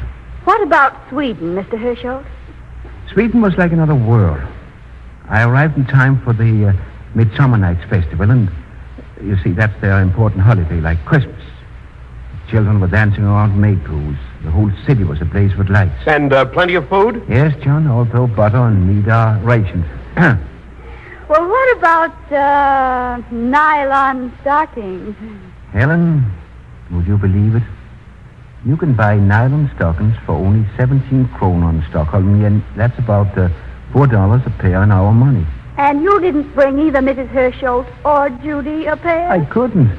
All the stores were closed the 2 days I was there during the festival. Oh. Oh, yes, but wait a minute. I saw them through the store windows. What wouldn't I give even for a peek? One of the most interesting things I did in Copenhagen was to go through one of the jails with the chief of police one day. Oh, well, did you see any captured Nazi big shots or collaborationists? There weren't big shots, Helen. But there were two of them I shall never forget. For many years now, I've been giving a Herschel trophy to the new sportsman or sportswoman who gained special recognition that year. In 1936, I remember it was presented to a very charming girl for her prowess in swimming. She wrote a note thanking me. Well, of course, I answered her note, and I said I hoped we would meet someday. We did. That day, he was in jail, as I went through, held for collaborating with the Germans. Oh. Well, who was the other? No one I had ever known before, but someone we should all meet. He typifies the German ideal. He was one of those Nazi gangsters. He admitted killing 87 innocent people. I asked him, if you had your life to live over again, what would you do? Well, I could hardly believe my ears when he said, I'd do exactly the same thing. There's no repentance in them, it seems. Then he added, what's more, even if it takes 5, 10, or 15 years, Hitler is not dead. He'll come back, and the Nazi party with him. And what did you say to that? Well, I couldn't resist reminding him that he won't be here to see it. What about the German prisoners? Oh, that's a different story. Denmark is putting them to good use. How, Dr. Christian? Clearing the countryside and cities of the mines the Germans left. You see, if anyone gets blown up, they will. You had an audience with the King of Denmark, didn't you, Mr. Herschel? Yes, Helen. And he is not only the best-loved man in the country, but he's come to be a symbol of Denmark itself. Oh, I'll bet everybody put out the red carpet for you. But isn't it nice to be home? That's the greatest thrill of all. You get home to America.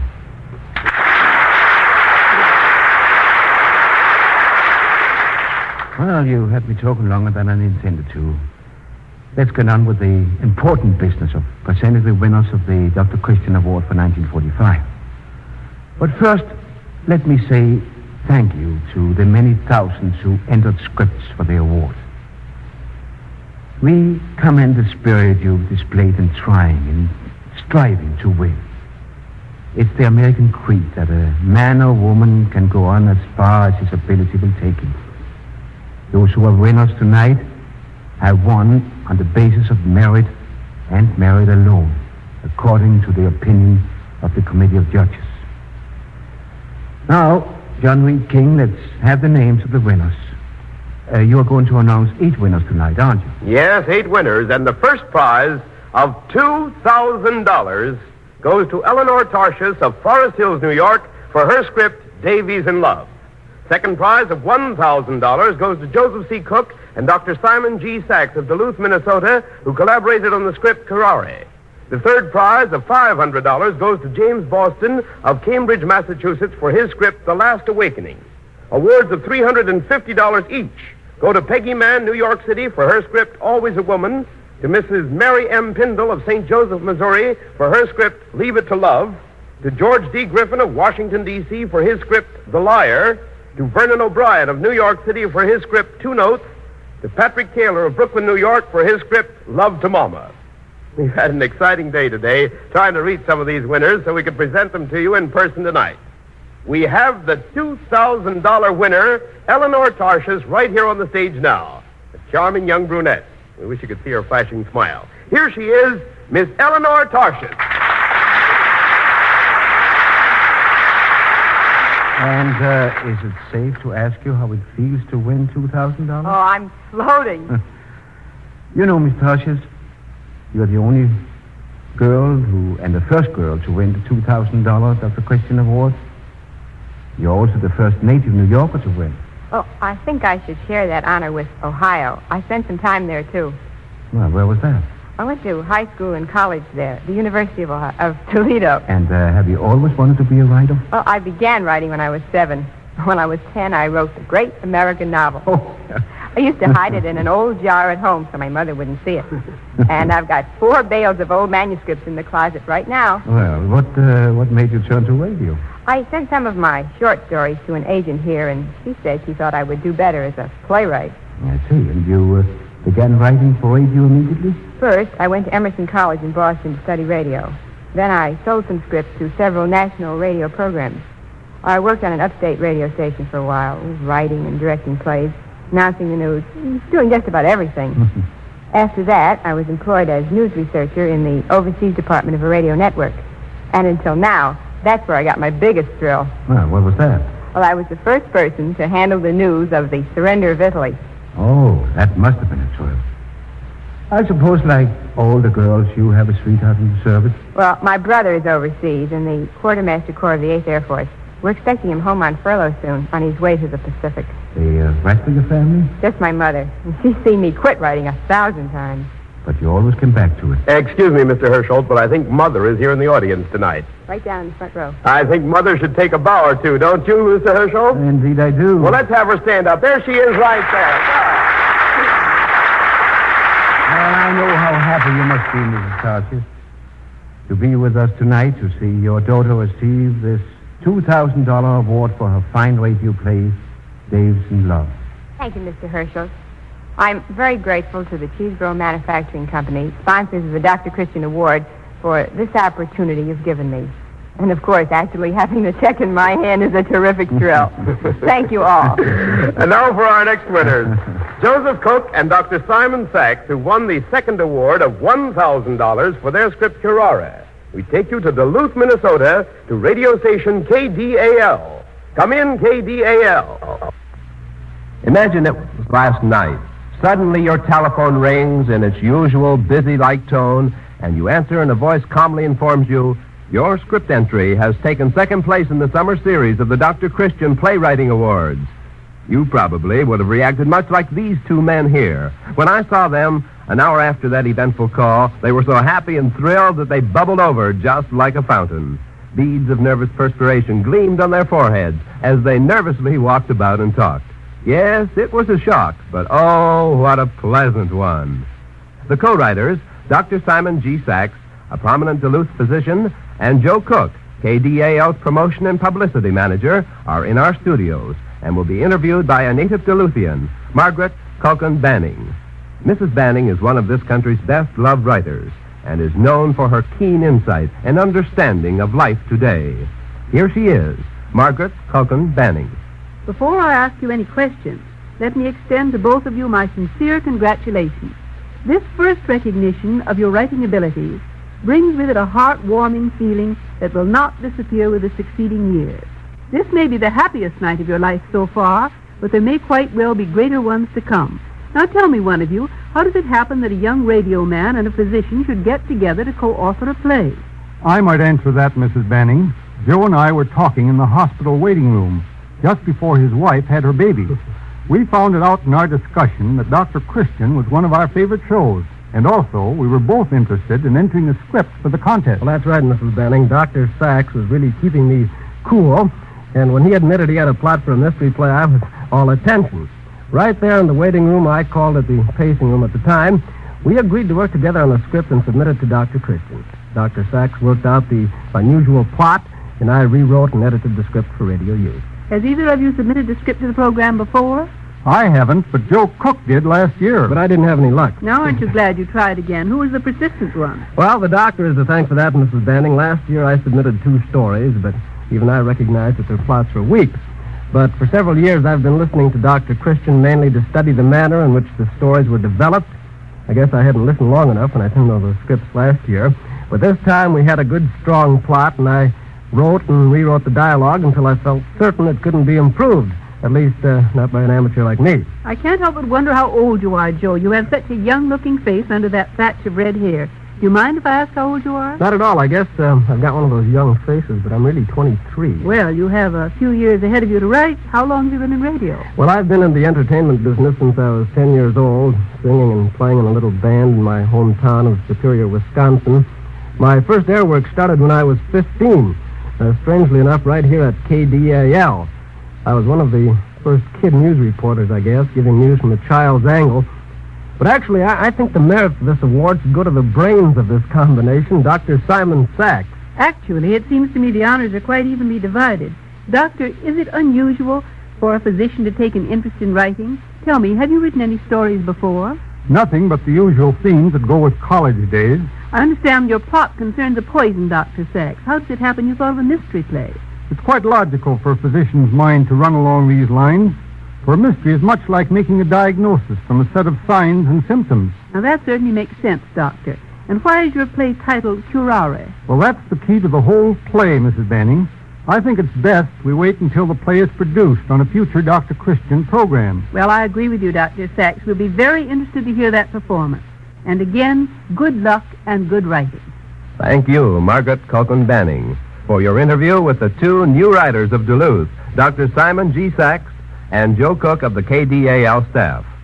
This is KDAL Duluth, returning you to New York.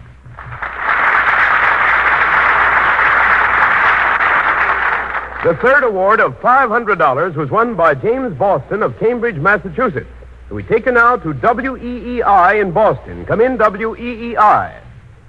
Yes, from the studios of WEEI, it's Mr. Boston from Boston. That's almost double talk, and it does sound like a scriptwriter's pun. But right beside me is a personable-looking young man named Mr. Boston. Is that actually your own name, or have you adopted it as a pen name? No, that's my real-life name. But, of course, it makes a good pen name, too. Well, your pen certainly has helped put Boston on the radio map. Which would you say was the oldest, Boston the city or Boston the man? Well, all I know is that Boston has been in the family a long time. As a matter of fact, it's an old English name, and some of my ancestors were among the first settlers from old Boston to the New World Boston. Mr. Boston, how do you feel about winning third prize in the Dr. Christian competition this year? Very pleased, Mr. Garrigus, and a little dazed. After winning the 2000 award last year, I had no idea that I'd win another magnificent prize this year. Then winning this fine prize is indeed a surprise. It's a mighty pleasant surprise to any writer. And I want to take this opportunity to extend my personal congratulations to Miss Eleanor Tashius, this year's winner of the Dr. Christian Award. I know from experience how pleased she must be. Well, to judge from the outstanding success achieved by you former award winners, Mr. Boston, she's well launched as a radio writer. I sincerely wish her good fortune and welcome her to the alumnus of Dr. Christian Award winners. Mr. Boston, do you enjoy writing the script for Mr. Hersholt and Miss Price? I certainly do. In writing for the Dr. Christian show, I never have to think of characterization, but just plotting. Dr. Christian and Judy Price are so vividly portrayed that I can always foresee how they would react under almost any conditions. Have you written other radio shows since last year, Mr. Boston? Yes, Mr. Garrigus. I have had the good fortune to have written several scripts which have been produced coast to coast on various CBS shows. But the Dr. Christian show is my first love, and it was the Vaseline program which really started me as a full-time radio writer. Every script I've written this year has been produced, and I've received invitations to write for several other outstanding shows. Have you any pet theories regarding radio writing which might help others, Mr. Boston? I think that acting out one script is the best test for the beginning writer. If hearing it read aloud doesn't nauseate the writer, then quite possibly the listener may even enjoy it. That sounds simple enough. Just write it out and give it a listen. Hardly as simple as that, Mr. Garrigus. I can offer one tip, though, that is a must for really tight writing. Some magic formula or shortcut, perhaps? Oh, no. The long way around is the shortest way to arrive at a good script. Rewriting your script in entirety, as much as 7 times, is absolutely essential. Only by constant polishing, pointing up, and revising can a script be produced of broadcast quality. Thank you, Mr. Boston, for that sound advice. It has been a great honor, Mr. Garrigus, to speak to the fine Dr. Christian family tonight. And all I can say is goodbye and good luck. This is WEEI Boston returning you to New York. We're back now in the theater in New York, and we're happy to say we've been able to round up another of the winners. We had to go out in the bay to get him. It seems today was his day off, and he went fishing. Here he is, Mr. Vernon O'Brien of New York City, winner of a $350 award for his script, Two Notes. Well, so you're a native New Yorker, too, Mr. O'Brien. Very much so. I'm even employed by the city of New York. As a writer? As a civil engineer. Oh. I'm in the Department of Public Works. I see. So writing is an avocation? That's right. Have you written for radio before? Yes, I've done some things for the official New York City radio station, and I've written scripts for the Catholic Actors Guild. But this will be my first baby to appear on a transcontinental network. Well, it gives me great pleasure to hand you this check for $350 for your script, Two Notes. We'll be presenting it on this series probably during the summer. Thank you, Mr. Herschel. I'll be looking forward to it. We have one more winner here now, friends. A charming young lady, Miss Peggy Mann, also of New York City. She has been awarded $350 for her script, Always a Woman. I think I can claim a Dr. Christian privilege, young lady, and ask you how old you are. I'm 20. I graduated from the University of Wisconsin in February. Oh, just a budding young author, eh? Well, I've sold a few things, Mr. Herschel. Stories in the magazines Charm and 17 and Tomorrow. And radio scripts to Grand Central Station and Suspense. Oh, wait. Full-fledged authors at 20, huh? Well, that's a new world for you. And we congratulate you, Miss Peggy Mann, for your charming story, Always a Woman. We predict there'll be many more checks like this in your mailbox of the future. Thank you very much, Mr. Herschel. I'm grateful to you and the sponsors of the Vaseline program. And the curtain comes down on the announcement of the winners of the Dr. Christian Award for 1945. Every last one of us is grateful to our fighting doctors. They're doing a magnificent job of saving American wounded. Take, for an example, just one kind of casualty, serious burn cases. Remarkable recoveries from battle burns are common today thanks to a new technique in treatment. This treatment includes the surface application of petroleum jelly. You know the world's leading brand, reliable, familiar Vaseline petroleum jelly. Yes, Vaseline petroleum jelly is a most effective aid in treating burns. There's nothing better for minor household burns than Vaseline petroleum jelly. When anyone in your family suffers a minor burn or scald, do this. Spread Vaseline petroleum jelly on fine mesh gauze and place over the burn. Bandage firmly but not tightly. Of course, if the burn is deep or covers a wide area, always call the doctor. But do keep Vaseline petroleum jelly in your medicine chest. And remember, there are many petroleum jellies on the market, but only one bears the trademark Vaseline. That trademark, owned by the Cheeseborough Manufacturing Company, is your guarantee of absolute purity. And now, here is Jean Herschel to say... Next week, we hope you'll all be on hand to hear the $2,000 winner, Dave's in Love. Same time and same station. And until then, I'll say good night. This is CBS Columbia Broadcasting System.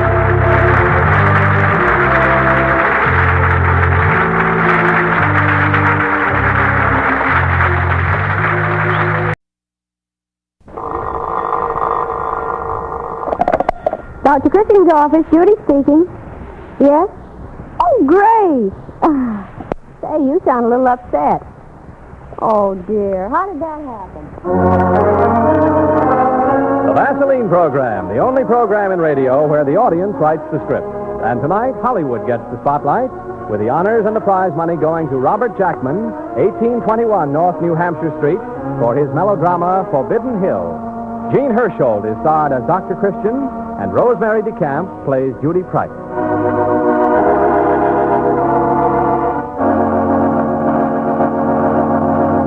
Imagine on the waffle iron. Well, Grace, have you done anything for the burn? You dressed it immediately with Vaseline petroleum jelly, I couldn't have done better myself. Well, you see, medical journals all through the war report the most remarkable recoveries resulted from a new burn treatment that includes petroleum jelly as a surface treatment. Well, my dear, Vaseline petroleum jelly is the world's leading brand. None better. The moment anyone gets a minor burn, just cover it with Vaseline petroleum jelly on fine mesh gauze. Bandage firmly, not tightly. Oh, yes, if the burn is deep or covers a wide area, always call a doctor. And, Grace, check your supply of Vaseline petroleum jelly often. By the way, Grace, you know the Red Cross drive is on, and this year they're asking for $100 million to carry on their services, including servicemen overseas, hospitalized veterans, and peacetime services. This is the most worthwhile cause there is. I know you're planning to contribute. You will? Oh, that's swell. If everybody would be as generous as you, we'd make our $100 million in no time. Thanks a lot. Goodbye.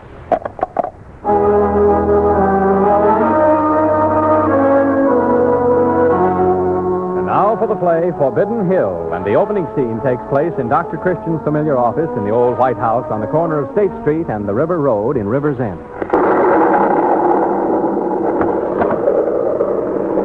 Good morning, Dr. Christian. You look bright and cheery for such a dismal day. Morning, Judy. Well, one doesn't have to feel like the weather, you know. Oh, I suppose not. Did you know you have a patient in the outer office to see you? This early? Who is it? I don't know. She must be a stranger in River's End. I'll find out as soon as I put my coat away. Stranger, eh? She can't be very sick to come to see me on such a morning as this. Oh, now don't get your curiosity all upset. I'll see what's wrong with her. Oh, no, Judy. I'm the doctor. I'll see what's wrong with her. Good morning. Will you step in here, please? Oh, this certainly is a downpour. Can't say a bath will do my car any harm, though. You don't remember me, do you, Doctor? Remember you? Let me see. You do look familiar. You're not, Yes, I remember you. You're Margaret Anderson. Yes, Doctor. It's been 14 years since I left River's End. Well, this is a surprise. Have you come back to River's End to live? Yes. I've had our old home on Cedar Hill renovated. Excuse me. This is Judy Price, my secretary. How do you do, Mrs. Anderson? Welcome back to River's End. Thank you. 14 years. Well, tell me, how does the town look to you after 14 years? The town hasn't changed much, but I hope the people have. I hope your family is all right. That's what I've come to see you about. May I talk to you alone? Oh, I'll be in the laboratory, Doctor. No, I do. Do you remember why I left River's End, Doctor? Yes, I remember. And the rest of the town will also remember. 14 years is a long time, Mrs. Anderson. Not long enough to forget. Why have you come back to River's End? That I'd rather not discuss. I've brought Roderick with me. Don't you think that's rather a poor way to help the town to forget? Nevertheless, he is with me and will need the care of a physician. Will I be able to count on you? I'm a doctor. My services are available to anyone and everyone. Thank you. Could you call this afternoon? Yes, I'll be making a call near Cedar Hill about 4:30. I'll be at your place at 5. Thank you, Doctor. I'll see you then. By the way, how's your husband? He died just after we left River's End. Good morning, Doctor. Well, she was an odd one. I wonder why she came back. Am I allowed to ask what this was all about? Oh, I suppose I might as well tell you.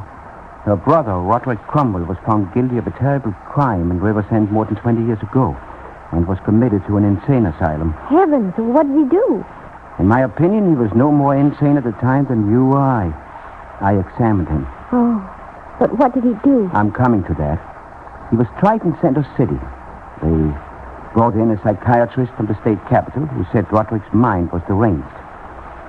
What with the oratory of the high-priced lawyers and some jurors suddenly having their prestige in the community increased, Instead of the electric chair, he ended up in the state asylum. But what did he do? Several innocent schoolchildren picking berries near the old well at Cedar Hill were found dead. And the analysis showed there was poison in the well.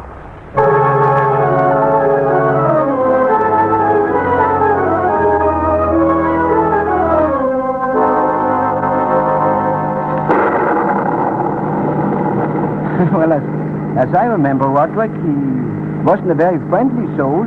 I can't understand why his sister would want to look after him and fight for him after what he did. But there was always a great bond between them. At the times he was able to tuttle, he used to watch over her constantly. He's probably just returning his kindness. Well, we're coming to Cedar Hill now. Rather forlorn-looking spot, isn't it? Yes.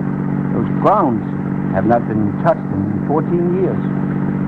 Well, there's the house now. Well, you'll soon be able to meet Roderick Cromwell.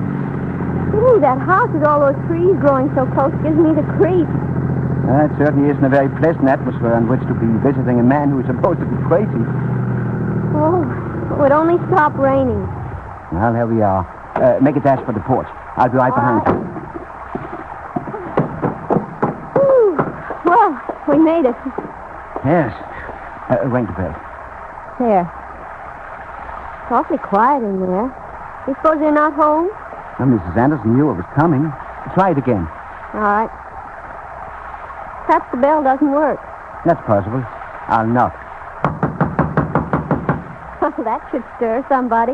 Well, if they don't come soon, we're going back before it gets dark. I'll try again. Ooh, all these trees, it's almost like night here. If there was someone at home, surely they'd have a light on. Yes, I guess you're right. Perhaps you'd better... Dr. Christian, did you hear that? How could I help but hear it? Ooh.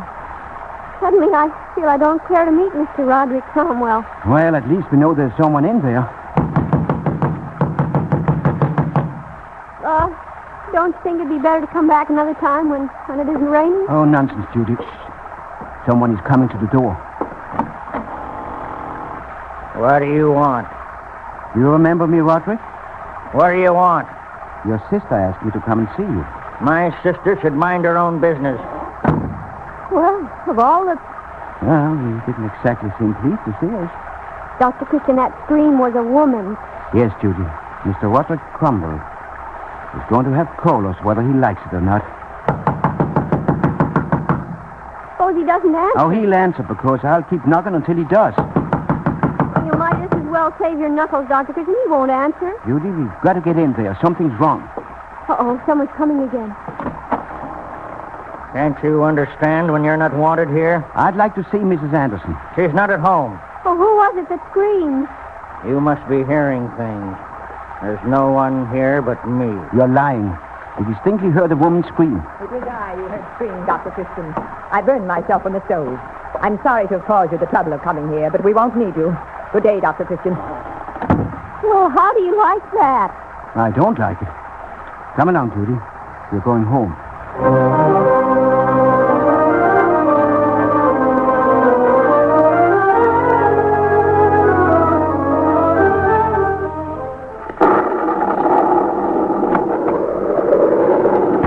Good morning, Dr. Christian. Good morning, Judy. Do you know you have a visitor out there waiting to see you? I have, eh? A visitor already? Yes, it's Roderick Cromwell. What? Mm-hmm. See for yourself. Well, I wonder what he wants. You don't want me to go ask him, do you? No, Judy, I'll ask him. Well, what can I do for you, Mr. Cromwell? Why did you come to Cedar Hill yesterday? It was a professional call at the request of your sister. What did she want? She merely said you needed a doctor. There's nothing wrong with me, and I don't need a doctor. I'm not so sure of that. When I was released from the state asylum 11 years ago, I was pronounced cured. My sister still thinks I'm insane. You never were insane. Sane or not, I'm warning you to stay away from Cedar Hill. I remember you had signs on Cedar Hill to that effect 14 years ago. Or perhaps it's I who should warn you that the people of this town are not apt to forget what happened then, and that it is you who should have stayed away from Riversend. Cedar Hill is our home, and we intend to live there, unmolested. Oh, Roderick's such a pleasant fellow. He's just the type you'd like to take home to meet your mother. Now, why do you suppose he's so set against me visiting Cedar Hill? Well, from the sound of that scream we heard yesterday, I'd say he doesn't want a referee while he's beating up his sister. Ah, there's more to it than that, Judy. I still think he's crazy. No, he's not crazy, Judy. There's something wrong with him. Well, anyway, Dr. Christian, I'm glad we're not going out to Cedar Hill again. That's a job for the police. Hello, Dr. Christian's office. Yes, just a minute. For you, Doctor. Thank you. Hello? Yes, Mrs. Anderson. What? Well, don't you think you should call the police? Yes, all right. Goodbye. Oh, if you're going to Cedar Hill again, I'm going too. You think you should, Judy? Well, we're going to invite the police to go with us, aren't we? No. Mrs. Anderson says Roderick is away and she wants to talk to me while he's not around. Oh, why couldn't she come here to talk? It's much more pleasant. Well, she says Roderick will beat her if she leaves the house. Oh, well, can't you take along just one little policeman? No, she's afraid if they find out Roderick beats her, they'll send him back to the asylum. She doesn't want that. He's all she has. She seems to think I can help him. Well, we'll probably drive all the way up there in the rain again and not be able to get in. Well, maybe. It's a chance we ought to take.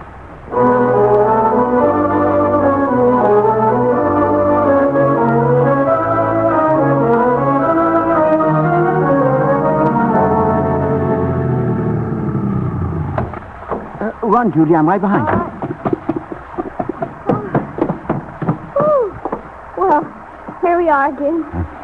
You're not scared, are you, Judy? Oh, Doctor, because you know I'm scared. Roderick seemed pretty emphatic when he told you to stay away from here. A very strong feeling we shouldn't have come. Ooh, this weather. Someone is coming. Oh, good morning, Mrs. Anderson. For a while we thought no one was home. I was asleep. Oh, is Roderick home? No, he isn't. Well, aren't you going to ask us in? Yes, come in. Oh, terrible weather we are having. Yes, it is. This hall is quite damp. If you'll just come into the living room. You think it's rather dark in here, Mrs. Anderson? I shall light some candles. The electricity isn't working. Thank you. If you'll just sit down, I'll get you some hot tea. Oh, that'd be very nice. Dr. Christian, I don't think she wanted us here. She didn't act very glad to see us after calling and asking me to come right over. Perhaps she was hoping you'd come alone. Maybe. Oh, how on earth can she live here? House is enough to drive anyone crazy. She must certainly love that brother of hers to put up with a place like this. Isn't very cheerful. She's been asleep. Why would she go to sleep when she just called you a short time ago to come right over? I think I have an idea what this is all about, but I'm not certain. We'll find out while we are here this time, I'm sure. If I'm right, there's a lot of people in this town who are going to feel mighty peculiar about it. About what? You mean there's something more to this than Roderick's beating us? Yes, Judy, much more. Oh. Here's your tea. I'll pour it for you.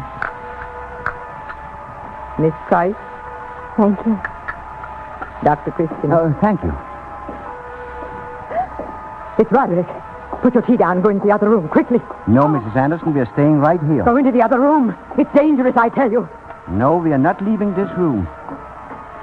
Margaret, where are you? In here, Roderick.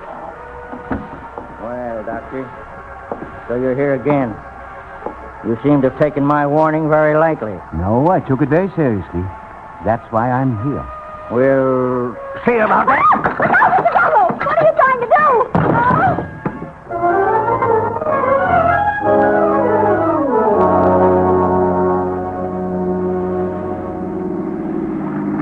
It's a good thing I hit him over the head with that bookend, Dr. Christian. Well, fortunately, he's only dazed. Fortunately? You mean I shouldn't have hit him? We'll see, Judy. There's something I must do as soon as I get back to the office. Drive faster, Judy. It's urgent.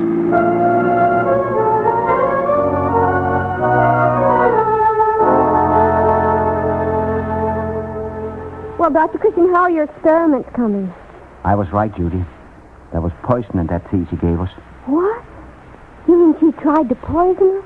Yes, Judy. When Roderick knocked that tea out of our hands, it spilled all over my coat.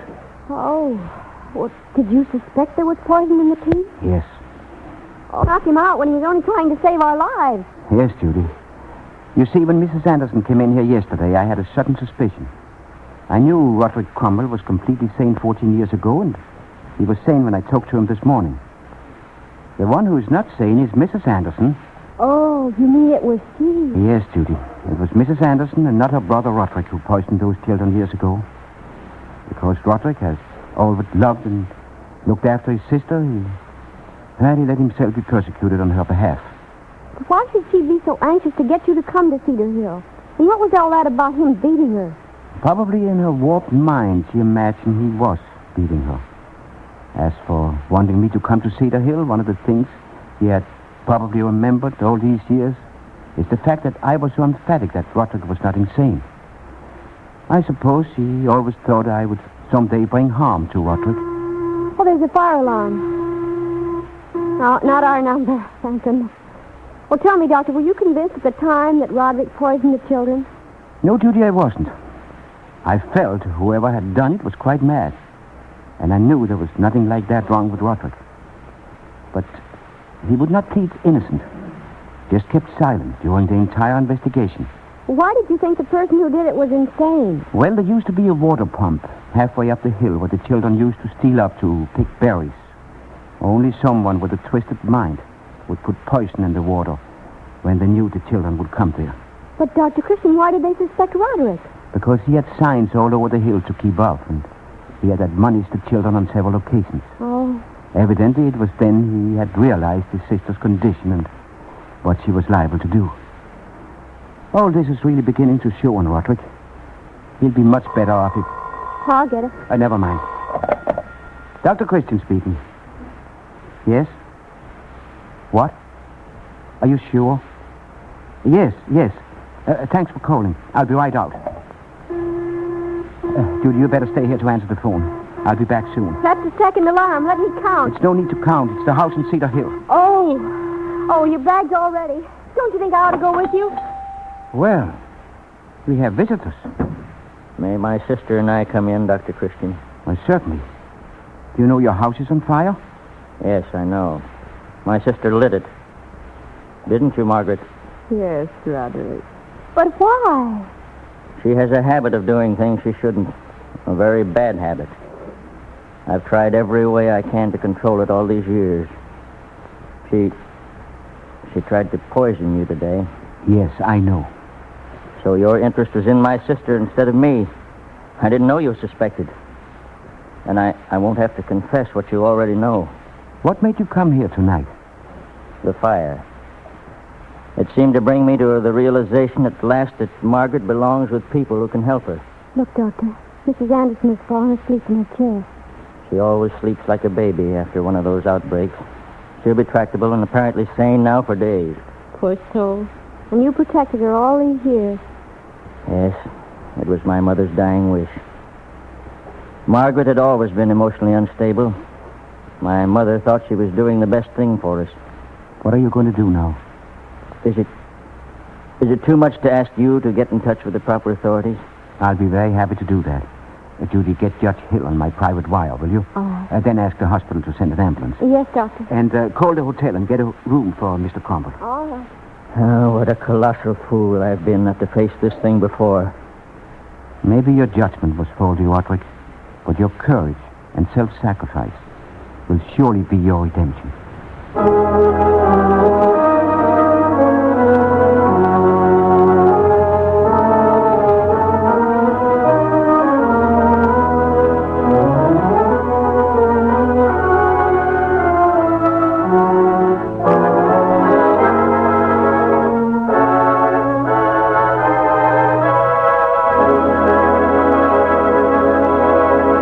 The curtain descends on another Dr. Christian prize play with our star, Jean Hersholt, waiting to greet you. Men, thousands of people have dry scalp. You may have it and not even realize it. Is your hair dry, unruly? Does it shed dandruff flakes? If you've noticed any of these signs of dry scalp, start using Vaseline Hair Tonic. Vaseline Hair Tonic checks dry scalp quickly, easily, by supplementing natural scalp oil. It contains no alcohol or other drying ingredients. Yes, Vaseline Hair Tonic works with nature, not against it. Just 5 drops a day, check dry scalp, give your hair a neat, well-groomed look. Used with massage before shampooing, Vaseline Hair Tonic loosens dandruff, relieves itchy tightness. Your scalp feels better, your hair looks better. Natural, lustrous, really good looking. Vaseline Hair Tonic gives double care to both scalp and hair. Remember, more men use Vaseline Hair Tonic today than any other hair tonic in America. Try it. Vaseline Hair Tonic is one of the many Vaseline brand products made by the Cheesebro Manufacturing Company, owners of the trademark Vaseline. And now, here is Gene Herschel.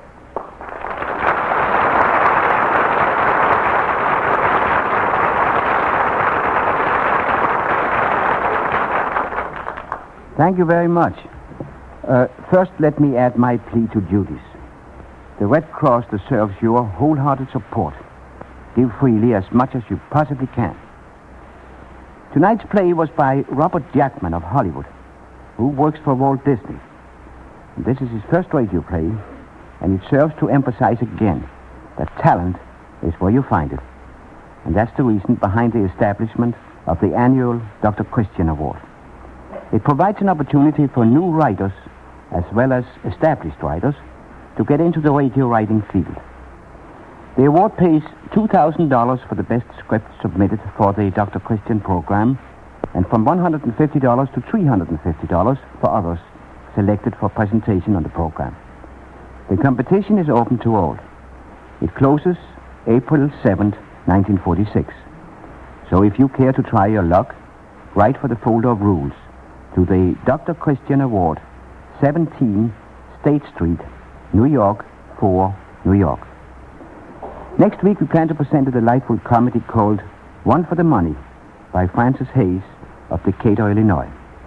We invite you to listen again next Wednesday evening to the Vaseline program, same time and same station. Until then, I'll say good night. Are your lips chapped? For quick relief or quick healing, get Vaseline Lip Ice. With Vaseline Lip Ice, healing begins almost instantly. Only 10 and 25 cents at your druggist. Ask for Vaseline Lip Ice.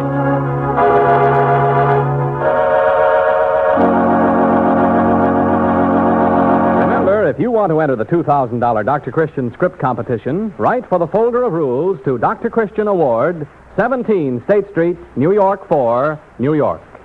Art Gilmore speaking. This is CBS, the Columbia Broadcasting System.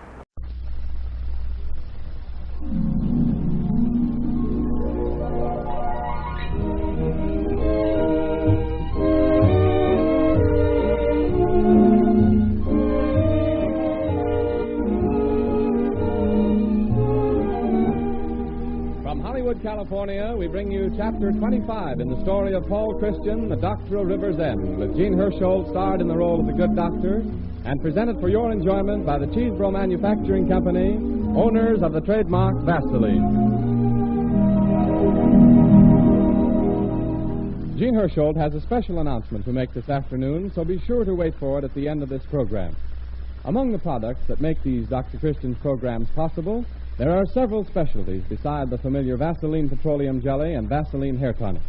Marjorie Lane, one of the most popular members of the younger married set, and mother, by the way, of the handsome Lane twins, is going to tell you something about her favorite. All right, Marjorie? If there's a baby in your family, and you're not already acquainted with Vaseline borated jelly, it's high time you learned about it. As the name implies, it's a combination of Vaseline white jelly with boric acid. It's especially prepared for baby use. I've used it on the twins since they were born. My experience with it certainly shows that you can keep a child's skin completely free of chafing if you use Vaseline borated jelly regularly. I like the neat blue and white tube it comes in. It looks so clean and sanitary, the way you want a baby's things to look. And I have complete confidence in it. As you can have in any product bearing the Vaseline label. And best of all, Vaseline borated jelly is only 20 cents a tube. It's not much when you consider the importance of giving your children the best possible start in life. You're not a bit partial to those twins, are you, Marjorie? Oh, I wouldn't be for telling. Well, thanks a million, Art, for letting me testify. I mean every word of it. And I hope all the young mothers listening will follow my advice and get a tube of Vaseline borated jelly right away.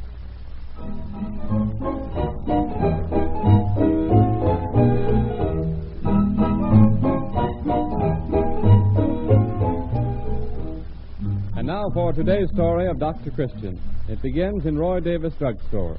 Judy Price, Dr. Christian's secretary, has just entered. Is Dr. Christian's medicine ready, Roy? Oh, hello, Judy. Yes, I've just finished making some up. Excuse me a second while I answer that. Davis Drugstore. Speaking. Oh, yes, Bob. What? No. Oh, you're not serious. Well, say, I'd like to, but I don't see how I can leave the store right now. Sure. You say you can absolutely vouch for his sanity? What's the name? Perino. Oh, sure, I'll listen. Yeah, send him over. Yeah. All right. Goodbye. Judy, stick around, will you? There's a man on his way over here who wants to give away $100,000.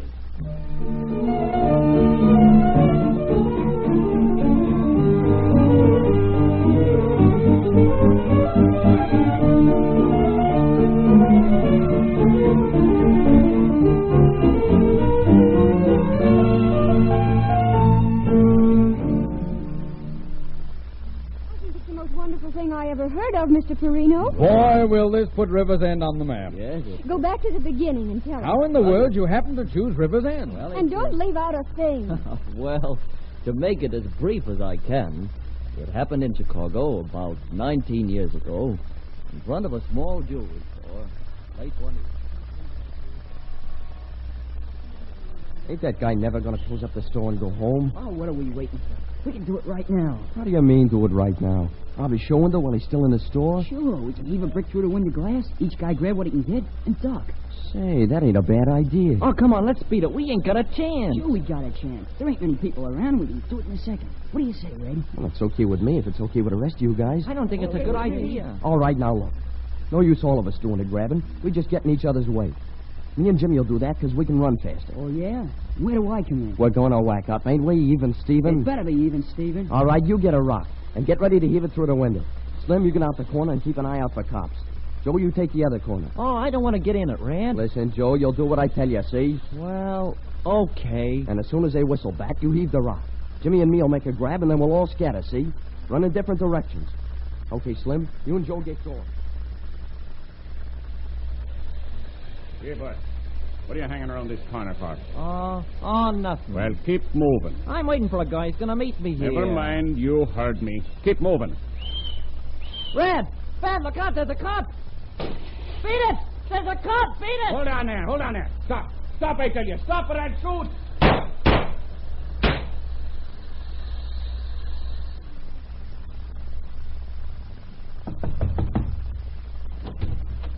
You're a doctor, ain't you?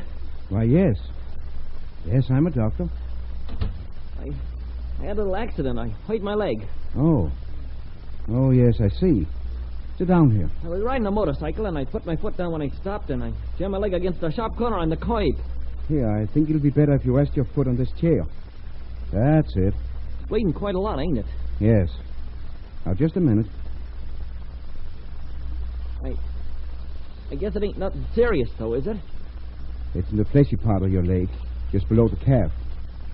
It isn't serious in itself, but you say you hurt yourself riding a motorcycle? Yeah. Oh, that kind of hurts. Are you certain about that motorcycle? Why, sure. Well, this looks to me like a bullet wound. I was riding a motorcycle and ran into a sharp corner on the curb. And it didn't even tear your trouser leg. Just made a neat little round hole in it. How did that happen? Oh, never mind. Go ahead and fix it up, will you, so it'll stop bleeding. And that sharp corner on the curb bored right through your leg and came out on the other side. What's your name? What's the difference? You're pretty tough, aren't you? Yeah, I'm tough. Oh, maybe you're a gangster, huh? Hey, what makes you think that? Oh, I don't know. Hold your leg still now. Well, I am a gangster. So if you know what's good for you, you better keep your mouth shut about this. Who's that? How do I know? Are you going to let him in? It'll look funny if I don't. The lights are on. They know I'm here. Yeah, that's right, ain't it? Here, what are you going to do? I'm going to hide behind that screen.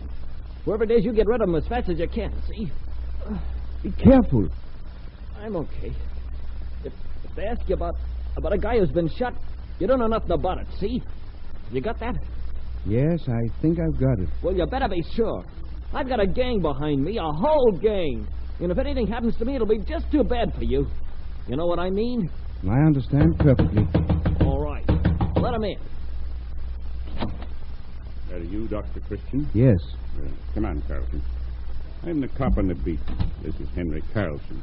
Runs a jewelry store in the next block. Yes, and some tough kids just robbed me. They threw a rock through my show window and took a watch. I saw them hanging around in front of the store, and I was afraid to close up because All right, Carlson. Just a minute. I stopped one of them on the corner. Made a break. I shot him in the leg. He was bleeding pretty bad, so he couldn't have gone far. I'm checking up on all the doctor's offices here in this neighborhood. Oh, I see. You know anything about it? Why, yes. I think the boy you're looking for is behind that screen. Huh? Well... Oh, that's him. That's one of them. I remember seeing him in front of my store. You're crazy. I wasn't near no jewelry store. Yeah, you're the same kid I saw on the corner. I'm not. You got the wrong guy. I was riding my motorcycle and hurt my leg. The doc here will tell you. I hurt my leg riding a motorcycle. Doc, what's the matter with his leg? He's been shot. You sneaking double-crosser. You'll be sorry you squealed on me. The gang will get you for this. They'll get you plenty. Shut up. Come on. They'll bump you off. That's what they'll do. You hear me? They'll bump you off.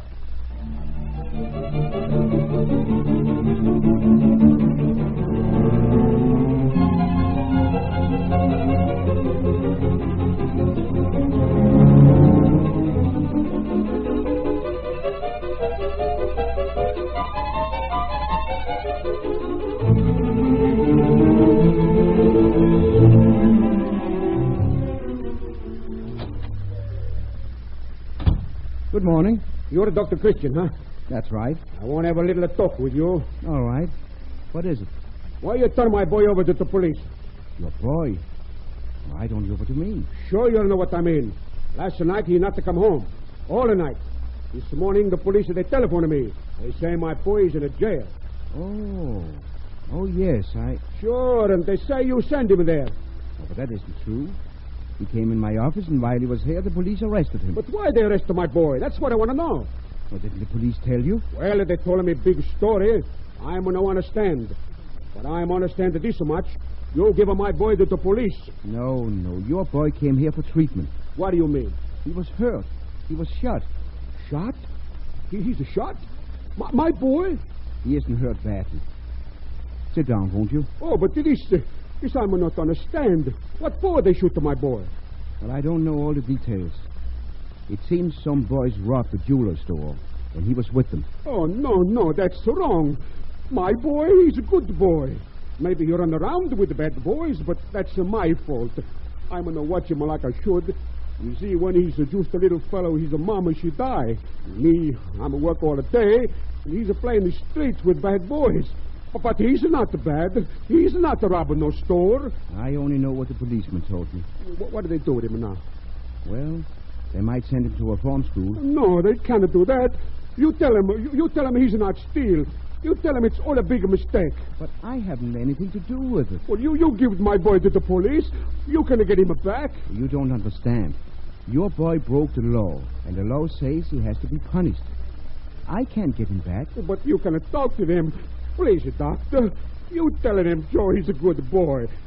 They won't believe me, but you're a big doctor. They believe you. Please. You do that for me, will you? It wouldn't do any good. I wouldn't even know whom to talk to. You can't do that, huh? No, there isn't a thing I can do. I see. Well, I guess I'm a go now.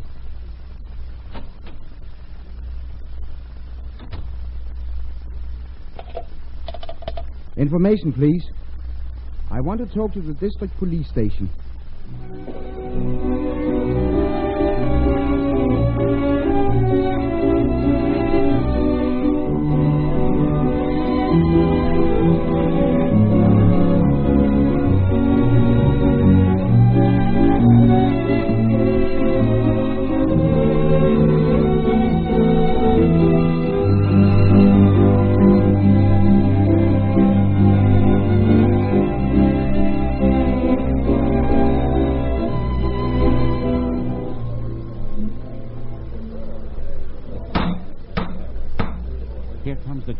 stand up. Well, young man, have you anything to say before this court pronounces sentence? I ain't got nothing to say. Go ahead. I guess I can take it. Young man, I don't like your attitude. This exhibition of bravado you put on. There's nothing courageous about you. On the contrary, you're a coward. You have to seek the protection of a gang.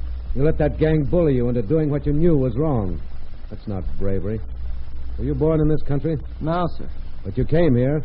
You came to a land where you've had every opportunity to make something of yourself. An equal chance with every other boy. And the best you've been able to do is to throw in with a gang of hoodlums and live by breaking the law. Sentenced for 3 years to the State House of Correction. Your Honor, may I make a suggestion? Give His Honor your name. Dr. Paul Christian. Oh, yes, Dr. Christian. Why, let's see. You're the doctor who was a state's witness in this case. Yes, sir. I've just recently opened my office in this neighborhood. And what is this suggestion, Dr. Christian?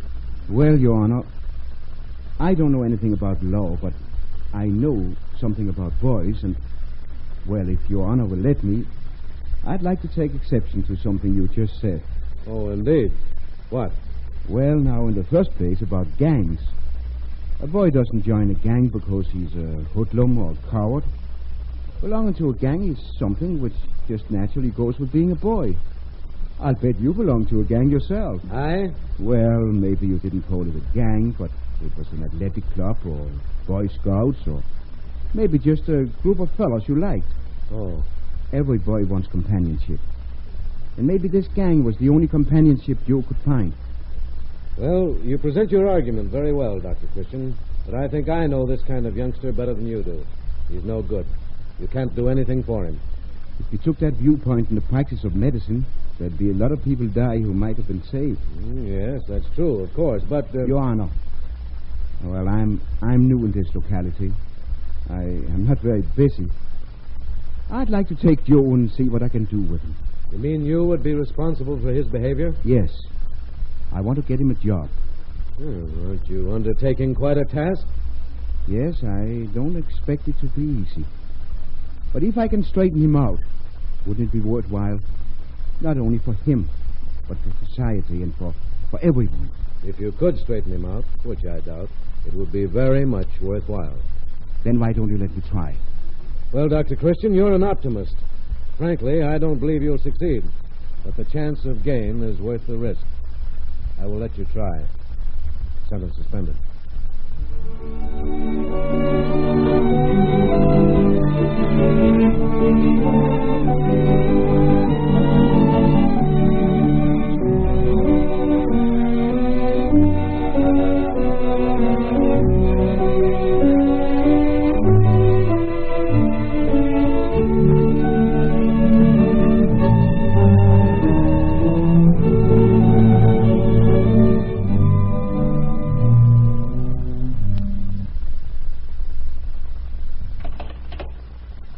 Yes, sir?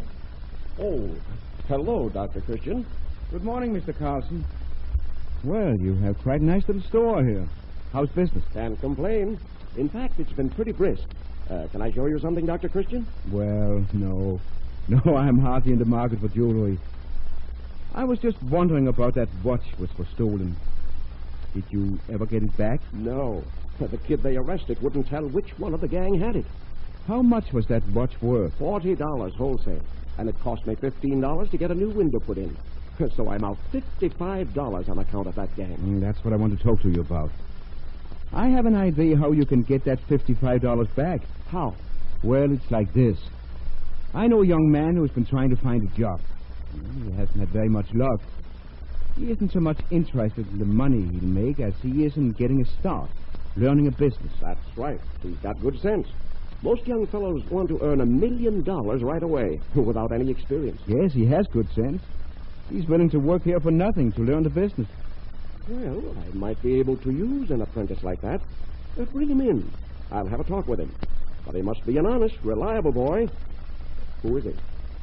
The boy they arrested for robbing the store. What? The boy who... What kind of foolishness are you talking about? Now, wait a minute. Don't you think I'm crazy? Give him a job here? A fellow who's robbed me, give him another chance to rob me? Wait. It isn't foolishness. And I don't think you're crazy. If I did, I wouldn't be talking to you. I wouldn't have him here if I... Now, don't get so excited. After you've helped him, he's not going to steal from you. He's one person you can absolutely trust. Well, maybe. But I'm not going to take a chance. I'm not asking you to take that chance. I'll take it. How can you take it? I've got about $1,000 worth of brand new equipment in my office. I'll go his bond. Of course, you needn't say anything about that to him. You mean you trust that young... Yes. Yes, I trust him. Look here. That boy grew up on the streets. He never had an opportunity to be anything but a hoodlum. I want to help him make something of himself. And you can help, too. This is sure the funniest proposition I ever had put to me. He isn't going to steal from you. He'll do it before the month's over. And he couldn't possibly get away with more than $1,000 worth of stuff. I'll stand good for it. Well, send him in, and I'll see. I don't know why I'm letting you talk me into this. Maybe you don't think I'm crazy, but I certainly do.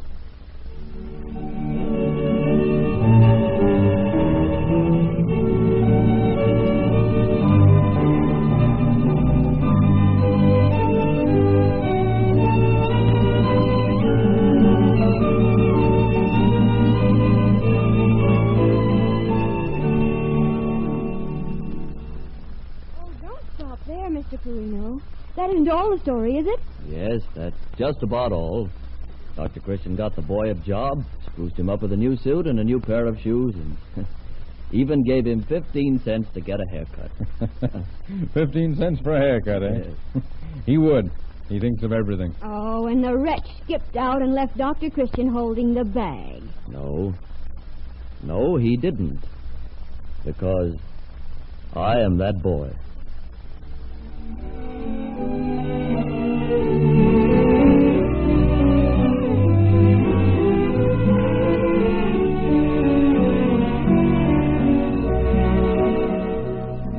We will continue our story of Dr. Christian in just a moment. You have often heard us say on this program, when you buy, look for the trademark Vaseline on the package. If you don't see it, you are not getting the genuine article. This statement is of the utmost importance to you and to us. The word Vaseline is a trademark, one of the most widely known trademarks in the world. Its appearance on the product you buy means that the article is produced in accordance with the most rigid standards. It means that the basic ingredients are of highest quality, that sanitary handling prevails throughout the entire plant. These things are a matter of pride with us. They should be a matter of self-protection with you. So when you buy, won't you be sure to look for the trademark Vaseline on the package?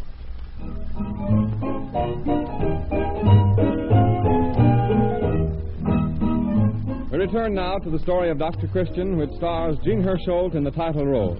The time is 3 days later, and the hour is early evening. Dr. Christian has received a hurry call to come to the schoolhouse.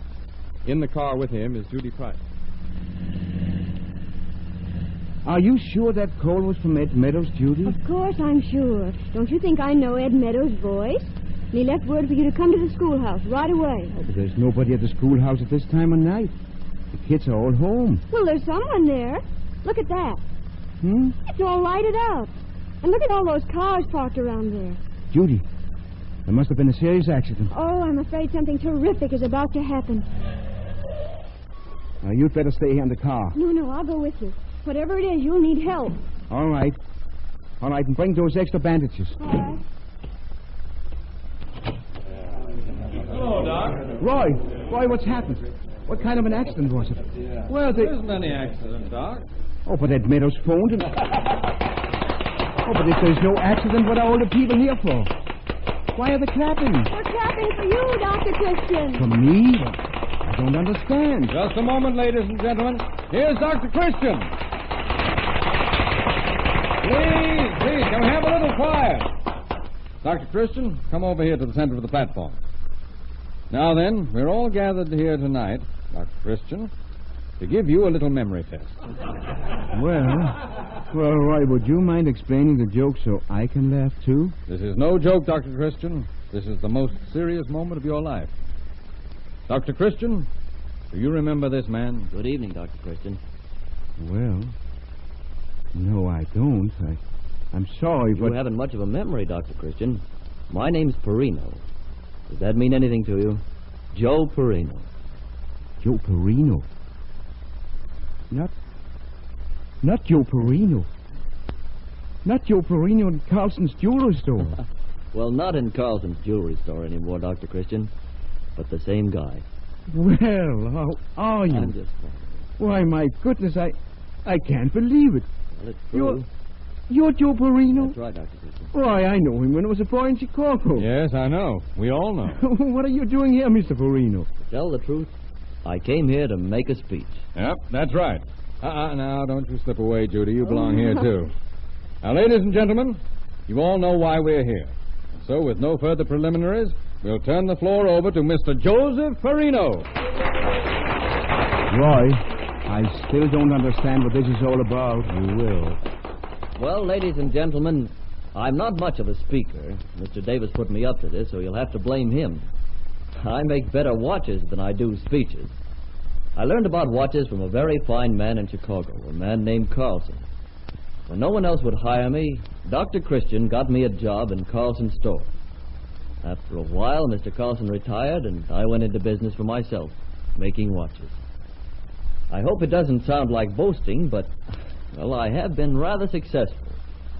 And it's been on my mind to try and do something that would repay Dr. Christian for what he did for me. I inquired about him and found out he was practicing here, doing great work and loved by the entire community. I made guarded inquiries through medical circles to find out what was Dr. Christian's chief ambition in life. I found out. Well, it makes a dent in my pocketbook, but I want to do it. Dr. Christian, I'd like to donate $100,000 for a hospital here in River's End to be called the Paul Christian Hospital.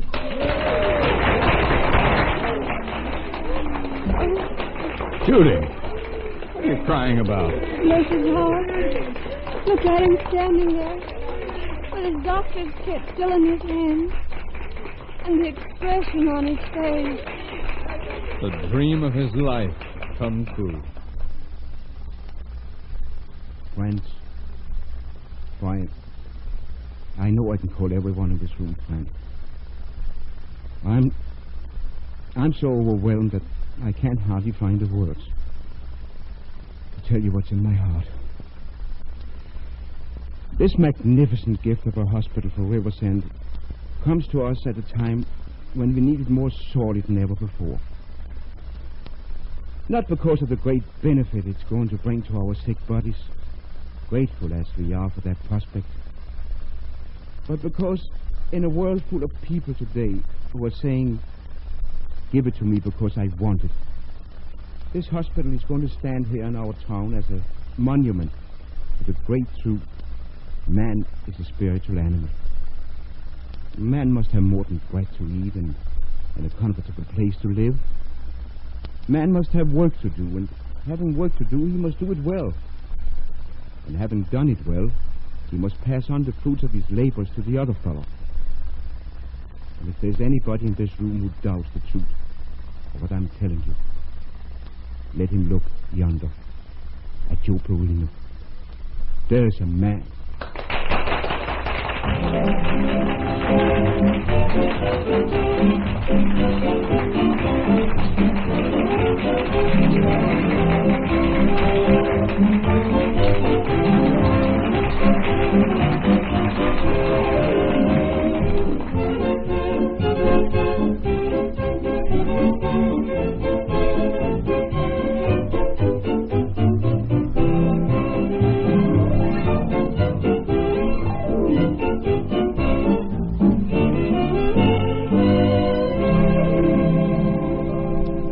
With Dr. Christian's lifelong dream of a fine modern hospital for River's End fulfilled at last, we take leave for the season of the doctor and the druggist and the doctor's secretary and all the other friends in our village. The summer season is at hand and vacation plans are well underway. What are you going to do this summer, Roy? Stick pretty close to the store, I guess, and sell all the Vaseline products I can. What a politic answer. Judy, what had you thought of doing? Oh, I'm going to stick around the doctor's office and use all the Vaseline products I can. Well, Dr. Christian, what will you do? Go fishing? That was Dr. Christian talking. Now we'd like to hear what Gene Hersholt is going to do. The one thing I'm looking forward to more than anything else this summer is my trip to Callendar in Canada. Sometime in the latter part of May, I'm going up there to work in my third picture with the Principals. Those wonderful little girls, Yvonne, Annette, Emily, Cecile, and Marie. 5 of a kind. And that, by the way, is the name of the new picture. 5 of a kind. This 20th Century Fox feature is to be ready for release this coming fall, about the time when Dr. Christian will return to you. Oh, and that reminds me. I wonder which of the Dr. Christian stories we've given you this winter did you like best. I'd appreciate very much hearing from you. Please write me personally which was your favorite story and why. You see, in that way you can help us bring you the kind of radio entertainment you like best. Now in saying farvel, up again soon, which is our Danish way to say we'll be seeing you, I want to thank the supporting cast, Miss Rosemary DeCamp, who plays Judy, Gail Gordon, who plays Roy Davis, the druggist, Arthur Gilmore, your handsome announcer, and all the others who have appeared in this show for all the fine performances they've given this winter. And as for our friends in New York, the board of directors of the Cheesebro Manufacturing Company, I can truthfully say to those fine gentlemen that I have never enjoyed any assignment in my acting career more than I have enjoyed playing Dr. Christian for them. If you care to write Mr. Hersholt and tell him which were your favorites in this Dr. Christian series of stories, address your letters to Gene Hersholt, Columbia Network, Hollywood, California. Gene Hersholt, who appears on this program through the courtesy of 20th Century Fox, will be back on the air next fall with more of the Dr. Christian stories presented by the Cheesebro Manufacturing Company in the interest of Vaseline Preparations. I Love to Whistle is from Mad About Music. This is Art Gilmore bidding you good afternoon. This is the Columbia Broadcasting System.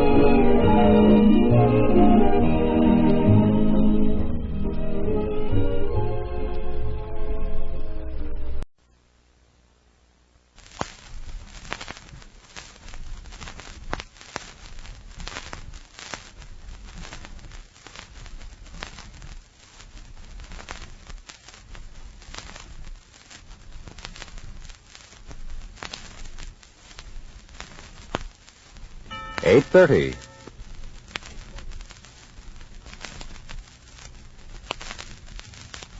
By transcription. Dr. Christian's office.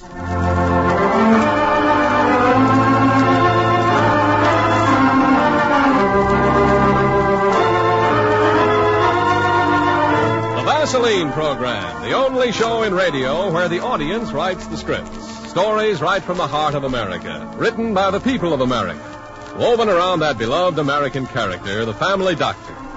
Tonight, our prize play is called The Runaway, and it's written by Ronald J. Dunleavy of Kenmore, New York.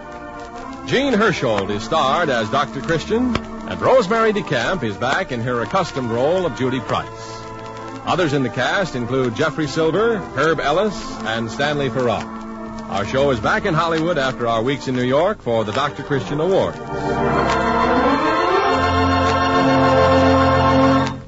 It's easy to make promises for a product, but hard to prove them unless that product really lives up to the claims. We were so sure that every claim made for Vaseline hair tonic is absolutely true that we decided to prove it by a nationwide test. And the result? In 9 out of 10 cases, these men said Vaseline hair tonic not only made their hair look better, but made their scalps feel better, too. This group included men from all walks of life, many of whom had real hair problems, unruly hair, loose dandruff, and uncomfortable dry scalp. And 9 out of 10 of these men said that Vaseline hair tonic helped them to check these problems. That's because Vaseline hair tonic supplements the natural scalp oils, relieves dry scalp and loose dandruff. It makes your hair easier to keep well groomed, makes it look more handsome. So for double care to scalp and hair, why not make your own 10-day test? Use Vaseline hair tonic exclusively for 10 days and see if you don't agree with the 9 out of 10 who say Vaseline hair tonic makes hair look better, scalp feel better.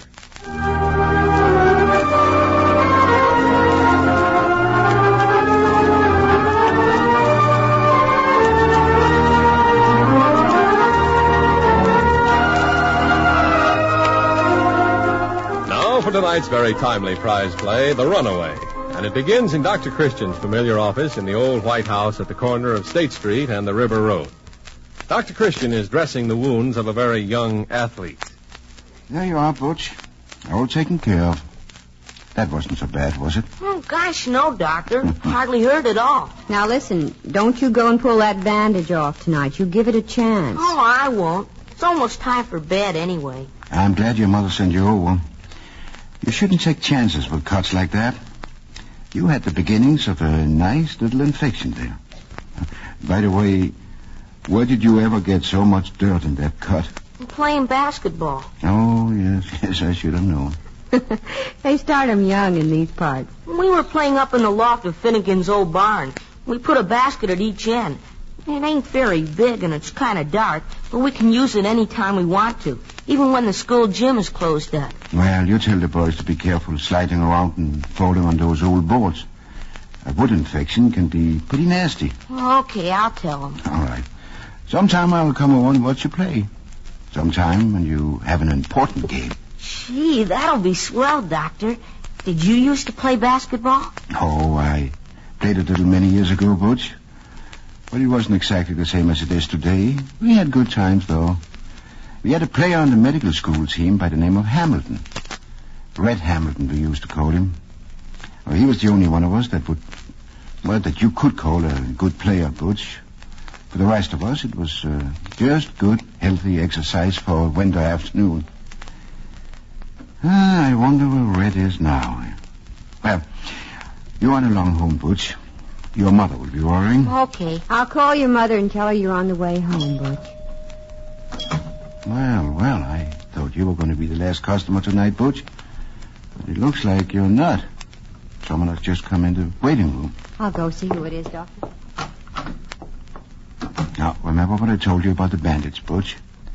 And tell your mother to give me a call if she has any more trouble with the baby coughing. Well, I'll tell her. Thanks a lot, Dr. Christian. Dr. Christian. Good night, Judy. Good night, Butch. Doctor, it's a young man. Mm-hmm. Is it anyone we know? No, he says he's from out of town. He was just passing through, and he asked at Crimmins gas station for a doctor, and they told him you might be still at the office. All right, we'll... Excuse me. Well, are you back again, Butch? I thought you were gone. Oh, I forgot my earmuffs. Oh, let's see. Oh, here they are, right on the chair where you left them. Thanks. Hey, Doctor, you know that guy that's sitting out there in the waiting room? You know who that is? I know I don't, Butch. Do you? Oh, sure. That's Al Novak. Al Novak? Sure. I recognized him right away from his pictures. And who, pray tell, is Al Novak that he should have his pictures in the papers? Are you kidding? Well, he's the star player on the Midwestern University team. Oh, well, I should have known. Sure, that's him. Well, he's a sure bet to be All-American this year. Why, he's got an average of 27 points a game. Boy, oh boy, I'm going to get his autograph. Oh, no, you're not, young man. You leave him alone and get on home. Oh, gee, I wanted it to show the other kids. If I don't get it, they won't believe me. I'll tell you what I'll do, Butch. If you don't say anything to Mr. Novak tonight, I'll get his autograph for you. Gee, will ya? Well, that'll be swell. All right, Butch, now run along. Okay, so long. Well, suppose we take a look at Mr. Novak, Judy. Ask him to come into the office.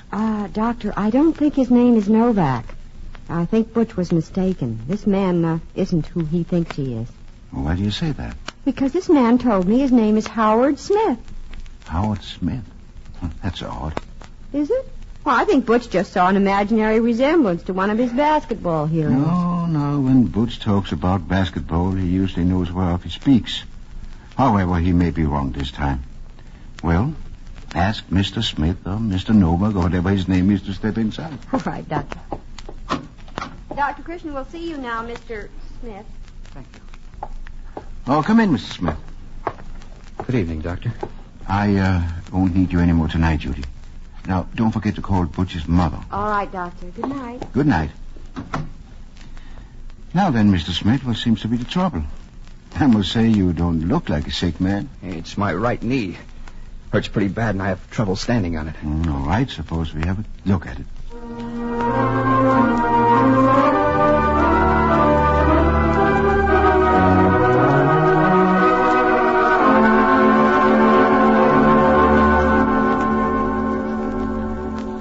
Now, Mr. Smith, I think that dressing will help things out. The inflammation should go away very shortly. Thanks, Doctor. I was kind of worried about it. Had trouble with that knee before? Oh, it's kind of chronic, I guess. I heard it at the beginning of the... I heard it a few months ago. That little boy who was in here just before you had a kind of minor edition of the same trouble. He got it playing basketball. That's so? Well, I guess I better be going. I'll give you something to help you sleep in case the knee drops too much. Huh? I don't want to sleep. I got a lot of driving to do. Why, you can't drive anymore tonight with your leg in that condition. You need rest. Good night's sleep. Can't do it. I got to hit the road. Just tell me how much I owe you. Well, I'll give you a prescription anyway. Let's see now. How do you spell your name? Novak. N-O-V-A... K. Novak. First name Al? Is that right? Yeah. Yeah, that's right. Novak, Al. You're a long way from the university tonight. About 200 miles. So what? Nothing. Who's been taking care of that leg for you? Team doctor. Well, you should have stayed under his care. What was his name? Hamilton. Dr. Hamilton. Yes? Does he have red hair? Say, do you know everything? Yeah, he's got red hair, or at least it used to be red. Turning gray now. Old Red Hamilton.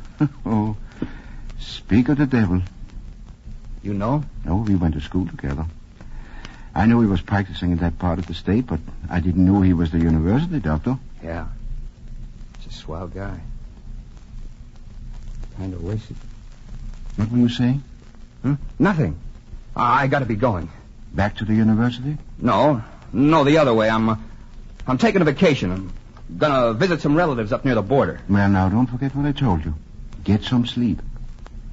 And if you find there's anything else wrong, you give me a ring. Sure, Doctor. Thanks. Say, how much do I owe you? Oh, just send me a couple of tickets to one of the best games, and we'll call it square. Good night, Al. Good night, Doctor. Thanks a lot. Red Hamilton. Who would have thought it? Must be 20 years since he and I that afternoon... Was it Novak?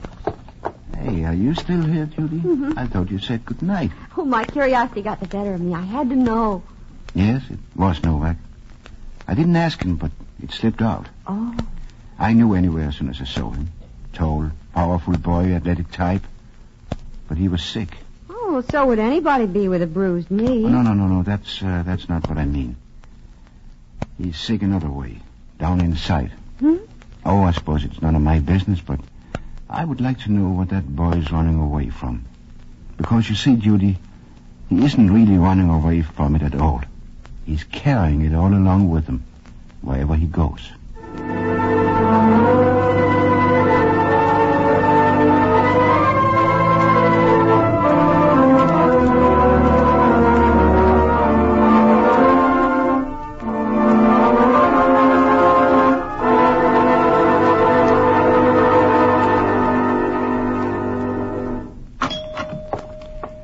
Hello, Judy. Am I late? Right on the button. I was in a little early.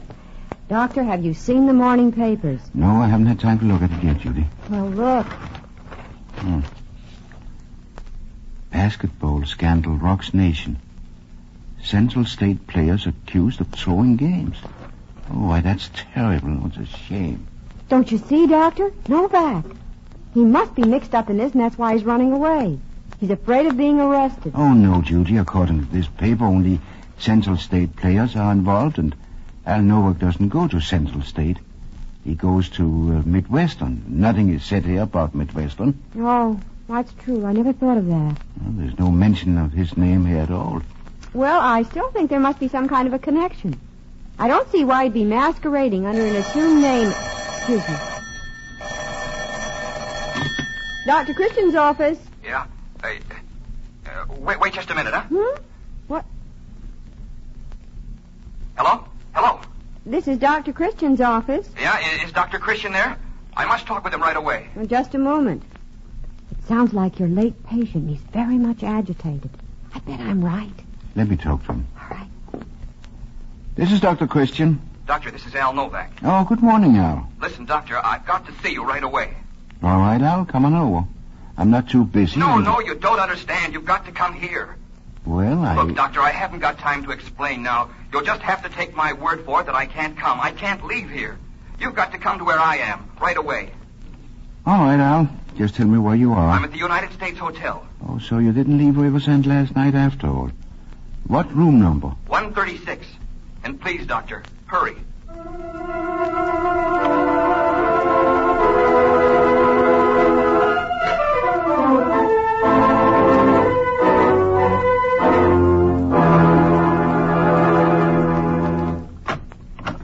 Come on in, Doctor. Come on in. Well, you're not taking any chances. Do you always keep the door of your room locked? I'm keeping this one locked. Look, Dr. Christian, I'm in a terrible spot. I don't know which way to turn. I'm trapped. Trapped? Did you see a man sitting in the hotel lobby when you came through? Well, there was Ben Carter talking to the desk clerk. And Mr. Atkins.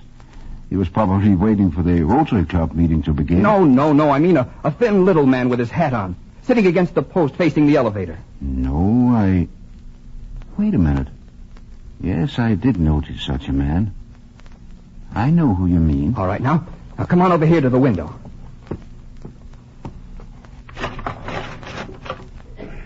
There. Look down there across the river road. See? You mean the man sitting on the bench? He's the other one.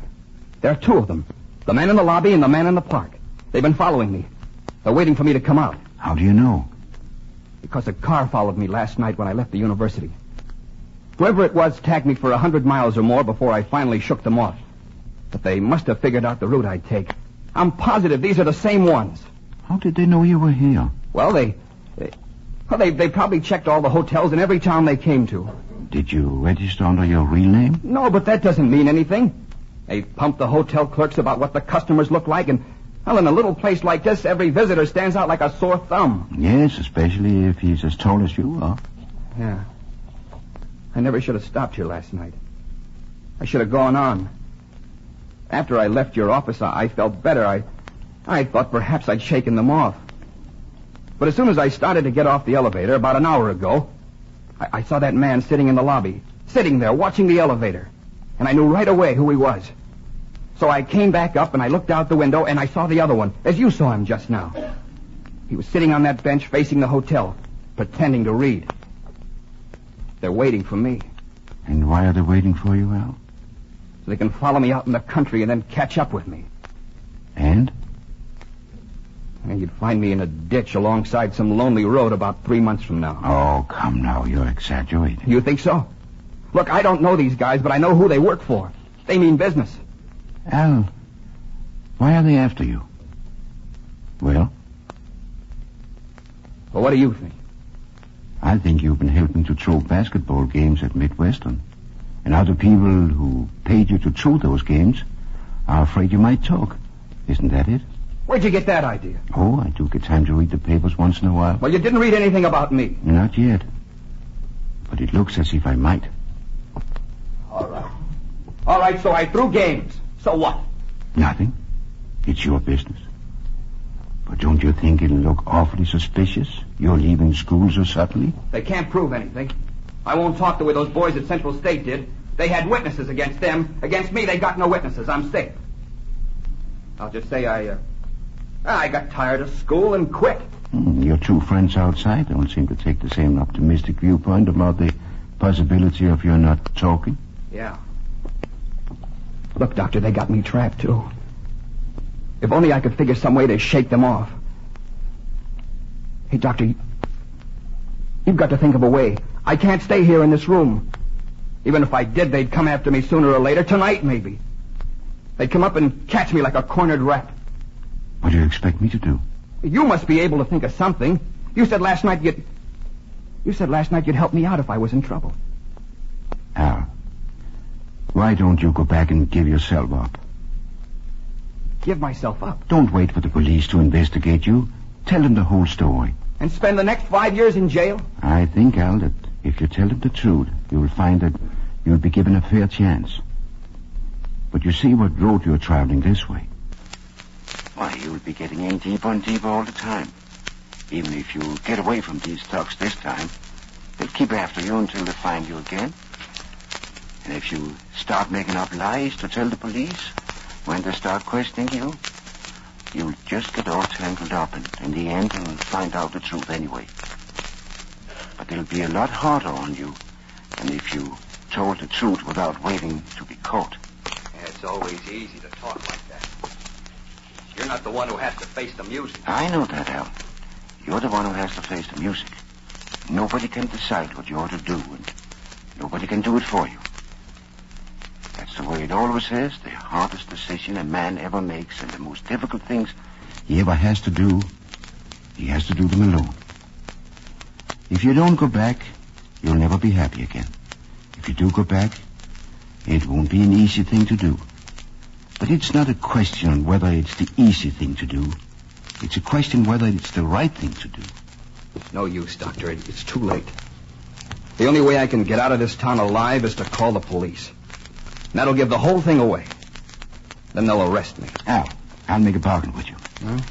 If I can get you out of this hotel and down to the railroad station, will you promise to take the noon train back to Midwestern and make a clean breast of the whole thing? Suppose I say no. Well, then I'll just have to leave you here, and that'll be the end of it as far as I'm concerned. All right, I promise. Good. Now let me use your telephone. Hello, operator.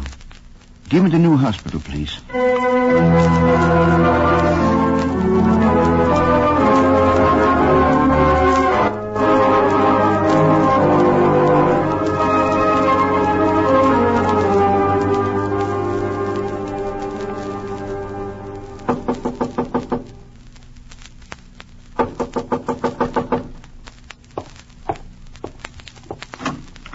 Well, hello, Dr. Christian. We got here as fast as we could. The ambulance is right down in front. Very good, John. And here's the patient. Patient? He doesn't look very sick to me. And he will be unless we get him out of here soon. Lie down on the stretcher aisle. Okay. You're the doctor. Make sure he's completely covered. Hey, doctor. Do you think they'll suspect anything? I don't know. It's a chance we have to take. But I'll be walking right alongside the stretcher, so don't worry about it. And by the way, John, when we get in the ambulance, tell the driver to drive to the railroad station. Railroad station? Yes, I'll explain it afterward. Sure thing, Dr. Christian, if you say so.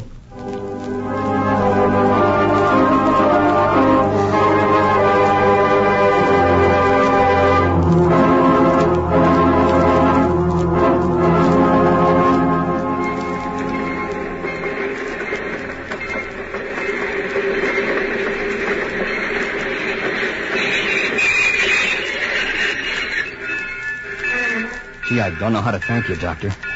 But I sure Hey, are you sure they didn't follow us?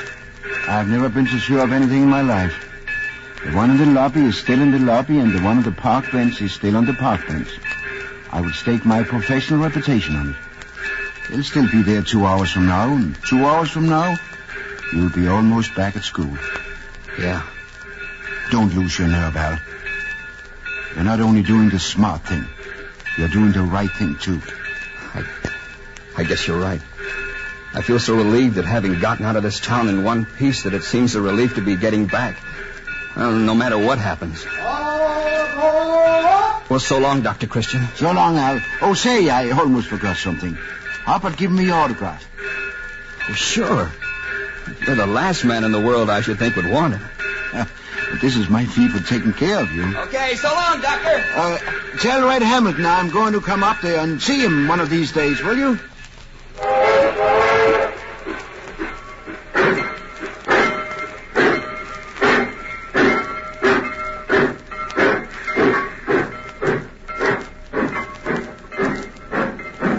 Well, what now, Dr. Christian? Is it all right if I drive back to the hospital with you, John?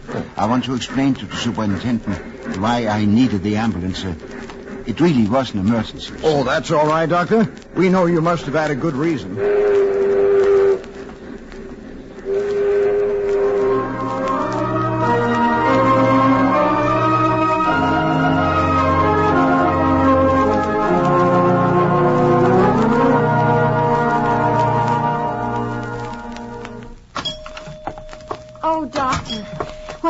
news. I've been sitting here an hour biting my nails and fending off the patients. What happened to Al Novak? Judy, I should have known by this time to have respect for your woman's intuition. What? You mean Al Novak was mixed up in the basketball fix? Yes, he admitted as much. Oh, dear. Such a fine-looking boy, too. What gets into them? I wish I knew. What's going to happen to him? He's going to go back and make a clean breast of things. I just put him on the train. From the ambulance. From the ambulance? Well, but why? His leg wasn't that bad. No. Oh, please, Doctor, come on. Now tell me everything. Well, what made him confess? No, he was scared that the gangster behind the racket would get him. He thought they were after him, waiting for him at the hotel. Oh, I see. So you smuggled him out in the ambulance. Oh, well, I'm glad you made him go back. I think you put the ambulance to good use. Oh, I'd certainly laugh to see the faces of those gangsters who were stalking him when they found that the bird had flown. Yes. Judy, you know little Mr. Morley, don't you? Mr. Morley? You mean the fellow that sits in the lobby of the hotel and reads the paper all the time? Of course I do. He's been sitting in that chair by the elevator for years on end. Would you say he looks like a gangster? Mr. Morley look like a gangster? Well, of course not. He doesn't look any more like a gangster than Professor Higgins, who sits on the park bench all day and reads his books. No, neither would I. But it's funny how a guilty conscience can make something look entirely different from what it is. Can create people that don't even exist in the world of reality. But, Doctor... Well, Judy, it all worked out for the best. But poor little Mr. Morley would surely be surprised if he knew anybody thought he looked like a Chicago gangster.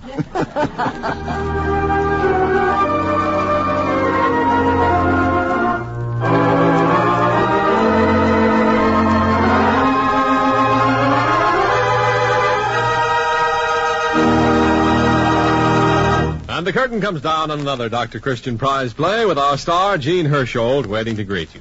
But first, here's a message from Judy Price. Summertime is outdoor time. This month and during the months to come, almost everyone will be doing some work outside the house, in the yard or in the garden. And that means naturally you're giving hard treatment to your hands. Well, when those hands become red and rough, chapped and sore, you'll find a real friend in Vaseline Petroleum Jelly. You'll find that Vaseline Petroleum Jelly brings welcome relief, quickly soothes and eases that rough, chapped skin. Try using Vaseline Petroleum Jelly before you start work, too. This protects your hands and helps keep dirt from being ground into the skin. Makes washing up so much easier.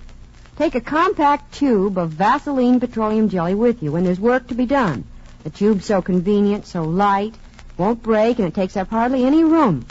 And remember when you buy to look for the trademark Vaseline. That trademark, owned by the Cheeseboro Manufacturing Company, is your guarantee of absolute purity. Thank you, Rosemary DeCamp. And now here is Jean Hersholt.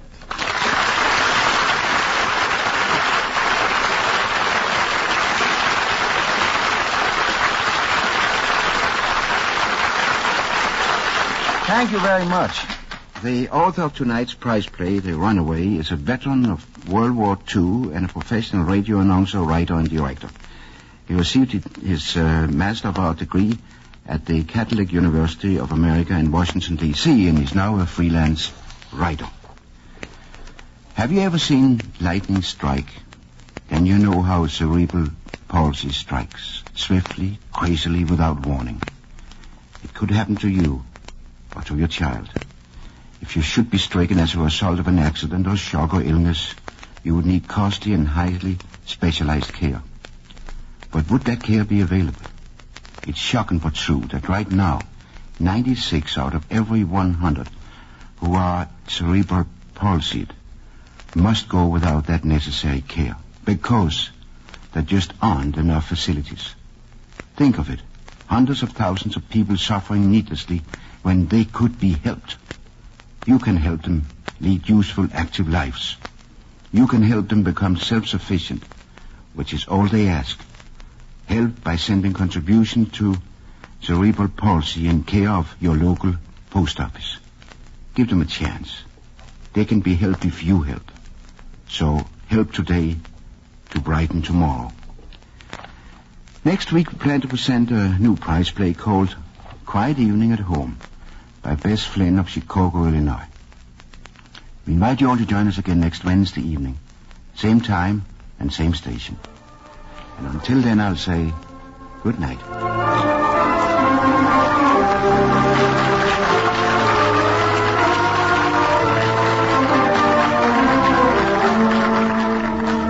You girls know how dry, dull-looking hair can spoil your appearance just at that important moment when you want to look your best. Well, Vaseline Hair Tonic can solve that problem for you in 2 wonderful ways. Yes, 2 wonderful ways to make your hair look lovelier. The first is to massage your scalp briskly with plenty of Vaseline Hair Tonic. If you wish, steam your head with hot towels for a few minutes, then shampoo as usual. See how soft and youthful your hair looks. How much easier it is to manage. And here's another tip. Between shampoos or after a permanent, when the hair is apt to be unruly, smooth on a few drops of Vaseline Hair Tonic before combing. It makes your hairdo behave beautifully, checks any tendency to dryness, gives it added luster. Get a bottle of Vaseline Hair Tonic tomorrow and try it, won't you? Dr. Christian came to you by transcription.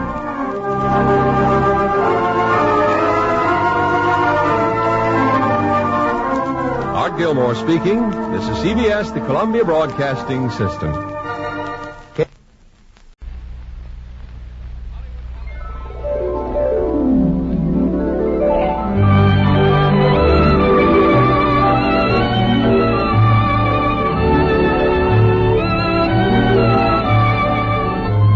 From New York City, we bring you Chapter 8 in the Chronicles of River's End. The star of the show, Gene Herschel, in his greatest of all roles.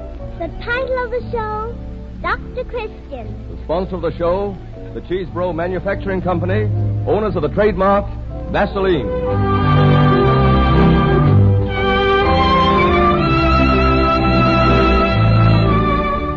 And here we are in New York, where our star, the famous motion picture actor Gene Herschel, is enjoying a brief holiday after completing his work with Sonia Henney in the 20th Century Fox picture Happy Landing. The talents of this great artist in the role of Dr. Christian are presented for your enjoyment each Sunday afternoon by the makers of Vaseline preparations. These products have been known to every household in the United States and Canada for more than half a century as standard home remedies for many minor ailments such as scratches, cuts, skin abrasions, burns and scalds, chapped skin, head colds. And they have earned the high place they hold in the home medicine cabinet because every Vaseline product is the finest of its kind that can be produced. So when you buy, be sure to look for the trademark Vaseline on the package. If you don't see it, you are not getting the genuine article. And so to today's story of Dr. Paul Christian, starring Gene Herschel in the title role. The time is Sunday morning. The scene is laid outside the little white church, which stands not far from Dr. Christian's office.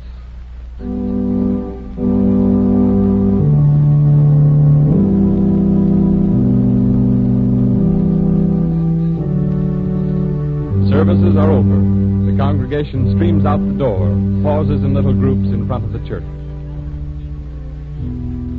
Good morning, Dr. Christian. Well, hello there, young lady.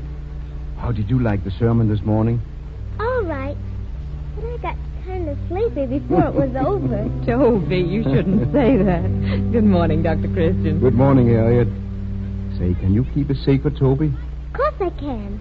I got a little sleepy myself. Dr. Christian, you're spoiling all the good work I've done for a week. Oh, bosh. Not it could spoil, Toby. Besides, I have some theory about bringing up children. What do you know about bringing up children? Nothing. It's always those kind of people who have theories. Anyhow, Toby, I'm glad to see you in church, even if you do get sleepy. When I was little, I didn't go to church. And look what I turn out to be. Just a small-town doctor. The kindest doctor in the whole world. Oh, now, Harriet. Oh, say, how are things at the dress shop? Oh, the shop's doing very well, thank you. I'm beginning to feel really successful. And when I started it, I didn't think a dress shop in River's End would go at all. Well, you see, I was right. Mm-hmm. Good morning. Oh, good morning, Mr. Potter. Oh, hello, John. Going my way? Yes, why? I'll walk along with you. Well, goodbye, Harriet. Goodbye, Toby. Goodbye, Doctor. Bye, Dr. Christian. Bye. I let Mrs. Potter drive the car home. Feel like stretching my legs a bit. Well, I'm afraid you'll have to do most of the stretching alone. There's my office, and I've got some work to do. You mind if I came in for a moment? Why, no. Come ahead. I promise I won't keep you from your work too long. There's something I've been meaning to discuss with you ever since I returned from Chicago. So? Well, if you'll wait until I find my pipe. Help yourself to the tobacco there. I don't smoke a pipe. Oh, well, there's some cigars in the table drawer if you... I don't smoke at all. Well, then have a chair. You sit down, don't you? Thank you. What I want to ask you, Paul, is how long have you known this, what's her name, Mrs. Niles? Harriet? Oh, I've known Harriet Niles ever since she came here. I've been trying to place her. The very first time I saw her, there was something about her vaguely familiar. Do you recall the Jack Rima trial? Well, I remember it. That's about all. It happened, some years ago. Young Rima came from a rather wealthy Chicago family. He was something of a black sheep. Got into one scrape after another. Expelled from college. Finally disinherited when he married. Mm-hmm. On New Year's Eve 7 years ago, he shot and killed one of his wife's former admirers. He was convicted and later died in prison. During the course of the trial, his wife came in for considerable notoriety. Quite naturally, in view of the kind of woman she was. How do you know the kind of woman she was? Oh, everybody knew about her. The newspapers played it up in the most sensational manner. First when she married Rima, and afterwards during the trial. Her name was Doris Fleming. Does that bring anything to your mind? Oh, I wasn't particularly interested in the case. Well, at any rate, Doris Fleming is running a shop here in River's End. She calls herself Harriet Niles. Oh, are you trying to tell me that you find a similarity between Harriet Niles and a picture you saw in the newspaper 7 years ago? Ah, rubbish. Oh, what's your reason for trying to shield this woman? Shield her? I happen to know you've been acquainted with Harriet Niles for a good many years. Oh, now, wait a minute. To save you embarrassment, I ought to tell you I've gone into her history quite thoroughly. I know, for instance, that after her husband was sent to prison, she lived in Joliet. Her child was born there. Well, what about it? The physician who attended her was a Dr. Paul Christian. Would you mind telling me the point of all this? Harriet Niles and Doris Fleming are one and the same person. I can't understand why you attempt to deny it. Well, I'm not denying it. But since you're so interested, yes. I've known Doris Fleming for almost 7 years. In fact, I suggested she come here and change her name to Harriet Niles. So, you brought her here to River's End. Why? When Doris Fleming's husband went on trial, she was the only one who stood by him. She moved to Joliet to be near him. When he was sent to prison, well, she stayed there until he died. Since then, she's been trying to earn a living for herself and for a little girl. Trying to bring up Toby not to know what had happened. In every place he's gone, someone has made that impossible. My dear doctor, I have no wish to injure the woman. Quite the contrary. Before I came to River's End, I lived in a little town of Mill Valley, California. As a lad and a young man, I was poor, dreadfully poor. I know what poverty is. My only feeling toward Doris Fleming is one of deepest compassion for her and her child. How old is the child? 6 years old. Probably still young enough not to have been harmed. But how long is that going to hold true? How long before she finds out her mother's background, who and what her father was? The very thing Doris Fleming has been trying to avoid is bound to happen. Don't you agree? Yes, if she continues to run into meddlers like you. Calling me harsh names won't save the situation, no. There's only one solution. She must give the child up. Give up the baby? Why, you don't know what you're talking about. Please don't think I've reached such a conclusion hastily. I've thought about it for a long time. I've decided there isn't any other way. Oh, I see. You've decided. And just why have you appointed yourself to deal with this matter? When a man sees his duty as clearly as I see this, he hasn't any choice. I came here in a spirit of friendliness, seeking your help. I thought you might explain to the woman and get her to give up her child voluntarily, for the child's own good. Well, you may see that as your duty. I don't see it as mine. It is your duty, whether you see it or not. I'll guarantee the little girl will have everything a child should have. Except the mother. Girl is only 6 years old. She'll soon forget her mother. And it's better so, considering the woman's history. John, I've always been kind of ashamed of myself because for some reason I've never liked you. Well, I'm not ashamed any longer. You don't know how that hurts me, Paul. But the soul of a little child is much too precious for me to let my personal feelings stop me. If you refuse to help, then I shall go to the town authorities and get them to take official action. Will you please get out of this office? After all, both Mrs. Potter and myself are not without influence among the good people of River's End, and I know public opinion will be aroused when I make the case clear. Will you please get out? Good morning, Paul.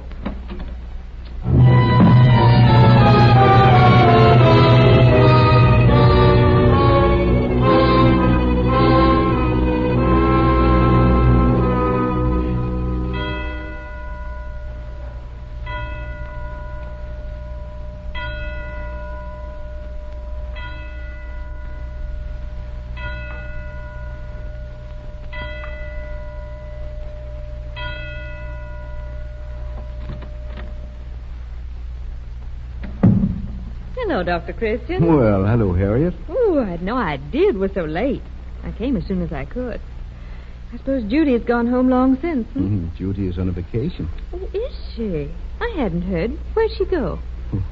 Where does everybody go these days? Hollywood. Well, she'll have plenty to tell when she comes home. She'll have plenty to tell me when she finds out I haven't sent out these bills she left. Let me do it for you. I'd love to help. Oh, some of them are not worth sending out. This one to John Potter, for example. John got a piece of jute in his eye when he was a young man. It caused an infection. The eye still bothers him occasionally. Oh, this bit is for prescribing an ordinary eye wash. I can't charge him for it. You'll never make any money that way. Oh, speaking of money, how was your Christmas business? Wonderful. Good. Oh, it was a swell idea of yours putting in the gift. And just think, this time last year I was in Minneapolis wondering what was going to become of us. You can't imagine what all those years were like. Walking the streets, looking for a job. Knowing if you found one, you couldn't keep it. That you'd have to leave and go someplace else. Oh, it's beautiful to be settled and have a home and feel that you're safe. Safe. I think that's the loveliest word in the world. Harriet, have you ever asked the Remus for help? No. Why should I? I've always been able to get along. I know, but Toby's growing up now, and, well, she's going to become more and more expensive. Well, she'll soon be wanting to entertain her friends and have nice clothes, and, well, the Remus ought to help. She's Jack's child as well as yours. I don't want their help. Well, you shouldn't let a little foolish pride stand in the way. And they wouldn't help me if I did ask. The Remus hate me. Why, they disowned Jack for marrying me. When he was sick in prison, to see him or write to him.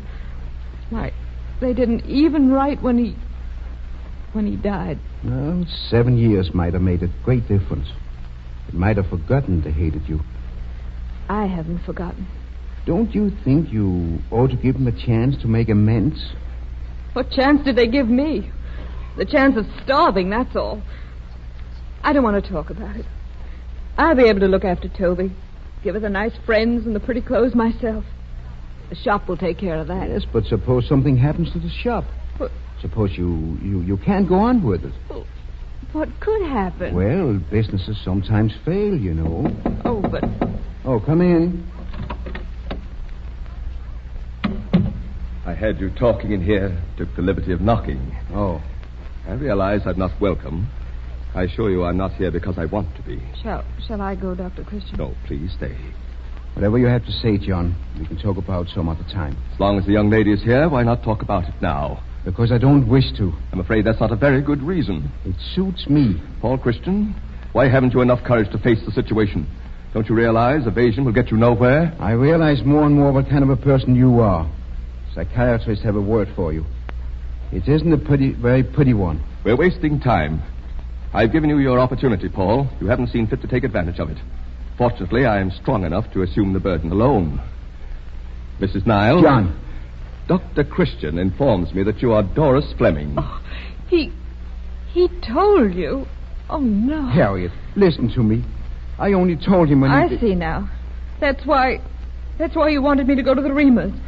Why, you talked about the shop failing. Oh, he found it out by himself. I only That's tried... true. And I convinced Dr. Christian it was useless to lie to me, as I had completely investigated your case. But why? Why? What difference does it make to you who I am? I don't feel it's necessary to explain that. Mr. Potter evidently takes his instructions directly from heaven. Or maybe he gives them. Dr. Christian is being sarcastic because he doesn't like me. He knows I've not the slightest notion of harming you. You won't tell anyone? There's no reason why I should. Doris Fleming, I want to help you. Help me? Yes. I know how you struggle to keep your child from learning about your past life. I want to show you the way. Oh, but I've already found it. Well, you and Dr. Christians are the only ones who know about me. I have a little shop here. I'm very happy. And the past is behind me. Sooner or later, River's End will find out about you. But I don't see how, unless... They found out in the other places you've lived. No, you can never escape from your past. It's chained to you with a chain which cannot be broken. But your child can escape if you'll give her up. Give up Toby? We'll find a suitable home for her.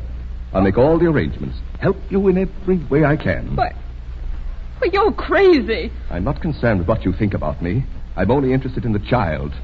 You'll have to give her up. Who says I do? Oh, this is going far enough. I say so. I'm not taking orders from you. Who do you think you are? You'd better be careful. You're a willful, headstrong woman. A person in your position could well display a little humility. You're not going to take my baby away from me. You or anybody else. Harriet. You claim to love your child, and yet you're willing to have its life linked up with you and a father who is a wastrel and a murderer. Harriet. I call upon you to witness, Dr. Christian. I tried to help her, and she struck me. Struck me like the common woman she is. We can do without her sort in River's End. Doris Fleming, I'm giving you a week to get out of town. 1 week. Oh, why did you strike him? You shouldn't have done that. Don't you see it put you so much in the wrong?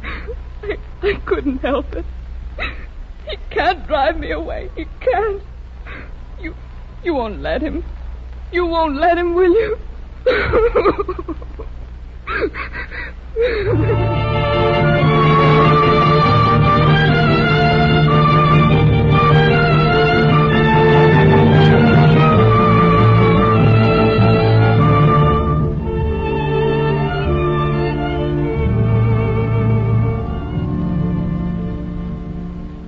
Every housewife who spends hours over the cook stove and the washing and ironing knows what it is to have a succession of minor burns and scalds, and how uncomfortable they can be, even when not at all serious. Vaseline petroleum jelly is just the thing to have handy for such emergencies. Why don't you make a note to buy an extra bottle or tube next time you go shopping and keep it on the kitchen shelf? Then you'll be able to reach for it the very moment you burn yourself. Use it liberally. It will soothe the pain and help promote healing. If a burn or scald is deep or covers an extensive area, send for the doctor immediately. Vaseline jelly is made with scrupulous care, sterilized in the process of manufacture, and packed in sterilized containers. It costs only 10 cents a bottle anywhere in the United States, so no one need be without the comfort this famous home remedy can bring to sufferers from all the minor accidents that happen in every home.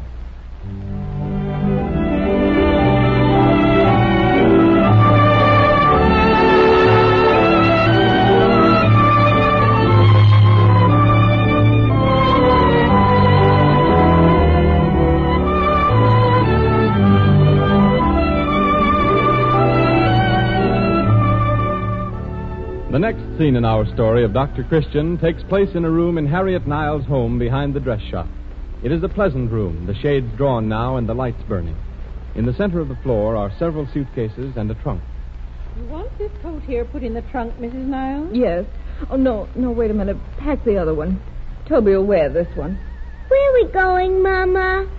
To Peoria, darling. When? Day after tomorrow. Oh, is there room in the small suitcase for these slippers, Anna? I think I can make some room. Well, put them on top so I can get them out on the train. Yes. How long will we be away, Mama? I don't know, Toby. Are we coming back? No. Not ever. But why? Now, it's time to go to bed now. Why aren't we coming back? Don't you like River's End? Now, you better run along, Toby. It's almost 8 o'clock. You told me you liked River's End. You told me we wouldn't move anymore. I know, dear. I don't like moving. As soon as I find some little girls to play with, we always move. Isabel and Betty Jean have never moved. They've lived here all the time. Why do we have to move? Oh, please, Toby. Mother's so tired. Anna will get you ready for bed now. I'll be in soon and hear you say you're now Eileen. Yes, sure. It's about time for young ladies to go to sleep now. Mama, why do I say different now, Eileen, from Betty Jean? Well, they're not different. Yes, they are. I only say God bless Mama. And Betty Jean says God bless Mama and Papa. Anna, will you put her to bed, please? But why, Mama? Why don't I say it the same as Betty Jean? Dear, I'll answer it. You take Toby and get her undressed, Anna. Yes, ma'am, I will. Come, Toby. Come Night, on. Mama. Good night, dear.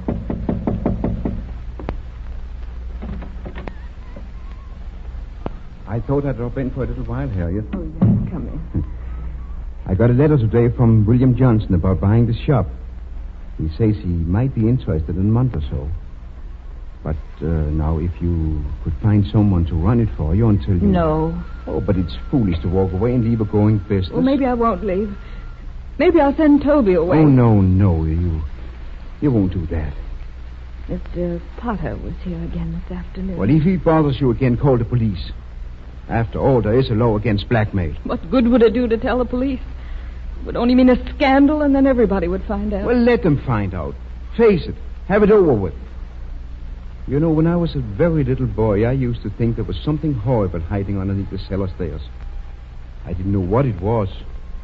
I only knew I was dreadfully afraid of it. I would do anything to keep from going down these steps. And one day I had to go, and I found out there wasn't anything at all. You see, so many of our fears are like that. When we face them, well, they aren't there. Oh, I'm not afraid for myself. But I can't let Toby's life be like mine. I've failed in everything else, but I won't fail in that. Well, we'll find out some way. No, there's only one way out. Mr. Potter's right. Oh, I've tried to make myself believe I could get away from it. If I could only go far enough, I could escape. But it never works. I know that now. Oh, my dear. I've got to give Toby up. I've got to give her up. My baby. Don't give up yet. Something might happen to change everything. Nothing can happen to change the past. You're chained to it with a chain which never can be broken. Only it can be broken. Death can break it. Harriet. I put Toby to bed, Mrs. Niles. You want me to finish up packing the trunk? No, Anna. Just pack Toby's things in the suitcase.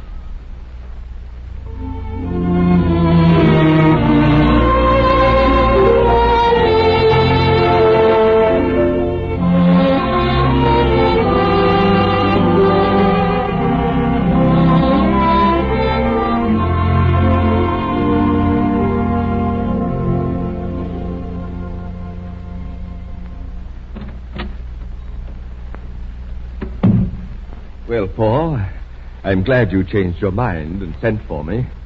Sit down, John. Harriet tells me you found a place for Toby. In a home in Colorado, a charitable institution managed very efficiently. There will have to be an exception made to the rules for admittance, but Mrs. Potter has friends on the board, and I think it can be arranged. Oh, but Colorado, why does it have to be so far away? You know the answer to that question. If it were any nearer, she'd be running to see the child at every opportunity. Our entire purpose would be thwarted. Doris Fleming must never see the little girl again. Oh, John, that's cruel. Is it cruel to try to save a child's soul? Oh, it wouldn't hurt if once in a while... That's out of the question. John, Harriet has done everything you asked her to do. Everything. Surely in this one thing you can be lenient. My dear Paul, why do you persist in putting this on a personal basis? I bear no malice toward the woman. It's simply a duty to be done. Oh, but think it over for a little while. There is nothing to think over. The matter is settled. John, before a doctor can cure an ailment, he has to know the cause. If he doesn't know the cause, he has to look for it. I'm afraid I don't see the analogy.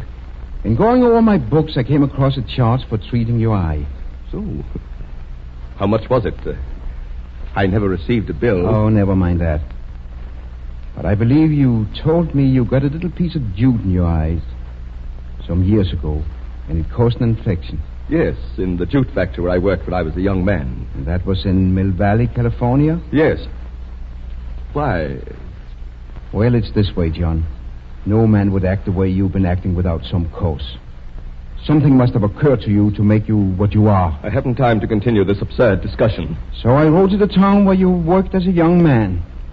Funny nobody seemed to remember you. Or the jute mill either. It's probably closed. That happened years ago. Yes, but there was a jute mill nearby. In the California State Prison. I've got to go. I'm busy. Oh, I think yet you better stay for a little while, John. I don't know what you're insinuating, but whatever it is, it's a lie. Well, I have a report right here. You see, others can play at this investigation game, too. It's a lie, I tell you, a lie. I wasn't in prison. The report is from the state of California. I'm sure it's correct, but if there's any doubt, well, I can turn it over to the proper authorities for check. No, wait. Don't do that. It'll ruin me. Then you were in prison? Yes.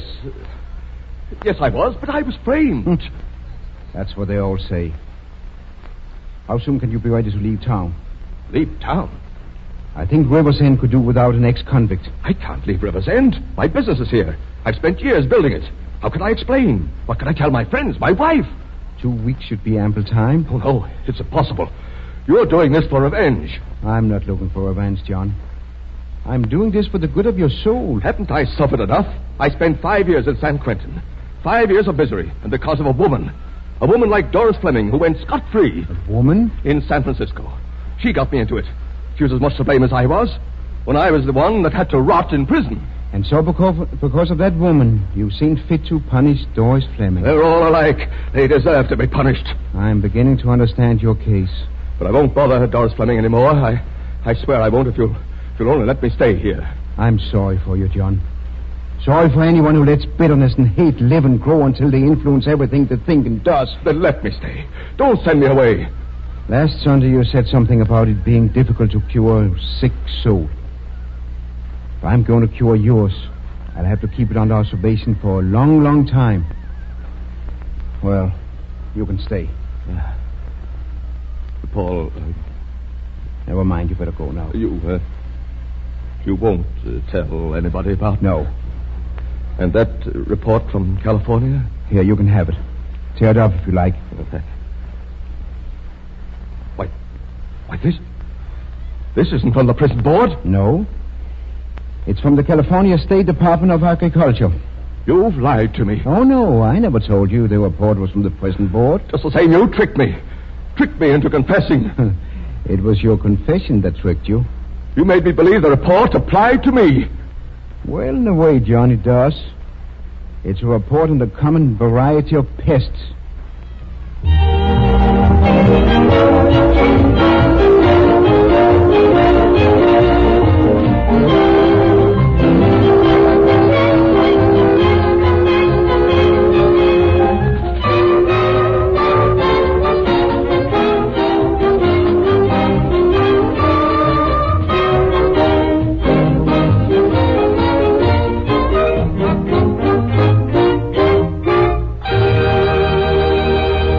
While little is known about the causes of baldness, authorities generally agree that dandruff, dry scalp, and falling hair are preliminary steps that lead to baldness.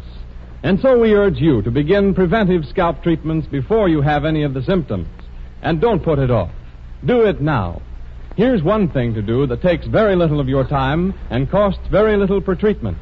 Each time that you wash your hair, give your scalp a thorough cleansing with Vaseline hair tonic before the shampoo.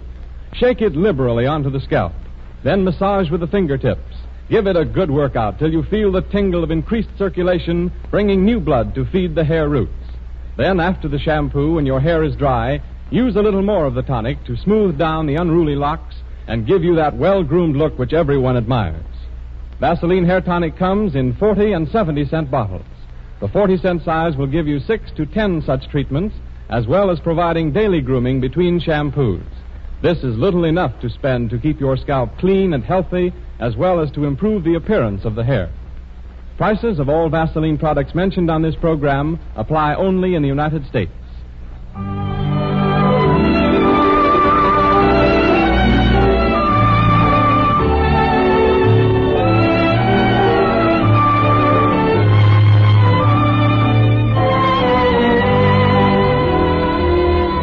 Next Sunday at this same hour, the makers of Vaseline preparations will present another Dr. Christian story starring Jean Hersholt, famous screen actor in the title role. Jean Hersholt appears on this program through the courtesy of 20th Century Fox. This is Arthur Gilmore bidding you good afternoon for the makers of Vaseline preparations.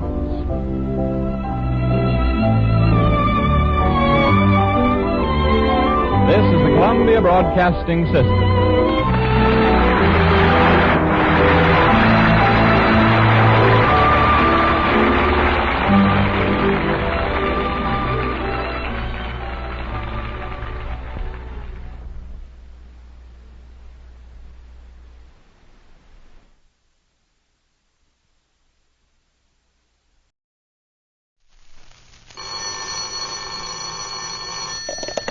Dr. Christian's office. The Vaseline program, the only show in radio where the audience writes the scripts. And tonight, Downers Grove, Illinois is in the spotlight, and the honors and prize money go to Mrs. Betty F. Revert for her play, The Devil That Calls in the Night. Jean Hersholt is starred as Dr. Christian, and Rosemary DeCamp, screen actress, plays Judy Price. Men, dry scalp is a thief. Yes, dry scalp robs you of an important asset in business and social life, good grooming. If you have dry, unruly hair, if you're bothered with loose dandruff, remember, these are signs of dry scalp. Start using Vaseline Hair Tonic today and effectively check dry scalp. Vaseline Hair Tonic actually supplements the natural scalp oils, contains no alcohol or other drying ingredients. Vaseline Hair Tonic checks dry scalp, keeps hair neatly in place. Also, a brisk Vaseline Hair Tonic massage before each shampoo loosens dandruff, relieves itchy tightness. Vaseline Hair Tonic gives two-way care to both scalp and hair. Gives your hair that neat, natural, just combed look. That's why more bottles of Vaseline Hair Tonic are sold today than of any other hair tonic in America. Buy, try Vaseline Hair Tonic.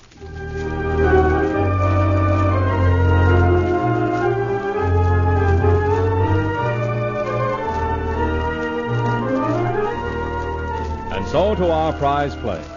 The opening scene takes place in the familiar office of Dr. Christian, where Judy is talking to a visitor. Tom, I think you're imagining things. After all, Margie Bradford... Judy, I tell you, there's something terrible going on in that old Bradford house. Oh, thank heavens you've come, Dr. Christian. This young idiot here is almost going berserk. Tom hardly going berserk? Nonsense. He's too level-headed for that.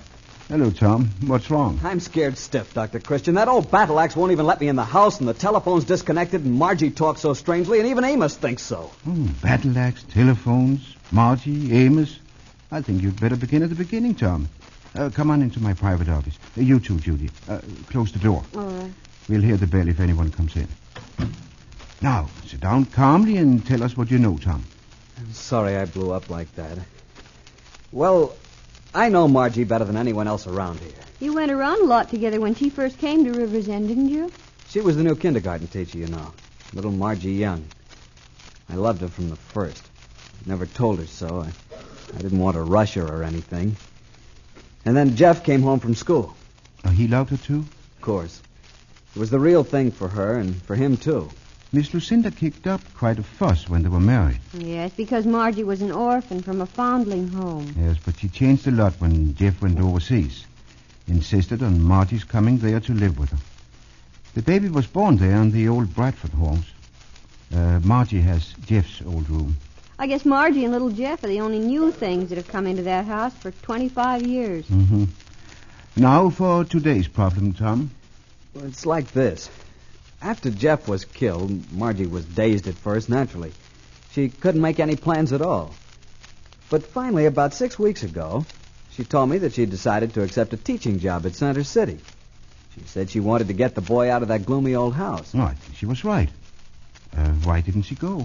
Well, the next day she telephoned me and she was crying. What about? All I could get was something about, I can't go now. I'll never be able to leave here. Never. And then she hung up. I couldn't get to talk to her for days and days. And then she telephoned again and she was hysterical. Oh, what did she say that time? She asked me not to try to see her again. She said she couldn't talk about it, but it was horrible. She didn't know what to do. She just had to do what Jeff told her to because she couldn't help herself. Then she hung up. What Jeff told her to do? That's what she said. I haven't talked to her since. The telephone's been disconnected. I can't get in the house at all. Miss Lucinda won't let me in. But Amos told me that something bad is going on in that house. He's scared, too. Is Amos that old man that works around the place? Yes. Oh, somebody in the outer office. I'll tell them to wait. You don't think I'm just imagining things, do you, Dr. Christian? Oh, no, Tom, I don't. You could go there to see her, couldn't you, Dr. Christian? Please. You could pretend that you wanted to check the baby or Margie or just pay a social call on the old battle axe. Oh, none of that would fool Miss Lucinda if she's really trying to keep all of us out. But, yes, I think I could.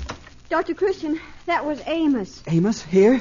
Let me talk to him. No, he scuttled in and out like a rabbit. He said Miss Lucinda wanted Dr. Christian to come to the house immediately. Well, I won't get the door slammed in my face after all. What else did he say, Judy? What's wrong? Well, I asked him just that, and he said, I don't know. I don't even want to know. But Dr. Christian better be ready to fight the devil himself because he's loose in the old Bradford house. And he calls in the night.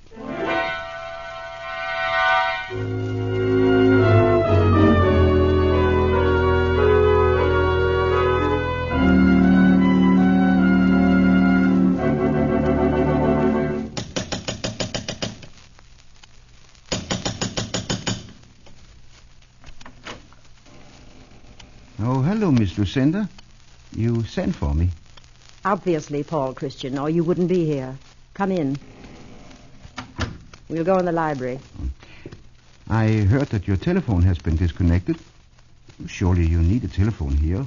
You're too far out not to have one. I'm the best judge of that, Paul Christian. I had it taken out for reasons of my own. Sit down. Thank you. Has the baby been ill? Little Jeffrey's well. He's a strong, vigorous, intelligent child, a credit to the Bradford line.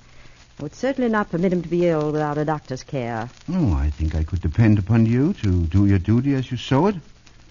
Well, the trouble must be with Margaret, then. It was a bad day when Jeffrey Bradford married her. I warned him that a girl who didn't even know her own parents, didn't know what background she might have come from, was a poor investment for a wife. But he wouldn't listen. Oh, now it's ridiculous to think that there could be anything wrong with Margie. Well, she's a darling. Men are all alike. Pretty face, and they forget what little wisdom they might have. Well, my prediction has come true, Paul Christian. Margaret is losing her mind. Margaret losing her mind? You mean that... I mean insanity. Margaret insists that Jeffrey, my dead nephew, talks to her at night. Every night. She insists that he calls to her and tells her things. That she's not dreaming any of it. Now, wouldn't you call that insanity? Oh, you should have called me sooner. You had no right to keep her hidden away here, feeding on her grief and her loneliness. I tried to keep anyone from finding out about her condition. You must take Margaret away. Have her committed. Someplace, take her anywhere. Don't let people in this town know about it. I'll not have them talking about Jeff's wife being in an insane asylum. Jeff's wife isn't going to the insane asylum, Aunt Lucinda. Because I'm not insane. I can prove that I'm not. Of course you're not, Margie. Sit down here, my child. Let me look at you. Oh, you're too thin. No bother, Dr. Christian. I'm not ill. I know I'm not now. For a while I wasn't sure. But now I know. You didn't believe me, did you, Aunt Lucinda, when I told you that Jeff had come back to me? That he talked to me at night. Really talked to me. You see, Paul Christian? Have I exaggerated the girl's condition? Margie, my dear, you're seriously in need of good nursing care. I would like to arrange for you to go away for a little while. Oh, no, Doctor. I can't leave Jeff. This is where he comes. Aunt Lucinda, do you remember when Jeff and I came to see you just before he left for overseas? When he came to say goodbye? It was the first time I was ever in this house. Naturally, I remember. I'm not in my dotage. What did he show you on that day? What did he take from the inside pocket over his heart and show you? What new nonsense is this? He showed me your picture in a little silver case and made some wild statements. What about it? He showed you my picture and told you that he loved me more than everything else in the world. That he'd always love me and always watch over me.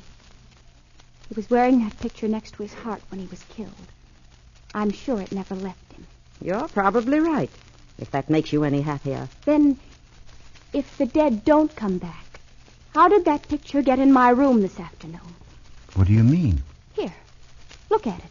My picture, the one Jeff had. I found it beside my hand when I woke up. There beside me on the coverlet. It's Jeff's case with his initials on it. You recognize that, don't you, Aunt Lucinda? I do. He brought it back to me. He had to convince me that he really could come back. Now I know. Jeff has come back.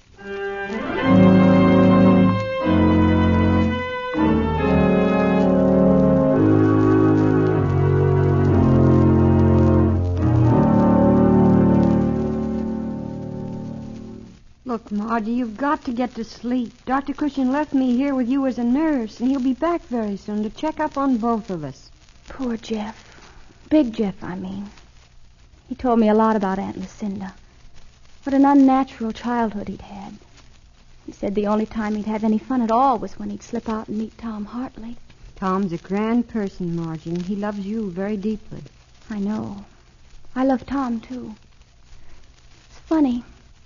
I think I'd have married Tom and been very happy with him. But he didn't ask me to, and then Jeff came along and needed me so much. Jeff depended upon me for all his strength. You were good for him, Margie. You can be sure of that. He wasn't afraid of anything when I was with him. He wasn't even afraid to go off to war when he knew I was waiting for him. And when I wrote him about the baby coming, he was the happiest he'd ever been in his life. Well, that should make you happy, too, Margie, knowing how he felt. It did, for a while. I thought that he'd found the courage he always needed. And I planned a new life for our son.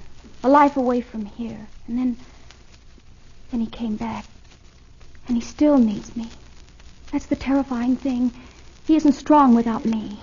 We aren't going to talk about that tonight. Not at all. It was my fault that he had to come back. I was betraying him when I wanted to get away from here. Margie, don't keep me waiting. I'm so lonely. So lonely. I need you. I'll never let you go. Judy, did you hear that? Did you hear it, too? Yes, I did. You see, he won't let me go. I know that now. I can't fight him any longer. Waiting for you. Waiting. Yes, Jeff, I hear you. I won't keep you waiting much longer, I promise. Do you hear? I promise. Margie, you mustn't talk like that. You've got to pull yourself together. Dr. Christian will be here soon.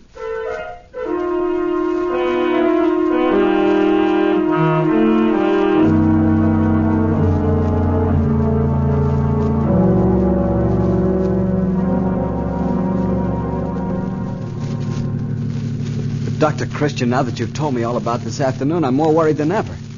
I don't understand any of it. I don't either. But I'm not going to rest until I do. That's why I came and got you. And I want you to keep your eyes and ears open and your wits about you. Here we are at last. Somebody coming down the walk. Running. I think it's Amos. Amos! Is that you? Is anything wrong? Dr. Christian, it's horrible. I heard that voice tonight. I heard it. It's the devil, all right. An unholy devil let loose in that house. You've got to get Jeff's little wife away from there. What are you saying, Amos? Has anything happened to Margie? Hurry up, won't you? I heard the voice. The devil in the speaking tube kitchen. The voice calling Margie. Calling her to perdition. collapsed. Give me a hand, Tom. You've got to get him in the house. Take his feet. But what's happened? What was he saying? What's happened to Margie? I don't know. We got to get inside first. Careful. Watch the steps. Hold him carefully. Now then. Why doesn't somebody come? I can break a window. I've got to get inside. Margie may be in danger. Fool. Want to wake little Jeffrey? All foolishness coming here at this hour. Get out of the way, Lucinda. Amos needs attention. Put him right here, Tom. Just stretch him out. Now, bring that lamp over. I need more light. Well, what's wrong with Amos? Well, do something. Don't just stand there. There's nothing I can do for Amos. He's dead. Amos dead? How can he be? He was all right at 9 o'clock and he locked up. I said good night to him as usual. What was he doing outside? He never goes out at night. He was driven out of this house by fear. He heard something that sent him out to find help. You mean that he had a heart attack? I imagine that I'll put something like that on the death certificate. But if I were to tell the truth, I should say that he had been frightened to death.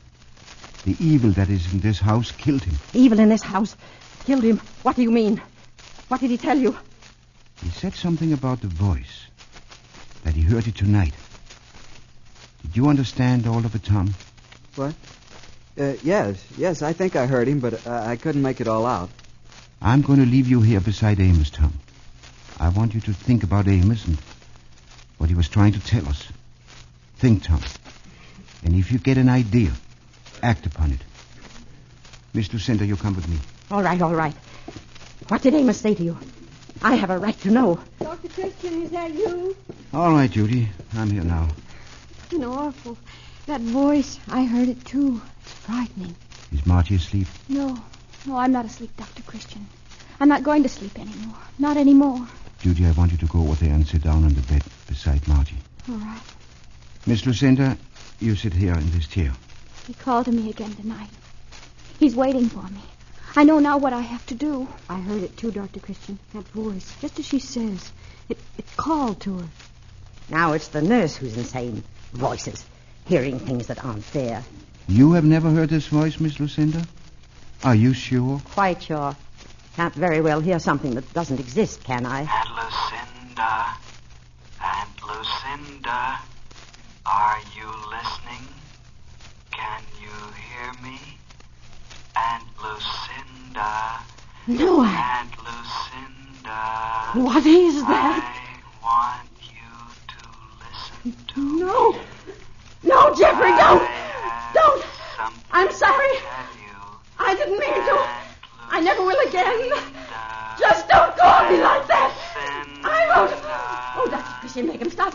Don't let him. Don't. He calls and calls. He's lonely and frightened, and he needs me. It's all right, Margie.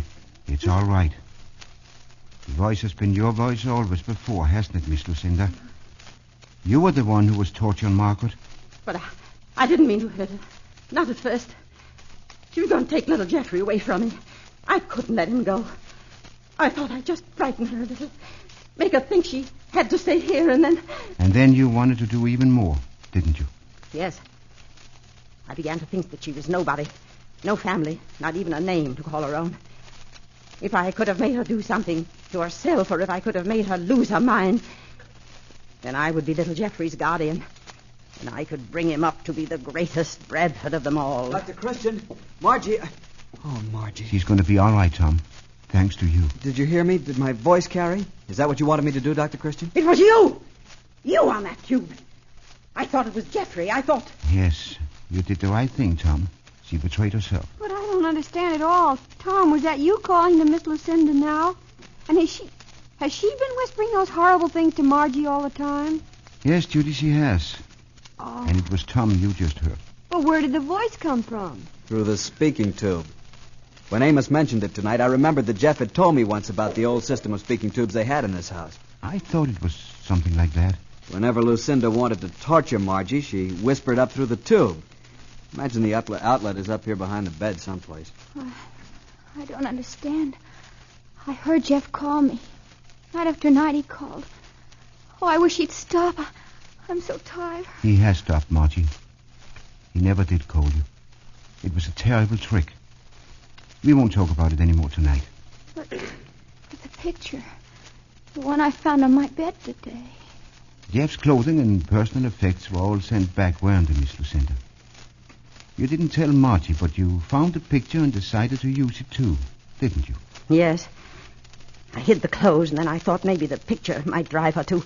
It was the picture that put me on the right track. Human hands had put that on Margie's bed, and there wasn't anyone in the house with her except you and a year-old baby. Tom, pick Margie up and take her downstairs and out to the car. She's leaving this house tonight, and she's never coming back. Come on, darling. Just hang on for a few minutes. The nightmare's all over. There won't be any more. Oh, Tom. Tom, don't leave me anymore. I was so afraid. Don't leave me. Not ever again. Just forget about everything except that nothing's going to frighten you again. Judy, you go downstairs and get the baby and take enough clothes for the present and take him out to the car. No, you can't take the baby. That's one of the best things you ever asked me to do, Dr. Christian. I want to get out of this house fast. Oh, you can't take little Jeffrey away from me.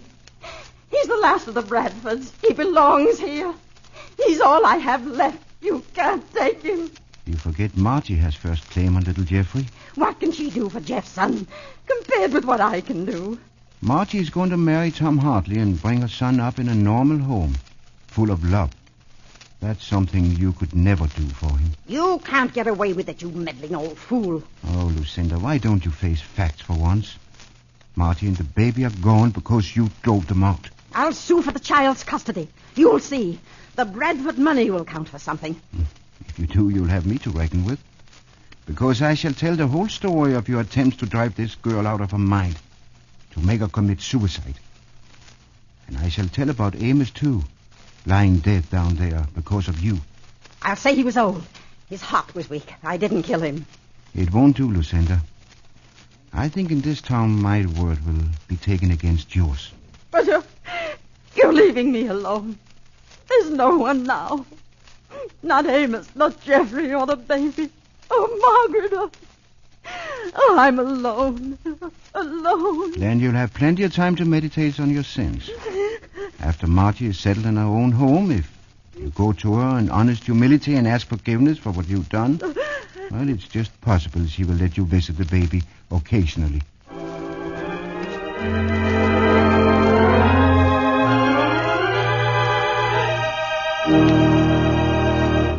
And the curtain comes down on another Dr. Christian prize play with our star, Jean Hersholt, waiting to greet you. But first, a word from Judy Price.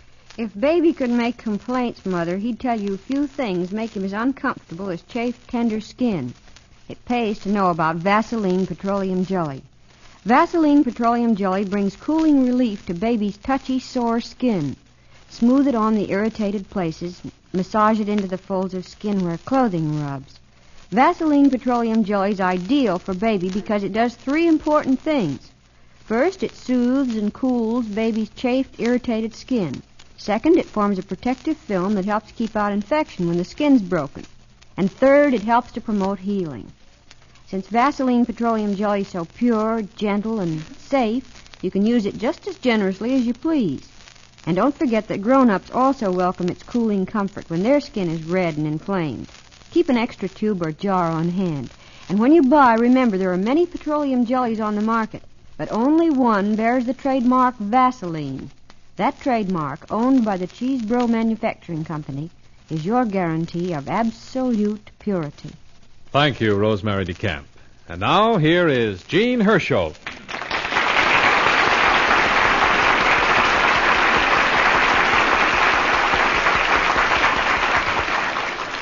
Thank you very much.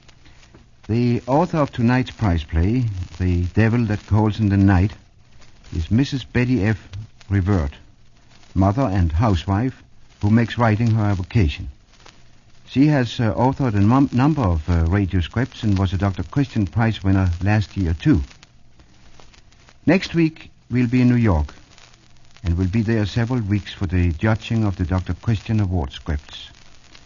Those of you who live in or near New York and want to see our program should write for tickets at once to the Vaseline program, 17 State Street, New York City, New York.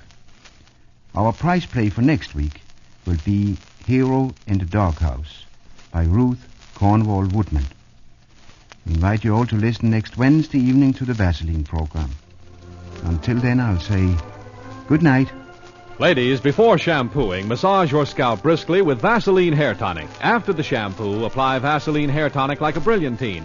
See how lustrous, how shining, how beautiful your hair becomes. Remember, Vaseline Hair Tonic. The new edition of our full-length novel, Dr. Christian's Office, is going fast. Get your copy now, only 49 cents at all bookstores. This is CBS, the Columbia Broadcasting System.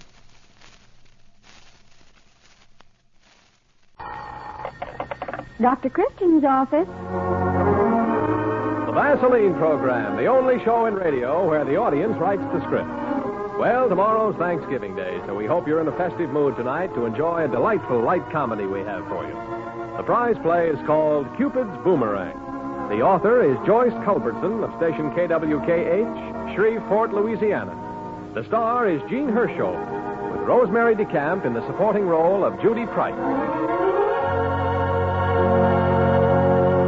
Going to a big Thanksgiving dinner tomorrow, ladies?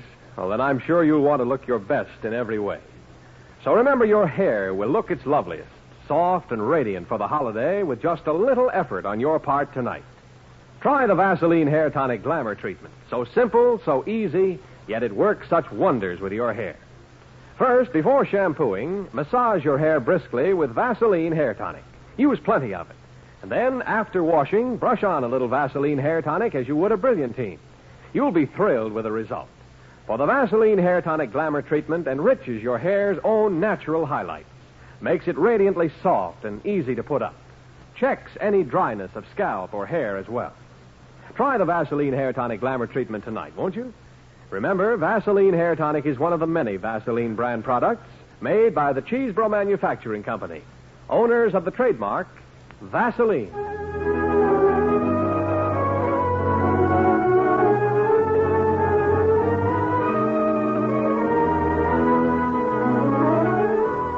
Now for our prize play. And it begins in Dr. Christian's familiar office in the old White House at the corner of State Street and the River Road. Mrs. Attley's on the phone, Dr. Christian. Thanks, Judy. Hello, Mrs. Attley. Hello, Dr. Christian. Now, I want you to listen, and don't you say no until I've finished. Our Ladies' Aid Society is planning a charity dance next Saturday night. We're having it at the school auditorium, and we especially want you to be there. Oh, well, thank you, Mrs. Attley, but really I don't Now, think I told you to let me finish. We especially want you because we know those old cronies at that bachelor club you belong to follow you like sheep. If you come, they'll all come. Mrs. Attley, I really couldn't. Thank you just the same, but I'm afraid my dancing days are long past. Now, Doctor, we're holding this dance for a good cause, and we want 100% turnout. The money's going to the new hospital wing. Well, that kind of charity, I'm willing to make a sacrifice. I don't even mind dancing, although my bones creak to think of it. Fine. And remember, we're counting on you to see that all the bachelor club members come, too. Well, I'll try, but I can't guarantee that. If I know those boys, that's a pretty big assignment. No excuses now. You can get them there if you try real hard. We'll expect you. All right. Goodbye, Mrs. Attley. Did I hear you say dance, Dr. Christian? Yes, Judy, but it's for a good cause. The new hospital wing. Oh, and you're supposed to get all the club members there, too, huh? Yeah. Sounds like quite a job, doesn't it? It certainly does. Well, I might as well go right now and try my powers of persuasion. Fellas ought to be willing to help out on something like this.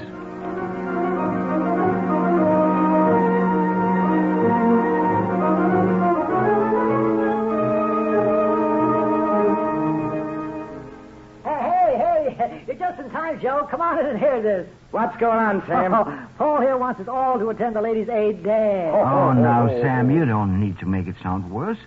It's for a splendid cause, Joe. Yeah. The money is gone to the new hospital wing. Not me. I'm a charitable-minded man, but charity begins at home. I want to be kind to my feet. Let the poor suckers that married the ladies come to their aid. That's pretty good, Joe. Well, Doctor, you see how it is. Guess you're just out of luck. Yeah. Well, the least I can say is that you're all pretty uncooperative.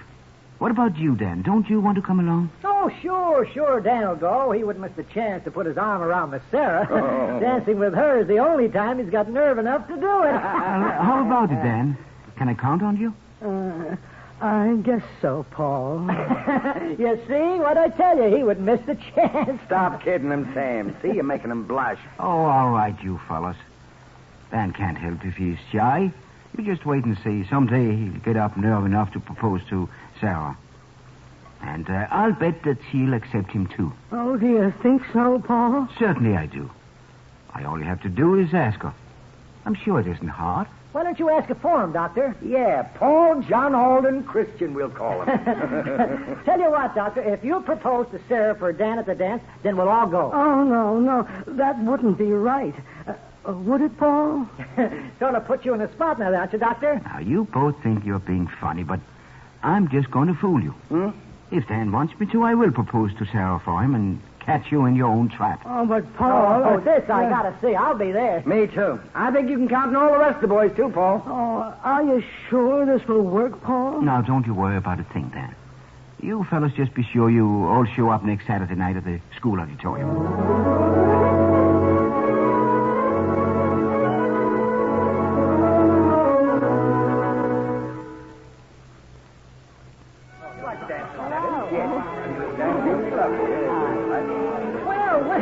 Well, Paul, we've been here for over an hour. Look, when are you going to ask her? Oh, now, don't rush me, Sam. Don't rush me. You have to wait for an opportune moment, you know. I see Judy over there. Excuse me. Oh, hello, Judy. Do you care to dance? Oh, I'd love to, Dr. Christian. What's the matter, Doctor? Don't you feel well? Oh, yes. I feel fine. You seem so nervous, not like yourself at all. Your hands are positively clammy. They are? Yes. By the way, I'm amazed to see the Bachelor Club turn out. How in the world did you get them to come? I sort of bribed them, I guess, Judy. Bribed them? What with? Well, hello there, you two. May I serve you some punch? Yes, please, Mrs. Atlee. Thank you. Doctor, I don't know how you did it, but congratulations on getting all the extra men here tonight. You know, we ladies didn't really think you could. Oh, it was nothing, Mrs. Atlee. Glad to help the cause. Bring your punch and let's sit down, Dr. Christian. Now, what's the matter with you, Doctor? You're getting more fidgety by the minute. Oh, Judy, I've got myself in an awful mess. I don't know how to get out of it. Well, what in the world is it? Well, you see, Judy, I got the boys to come to the dance tonight by promising that I would propose to Sarah Moyes for Dan Summers. Dr. Christian? Yes, I know. It sounds a little foolish to me, too, now. But you know how timid Dan is. He's been in love with Sarah for years, just hasn't got nerve enough to tell her. Speak of the devil. Hello there, Dan. How are you? Oh, all right, I guess, Judy. Will you excuse us a minute? I have to speak to Paul alone. Oh, certainly. Here, you can have my seat. I have the dance anyway. Oh, no, wait, Judy. See you later, Doctor. Paul, when are you going to ask her? I can't stand the strain much longer. Listen, Dan. After thinking it over, I don't think that... Paul, you're not backing out. Oh, there you are, Doctor. Listen, we kept our part of the bargain. Now, when are you going to keep yours? That's right. My feet are killing me. All right. Oh, there she is over by the door. Here's that opportune moment you've been waiting for. Now take her outside and ask her. Oh, yes. Go on, Paul. This suspense is more than I can take. Well, here goes. Oh, come on, boys. We can't miss this. Let's duck out this door. We can stand behind the bicycle racks and hear them. Come on, Dan. Really, Dr. Christian, I don't need any fresh air. Doesn't seem warm to me. Oh, doesn't it? I think it's very warm. Well, I really must go back in now. The ladies will be wondering... Oh, Sarah, just a minute. I've been wanting to speak to you all evening about something very important. Is that why you've been acting so funny? Well, what is it? Sarah, I know you've never suspected it, but there's someone in this town who is very much in love with you. In love with me? Yes. Sarah, this someone would like to ask you to be his wife. Why, Paul. Yes, to be his wife. Why, Paul, why didn't you tell me? Well, Sarah, this person is... Never mind, you foolish boy. You must be scared to death, judging from the roundabout way you're asking me. I must admit I'm a little nervous. Now, Sarah, as I was saying... Don't say another word. You've been through enough already. Of course I'll marry you, Paul. Sarah! Oh, Dan, you knocked the bike over. Who's that? Who's back there? Oh, it's us, Sarah. We just came out for a smoke. Well, it looks like the cat's out of the bag, Paul. I suppose they heard. That's right. We couldn't help hearing. Congratulations, Paul. Yeah, congratulations, Doctor. Oh, now listen. You'd never believe it, but Paul's the shyest man I've ever... Why, who's that with you? I can't quite see in the dark. Oh, it's Dan Summers. How about congratulating Sarah and Paul, Dan? Yes. Congratulations, Paul, Sarah.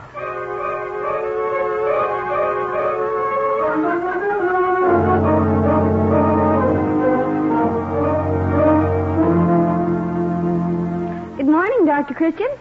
Oh, good morning, Judy. You don't look so well, Doctor. Didn't you sleep much? I didn't close my eyes. Oh, Dr. Christian, what is it? It's awful, Judy. I'm engaged. You're what? That's right, I'm engaged, and at my age. Oh. Oh, I was trying to propose to Sarah, for Dan, that is, and she misunderstood me. She thought I was asking for myself. Well, why didn't you explain right away? Oh, now, how could I? Before I had a chance to say another word, one of those crazy idiots knocked over a bicycle, and Sarah found out they were all listening.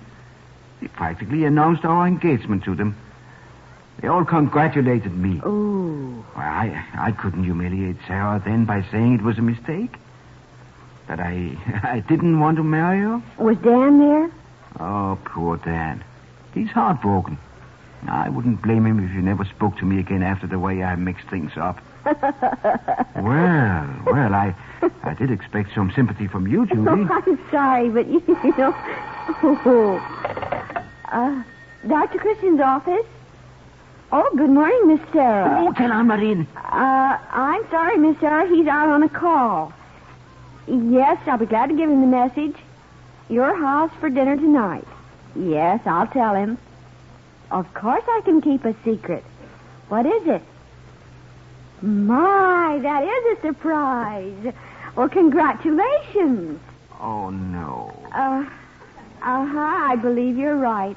I have noticed that the doctor looks a little peaked. Miss Sarah, I'll give him your message when he comes in. Judy, what am I going to do? I don't know. She confided the secret to me. Pretty serious, I guess. Maybe you'll just have to go through with it. Never. Oh, I don't mean that Sarah isn't a lovely woman. She is, but marry her. Besides, what would Dan do? Well, why don't you go on over to the club and talk to the boys? I will. If anyone calls, say I'm out for the day, Judy. All right. I'm the one that needs a doctor. I feel like I'm running a temperature. Besides, I think I need my head examined.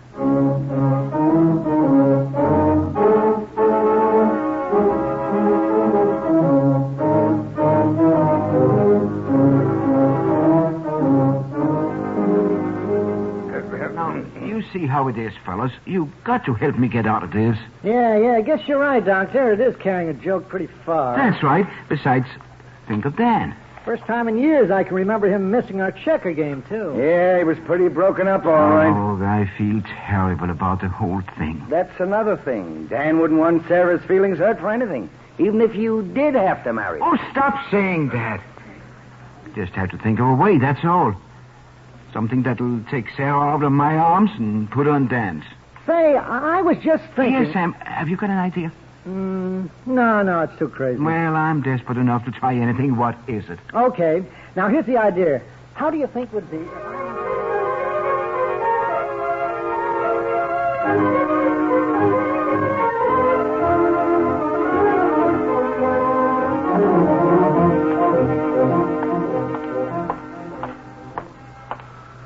It's about time you got here, Joe. What did you want, anyway? Sorry to keep you waiting, Dan. I had a little business that delayed me. Well, what did you have to see me about that's so important? Oh, I can't tell you here, Dan. Let's walk over to the club. Oh, I don't want to see anybody tonight, Joe. Oh, come on. We all know how you feel, but... Well, you know the old saying, may the best man win. Oh, okay. I guess I might as well. Attaboy. Here, let's go this way. What for? It's no shorter. Well, what's the difference? It's a nicer street. Oh, you're just making me feel worse, Joe. Well, what's the use of walking by Sarah's house? Oh, now you have to get a hold of yourself, Dan. You can't live in River's End the rest of your life and not pass Sarah's house. You might as well get used to it. As a matter of fact, you'll probably see a good deal of Sarah and Paul after they're married.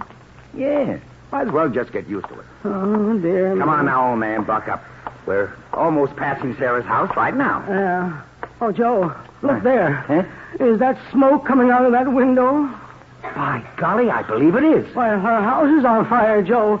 Sarah's house is on fire. You're right, Dan, it is. Oh, well, run to the corner and turn in the alarm. I'm going in. No, Dan. You can't risk your life to save Sarah's. Let go of me, Joe. I'm going in. I tell you, I'm going in. Joe. What? Here we are, back of these bushes. He bit like a fish. Did you see the way he tore in there? Yeah, I only hope they react to the rest of the plan as well. Yeah. Hey, get back. Here he comes out again. Yeah. Look, boys. Look. He's carrying us. Yeah. Go on over, Joe. See what's happening. We'll follow you in a minute. Okay. Oh, Joe. Yes? Joe, where have you been? She fainted. She did? She fainted dead away. No. I had to carry her out. Oh. Hey, what's the trouble, Dan? Dr. Chris and I just happened to be passing. We saw the smoke. Yeah, we'd better see what we can do about that fire, Sam. Come on. Oh, Sarah. Joe, you rub a wrist. Sure. Oh, wish I had some smelling salts. Sarah. Sarah, can you hear me? Oh, what happened? What are you doing holding me in your arms, Dan Summers? Don't you remember, Sarah? Your house caught on fire. Yes, of course. Now I remember. But how'd I get out here? Why, Dan saved your life. He did? Sure did. Why, Sarah, he was like a wild man. Rushed right into the flames. I don't see any flames. Oh, I guess the boys got him under control now. Why, Dan, that was mighty brave of you. Shucks, Sarah. I'd face 1,000 burning buildings for you. I don't know what to say. Don't you understand, Sarah? Dan loves you. Been in love with you for years. Oh, now, Joe. Keep quiet, Dan. Sarah's an intelligent woman. I guess she can see the true worth of any man who's willing to risk his life for her. Oh, I'm sorry, Sarah. Joe shouldn't have told you that. But, Dan, if that's the way you felt, why didn't you ever tell me? Oh, he's too bashful, Sarah, too bashful. Took an emergency like this to make him forget it. Oh, shucks, Joe. See what I mean, Sarah? Dan, you should have let me know. Things might have been different all these years. Oh. Well, what's the matter, Sarah? Paul. Huh?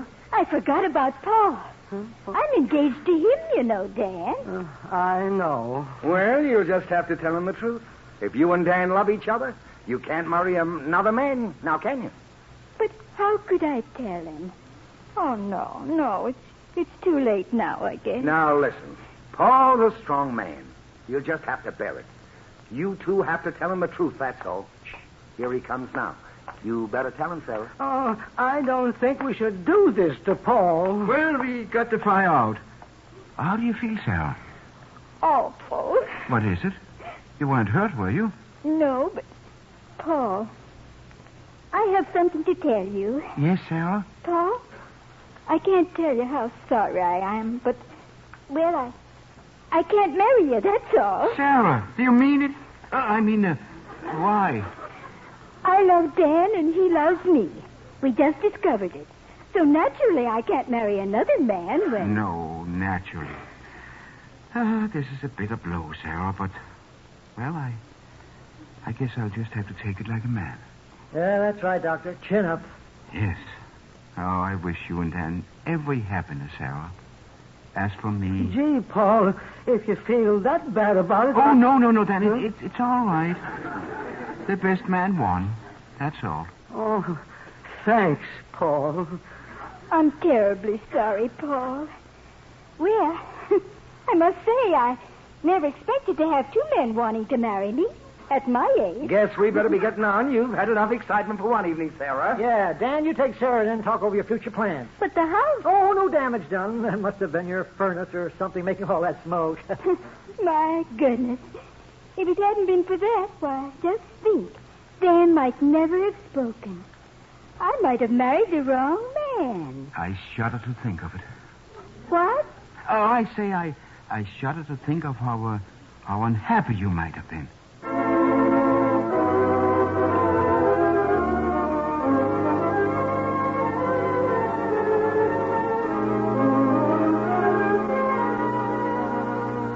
So my happiness, Judy, is a simple matter of status. Last night I was engaged. Today I'm unengaged. Well, I understand everything, except how was there smoke without fire? Well, Sam and I made a smoke bomb and threw it in the window. And how did you and Sam make a smoke bomb? Well, if you must know, we made it with a chemistry set that belongs to Sam's nephew. It gave directions. Oh, the dignified Dr. Christian. I wish I could have seen you. I didn't want to tell you. You forced me. Yeah. Excuse me. Hello? Oh, hello, Mrs. Atley. Yes, he's here. Just a moment. For you, Doctor.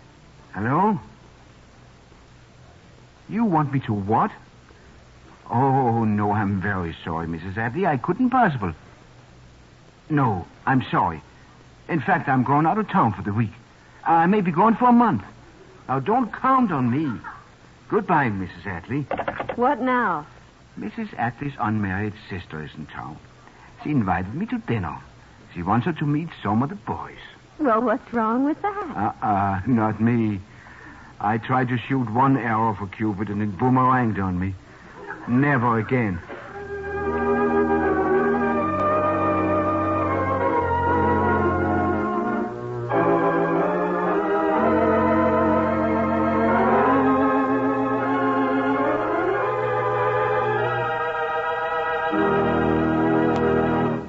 And the curtain comes down on another Dr. Christian prize play with our star, Jean Hersholt, waiting to greet you.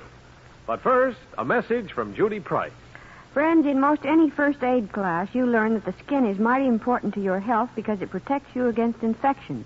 But remember, the skin does many other vital jobs, too, like getting rid of waste materials and regulating body temperature. So, of course, the skin should get immediate attention whenever there's the slightest burn or other irritation. Always keep a jar of Vaseline petroleum jelly handy. There's nothing better for minor household burns. Yes, and doctors often recommend Vaseline petroleum jelly for babies' tender, irritated skin. What's more, folks who work with paints, plasters, and other irritants find that it protects and soothes their hands to smooth on Vaseline petroleum jelly before and after working. In fact, there's probably nothing in your medicine cabinet that does so much, yet costs so little, as safe, dependable Vaseline petroleum jelly. Insist on Vaseline petroleum jelly, a quality product, only 15 cents for the popular size, 25 cents for the large economy jar. Thank you, Rosemary DeCamp. And now, here is Jean Hersholt.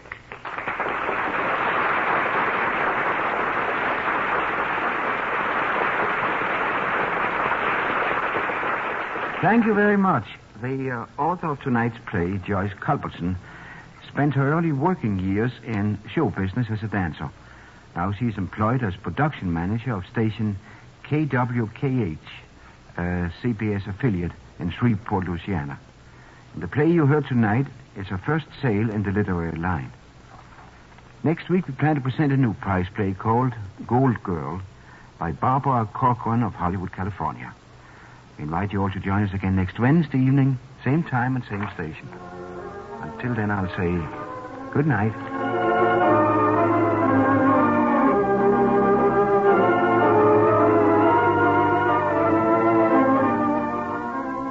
Lips chapped? Don't put up with it. Use Vaseline Lip Ice. Healing begins almost immediately.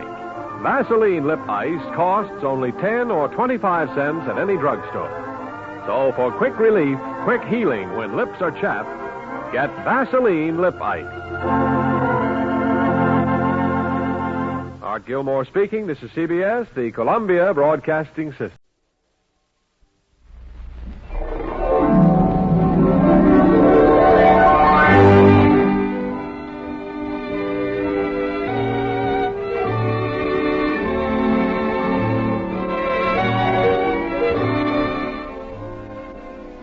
From Hollywood, California, we bring you Chapter 7 in the story of The Doctor of River's End. The star of the show, Gene Herschelt, in the greatest of all roles. The title of the show, Dr. Christian. The sponsor of the show, the Cheeseburger Manufacturing Company, owners of the trademark Vaseline.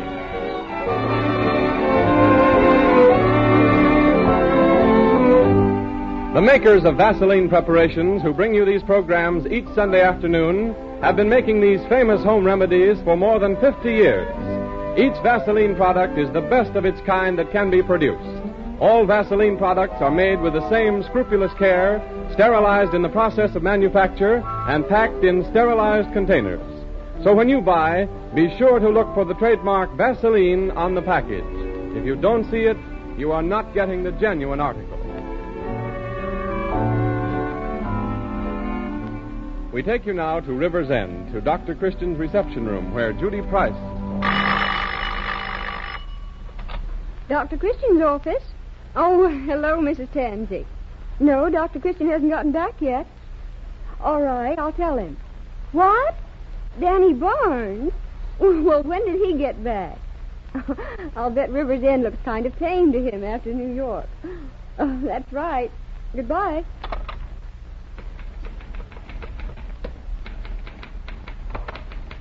Morning, Judy. Doc in? Not back from his calls yet. Well, when he comes in, tell him I've got that thyroid extract for him. Oh, say, guess who was in the drugstore this morning?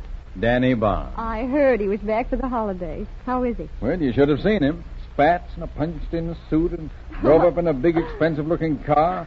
I guess all those things he's been writing to Eloise Miller have been true, all right. I never did hear what kind of business he was in. Oh, some big trading corporation. Cleaned up a couple of $100,000, they say. Ooh, he has done all right. And he's only been away 2 years. Now, how old do you suppose he is? Well, he was a year ahead of me when he had to leave high school, so he must be about a year older. That would make him, Oh, don't be so inquisitive. Oh, say, Judy. Oh, hello, Roy. Say, guess who's in town? I know. Danny Barnes is back. Have you seen him yet? No, but I've heard nothing else all morning. Yeah, they were going to welcome him with a brass band, but they gave it up when they saw the necktie he was wearing. It would take too large a band to compete with. Well, anybody who can make $200,000 in 2 years is entitled to a little showing off. Well, we all show off, whether we do it with a loud necktie or a box of the opera. In fact, I've come to the conclusion that the human race is divided into two great classes. Those who are vain and admit it, and liars. Yeah. But I wonder just how Danny made his money. Oh, bought some kind of stock, I imagine, and got a lucky break. Well, it was about his turn to get a break. He didn't get many breaks around here. On his own since he was 15 years old. Working at the garage at night so he could go to school in the daytime. Yes, I guess he's got the right stuff in him at that. I never paid much attention to him when he lived here. Just seemed to be an ordinary young fellow. Judy! Oh, hello, Eloise. Morning, Oh, Eloise. Judy, I've got the most exciting news. Danny Barnes is back. Danny Barnes? Who's Danny Barnes? Why, don't you remember? He left here about 2 years ago and went to New York. Well, what's so exciting about it? Well, nothing, only he's come back to River's End. Just to show off, more than likely. Don't you think so, Doc? Sure, he's probably got such a fat head he can't take his hat off. He hasn't. He called at our house last night. And did he take his hat off? Of course he took his hat off. I was just telling Judy about the get-up he's wearing. Looks like Mrs. Whatchamacallum's plush horse. That's all you know about it. His clothes are the latest New York style. Everything for show. Yeah, I'll bet his socks have holes in them. They have not. Why, Eloise, he didn't take his shoes off, too, did he? Well, never mind, Eloise. We're only kidding you. Danny's a fine boy. We know how it is, Eloise. And we're all for him. Well, just the same, there are a lot of people around here who aren't. When he left River's End, they laughed at him. Said he'd be hitchhiking back. Now they're jealous because he's been successful. Oh, no, Eloise. Oh, but they did. You know they did. They made fun of him. Sure, but now everybody is just as glad about his success as you are. Why, this morning a half a dozen people stopped me on the street and... Listen, I might be mistaken, but No, I couldn't be. There's nobody else in River's End who'd have the nerve to own an automobile horn like that. It's Danny. That's right. Local yokel comes home. Hello, Dr. Christian. How are you? I'm fine, Danny, just fine. You're looking pretty fine yourself. Well, as the steeplejack said when he hit the pavement, it's a hard world, but at last I've landed. Oh. Judy! Hello, Danny. Welcome home. Say, you look sweet enough to eat. Oh, I do eat 3 times a day. Oh, you're lucky. Lots of people are so hungry that if they don't get something to drink, they won't have any place to sleep tonight. You say the funniest things, Danny. Oh, think nothing of it, kitten. Quick-witted Willie, they call me. Well, Dr. Christian, what's all the latest scandal around River's End? Oh, nothing much. Things are about the same. Well, tell us about yourself. I've been hearing all kinds of fine things about you. What have you been doing? Oh, one thing and another. Right now, I'm a director in a corporation whose product is pushed all over the world. Well, you don't say. What do they make? Baby buggies. Oh. Look, Dr. Christian, I just got in last night, and, well, there are a lot of people I want to say hello to. I'll see you again, huh? Yes, sure. And come in any time, Danny. Oh, how long are you going to be in town? Well, just over Christmas. I have to be back in New York by January 2nd for a directors' meeting. Oh, did you drive out from New York? Mm-hmm. How was it? You find good meals along the road? No, only in restaurants. Come on, kitten. Oh. I've got an extra seat in the car that'll just fit you. Goodbye, everybody. Oh, wait a minute. I almost forgot what I came in for. I'm giving a party for Danny Tuesday evening. For me? Well, say, gee, that's swell of you, Eloise, but... Well, you don't have to do anything like that. I want to do it, and I want you all to come. Will you? Why, of course. Sure, we'd love thanks. to. I may be a little late, but I'll be there. Oh, that's swell. I'll see you all Tuesday. Come on, kitten. Say, Danny. Yeah? You didn't make your money pushing those baby buggies personally, did you? Oh, no, a fellow couldn't make any money that way. Our buggies are freewheeling. Ouch! Ooh. I guess Danny is in what they call an infant industry.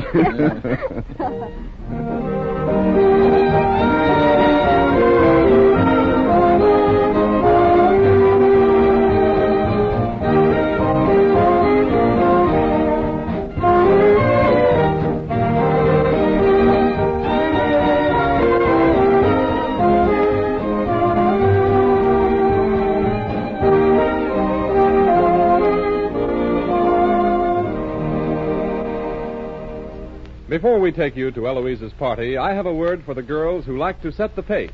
The smart hairdo this season is high and close to the head, hair brushed off the face and upwards from the neck, even in back, and every lock ending in a sleek sculptured curl placed just right to emphasize the shape of your head or the line of your jaw or the set of your ear. That's all very well, I hear you say, but how do you keep it that way? Fortunately, we have the answer for you. When your hair is ready to be dressed, brush a little Vaseline hair tonic on it, lock by lock. Then shape each curl and fasten it in place with a bobby pin. Vaseline hair tonic is an ideal dressing for this purpose. It is clear as crystal, completely colorless, and so can be used on blonde or white hair as successfully as on dark hair. Basically, however, you need to do more than use Vaseline hair tonic as a dressing. Give your scalp a thorough massage with the tonic at least once a week before your shampoo. Vaseline hair tonic comes in two sizes, priced at 40 and 70 cents.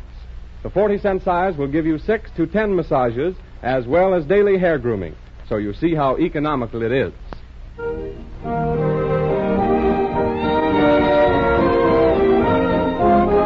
Let us join the crowd at Eloise's party for the returned hero, Danny Barnes.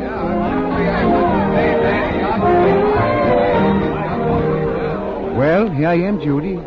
I hope I'm not late. Not too late, anyway. People are still coming. Yes, my goodness, it looks as if everybody in town is here tonight. Have you learned your speech? I think I know it. I've got it right here in my pocket, and I thought maybe there'd be time for you to run over it with me. That's a good idea. Let's go out in the hall.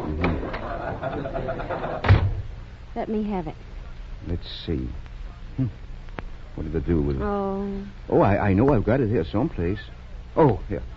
You just take it, and if I make a mistake, tell me. all right. Go ahead. How does it start? Friends of... Oh, yes. Friends of River's End. I have been chosen this evening... to present to Danny Barnes a little gift representing...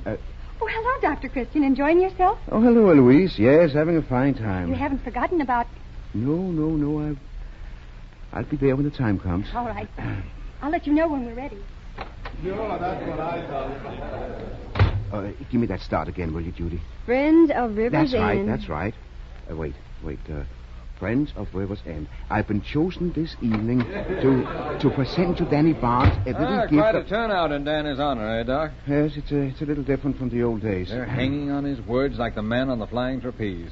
Now, come on, let's go outside and have a smoke. Oh, I'll be out within a little while, Roy. Okay. Now, where was I? Just being chosen for the third time. Oh, yes, sure. I have been... Oh, wait a minute. Here's Danny. Oh. Well, how does it feel to be important? Oh, this is nothing. Wait till I really hit my stride. By the time I'm 40 years old, I won't take my hat off for any man. How will you get your hair cut? I won't. I'll be bald. Might as well go back and settle down in River's End, eh? No, Dr. Christian, I don't think so. New York's my town. I love it. Oh, not that I've got anything against River's End. It's a nice little place for a trip or something like that. But to live here, nah. No, I'll never come back. There's nothing here to interest me. What about Eloise? Oh, well, Eloise is just a friend. Well, that's not her idea. If I remember, it wasn't yours either before you went away. Oh, Judy, now, Eloise is a swell kid, but... Well, there's some things I can't explain now, and I got to get back. Well, good evening. Good evening. Good evening, Judge Coven. Oh, hello, Judge. You remember Danny Barnes? Oh, to be sure I do. And, Mr. Barnes, I don't need to say that River's End is proud of you. Well, thank you. Oh, not at all. I've been looking forward to asking you for a bit of advice.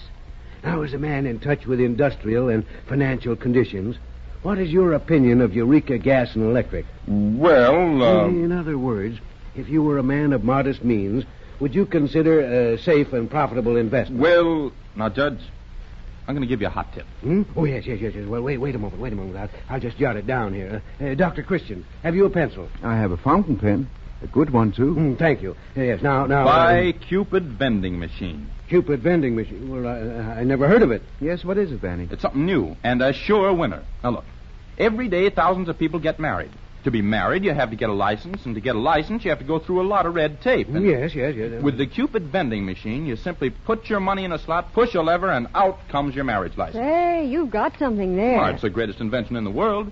You put your dollar in the machine and get a wife. Yeah, but it isn't legal. Okay, then we'll just reverse it. You put your wife in the machine and get a dollar. You can't lose. Dr. Christian, we're ready now. Everybody in the living room. Don't forget now, the minute Danny gets through, you make your speech. Where's the present? Eloise has it. She'll bring it in. Ladies and gentlemen, you've all heard the expression about a prophet being without honor in his own country. Well, that isn't true, because we're here to honor one. Danny Barnes. Well, in some ways, I might be a great prophet, but as a speaker, I'm a total loss. Since I've been in town, I've been asked over and over again how it feels to be a success. Well, it feels great. It feels great because I've been able to prove to other people and to myself that I can put it over. And I'm going to go on keeping putting it over, too. When I go back to New York, I'm starting out to make $10 million in 10 years. And I'll get it. Thanks. Well, Danny, we hope you get the $10 million, but not the 10 years. Friends of River's End, I have been chosen... Pardon me, just a moment. Well, what is it? What's the matter? This gentleman wants to see you, Danny. Are you Dan Bond? That's right. From New York? Yeah. Where'd you get that car you're driving? Why, I bought it, of course. Oh, you did, huh?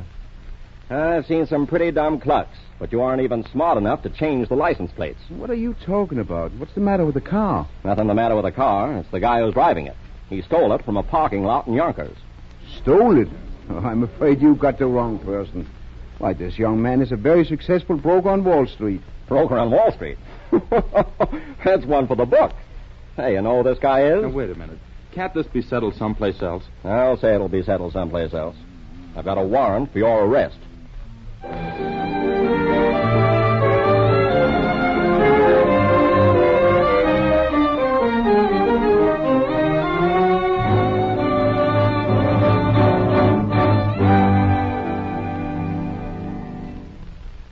He didn't do it. I know he didn't. Everybody knows he didn't. Then what do they keep him in jail for? Well, that's the way the law is. There's nothing to worry about. Dr. Christian went over to the county seat this morning to talk to the lawyers and see about putting up bail. But why does Dr. Christian have to put up the bail? Danny has plenty of money. Why, he's rich. I don't understand very much about such things, Eloise, but I do know it's going to be all right. Besides, Dr. Christian is a good friend of Judge Coven's. That's bound to help a lot. Do you think Dr. Christian will be able to get Danny out? Oh, I feel pretty certain of it.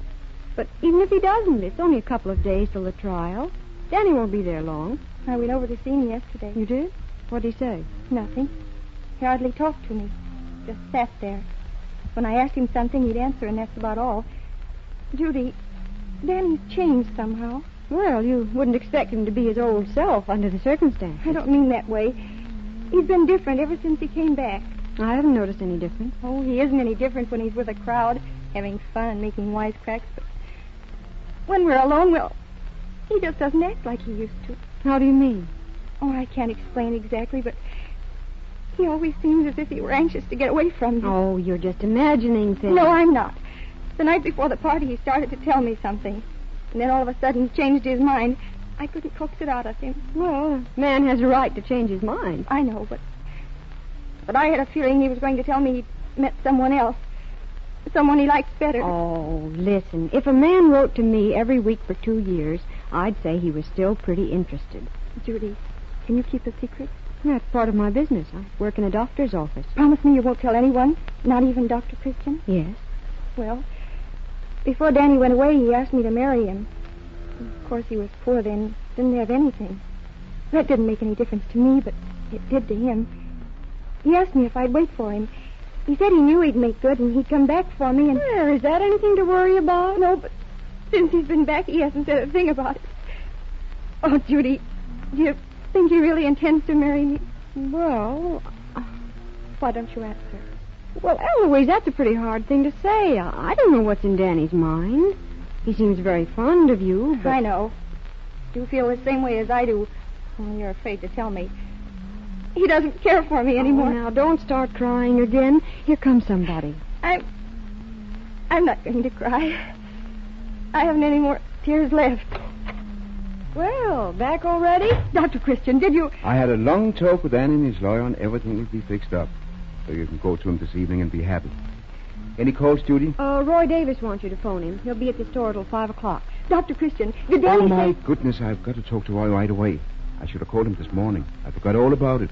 You run along, Eloise, because I'm going to be busy for quite a little while. But I only wanted Some to... other time, Eloise. I've got something on my mind now, but you run along. Everything will be all right. All right. Goodbye. Goodbye, Eloise. Goodbye, Eloise. Judy, get Roy Davis on the phone right away. Yes. Never mind that call. What? I only wanted to get rid of her before she started asking questions. Oh, is it that bad? Yes, it's pretty bad. Danny refuses to accept bail. Refuses? Why? Well, he won't say. He won't talk at all. I spent 2 hours with him and couldn't get a thing out of him. I had to get back then in time for the office hours. Well, I'll go and see him again tomorrow. But in 2 hours, he must have said something. Yes. He admitted he stole the car. What? Well, there was nothing much use to denying it. The owner of the car is here and identified it. There's no question about that. But I can't believe it. Well, there it is. They'll send him to prison. His lawyer believes that he can get him off with a light sentence. The only thing is the prosecuting attorney is trying to hook him up with a gang of car thieves. Danny won't talk, won't deny it, even refuses to take the witness stand in his own behalf. Dr. Christian, do you suppose he could be a member of a gang? Ah, no. How do we know what he's been doing in New York? Only through what he's told us. That he's been in Wall Street, and they found out that isn't true. Then how did he get his money? How is he able to dress the way he does? I don't know. I don't know. And why doesn't he talk? Maybe he's afraid to. Afraid of what the gang will do to him. Oh, he's not a gangster. Even if he isn't, how is he going to look to the jury? Yes, I know how it would look. It's an open and shut case for the prosecution right now. Armstrong will send him up for... Wait. What's the prosecutor's first name? Philip, isn't it? Philip Armstrong? Yes, that's it. Of course. He used to be a patient of mine. A long time ago when he lived here in River's End. Judy, look in the files. Get out the whole medical history of Philip Armstrong and his family. His medical history? Yes, hurry. I think I've got an idea.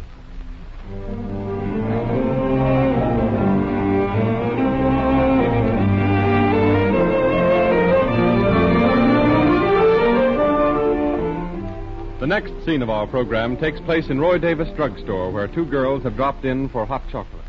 Good, isn't it? It would be if my lips weren't so chapped and sore I can hardly eat anything. Well, why don't you do something about it? The chapped lips, I mean. Well, honestly, the first cold wind that blows, my lips get so chapped that nothing seems to do any good. Vaseline camphor ice would help instantly. And it'll prevent chapping, too, if you use it before you go outdoors. Maybe I ought to get a stick while I'm in here. Why don't you? It costs only 10 cents. I guess I will. And while I'm about it, I'll take home a tube of Vaseline jelly, too. 3 days later, Jean and Marion meet on the street. It has been snowing off and on all week in River's End, and today the wind is blowing a gale. Hello, Jean. Hello. Gee, I nearly ran into you. Some wind, isn't it? Sure is. But I'm not afraid of getting chapped lips anymore, thanks to your reminding me of Vaseline camphor ice.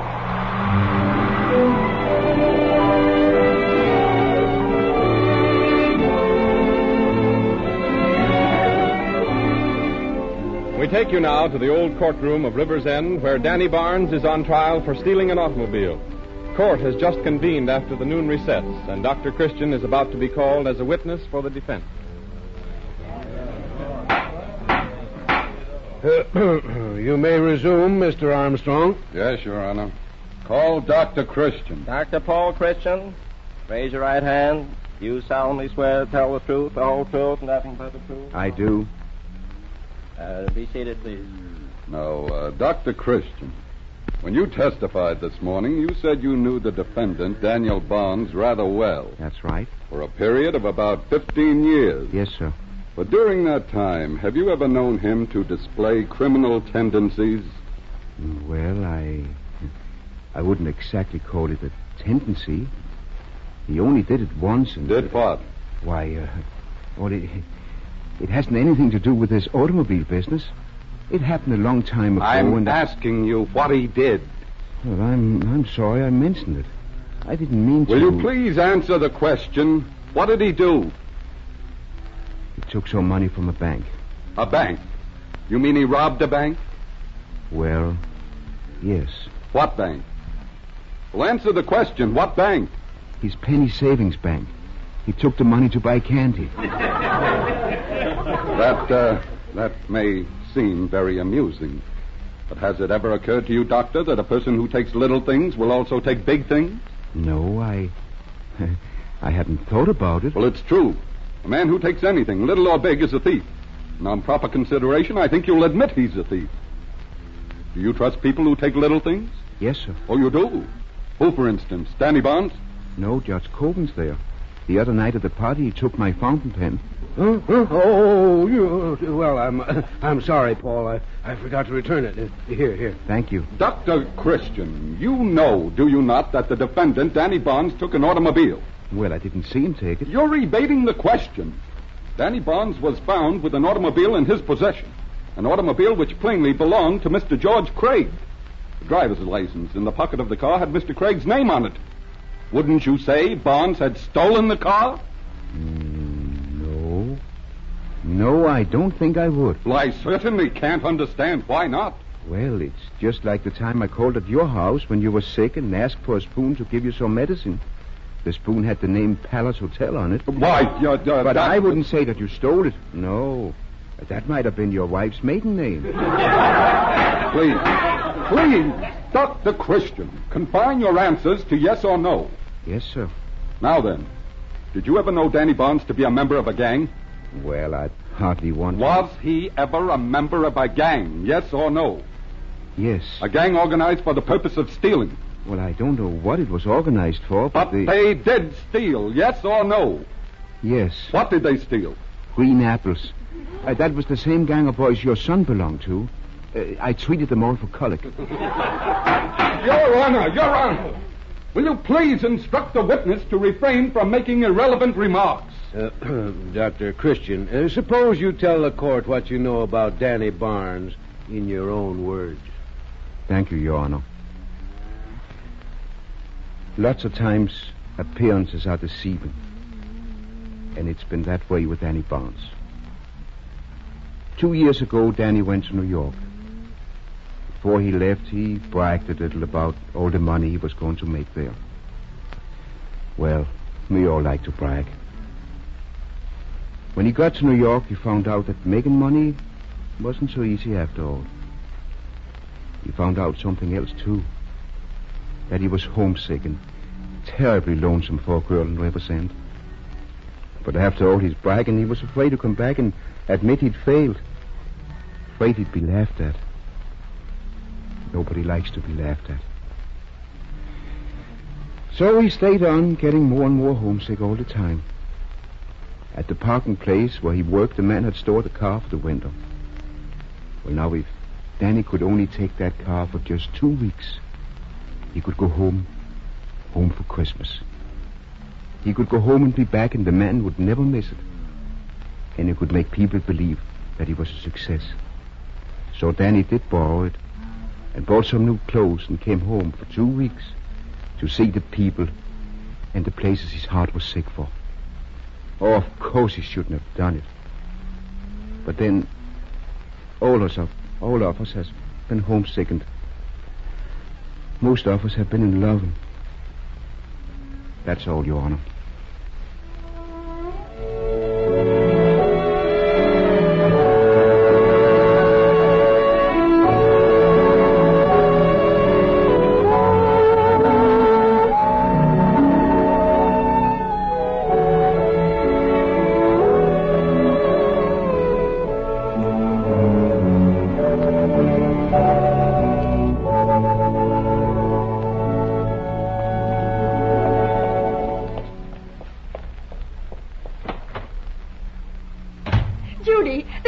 Him. He's free. Oh, Eloise. And he's not going back. He's going to stay right here in River's End. Where's Dr. Christian? He's in his private office. Call him. Dr. Christian. Dr. Christian. Yes?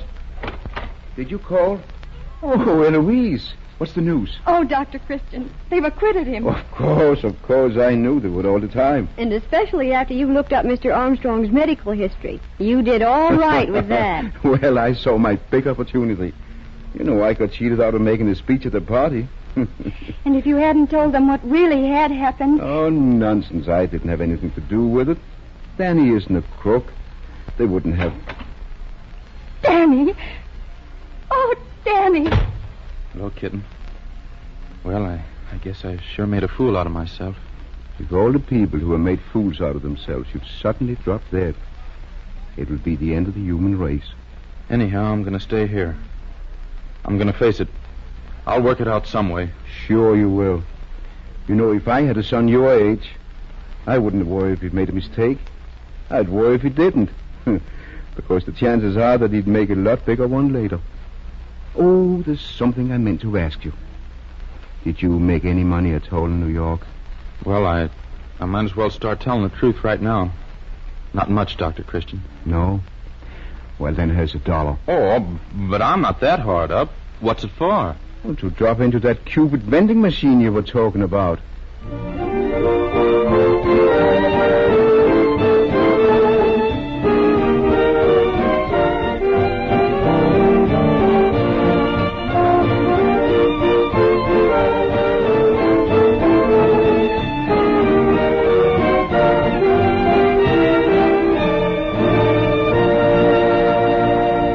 Programs starring Gene Hersholt, beloved screen actor in the role of Paul Christian, the Doctor of River's End, are brought to you each Sunday afternoon at this hour to remind you that there is no more useful family of home remedies than Vaseline products. The most popular and widely used one is, of course, Vaseline Jelly, which is the family standby for first aid treatment of chapped, roughened skin, superficial cuts, burns, scalds, and other minor skin ailments. Keep a jar or tube handy at all times to enable you to avoid the delay in the treatment of minor wounds which invite infection. If the wound is penetrating, such as that caused by a nail, call the doctor at once. Vaseline Jelly is 10 cents a jar anywhere in this country. And by the way, mention of prices on this program apply only to the United States. Next week, the Dr. Christian program will come to you from New York City when Gene Hersholt will bring you another absorbing half hour of human drama. Gene Hersholt appears on this program through the courtesy of 20th Century Fox. Arthur Gilmore speaking. This is the Columbia Broadcasting System.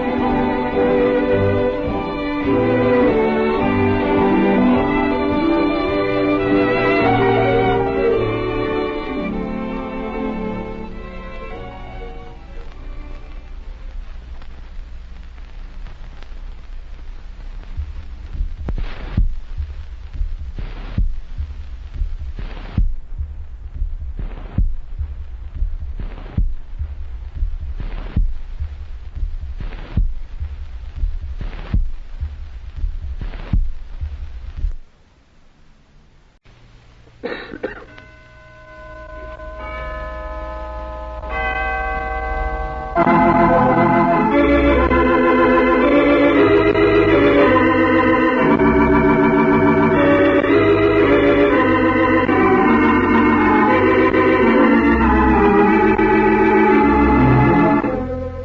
Hollywood, California, we present Gene Hersholt in another Dr. Christian story called Washington Had His Delaware. Brought to you by the Cheesebro Manufacturing Company, owners of the trademark Vaseline, and producers of Vaseline Petroleum Jelly, Vaseline Hair Tonic, and other Vaseline specialties. Here's a message to Mrs. America about a very important personal problem, the state of Mr. America's scalp and hair. If you find yourself brushing dandruff scales off his collar, or if his hair seems stiff and dry and won't stay in place, then watch out. These are the danger signs of dry scalp. Do you know any man who has these symptoms? Do him this favor. Tell him about Vaseline Hair Tonic. Or better yet, buy a bottle for him and get him started with it right away. Vaseline Hair Tonic is different and especially good for dry scalp. It supplements the scalp's own oils and gives the hair a natural, well-groomed look. And the treatment is so easy. Just a few drops of Vaseline Hair Tonic rubbed on every morning and a thorough Vaseline Hair Tonic massage before each shampoo. Yes, Vaseline Hair Tonic does the trick the way he wants it done. It comes in convenient shaker top bottles at 40 and 70 cents. Our play begins late one afternoon in a little cottage across the railroad tracks where Dr. Christian is calling on Mary Ann Smithers. Mary Ann is only 17, but she and Dan Smithers were married more than a year ago. And now? And I want you to come to see me regularly from now on, Mary Ann. Remember, it's very important. Oh, but, Dr. Christian, how can I when I don't know where the money's coming from to pay you? Oh, that's my worry, not yours. Your job is to keep as well and as cheerful as you can for the next few weeks. Then after the baby is here and you're strong again, we can talk about bills. But it might be more than we could ever pay. I've never yet charged a patient more than he could pay, Mary Ann. I'm certainly not going to start with you. But, Dr. Christian, you don't understand. Dan's working now, but it's only part-time. Oh, you know how things are at the factory. He's likely to get laid off any minute. And he's just as likely to begin working full-time any minute, too. Mary Ann, you and Dan are very young. You're smart and ambitious. You have your whole life ahead of you, you and your baby. Why, Mary Ann, I'm surprised at you. What are those tears for? Oh, I'm sorry. I just can't help it. Everything's so terrible. Terrible? Why, Mary Ann, you told me you and Dan wanted this baby. Oh, we do. Honest, we do. Only... Only what? Oh, Dr. Christian, Dan's changed. Changed? You mean he doesn't want... No, I guess he still wants us to have the baby all right, but... Oh, he's been listening to things. Folks have been talking to him, and he says now we shouldn't have children we can't support. He says a man hasn't a chance anymore, and it's the government's fault. Who talks to him like that? Oh, he hears it at the meetings they have down in Briggs Hall every night. There are some men here from out of town. Oh, the leader's named Meggs. And they just stir everybody up, Dr. Christian. They keep telling the boys they aren't getting a chance, that the old ideas are out and the world's got to be made over. Things like that. I hear Dan and my brother Curly talking after they come home. Curly lives here with you? Yes. Oh, he's a nice kid, but he's only 16. And you see, Dr. Christian, he doesn't know any better. Dan and Curly act as though this man Meggs was some sort of a hero. Young men at that age usually do have one. Well, they shouldn't have Meggs. You see, Doctor, when Dan and I got married, he was earning good money and everything looked fine. And then things got bad and they started laying men off. Yes, lots of places I've had a hard time to keep open, but they agreed to keep things going so that there'd be at least some work. I know. At first, Dan thought they were being awfully fair. We used to plan how to get along on half wages till things were better. And Dan figured out all sorts of ways of making extra money. That's the spirit. But he don't do it anymore, Dr. Christian. Sometimes he frightens me. He's so bitter. And he won't talk to me about things anymore. It's all because of those meetings. I know it is. What makes you think that? Well, Dan never says anything, but Mrs. Harris told me they've been trying to get some of the boys to just quit and go to Chicago with them. What for? Nobody seems sure. Mrs. Harris thinks they're just out-and-out gangsters. But, well, how could she know? Anyhow, they keep after the boys all the time, telling them what fools they are to stay here and only work part-time and get such poor pay and... And do the boys believe it? Some of them do. Why, Mrs. Harris said that 6 of the regular crew that used to board at her house quit and went away somewhere last week. I'm glad you told me about it, Marianne. You see, I don't mind being so poor now. Why, Dan's going to be somebody someday. I wouldn't be surprised if he had a factory of his own or anything. You know, Dan ain't just common. He's proud, Dan is. Why, he told me once he hoped the baby'd be a boy to sort of, well, carry on the family for him. And yes. Oh, I'm awfully scared. Dan isn't bad. You know that. He never did a wrong thing in his life, but when I think how he used to be, believing in everything and happy, and then listen to him now. Oh, young fellas are likely to get funny ideas sometime, Marianne. I know. I was pretty wild myself once. You? Oh, yes, I was. You see, Marianne, there's a time in a young man's life when he's sure he's been selected to battle the world alone and single-handed. He's just got to fight, and if you don't give him something worthwhile to fight for, why, the chances are he'll start fighting against the first thing that comes along. Oh, Dr. Christian, maybe that's what's happened to Dan. It makes him awful mad when I beg him not to go to those meetings, but Dr. Christian, he don't belong there. Marianne, will you make me a promise?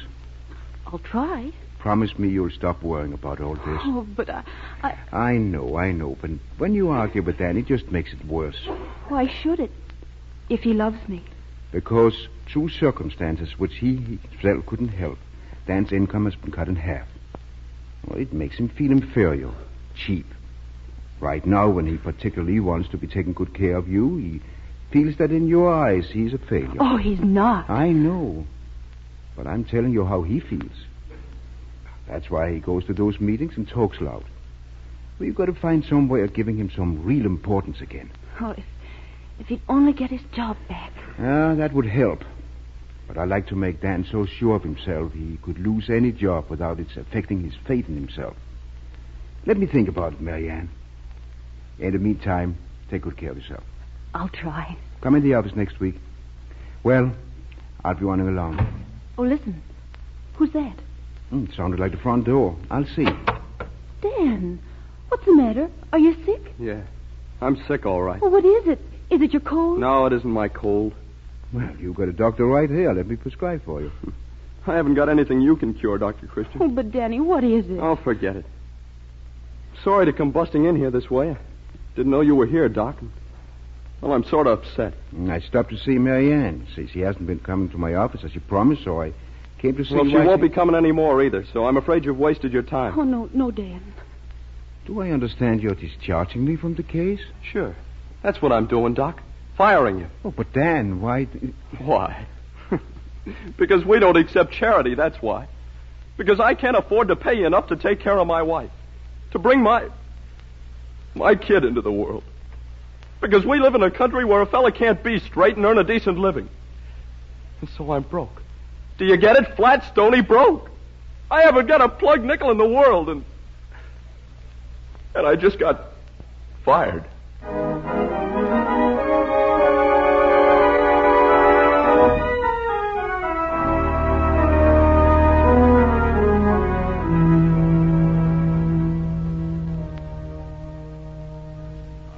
Dr. Christian, but I think it's a dangerous experiment. It's a very dangerous situation, John. I realize that. That whole gang that hangs around Briggs Hall is a bad element.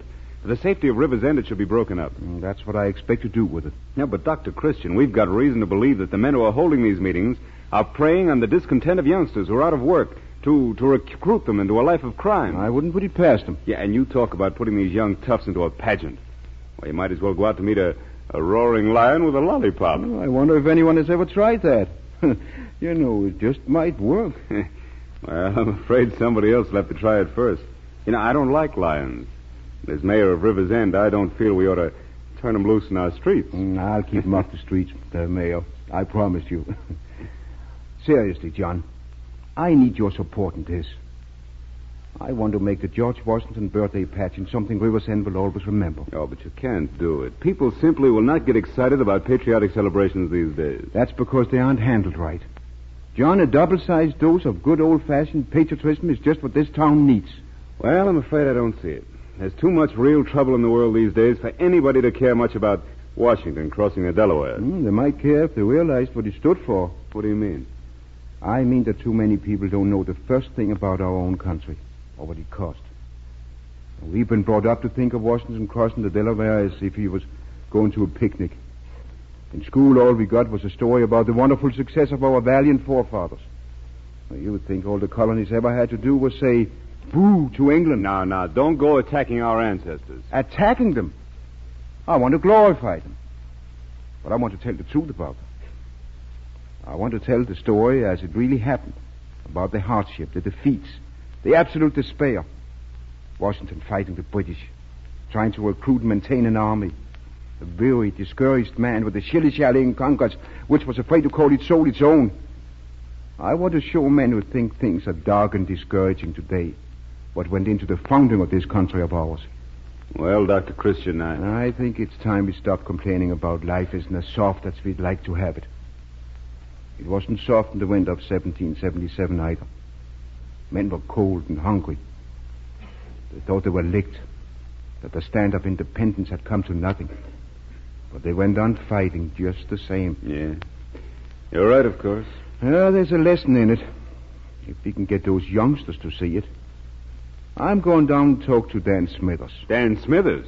Why, he's the worst of the lot. He and Curly Myers, they hang around all the time with that man, Meggs. I know. That's why I think it's time to give them a new hero. I've got a theory about it, John. Well, you usually know what you're doing.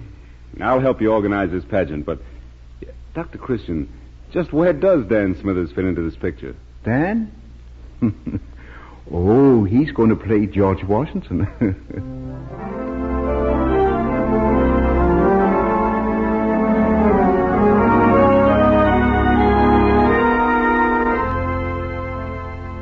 And so the curtain comes down on the first act of our Dr. Christian drama, Washington Had His Delaware.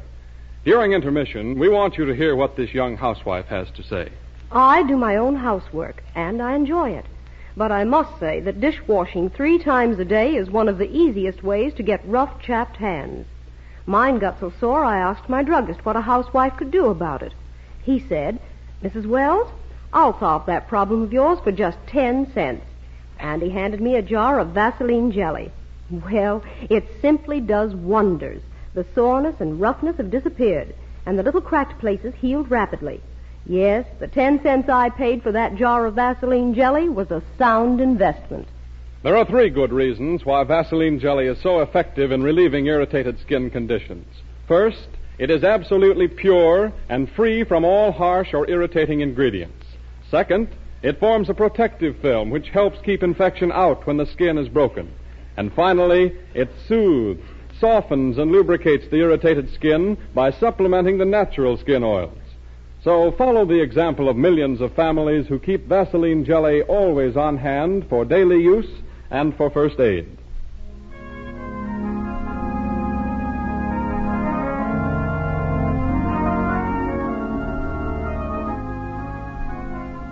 Act 2 of Gene Herschel's Dr. Christian story. The scene is the high school auditorium where preparations for the pageant have been busily going forward. We look in on a quiet corner of the stage. Diane doesn't mind because you're away so much for rehearsals, does she, Dan? No, she's all excited about this. She's coming to the show. And, well, the money you're paying me helps a lot just now, Doc. I don't see how what I'm doing is worth it, but... You've been splendid with the younger boys, Dan. I think this pageant is going to be very important to River's End, and I couldn't have managed it without you. Now, shall we run through this scene of yours again? Okay. Good. Just wait till I take another look at my lines. You know, Dr. Christian, it's funny. A few weeks ago, I'd have said there wasn't anything in the world could make me get mixed up in a thing like this. A show with costumes. Oh, you mean you never wanted to be an actor? Oh, it wasn't only that. It was all this patriotic stuff. I always thought it was a lot of baloney. Drummer boys and Liberty Bells and Washington crossing a river, standing up in a rowboat. Oh? I was pretty sore at America. But I've learned a lot about this country I never knew before. Didn't you study history in school? Oh, sure, but... Well, do you know, Doc, till I began to learn this part, I never thought George Washington was a real man. Didn't you? No. I thought he was just sort of a stuffed shirt. Face on a postage stamp, eh? Yeah. Gee. Now when I look at what he had to put up with, well, knowing all those things makes you feel different, don't it? About the United States and governments and everything. When you figure how hard it was to get it started, and what we went through to get free. There's no other freedom in the world like our American freedom, Dan. It's a good thing for us all to remember when things doesn't go just the way we want them to. Yeah, I suppose. All of us like to talk about our sacred heritage of liberty. But if you're hungry and out of work, it doesn't seem to mean much. Just a lot of words. Uh-huh. I know. But there are some places where you can be hungry all your life and never have a chance to do anything about it. It's not like that here. Liberty in America means the right to have a chance to use the stuff that's in you to get somewhere. It means the right to think no as well as yes. It means the right to use your brains if you have them, to be somebody, to do things for yourself, Marianne, and this baby of yours. When you think of it in that way, it begins to get important, worth holding on to, putting up a fight for. Just the way Washington and his men fought, even when they were cold and starving and sure they were defeated. It's a lot bigger than any personal problem, Dan. It's the biggest thing in life. Yeah. Well, let's do the scene. All right.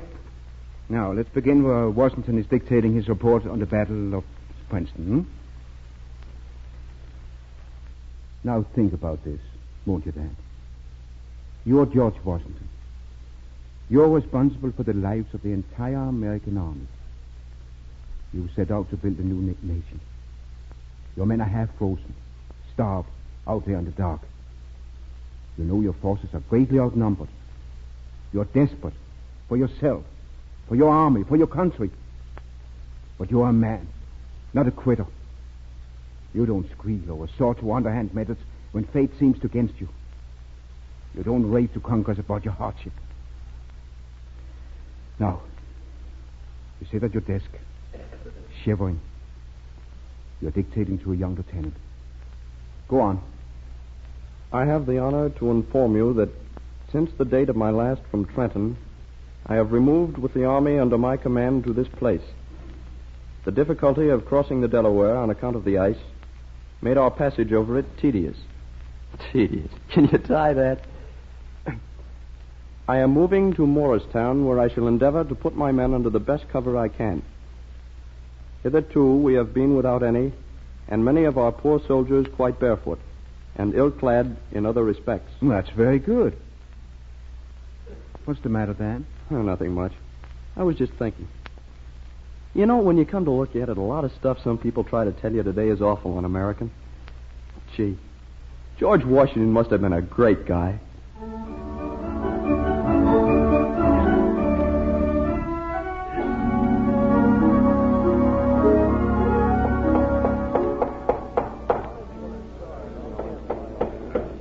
You know, I'm always a pushover for a thing like this, and then I get stage fright so bad.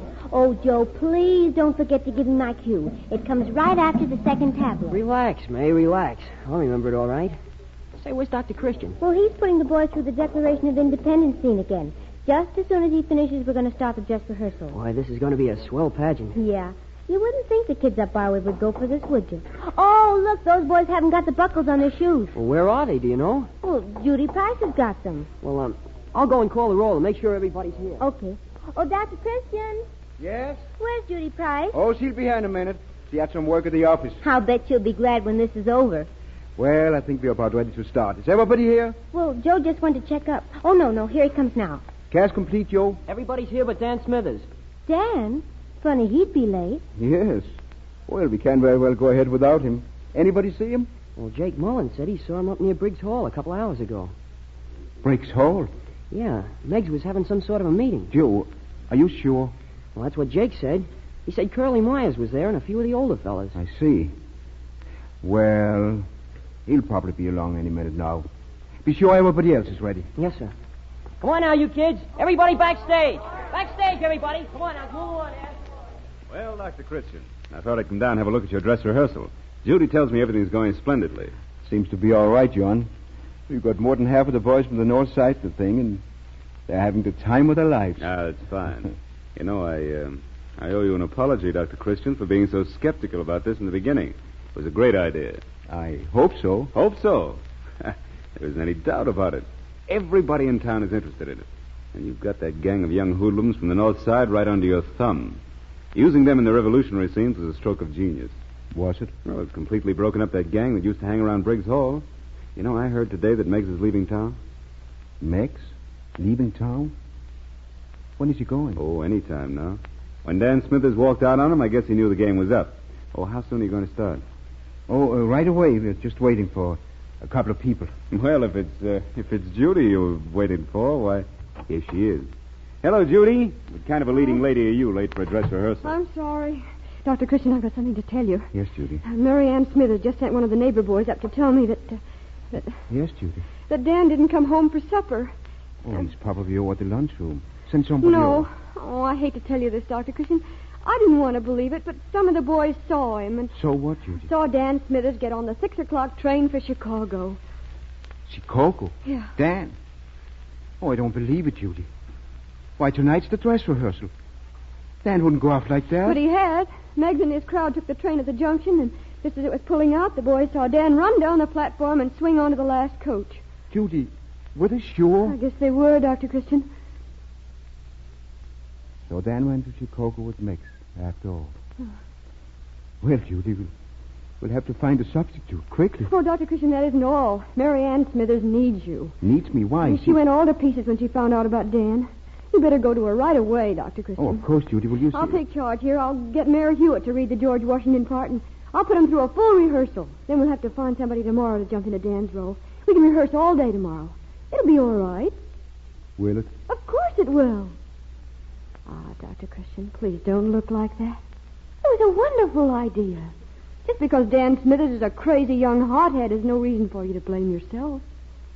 You did everything you could. Yes, I did everything I could. But do you know, Judy, sometimes I think I'm just an idealistic old fool.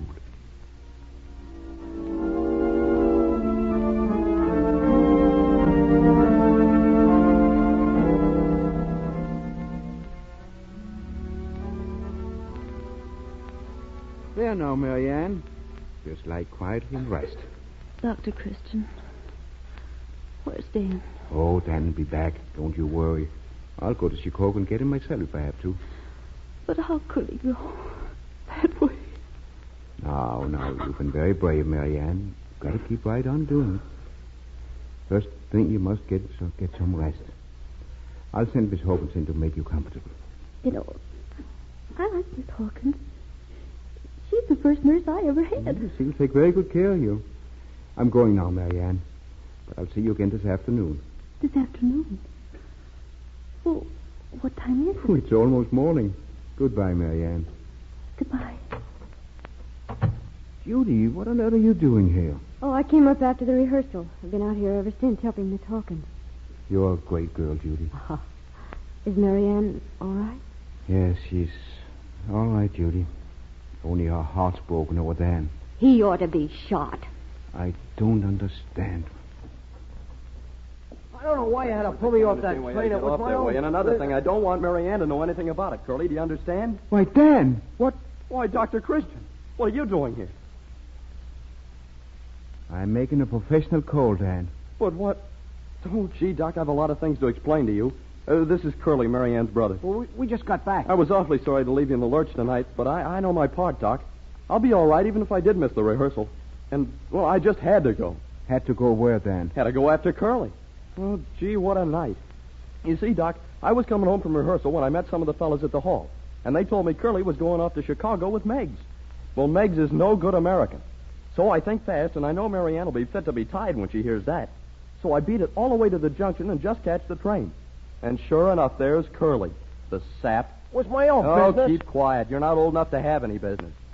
I had an awful time getting him to come back, Doc. Meggs wasn't going to let him go at first, and I had to, well, argue a little. Is that how you got that black eye? Yeah, but you ought to see his. So then we got off at East River and hopped a freight. Oh, that's where you were. Yeah. I wanted to get him back without Mary Ann finding out about it. Say, Doc, how come you're here this time of night? There isn't anything wrong, is there? There isn't.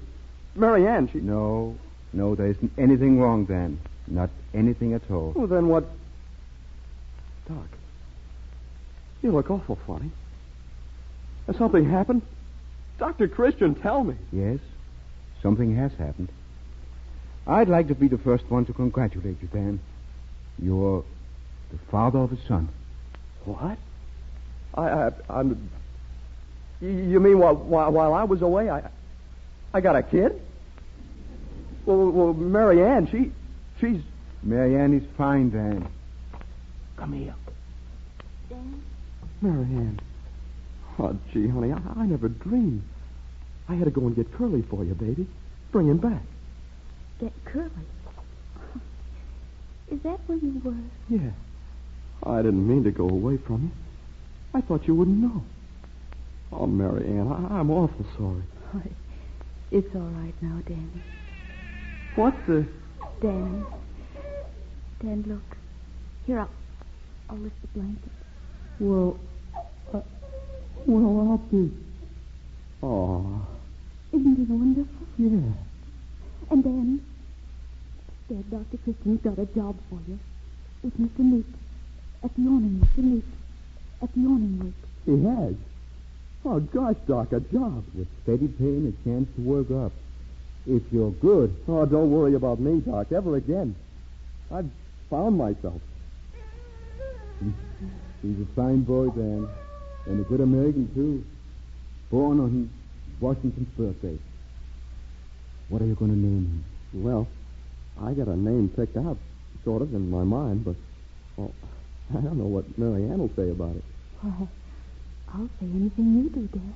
Well, then, on account of his birthday being today and the pageant and everything, do you think it's all right if we call him George?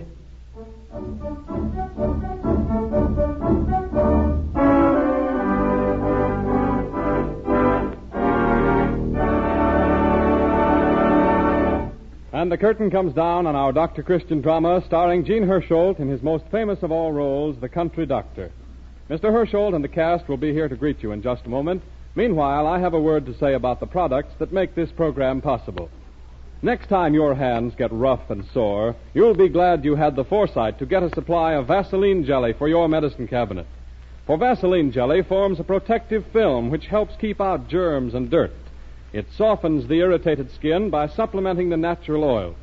Best of all, it promotes rapid healing. So just to be on the safe side, in case of minor burns, cuts, or scratches, be sure you use Vaseline jelly. Pure enough for baby skin, pure enough to eat. So look for the trademark Vaseline and ask your druggist to introduce you to Vaseline borated jelly, Vaseline carbolated jelly, Vaseline camphor ice, and Vaseline lip ice. Pure Vaseline jelly is the base of all of them.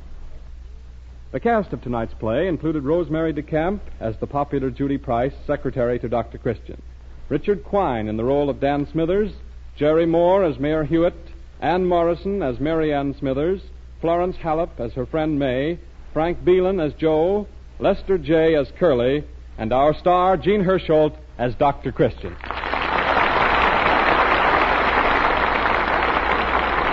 Dr. Christian, what kind of story have you selected for us for next Tuesday night? Next week, I think I'll tell you another story about Mara, Dick Foster's seeing eye dog. He's a beautiful dog and has brought freedom of action and peace of soul to our beautiful blind girl. I think the story will give you a real lift, and so I invite you all to listen again next week at this same hour.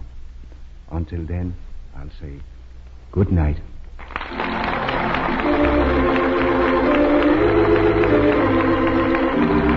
Don't fail to listen to Gene Hersholt's Dr. Christian story next week. It is called Puppy Love and is sure to give you a pleasant half hour.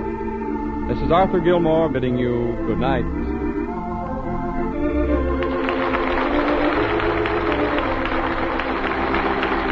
This is the Columbia Broadcasting System.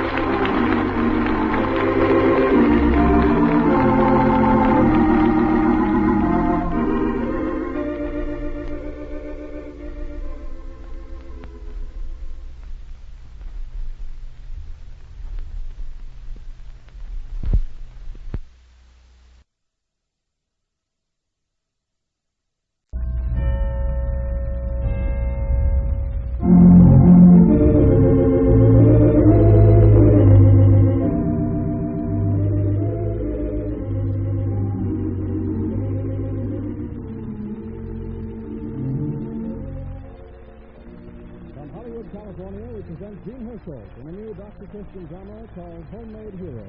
Brought to you by the Cheesebro Manufacturing Company, owners of the trademark Vaseline, and producers of Vaseline Petroleum Jelly, Vaseline Hair Tonic, and other Vaseline specialties. The new spring hats plead for a smooth hairdo, which means soft and manageable hair. No matter what kind of hair you have, you'll find it will be smoother looking, easier to arrange, if you'll give it regular treatment with Vaseline Hair Tonic before each weekly shampoo. The directions are simple. First, massage your scalp thoroughly with Vaseline Hair Tonic. Then steam your head for 10 minutes with towels wrung out in hot water. Vaseline Hair Tonic supplements the natural scalp oil, keeps the hair soft and pliable. Get a bottle tomorrow and try this inexpensive home beauty treatment. Now, how would you like to win a luxurious free trip to the New York World's Fair or the San Francisco Fair, or $250 in cash? Then don't miss the announcement at the end of this program. The curtain is rising now on our Dr. Christian drama, Homemade Hero, starring Gene Herschel in his greatest of all roles, the country doctor. Tonight, the opening scene is laid in the doctor's office, where he is talking to Harvey Gibbs, the young man who runs our local hardware store. Your wages are a little off. What's the matter? Been working too hard? Oh, no harder than usual. Sleep well? No, not very. Appetite? Not too good, but... Oh, I'm not sick, Doc. I wouldn't have come in only... Only Judy kept calling until you did. Who knows that after a man's had pneumonia, I like to keep my eye on him. You sure pulled me through that, Doc. Guess I'd have been a goner without you. You would have been a goner without your own willpower. You made up your mind to get well, and you did. I didn't dare die. Could have made the whole family mad. Harvey, how long is it since your brother-in-law died? 3 years. And, you've been supporting your sister and your children ever since? Yeah. And your mother as well? That's right. Must be quite a load. I don't mean to be personal. When you asked the post, well, I suspect you've been doing a little bit too much. Oh, all right. There's a feather. If they didn't point a line to your lawyer or your doctor, Harvey. I'm not. You can tell me I'm not if you wish. But something's wrong. If I can help you straighten it out, I'd like to. You see, the doctor gets to be sort of sentimental about his patients and he's taking care of them at the same time for so many years the way I have. He thinks to seem like members of his own family, wants to watch out for them, advise them. Sometimes I suppose he thinks just an old busybody. No, not the times Harvey thinks that seem like physical illness. Aren't that at all. Headache can be a fall with the best girl. Heart attack can be fear of losing your job. Stomach upset can be your mother-in-law coming to visit you. I got one person who has acute indigestion every time his wife gets a new hat. I suppose you got to know a lot about that thing. Yes, I do. I know that something is bothering you. Making you lose weight, dragging you down. Isn't there anything you can do about it? I don't believe there is. I'm afraid it's the sort of situation that can't let. Well, could at least try. Are you and Agnes Johnson still engaged to be married? Yes. Yeah. Why? Oh, I just wondered. You've been engaged for quite a long time now, have you? 3 years.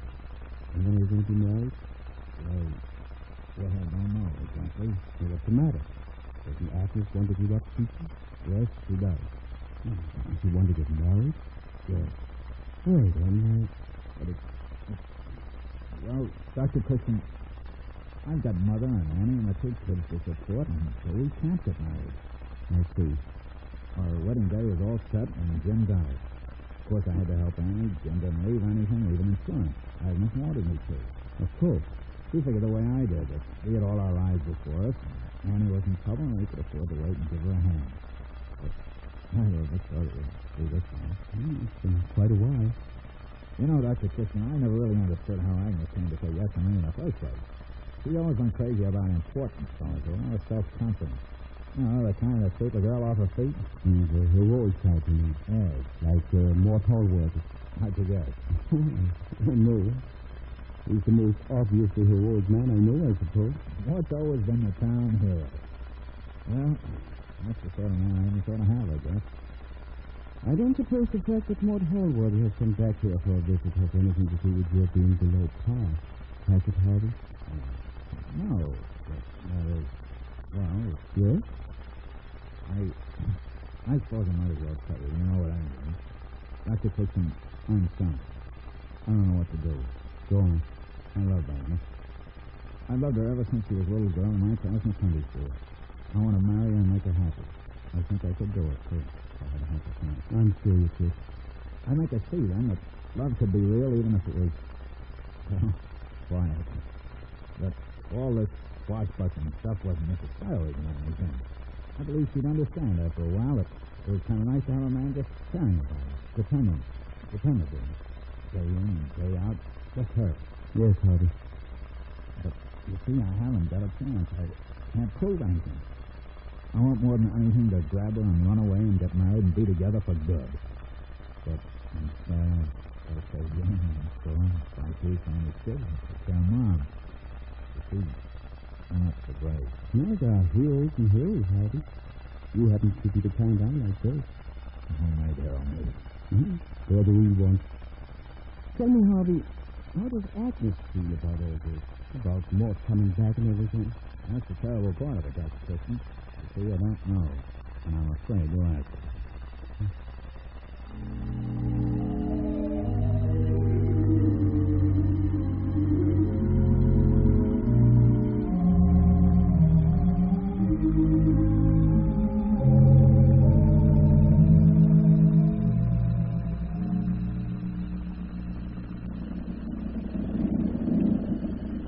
Dr. Christian, this is exciting. I'm so glad I'm going with you. Thank heavens there's a town with an airport within driving distance of River's End. Oh, I'm glad you're going too, Judy. But I hope this weather clears up. Oh, I can't mind. I love to fly. Dr. Paul Christian and his flying secretary. I said you'd be the only one at the convention. Well, not many secretaries have bosses generous enough to take them along. I can't be at the convention much anyhow, you know. And Emma and I are going to do the town. Think of it, 3 whole days vacation in Chicago and an airplane trip besides. Now you earned it, Judy. Cargo plane, gate 3. Cargo plane, gate 3. Oh, it's almost time to take off. Dr. Christian. Look. What? Those 6 lady just drove up in a car. They're getting on the plane now. And what about them? Oh, man, the girl in the gray suit. Oh. Well? I know them. Do you? No, I do. You know them, too. It's Agnes Johnson and Mort Hallworthy. Yes. What do you suppose they're taking a plane for? Well, after all, Judy, they're not the only people who have business in Chicago. No, but those 2, and together. I think it's weird. Well, it's none of our business. We'll go our bags. Come on. Dr. Christian, you don't suppose that... Come on, Judy. Get aboard. Come in, please. Miss Judy Price. Dr. Paul Christian. Oh, yes. Dr. Christian, do you know what I think? I think those 2 are eloping. What 2? Agnes and Mort. Oh, you're imagining things. Yeah, I'm not. Agnes is all upset about something. She dashed right by without even seeing it. They both look so funny. Our seats are forward. Will you take these 2 seats, please? 8 and 9. Thank you. May I take your coat? And that little bag? All right. Now.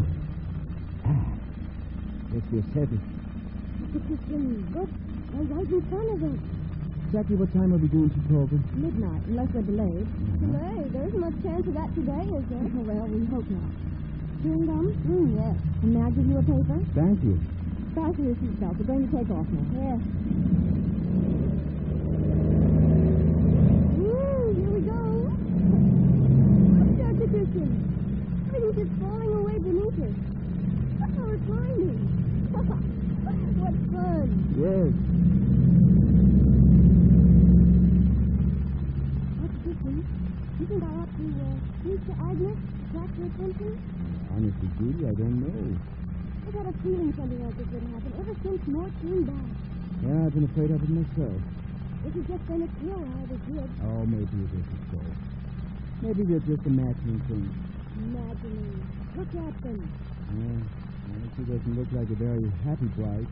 Probably scared to death of what she's doing. Oh, what's that? Just an airport. Where are you? Well, it took me by surprise. They run off with a big piece of conceit. Don't you like Maud? Oh, not much. He's such a show-off. He always has been, ever since he was a little boy. Just because he could play football. Yeah, that's just what Harvey Gibbs said. Harvey Gibbs was worth 6 of them. Do you believe Agnes thinks so? Well, evidently not, if she's really a locust. Oh, I don't know. They're probably imagining the whole thing. Probably both of them just happen to be taking the same plane. Why would Agnes be running off like this in the middle of the week? In the school and everything. Oh, Aaron, take Dr. Christian. What's happening? It's getting a little bumpy. Hello. Bumping me right off the seat. Look how dark it is. I guess we're running into a storm. And the fasten seatbelt sign is on. Oh, that's precaution. It probably won't amount to much. Not feeling sick, are you? Oh, just a little uneasy. I'll stare at the back of Agnes' head long enough. Maybe she'll turn around. Oh, she's much too busy talking to Maud. I'm going to try it. You talk to me now while I concentrate. Turn around, Agnes. Turn around. Hello, Agnes Johnson. Why, I thought it was you. Judy Thornton. Dr. Christian, I didn't see you when we got on the plane. Oh, well, we got on after you did. Oh, you know more from my waited on too. Judy Price and Dr. Christian. Boy, Judy and I went to school together. Dr. Christian. Well, he picked me up when I broke my nose playing football. Yes, and I did a good job, too. You'd never know that nose was broken. Boy, it always was awfully proud of it. You got it in for me, haven't you, Judy? I wish I wouldn't do that. Where are you going, Agnes?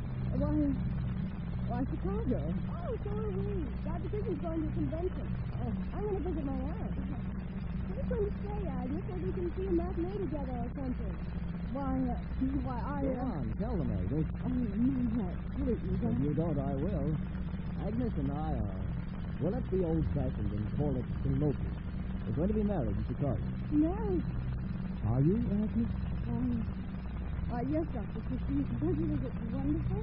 You know, I've been crazy about Agnes ever since she was a little girl. I went away and we sort of lost track of each other. But when I came back and saw how sweet she was... The old love came back, was that it? Yes, that was it. And, for you too, Agnes? Yes, of course for me too. Oh, what was that? Oh, Dr. Christian. It's all right, Judy. It's all right. We're just getting into a little storm. A little storm? Look what's happening. You call it a little storm. Look out that window. Why, it's raining so hard I can't see a thing. I can't even see the wings yet.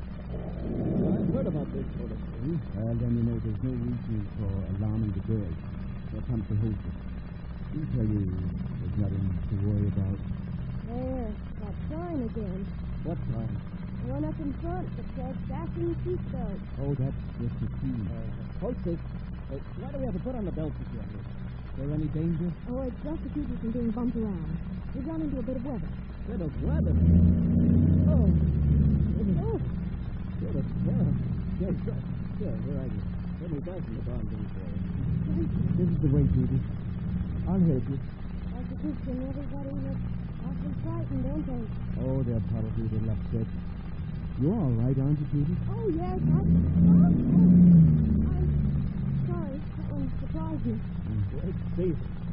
This is a fine one. You look a little white, Maud. Certainly, you're not frightened. I do. Oh, no, I just... Oh! Dr. Christian, don't think there's any real danger to you.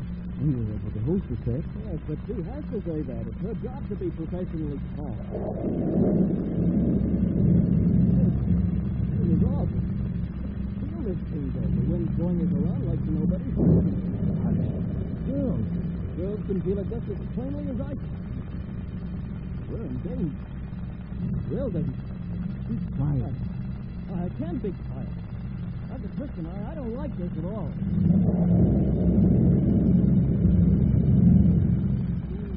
Keep your voice down. You're alarming the other passengers. Alarming? We're all green with fright already. Who do you think you're kidding, anyhow? Now, listen, more. Oh, go on. Pretend to be brave if you want to, Dr. Christian, but you're as scared as I am. You know we're in danger. I can see it in your face. Why did I ever come on this walking trip anyway? Oh, no, please. On you, Agnes. You got me into this. The plane was your idea. Oh, Mort, hold on. Hold on. What's the use of holding on? What's the use of holding on to anybody?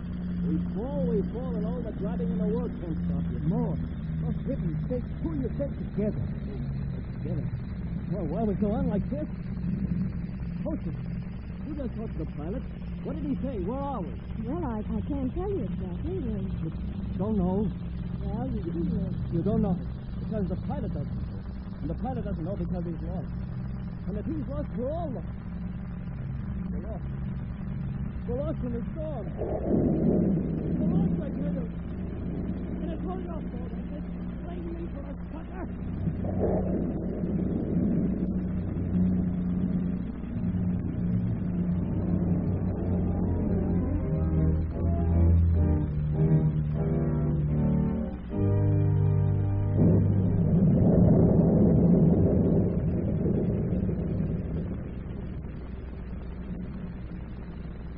The curtain comes down on Act 1 of the Dr. Christian drama Homemade Hero.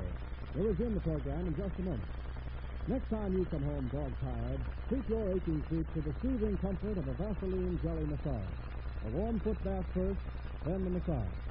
Vaseline jelly helps soften corns and calluses, too. It's safe to use on the tenderest skin because it's absolutely pure and free of all harmful ingredients. For soothing skin irritations and minor injuries, use Vaseline jelly freely. It costs only 10 cents in jars and tubes. When you buy, play safe and look for the trademark Vaseline. And by all means, keep the caution. It may help you in a glamorous free vacation at the World's Fair.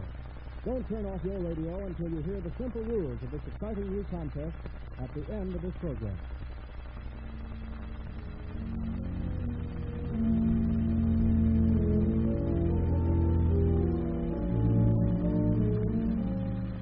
The curtain is going up on the second act of Homemade Hero, and we find Dr. Christian, Judy Price, and the elopers Agnes Johnson and Mort Halworthy still aloft in a plane which is lost in the storm.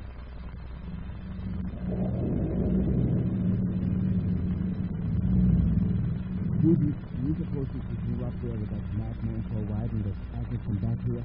Oh, when I unfasten his belt. Well, be very careful. I hope you can walk around this plane. I guess I can. The fly couldn't walk in here right now. Just hang on and crawl. Agnes. Agnes. Yes? Come back here with me. I don't think I can. Oh, I'll help you. Unfasten your belt. There. Now. Thanks, Judy. There. That's fine.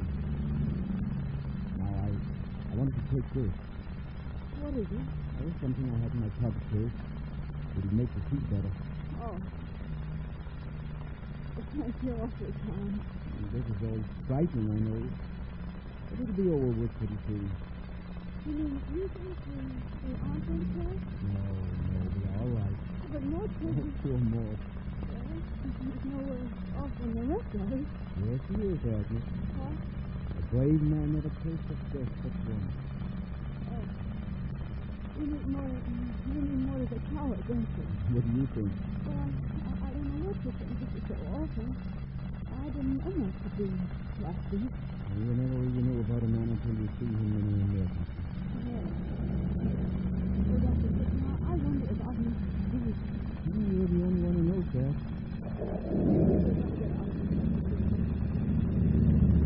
Yes, Agnes. Do you really? You're not going to be a coward, are you, Agnes? No.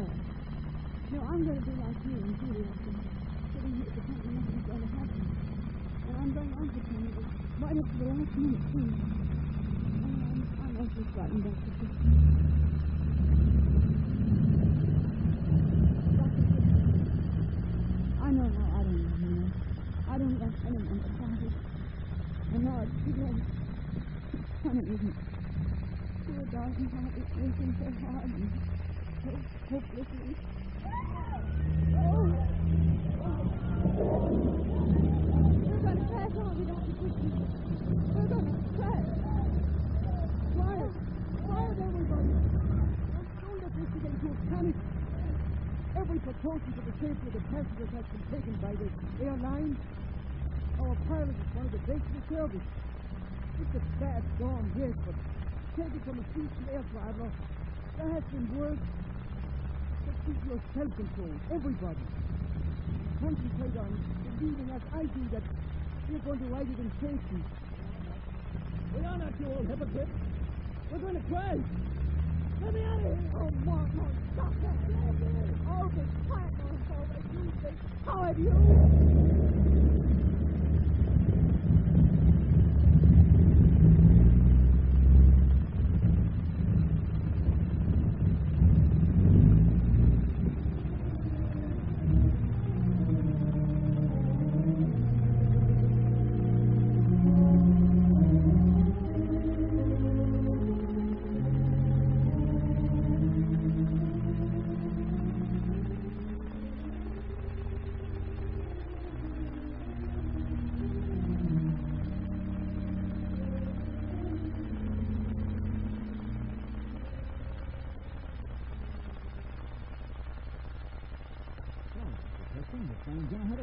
Oh, we had a splendid trip with a tailwind all the way through the Caucasus. The telegram certainly surprised me. Where's Agnes? She and Judy were sitting in the plane getting their things together. I thought I'd better come out ahead of them in the plane. You sure gave them a shot. When I found you'd all been on the plane in that storm. Was it awful? Oh, we were never in any real danger, Harvey. Our pilot knew what he was doing every minute. I wasn't going to say a word about going off on a vacation.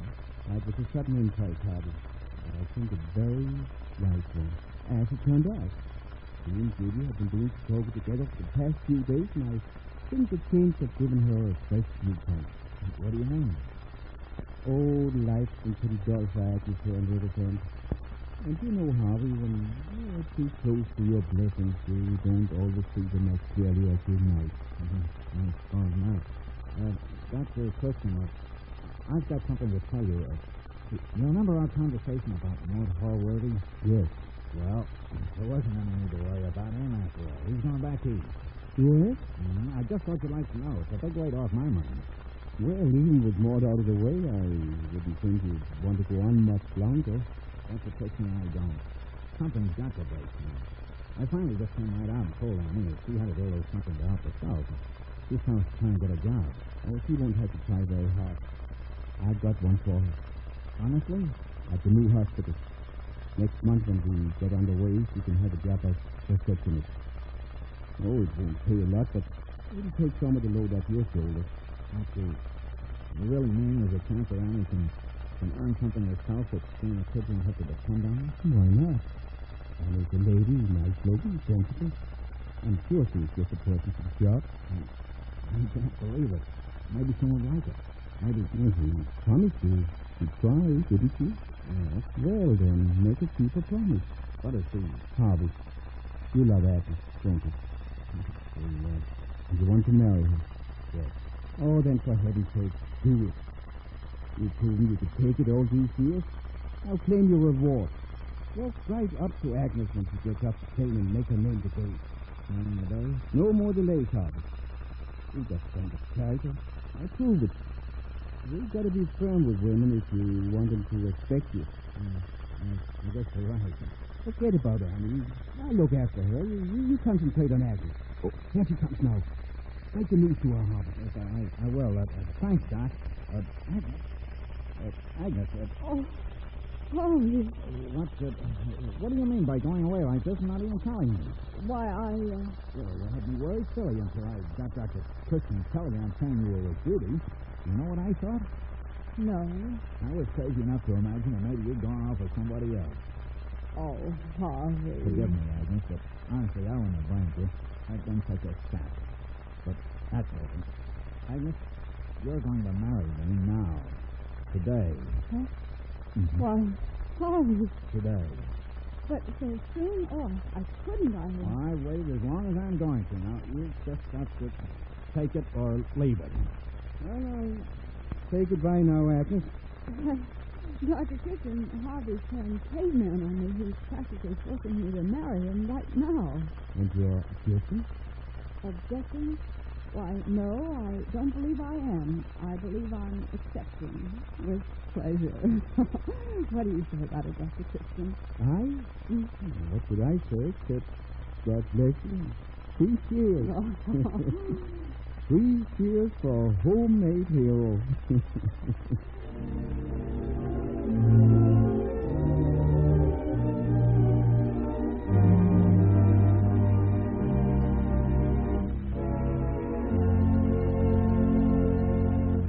And the curtain comes down on another Dr. Christian drama, starring Jean Hersholt, famous Hollywood actor. You heard Gloria Holden, featured screenplayer in the role of Agnes Johnson tonight. Also, popular Rosemary DeCamp as Judy Price, Barry Drew as Mort Holworthy, Louis John Height as Harvey Gibbs, and Dorothy Lovett as the hostess of the play. Mr. Hersholt will be out in front in a moment to tell you about next week's play. Meanwhile, here are the simple rules of our exciting new contest in which there are 100 first prizes and 5,000 second prizes. Listen closely, and you may win a free trip to either World's Fair, New York or San Francisco, plus $150 for spending money, or $250 in cash instead of the trip. First, decide which World's Fair you'd rather see, and write a letter beginning as follows. I want to see the World's Fair because, and finish it in 50 words or less. Second, get a carton or wrapper or a tracing of the label from any item which bears the trademark Vaseline, such as Vaseline Jelly, Vaseline Hair Tonic, or any one of the Vaseline products, or one from any Colgate Palmolive toiletries. Enclose it with your letter and mail to Vaseline Products, 17 State Street, New York City. For your convenience, entry blanks giving full details of the contest are available at your druggist or by mail. But your entry on plain paper is perfectly satisfactory. You can enter this contest as many times as you wish, but be sure your entries are in by midnight, May 15th, when the contest closes. Now, why do you want to see a World's Fair this year? Don't say it, write it. Write it down in 50 words or less, and mail your first entry together with a carton or label from any product bearing the trademark Vaseline to Vaseline Products, 17 State Street, New York City. And now, here is Jean Hersholt, famous Hollywood star, as Dr. Christian, out front to take a bow. Our studio crowd is giving him a big hand. Dr. Christian, what kind of story have you selected for us for next week? Next week, we hope to be able to have you all present at the dedication of our new hospital. It's a beautiful white colonial building set among tall green trees on the hill at the bend of the river. And I bet it was your idea, Dr. Christian, to have a colonial building looking as little like a hospital as possible. But, Art, where do you see the furnishings? There isn't a white enamel bedstead in the place. The ladies at River's End have had a field day arranging furnishings to look like a home, not a hospital. Well, that sounds simply swell. You know, in fact, I feel a fever coming on this minute. Maybe you better look at my tongue. Go along with it, will you? Well, our time is just about up. So till next Tuesday evening at this same hour, I'll say good night.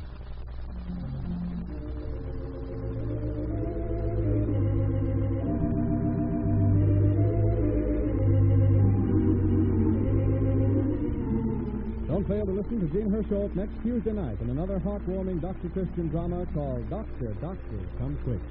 This is Arthur Gilmore bidding you good night. This is the Columbia Broadcasting System.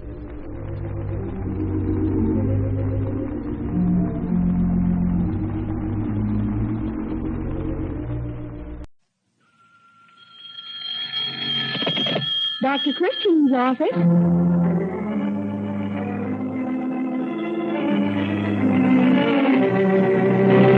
The Vaseline Program, the only show in radio where the audience writes the scripts. Yes, all the stories you hear on this program are contributed by our listeners, and thus they are a true reflection of our life in America as we live it in this mid-century.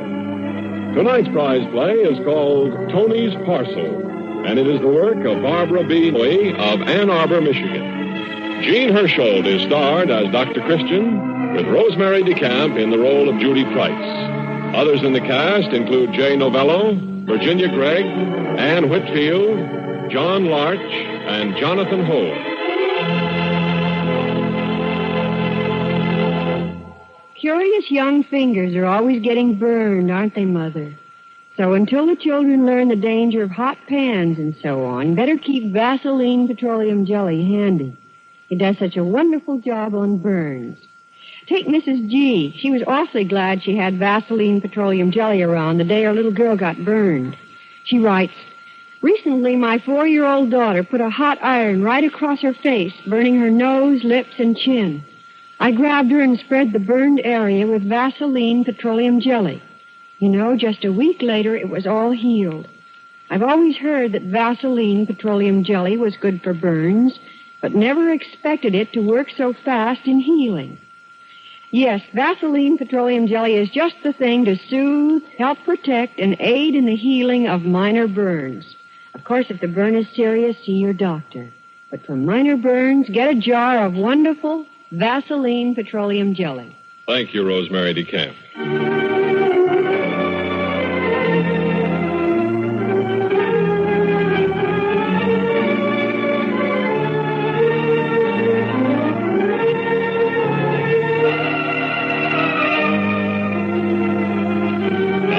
Prize play, Tony's Parcel, we take you to Dr. Christian's familiar office in the old White House on the River Road. Oh, good morning, Mr. Vittorio. Good morning, Judy. It's a fine day, huh? Yeah, too nice to be inside. That's just what I tell my wife. You know, that's why I like my job of sweeping the streets. You're outside all day long, sing all the day, Yeah. and no one will tell you to keep it quiet. And I might add, you do a mighty fine job of sweeping our streets, too, Mr. Vittorio. Thank you, Judy. Thank you. Dr. Christian in? Oh, I'm sorry, Mr. Vittorio. He's still out on calls. Expect him back any moment, though. Can you wait? No. I got to get back to my broom. I just want to drop off his wallet. His wallet?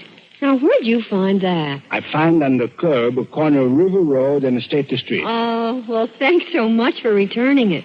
I know Dr. Christian will appreciate your finding it, too. My goodness. He really should be more careful. There's his money and his list of calls. That's right. He should be more careful. I guess he's always too busy helping others to get well. You know, Dr. Christian, he never think of himself until the last. You're right. Well, I'll be sure to tell him he'd better keep a closer watch on his belongings. All right, Judy. All right, Judy. Oh, hey, don't forget my Camelia's birthday party tomorrow. Oh, no. You and Dr. Christian. She's going to be 14 years old. We wouldn't miss that party for anything, Mr. Vittorio. Well, I see you then. Yes, Goodbye. Goodbye. Bye, Mr. Vittorio.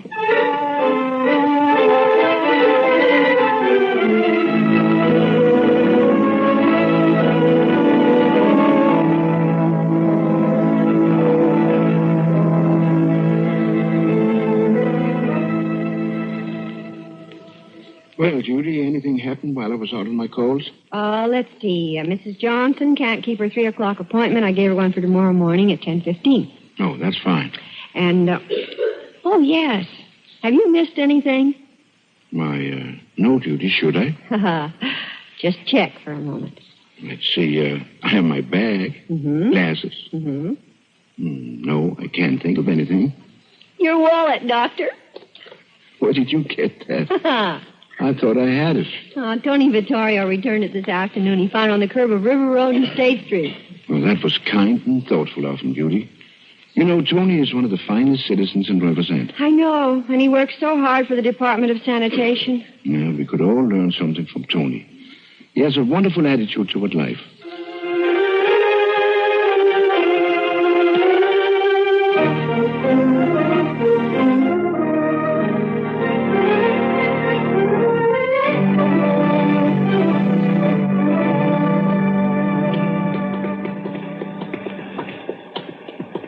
Better hurry, Dr. Christian. We haven't much time to get ready for Camelia's birthday party. You're right, Judy. Oh, by the way, isn't that Tony sweeping over there on the other side of the street? Oh, yes, it is. I wonder why he's still working. Hello, Tony. Hey, Dr. Christian and Judy. Hello. Fine day for the party, huh? Yeah, it is, but it won't be unless you put away your broom and get home. It's a few minutes after 5 already. Well, I work a little overtime each day to make extra money. Oh. What do you plan to do with this extra money, Tony? Well, each week the money go in the bank for my camellia. Someday she's going to take lessons for the voice so she can sing real good and become famous. That's a wonderful goal. Camellia has such a lovely voice. I'd love to hear her sing. Oh, thank you, Judy. Is she going to sing for us tonight? Well, maybe if we coax her. Hey, what's this? For goodness sakes, a little parcel, all wrapped in brown paper, just lying in the gutter. I just pick it up. I can't see any address on it. And so carefully wrapped, too. I guess it's a case of finders, keepers, losers, weepers. Hey, 5:15. I gotta go now. Yes, we better be on our way, too. What are you going to do with the parcel, Tony? Give it to Camellia for her birthday? It's a good idea, Judy. Maybe it got something nice inside. No, I just stick the parcel in my pocket. Tomorrow I return it to the Department of Sanitation. I don't get the time tonight.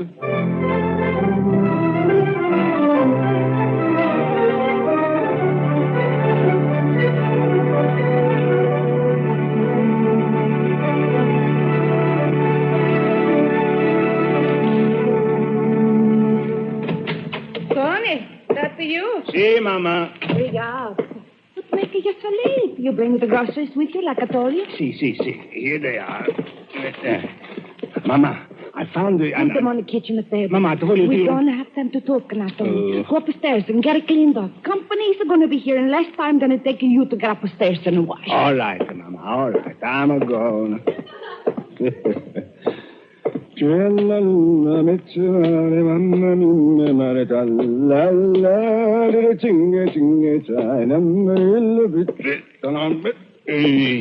Ooh, such a dirty uniform. Oh, the parcel's dropped down. Well, I wonder...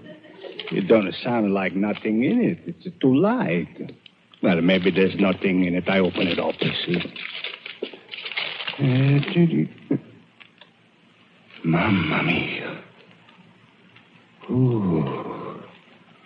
What am I going to do? Should I keep it or should I report? I don't know.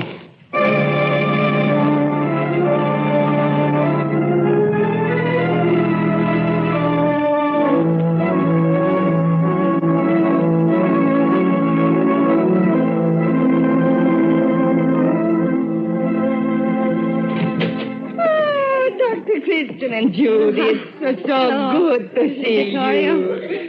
Hello. Hello there. It looks as if we're just arrived in time. Oh, this is my brother, Giuseppe. This is Dr. Christian. Hello, Doctor. How do you do, Giuseppe? I'm happy to meet another member of the Vittorio family. Oh, here's Judy. Judy, this is Giuseppe, my brother. How do you do? He runs the Naples Tavern. Oh, yes. Isn't that the one on the Front Street in Norwood Place? The one with all the neon lights? That's all right, Miss Judy. That's a finer business. Yes, well, Tony? How's everyone? Hey, Giuseppe. Hey, Tony. Just to tell Judy and Dr. Christian what a fine business I have. Tony, you should have quit the streets. Come inside working for me. You make a lots of money. I don't like to work inside. It's no good.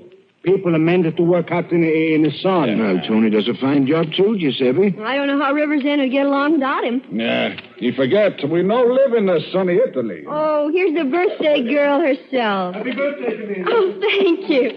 Hi, everybody. And Uncle Giuseppe, how are you? Best I ever feel, little flower. Come on. Give your Uncle Giuseppe a bigger kiss, huh? Okay. Hey, Camellia, I almost forgot. Excuse you, Papa. I got a little birthday gift for you. It's nothing much. Oh, Papa. No. Where I put it? Here it is. Oh, Papa. Why, it's 2 tickets to the concert next week. Just what I wanted more than anything else. Oh, I'm so happy. You're so wonderful to me. It's nothing. That's wonderful, Camellia. Yes, Camellia. I understand they have a fine program, too. And Angela and me, we got something for you, too, Camille. Here, in this envelope. Oh, thank you, Uncle Giuseppe. I wonder what's in it. Well, you'll never find out just looking at it. $25. Thank you. Oh, thank you. For my first voice lesson. Come on now, everyone. Into the dining room. Oh, thank you Come so on. much, Uncle Giuseppe. That's wonderful. Camellia. little Cornelia. I'm so sorry I can't give you something better. But if I keep it and don't report it, then I can buy her anything she wants. See, and Giuseppe, I can buy him out, buy his tavern, and he can come and work for me.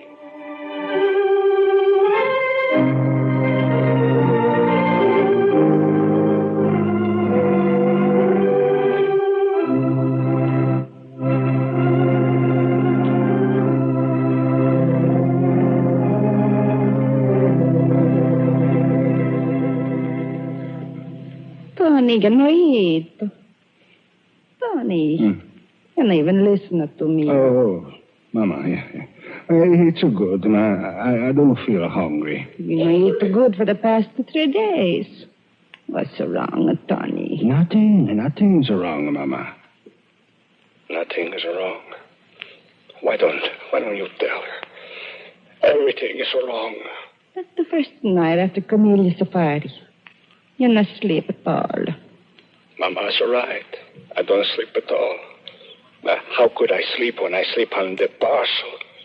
You think of the present Giuseppe gave Cornelia, See. Yeah. I think of that and lots of other things. Why do you not go to work for Giuseppe? Make lots of money. I don't want to go to work for him, never. And I don't want to hear nothing about Giuseppe. But, Tony, you work too hard to make so little money. Mama, would you be happy if we got lots of money? What do you say, Tony? You got a raise? No, Mama. No, I don't get a raise. I just wonder. You know, money is not everything. Then why you bring it up? I don't bring it up. You bring it up when you talk about the Giuseppe. I only think of Camelia. She's a fine girl, got a good voice. Giuseppe, always a Giuseppe. I don't want to hear nothing more about Giuseppe. You don't have to get mad. What's wrong with the Giuseppe? Nothing is wrong with the Giuseppe. Only you always wanted me to be like him. You wanted me to run a tavern, a gamble? You don't have to run a tavern and a gamble. You only work for Giuseppe. I'm no gambler like Giuseppe. Tony, you talk that way about the right. Mama, what do you want me to do? Gamble. Tony, like that at me? You don't act like yourself. I go to bed. I don't want to hear no more about the Giuseppe, man.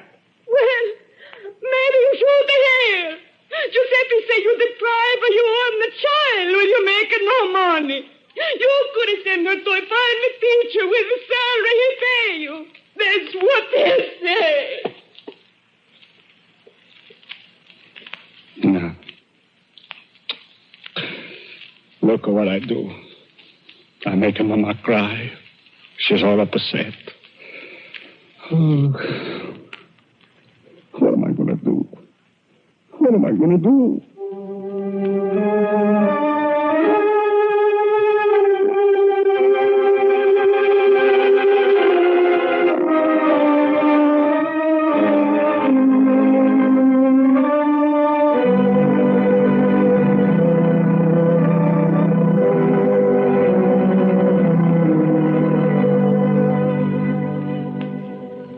Dr. Christian, Mrs. Vittorio just called.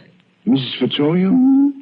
Is someone sick in the family? Well, not exactly. Mrs. Vittorio called about Mr. Vittorio. Tony? Yes. She says he's cranky and out of sorts, just not like himself at all. She wants you to speak to him. There must be something wrong. Doesn't sound like Tony at all. No. Speaking about his not feeling like himself, do you recall how pale he was when he came downstairs the night of Camelia's birthday party? Yes, I do, Judy. He claimed he was just tired. I wonder. Remember that parcel he found? Oh? I'd forgotten about that. I got to wondering about it, and I asked him the night of the party what was in it. What did he say? Well, that's what's so queer, Dr. Christian. He got as white as a sheet, and he mumbled something about he didn't know, and he ran off to speak to someone else. A change did seem to come over him from the time we saw him in the street to the time of the party. Yes, I noticed that, too. I just wonder if that parcel might not have something to do with Tony's illness.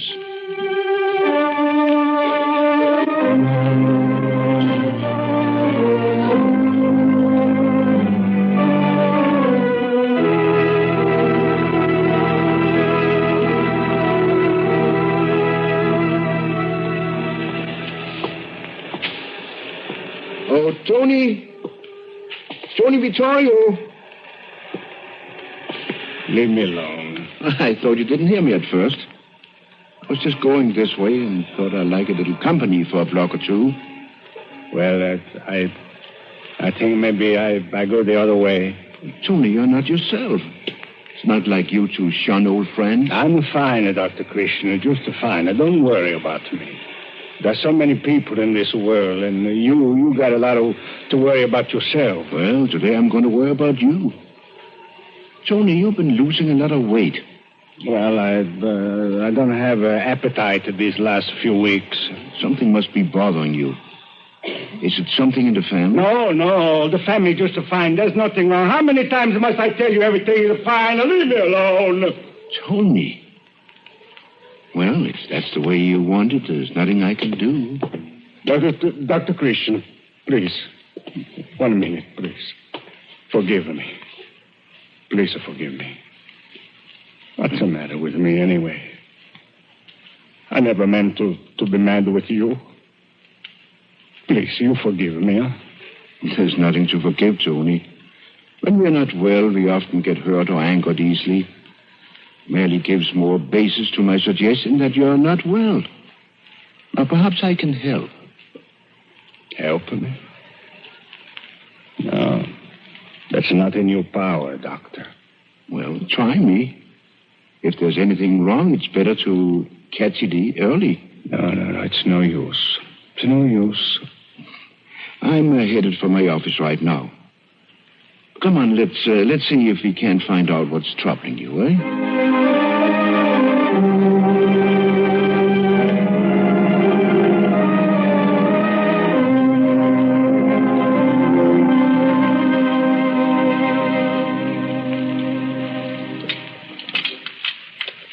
Well, Tony, I can't find a thing physical wrong with you. Well, what I tell you, Dr. Christian. Your heart is in good shape. Blood pressure a little high, but don't be alarmed.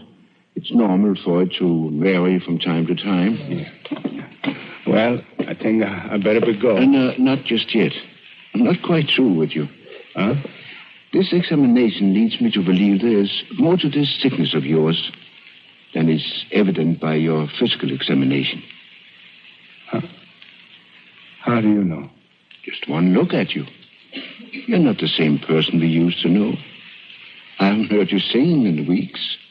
Oh, well, I got a little cold some weeks ago. My voice don't sound too good. Well, that's one answer, Tony. Now, in all fairness to you, I must tell you Mrs. Vittoria called me the other day. Mama? Yes, she's worried about you, too. So, you see, you have a lot of people interested in your welfare. What did she say? She said you weren't like yourself. You were cranky, out of sorts, preoccupied. Yeah. Well, I got a lot of things on my mind. I promise you that anything you tell me will not go a bit further than my office. No, I don't want to talk about it. I can't force you to tell me, but it's for your own good. You see, if we hold things inside us, mental problems which we haven't solved, they affect our whole outlook on life. Yeah, I can't tell you, Dr. Christian, no. But it's important for you that you do. I can't help you to get well unless you do. You'll get worse, you'll lose your job, and then what of Mrs. Vittoria and Camellia if you aren't able to work? Lose my job? Oh. But, Dr. Christian, I'm going to tell you. Yes, I'm going to tell you. It's been on my mind so long I can't stand it. You hear me? I just can't stand it no longer. Yes, Tony, I understand. It's the parcel. Remember the parcel? Yes, I remember. Well, why did I have to find it? Why? What was in the parcel? $50,000. $50,000? Yes. No, I don't spend a dollar of it. I keep. Yes, I don't spend. I count each night, and I tell nobody, not even Mama. Sometimes I think I'm going to spend it for Camellia. Get her lessons for the voice. And Mama, She can get a new dress that she wanted so much. And then we have a plenty to eat. And Giuseppe no longer tell me to come to work for him. Then I'll be a big man. All the town will look up to me. And Giuseppe come to me. I can't do it. I can't do it. I can't spend the money. It don't belong to me.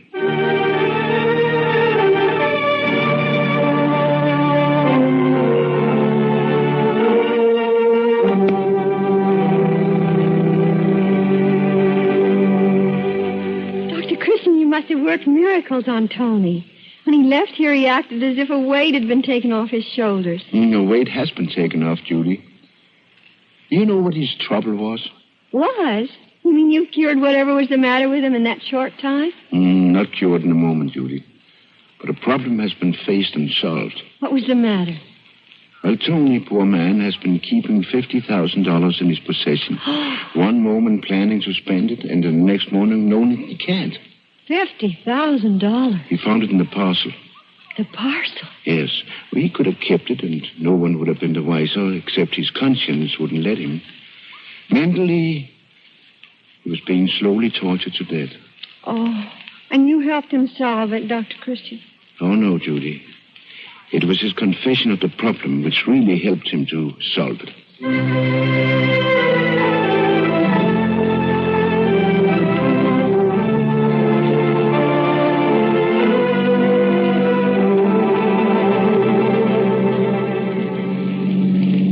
Oh, before I drop you off, Judy, let's look in at the Vittorias, huh? Good idea. Dr. Christian, look. There's a swarm of people all over the lawn. Somebody's taking pictures. Well, let's find out what it's all about. Right. Pardon me. Hello, Dr. Christian. Here, come on, folks. Come on, get back. Let Dr. Christian through. Come on. Christian, Get back, please. Papa found the $50,000 and handed back to the police. He tell no one, not even his own family. And the police say the money was part of a big bank holdup. Papa got $5,000 reward for returning it. We're rich. Now I can take voice lessons. Well, that is good news, Mrs. Vittorio and Camellia. Oh, I think it's terrific. I'm so happy for all of you. Here comes Papa. We'll finally get away from those men at the newspaper. All our pictures are taken. We're going to be on the front page. The Vittorios. Hey, Dr. Christian, Judy. Mr. Vittorio. Making me so happy to see you. Oh, Dr. Christian, here. I got something for you. Here. In this envelope. Why, Tony, don't open it now, please. Save it for Christmas, huh? Promise? Very well, I promise. Here, Judy. You can be the custodian. All right. And don't let me forget. I'll remind you. Don't worry. Mr. Vittorio, oh, there you are. Would you mind standing in one place for a second? How can we get a picture of you when you're running all over the place? Oh, well, I'm sorry. I just step away to see my friend. Sure. Oh, hey, you too, Mrs. Vittorio. Now, where's the daughter? Camellia. Oh, here. Here, come on, Camellia. Stand between your mom and pop. Dr. Christian, I think we better get out of here before we're crushed to death. Yes, Judy, this is Tony's day.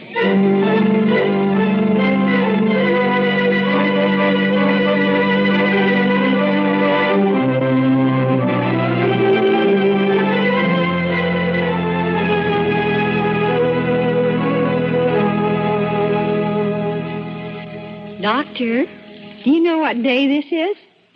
Of course, Wednesday. Only 2 days till Christmas. Would you like to open Tony's envelope now? Perhaps we'd better wait another day. Huh? Oh, I suppose you know you're torturing me. Am I? I think you enjoy seeing me suffer. Look, here's the paper knife. Stop me if you really mean to wait. All right, go ahead, Judy. Oh, I guess it's near enough to Christmas. Well. Oh, a check fell out. And there's a note. From Tony Vittorio. It's a Christmas gift for the children's ward of the hospital. Oh, a check for $1,000. Wow. Oh, how kind and generous of Tony. Oh, what a wonderful way to say thank you. A Christmas gift that'll bring comfort to the children of River's End for years to come. Yes, Judy, thanks to Tony Vittorio, our street cleaner, one of the finest citizens in River's End.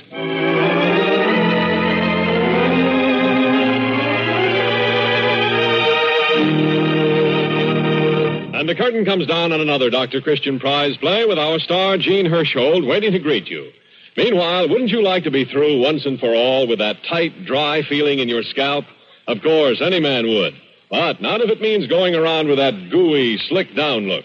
Well, Vaseline Hair Tonic will do the job right because it blends in with your natural scalp oils. Your hair will look better, look naturally well-groomed.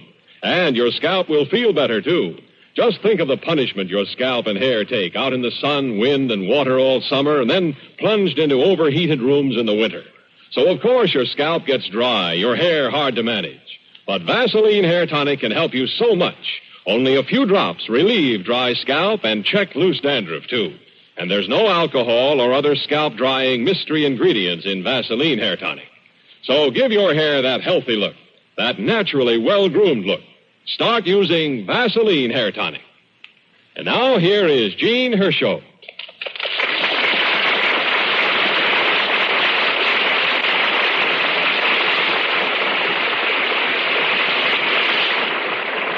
Thank you very much. The prize play, Tony's Parcel, which you've just heard, is the work of Barbara Noe of Ann Arbor, Michigan. A graduate of Worcester College, Ohio, in 1948, Barbara is now employed as a secretary in the Department of Speech at the University of Michigan. And this is her first radio script. With Christmas close at hand and a new year coming up, we want to remind you that your friends in the service of the country would appreciate hearing from you. Resolve to sit down and write a friendly, newsy letter to every man or woman you know who is serving his country, whether abroad or at home. And don't forget those who are in the hospitals. We invite you all to join us again next Wednesday evening, same time and same station. And until then, I'll say Merry Christmas to all, and to all, good night.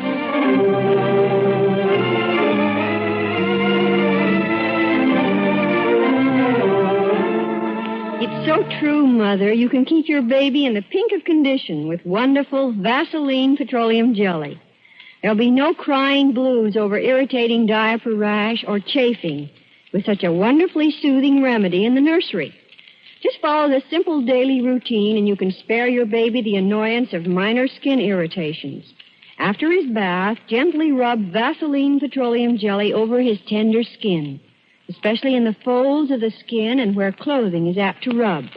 You just can't beat Vaseline petroleum jelly for keeping his body smooth and soft, for soothing those skin irritations, too. Vaseline petroleum jelly costs as little as 15 cents and comes in jar or tube. Believe me, you'll find it the handiest thing in the house. And remember, when you buy, to look for the trademark Vaseline. That trademark, owned by the Cheesebro Manufacturing Company, is your guarantee of absolute purity. This is Art Gilmore speaking, and this is the CBS Radio Network.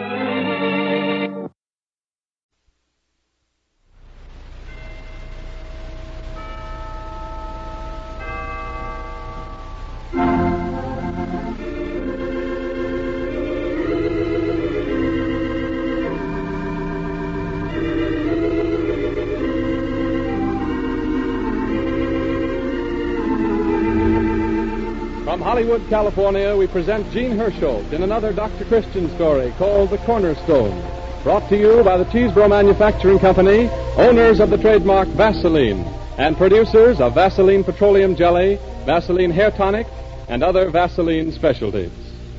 Your barber will tell you that dry hair is just about the most prevalent of all scalp complaints.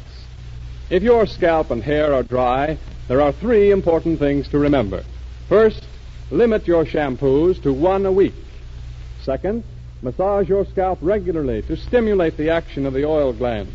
Third, pick a tonic that helps counteract dryness. Vaseline Hair Tonic is ideal for your use. It contains no alcohol and absolutely has no drying effect. Before every shampoo, rub plenty of Vaseline Hair Tonic on the scalp. This massage helps stimulate the circulation and frees your scalp of loose dandruff scales, and at the same time supplements the natural scalp oils. Every morning when you comb your hair, use a few drops of Vaseline Hair Tonic on the comb. This helps keep unruly hair neat, increases its sheen and luster.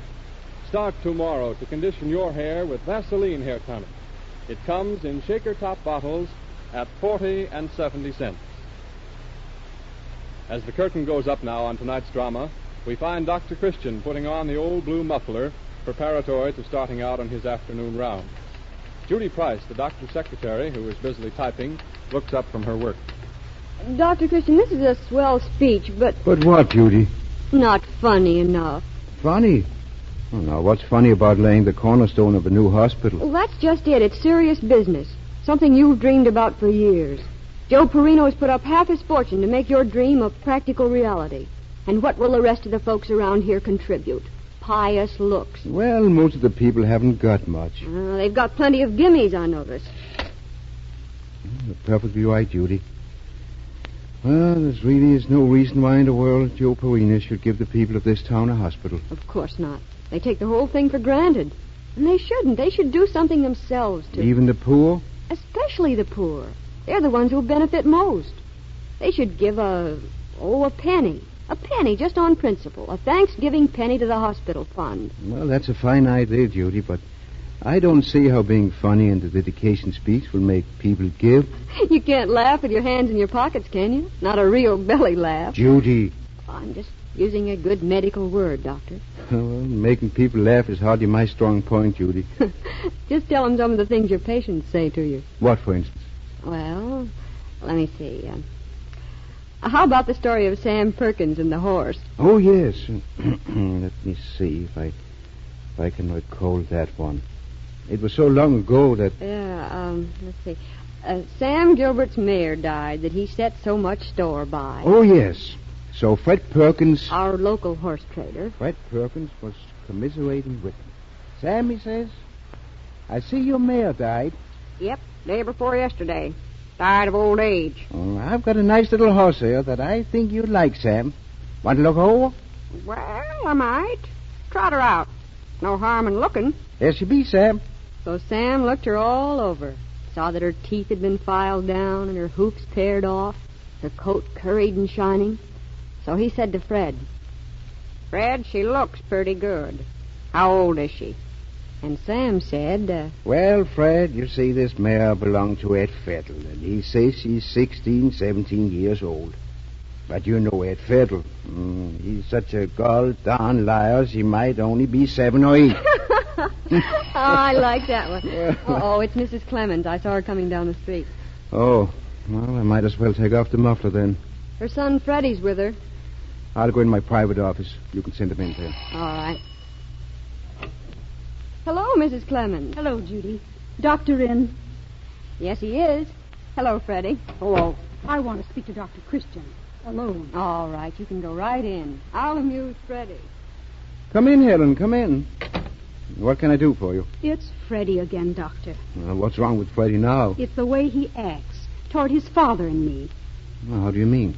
Well, he's so secretive. He won't tell us anything. He doesn't get home from school till so late. He gets in just in time for supper, and then he just sits at the table without saying a word. How does he eat? Oh, there's nothing wrong with his appetite. But his attitude toward us worries both Ed and me frightfully. Have you had any quarrels at home lately? Just about his staying away. But the more we say, the worse he acts. How old is Freddie, Mrs. Clemens? About 14? Yes. He was 14 the first of this month. Oh, that explains a lot. What do you mean, Doctor? Your boy's growing up, Mrs. Clemens. Growing up? But Dr. Christian, he's still just a baby. That's just why he wants to assert himself. To prove to you he's not a baby. But I can't just let him do as he pleases at his age. No, of course not. But you must try to understand that he's feeling his first impulse to break a little from home ties, to find interest of his own, apart from you and his father. But I mustn't let my child grow away from me. But he doesn't want to be guided any longer, don't you see? He wants to explore, find things out for himself. Well, the whole thing has got me down, I must admit. I wish you'd talk to him. Suppose you send him in now. All right. Freddie, will you come in here a minute? Come in, darling. I'm not sick, Mom.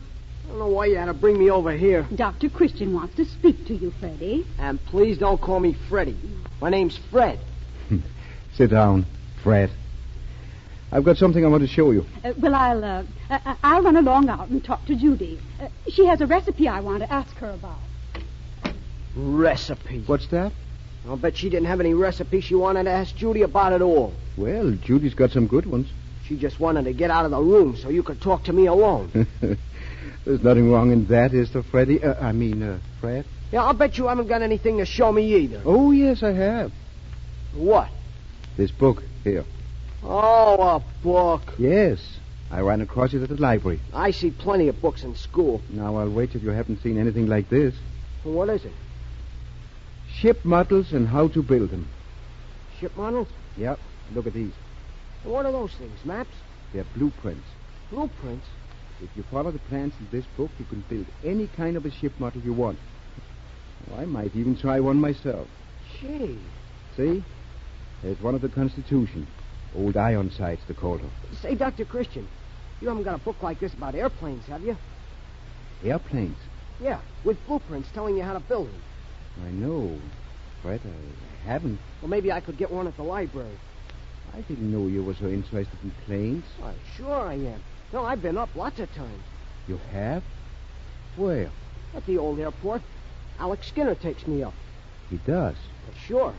He's teaching me how to fly. But that plane of Alex is very old. I should think it would be very dangerous. Not with him at the controls. He can make a 3-point landing with that old crate of his so you don't even know you've touched the ground.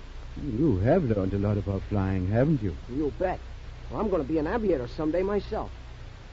Say, how'd you like to go up with us, Dr. Christian? Well, maybe sometime. Well, come on out with me this afternoon. Now, I'll bet Alec will take us up. I'm pretty busy now. Ah, you could close the office for a little while. I'm afraid not today, Fred. Oh, that's right. Yeah, I guess we couldn't go anyway. No, I forgot Mom was still here. Mrs. Fleming says she has to leave, and could she see you a moment, Dr. Christian, before she goes? Oh, yes. Ask her to come in here, Judy. Very well. Oh, I guess I better be going, Dr. Christian. Oh, wait a minute, Fred. Oh, no, I've got to go. But thanks for showing me the book. You know, I think you're a regular guy. Freddie, where are you going? Fred! There. Now do you see what I mean? The way he rushed past me. Hardly noticed me at all. Yes, I see. What did you find out, Dr. Christian? Did Freddie talk to you? Yes. Yes, he talked to me. About us? His father and me? No. No, he talked about airplanes. Has he been hanging around that airport again? After Ed and I strictly forbade his going there? I've never seen such enthusiasm. So that's why he's kept quiet. Or run off when I've asked him where he's been. At least he hasn't lied to you. Those planes out there are rattle traps. Suppose one of those pilots offered to take Freddie up someday. He'd accept. Oh, I know he would. And you can't tell what might happen. Yes, that's true. Oh, what am I going to do, Doctor? Do?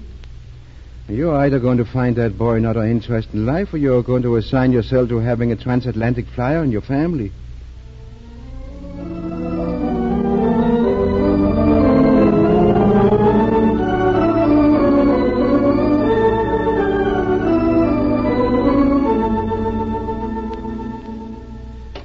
Ellen? Why, Ed, you're home early. Yes, things were kind of slow down at the office. Ed Clemens, you look tired. Yes, I thought I'd knock off and take a nap before supper. Lie down here on the sofa.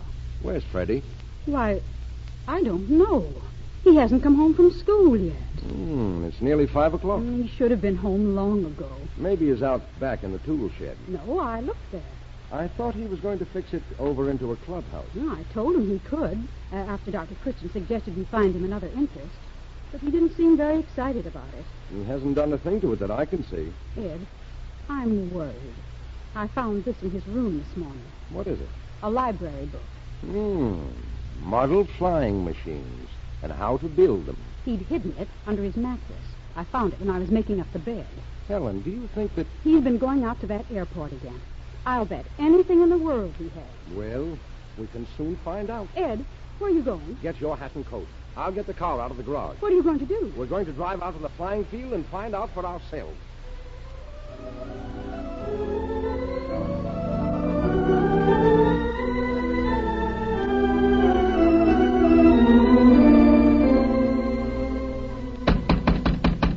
no one in the airport office, Ed. There must be someone in charge here. Oh, the place is locked. There aren't any planes around. They're closed up for the night, I guess. At least we can be satisfied that Freddie isn't around here anywhere. Look, a plane. Where? There. See the lights? It's coming this way. It's headed for the field. Is it going to land here? It looks that way. It seems to be coming down. Oh, it's probably Alex Skinner in that old crate of his. Ed, can you see who's in it? Yes, Helen. I can see. I can see quite well that there are two people in that plane, and one of them's your son, Fred. There we are, Fred. Back on terra firma. Gee, Alec, I made a good landing, didn't I? Almost as good as if you'd done it yourself, eh, Fred? Freddie! Freddie! What's that? Sounded like someone calling you. Freddie! Freddie! Get out of that plane this minute. Hey, look, Alec, it's Mom and Dad. Get out of that plane, young man. Hey, Dad, did you see the three-point landing I made? And that's nothing to the three-point landing you're going to make when I get you home. Oh, Freddie, my baby. Are you safe? Aw, gee whiz, Mom. You'll have Alec thinking I'm a 2-year-old or something. Oh, the kid's great, Mr. Clemens. Well, you ought to be proud of him. Got a knack for flying that some pilots would give their eye teeth for. I'm not asking your opinion, Alex. Don't blame Alec, Dad. He didn't know I wasn't supposed to be out here. Well, he knows now. The idea.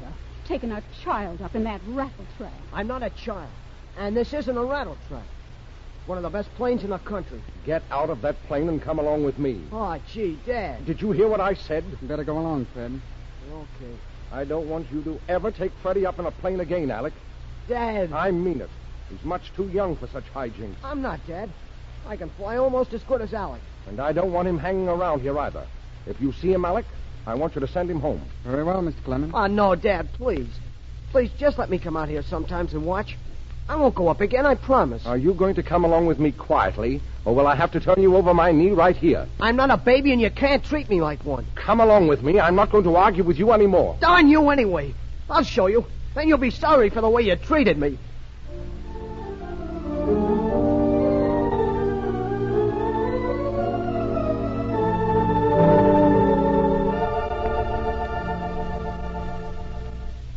We have a brief intermission period now, and there's a visitor in the studio tonight with a story that I know will interest you. I'm going to ask her to step up to the microphone now while we're waiting for the program to continue. I work in a big department store, and I love it. But just a few weeks ago, I was ready to quit. My feet would ache and burn so by closing time, it was all I could do not to sit down in the middle of the aisle and bawl. The older girl said, "You've got to keep your feet right in this sort of a job. Tonight, take a warm foot bath. Then massage them well with Vaseline jelly." And I did.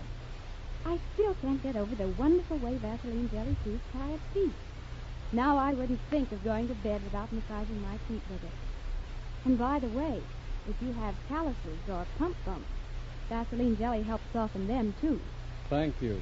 I think your tip about the care of the feet is just as good advice for tired shoppers as it is for tired salespeople, don't you? Vaseline jelly is a wonderful help in dozens of skin problems because it does three things. It softens and lubricates the skin by supplementing the natural oil. It forms a protective film that helps keep infection out. And it promotes healing. Get a jar or a tube at your druggist tomorrow and find out for yourself how many ways Vaseline jelly can help you and your family.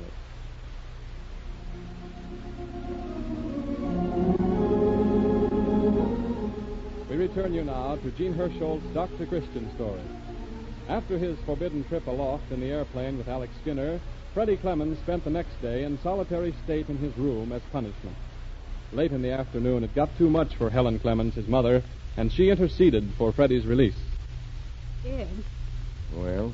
can't we let Freddie come down out of his room now? He's been up there all day. Oh, I guess so. He's been punished enough for last night. I'll call him. Freddie, you can come down now. Freddie? Freddie, I said you can come down now. Freddie? Freddie? Answer your father. What a stubborn little devil he is. I'll go up and get him. Freddie, didn't you hear? Your father says you can come down now. Freddie! Freddie! Where are you? Oh, my Lord! Ed, come here. Just a moment till I answer the door. Oh, hello, Alec. Miss Clemens. Is that you, Alice? Yes, Mrs. Clemens. Is Freddie home? Yes, he's upstairs. No, Freddie's not here. His window's open, and he's gone. I knew it. What do you mean? What's happened? One of the planes at the flying field is missing, too. Which one is it? Oh, mine. The one I was teaching Freddie to fly.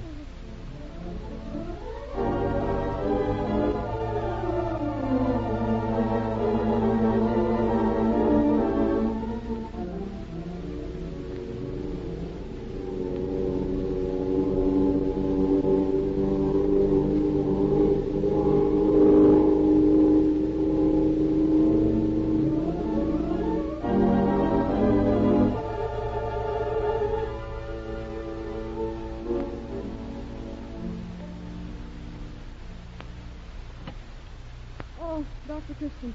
My, I'm glad you're back. Oh, you must be worn off. What a night. No word of any kind, I suppose. No. 14 hours and no word. Oh, you must be frozen. Come over by the fire and get warm. I'll make you some hot coffee. I can't conceive of why they haven't found a trace of that boy. Or the plane either. I'm afraid, Judy. I'm afraid. Oh, don't. Don't let's think about it. I'm sure he'll be found. Now that it's daylight, perhaps they'll be able to do more. The whole town's searching. How's Mrs. Clemens? Oh, she went all to pieces, of course. I got her to bed and gave her something to quiet her. Poor soul. And Mr. Clemens? He's out looking. We're going to comb the game preserves as soon as it got light enough. I've got it. Dr. Christian's office. Yes? Yes. I see. About an hour ago, huh? Yes, I'll tell him. What is it, Judy? They found Alex Skinner's plane. And the boy? Crashed in the field in the game preserve. Oh, but what about the boy? The plane was empty when we reached it. No one has seen the boy.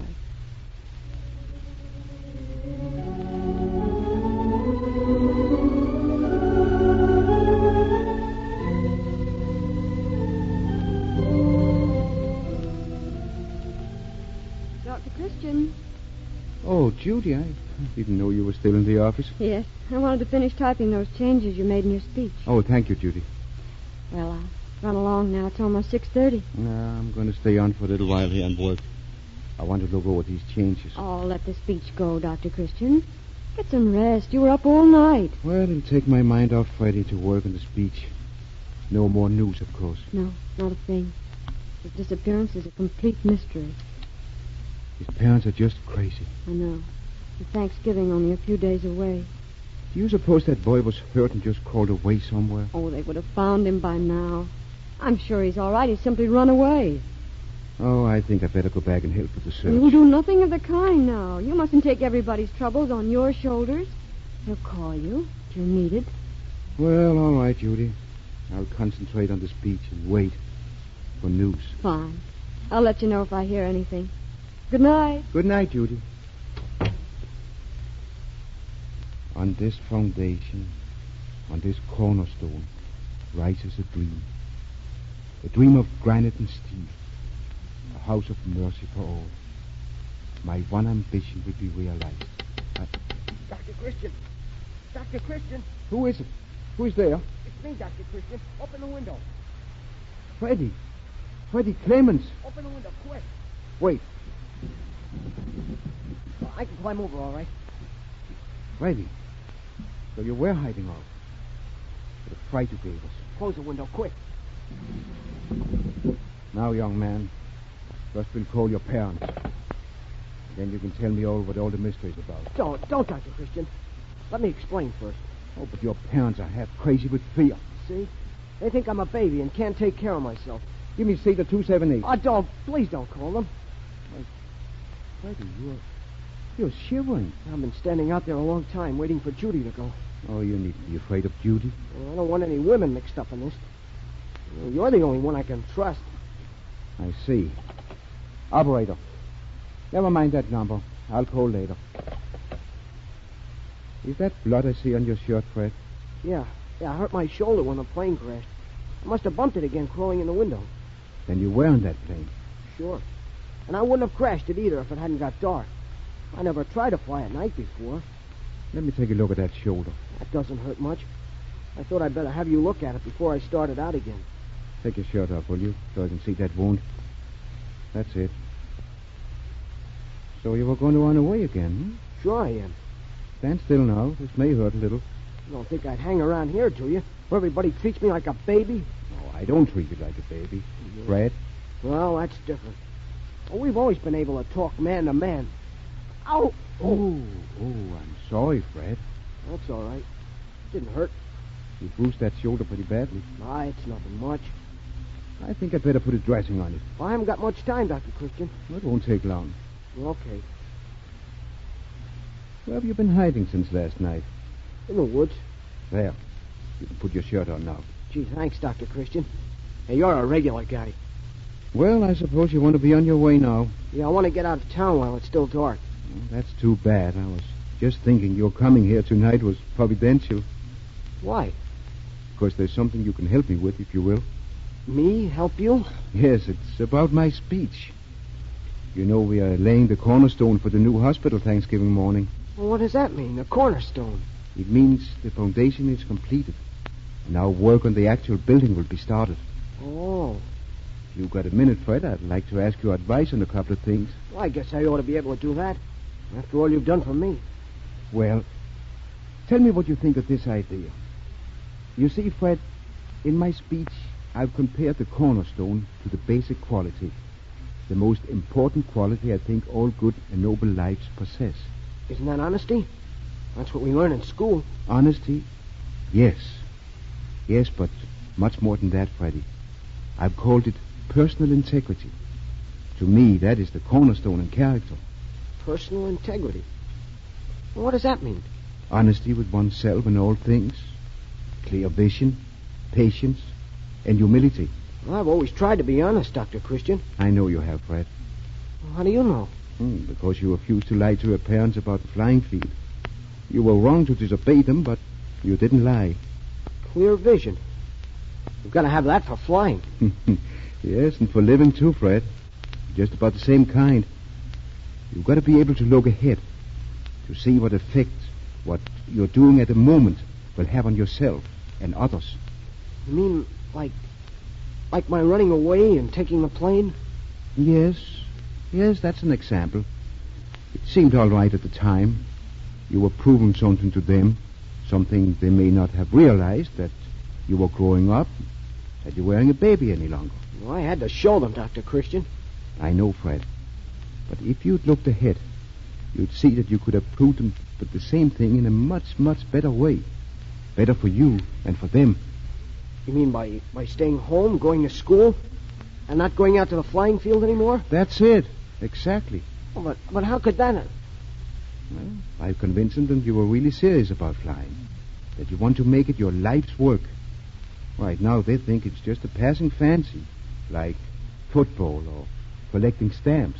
Well, do you think if I studied hard and showed them that I was really serious, that I wanted to be an aviator more than anything else in the world, they'd believe me? I know they would. Gee.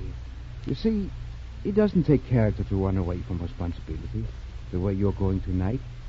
It takes character to stay, to face your problems and see them through intelligently. I could only go back now and show them. Why can't you? Well, I crashed the plane. I failed. They'll think I'm more of a baby than ever if I go home now. It'll prove to them you are a man. Well, how? It takes a man to admit defeat. And it gives him a newer, stronger foundation on which to start building again. But do you think they'll want me back after all the trouble I've caused them? Oh, I think they will. You do? There's only one way of finding out. Okay, Dr. Christian. Let's go home. Okay, Fred, let's. Oh, but wait. There's just one more thing I'd like to tell you. What is it, Dr. Christian? It's something from my speech. It's something I read years ago. It's helped me a lot. And I'd like you to remember it. Always. I will, Dr. Christian. It's something Henry Thoreau once wrote. He said, if you have built castles in the air, your work need not be lost. There's where they should be. Now put foundations under them. You have your dreams, Freddie, and I have mine. You laid your cornerstone tonight. Thanksgiving Day, I lay mine.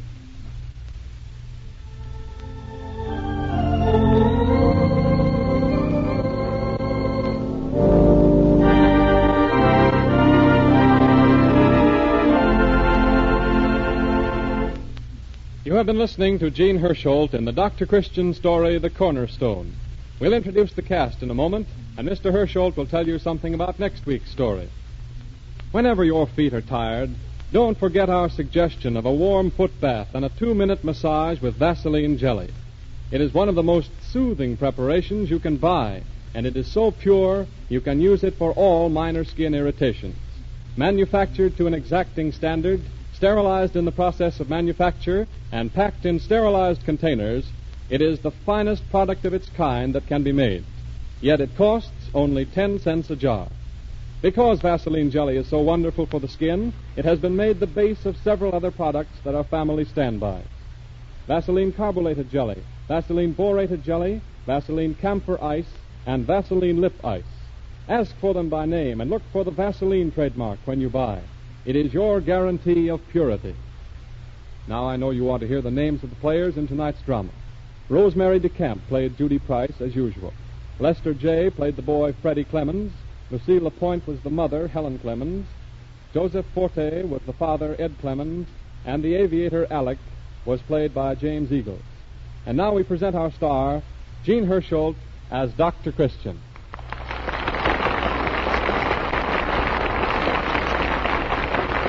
Dr. Christian, will you tip us off to next week's story? Well, the story we've chosen to tell you next Tuesday night is called The Seeing Eye. Does that call anything to your mind, Art? Of course, those marvelous guide dogs who give their lives to the service of the blind.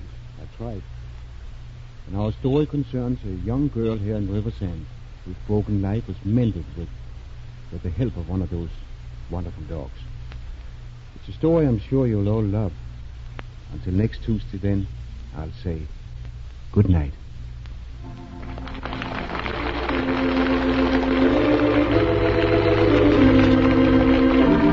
Don't fail to be in your armchairs by the radio next Tuesday night at this hour to hear Gene Hersholt in another Dr. Christian story called The Seeing Eye. Gloria Holden, rising young screen luminary, will have the feminine lead, the blind girl whom Dr. Christian just told you about. Be sure to listen and tell your friends to listen. And see Gene Hersholt in the new quintuplex picture, 5 of a Kind, produced by 20th Century Fox, to whom we are indebted for the services of Gene Hersholt on this program. Your announcer is Arthur Gilmore. This is the Columbia Broadcasting System.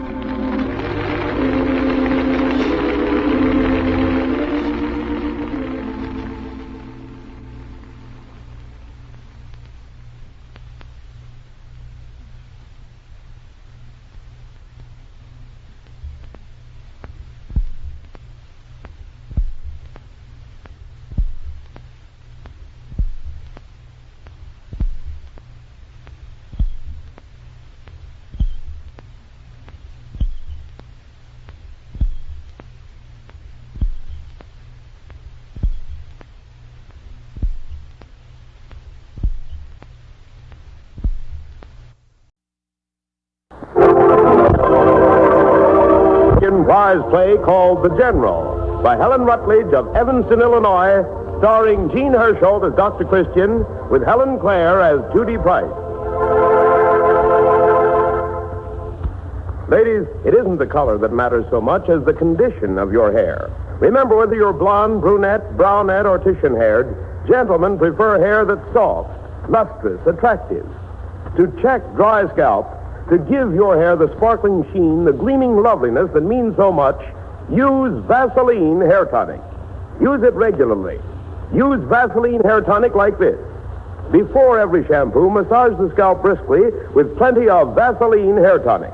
Then steam your hair for several minutes with a piping hot towel. After the shampoo, brush on a few drops of Vaseline Hair Tonic as you would a brilliantine. Notice how obediently it follows the direction of your comb. See how soft and lovely your hair has become, how alive with flattering, shimmering highlights. Start following this simple Vaseline Hair Tonic routine tonight. Ask your druggist for a bottle of Vaseline Hair Tonic.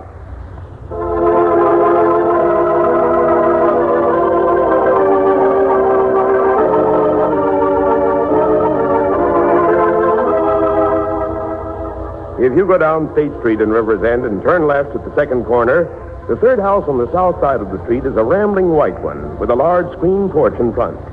A service star hangs in the front window. And that's where our prize play, The General, begins. Oh, I hope we're in time, Dr. Christian. I hope so, Judy. It's his horse, Mrs. Gerard said. Oh, that's what Madge thought. Of course, the General is pretty well along in years. Hello, Dr. Christian. Hello, Judy. Hello. Hello, Bruce. Hello, Polly. Hello. Where's your great-grandfather? He's in the living room, Dr. Christian. Hurry. Oh, and here, Dr. Christian. Hurry. Well, General, what's this about your being sick? Oh, I'm afraid it's poppy for me this time, Paul. Oh, nonsense. I will just listen to your heart. I guess this is the last bugle call. It's all right, Paul. Nobody wants an old warrior around here. I'm just excess ordinance. Oh, Grandfather, how can you say such a thing? General, you know you're not in the way. I guess everybody gets in the way sometimes, General. Ooh. Now, what have I done? Any pain anywhere but your heart, General? No. Isn't that enough, you blamed pill peddler? Grandfather. Oh, now, never mind, Madge. The General and I have been friends for a good many years, and we understand each other. Now, you just lie back and rest, General. Come out in the hall, please, the rest of you. I want to talk to you. You don't mind my leaving you, Grandfather? All right, you go. Don't bother with me. Can't let the wounded stop the attack. Grandfather, you mustn't talk that way. Please come, Mrs. Gerard. Well, if you say so. I'll be right back, Grandfather. Shut the door, please, Boots. Is it that bad, Dr. Christian? Well, tell me about how he happened to have the attack. It was all my fault, Dr. Christian. I got him excited. We all got him excited, I'm afraid. Well, what did he expect? Of all the crummy ideas. It was about the service star. You mean your father's service star in the window? Well, what about it? Pop's in the army overseas, and so Mom put the service star up for him. Oh, surely the General didn't object to that. No, he didn't object. But he wanted us to put up 2 service stars. 2 service stars? But isn't your father the only member of your family in the services? Yes, he is. Well, then who was the other service star for? That's the one the General wants for himself. For himself? Yeah, because at the age of 14, he was a drummer boy for the last month of the Civil War. Well, I've heard the General talk about his war experiences many times, I'll bet you have. Everybody in River's End has. Of course, they're never the same stories twice. And they get bigger every time he tells them. And he's been telling them for years. It's like his being called by a military title. Pop said when he first knew him, it was captain and then colonel, and now it's general. You know, he's got so he really believes he is a general. And he sure acts like one. The last time Jeff was here, he had to spend the whole evening listening to the General tell about his conversations with Abraham Lincoln. Just last night before he went in the Marines. The General just thought the Lincoln angle up that night at supper. Now, children, you should be ashamed of yourselves. With your great-granddad in there sick, and for all we know, he might be dying. The General is not dying, Madge. You mean he's going to be all right? Say, you don't think the old goat is faking, do you? Boot Benjamin Gerard. Well, was he faking, Dr. Christian? Oh, I wouldn't say he was faking, Polly, but I don't think he had a heart attack either. Maybe in the excitement, he actually thought he had one. Anyhow, it's nothing to worry about. Why, Dr. Christian was just saying last week that the General's really in remarkable shape for a man of his age. And his mind is as clear as a bell. Really, Dr. Christian? Really, Madge, it's you I'm worried about, not the General. Me? Mother? Well, what's wrong with Mother? Mom's always been strong as a horse. A fine thing to say about your mother, I must say. Ah, girls do nothing but chase Marines. Just because my fiancé happens to be a Marine. Fiancé? You know you can't get engaged to Jeff until you're 18. Mom said so. And that isn't for a year yet. 9 months. And besides, little boys should be seen and not heard. Writing Marines 3, 4, 5 letters a day and putting lipstick all over the paper. Mother, make him stop. He's been spying again. Oh, between him and the General, a girl can't even have a private love life around here. Oh, now, children, that's enough. We were talking about your mother's health, children. Madge isn't looking well. I want you to stop bickering and settle down to helping Madge with the General. Nobody needs any helping with me, I'll have you know, you pill peddler, you Paul Christian. Grandfather, you're supposed to be lying down. You weren't listening at the door. Counter-espionage, that's all, and a good thing, too. My own sawbones, my own family sneaking up on my flank. Leave my quarters, Paul Christian. Oh, now, General. Madge, you call another sawbones. My heart. Never mind, General, never mind. We're going. Don't be upset, Matt. Goodbye.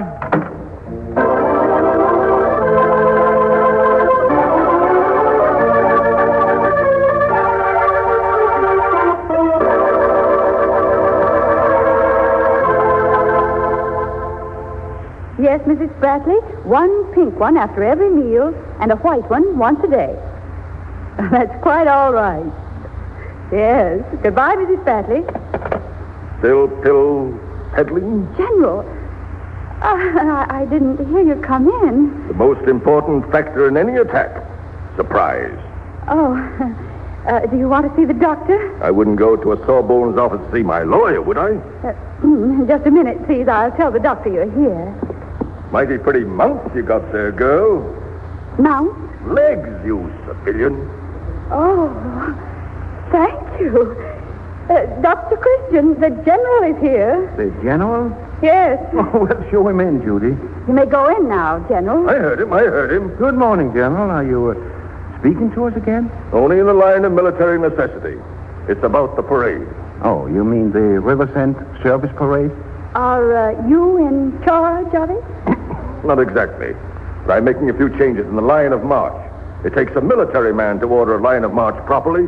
No job for hens and civilians. Now, let's see now. The idea is that every family in Riversend with a service star is to have a representative in the parade, with the youngest member of the family representing absent servicemen and women, huh? Oh, and there'll be the high school band and the Boy Scout drum and bugle corps. All right. Now, Paul, I have a petition here for you to sign. Right there. Here's my pen. Well, now, just a minute, General.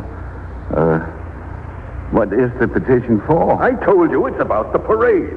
It just provides that we march in order of length of service and gets that blasted band to the rear. Nobody could march to that band. Why, General, the high school has a wonderful band. Young woman, you gab too much. With mounts like yours, you don't have to gab. Sign it, Paul. You're holding up the war. The general's time is valuable if yours isn't. Oh, what do you mean we march, General? I understood the parade was to represent only the men and women now at war.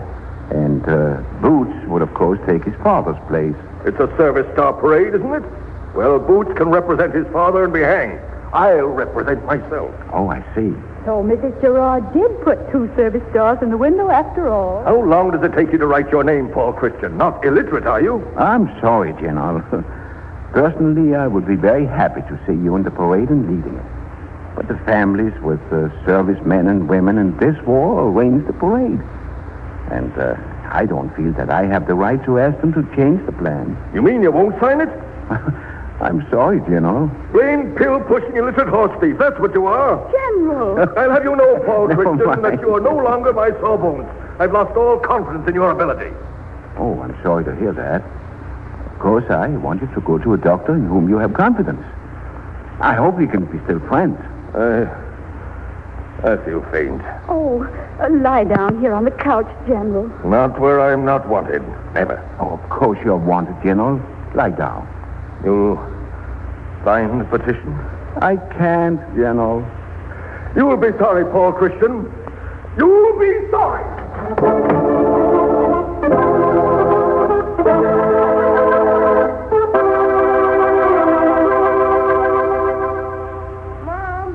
Mom, don't shout, Boots. I'm right here. The General's put the other service star in the window. He wouldn't.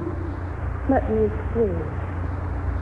Oh, Grandfather. I'm not feeling very well. I think it must be something I ate. It won't work, Grandfather. It simply won't work. Oh, how could you do such a thing when you knew how I felt about it? Gab up, girl. Gab up. Can't hear a word you're saying. Now, Grandfather. Mother! In here, Polly. Don't get excited. I've seen them. Mother, what did the War Department letter say? What are you talking about? I didn't get any War Department letter. What? You know I haven't heard from your father in weeks. But the postman said he delivered it yesterday. He asked me what was in it. But, Polly, I didn't get it. Well, the postman said he rang the bell and gave it to the General. Grandfather. I really don't feel well. I think I'll just go up and lie down. Grandfather, this is important. What did you do with that letter? Give up. I can't hear you. You can hear me if you want to. Now tell me where my letter is. I don't know, Madge. You don't know? For crying out loud, General. We haven't heard from Pop in weeks. I was just going out with my petition. I put the letter in my pocket here, and when I went to look for it, it wasn't there. But if you dropped it in the street, someone would have found it. I didn't go down the street, at least not right away. I deployed a little. I worked in Eisenhower's maneuvers in the meadow a while first. The meadow? But that's immense. We'll never find a letter in all that tall grass. Oh, we'll have to, that's all. We'll start looking right now. Oh, Grandfather, how could you do such a thing? I haven't heard from Jeff in a week. And I wrote him the nastiest letter and told him if he no longer cared, he could have his ring back. I'll bet he did write. General, were there any other letters? Might have been. Oh, Mother, my life is ruined. Jeff will never forgive me. Quit, boy. You sure messed things up, General. I'm sorry. I didn't mean to. Both Polly and I were here in the house yesterday. There was no reason why you couldn't have given us our mail when it came. At the very least, you could have put it on the hall table where it belonged. You didn't have to put it in your pants pocket. Quit bawling. You knew how anxiously we've been looking for word from Bill. You couldn't have accidentally forgotten to deliver the letter, Grandfather. I believe you meant to read it. You mean the General read mine? Oh, I shall die. I know I shall die. No, Madge. Polly. Oh. The maneuver went wrong, but I didn't mean any harm. Oh, come on, children. We must start looking for your father's letter. If it should rain, we'll... Don't get riled, Hatfield. I won't bother you again. I'll go away. Oh, go away. It isn't like Madge to get riled. Polly. Don't speak to me. Eisenhower's maneuver sure got you in a bad spot, General. Never mind about me. I suppose you don't feel good. No.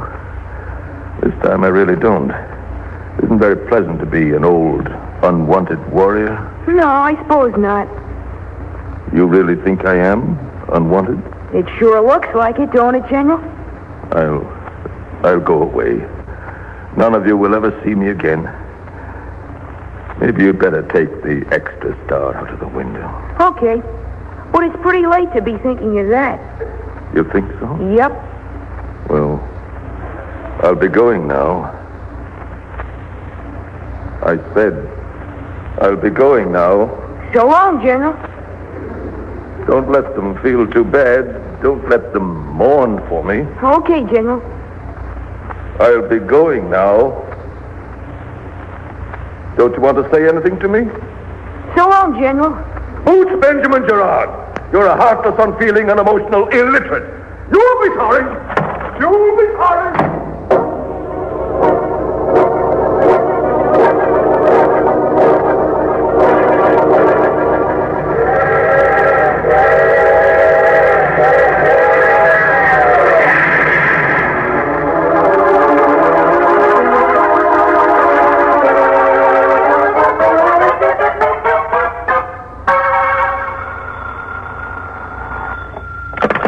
Dr. Christian's office.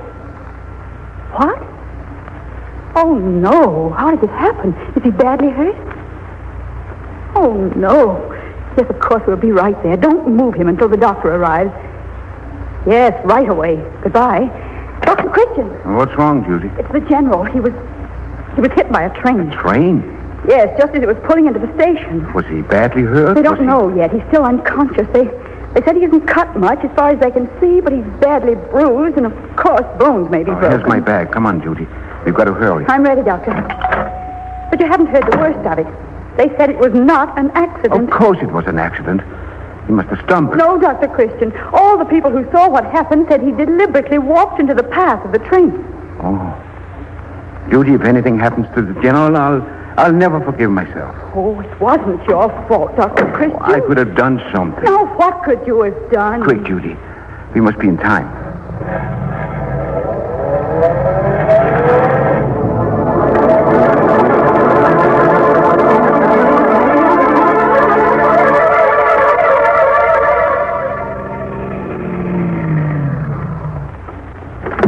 Oh, Dr. Christian, thank heaven you've come. Hurry, Dr. Christian, hurry. That's all my fault. I thought he was just bluffing. I never thought he'd Oh, it's all our fault. He thought we didn't want him. Now, if you just stand back a little. Is he... I can't tell yet. Oh, Don't, Mother, don't. It wasn't your fault. It was mine.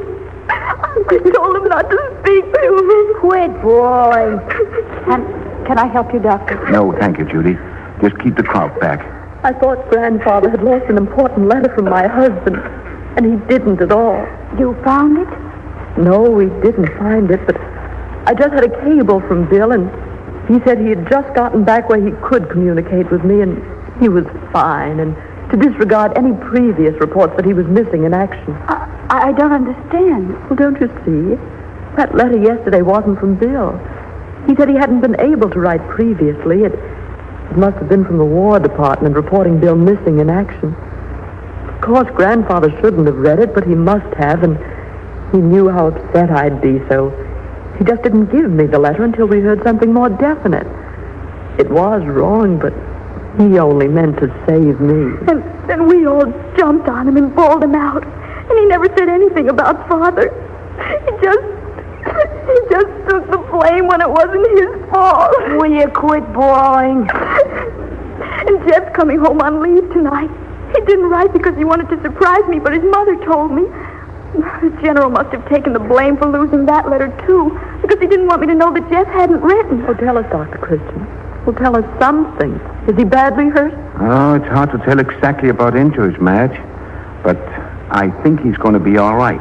Oh, Dr. Christian. Oh, we'll be so good to him if he'll just get well. Well, he can have anything he wants. Oh, of course he can. All he was trying to do was help us and save us from worry.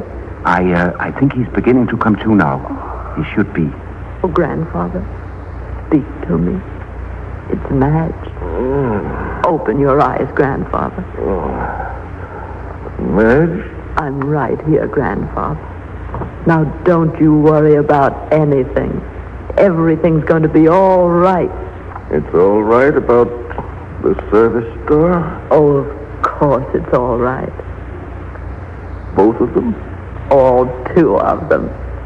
And they let me lead the parade? Oh, of course, General. You always lead the parades in River's End.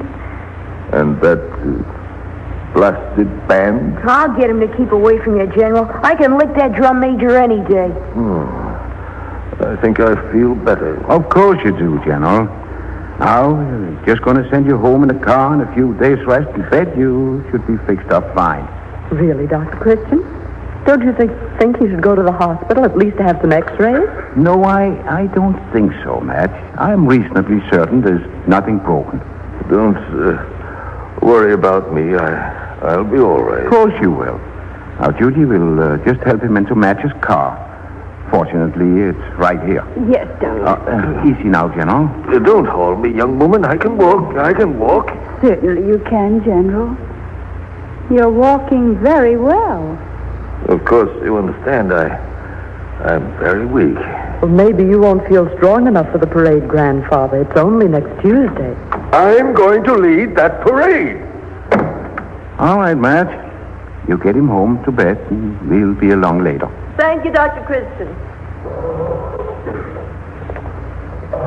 Dr. Christian, I always thought the War Department sent telegrams, not letters, to notify families that men were missing in action. I believe they do. Then that letter couldn't have been reporting Mr. Gerard missing in action. What do you mean? Nothing, just Dr. Christian, didn't it seem funny to you that the train could hit the General and not cut him more?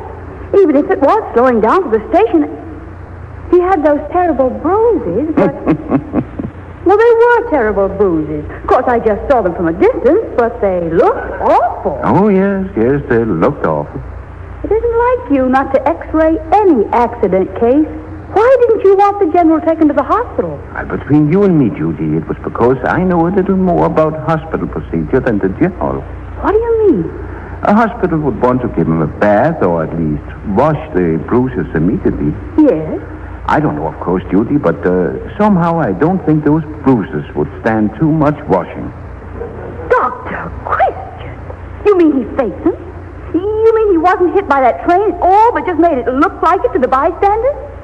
And you let him get away with it? It was just a matter of time, Judy. One way or another, the General was going to lead that parade. And, of course, I don't absolutely know the train didn't hit him. But those were the first bruises I ever saw that smelled like ink and came off on my fingers.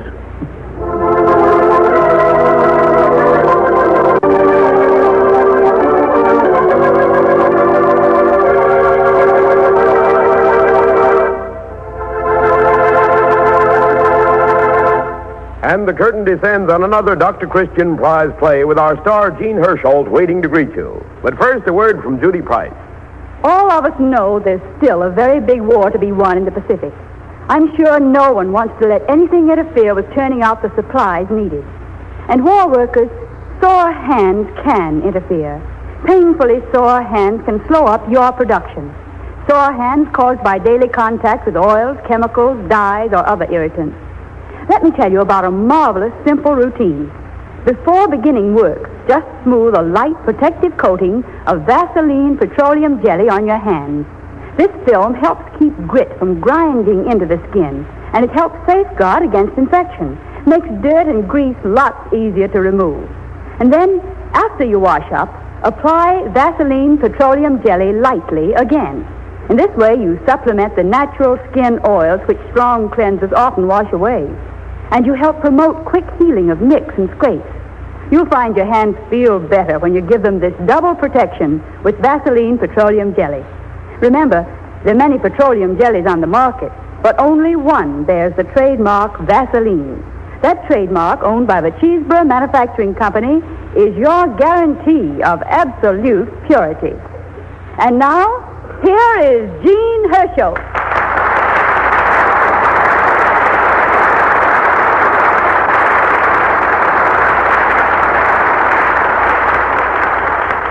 Thank you very much. Tonight's prize play, The General, was written by Helen Rutledge of Evanston, Illinois, and it's her first radio play. Mrs. Rutledge is the mother of a writer. Her daughter is the author of 2 mystery novels, so she decided to try her own hand at it with entertaining results, as you all know. We invite you to listen again next Wednesday night to the Vaseline program. Same time and same station. And until then, I'll say good night.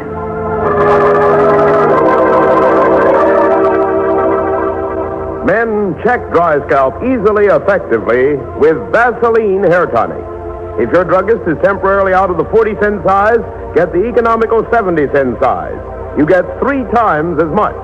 Insist on Vaseline hair tonic.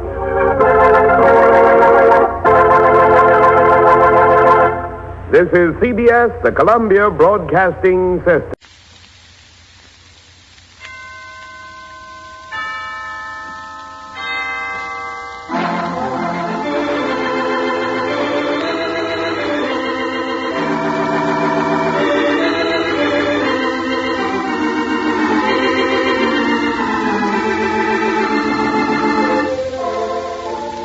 California, we present Gene Hersholt in a new Dr. Christian drama called Doctor, Doctor, Come Quick.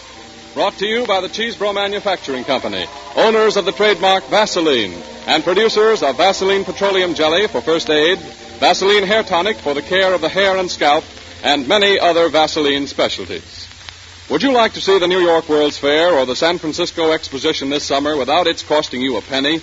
Well, here's a contest in which 100 first prize winners get free trips to the World's Fair, plus $150 apiece in cash, or $250 in cash instead of the trip.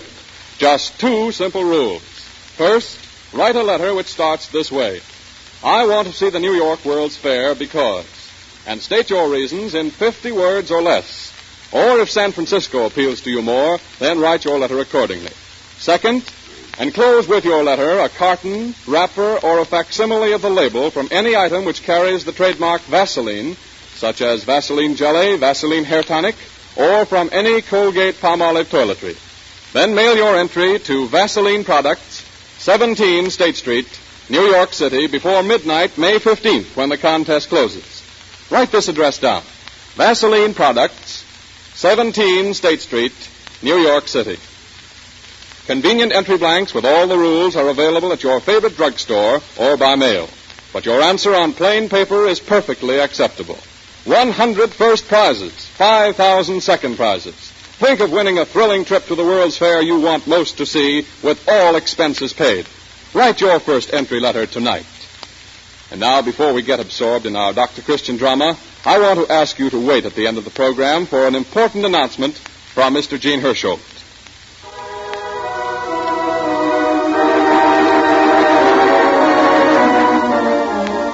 The curtain is rising now on tonight's play.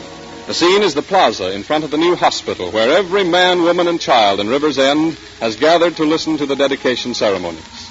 On an improvised platform between the tall white columns of the entrance sit village officials, members of the hospital board, Mr. Joseph Perino, who gave us the hospital, Judy Price, and Dr. Paul Christian, whose lifelong dream for our town is fulfilled here this day. Mayor Hewitt is standing up now. He's stepping forward now and taking his place in the center of the speaker's stand, and the applause is dying down as he begins to speak. Friends of River's End, you all know what brings us together today. We're assembled here in the plaza in front of our new hospital building to do honor to the most modest and the most useful and the most popular human being in River's End today, Dr. Paul Christian.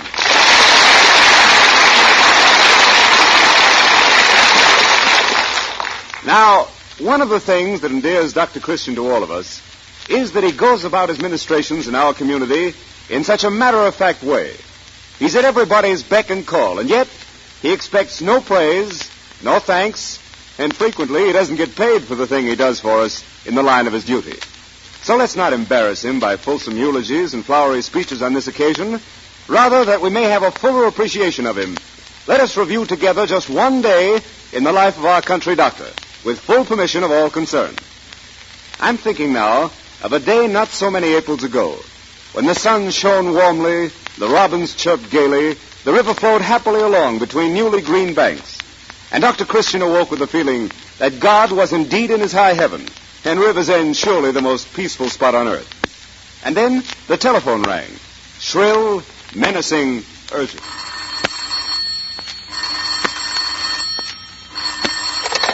Is that you, Dr. Christian? Doctor, come quick. Janet has shot herself.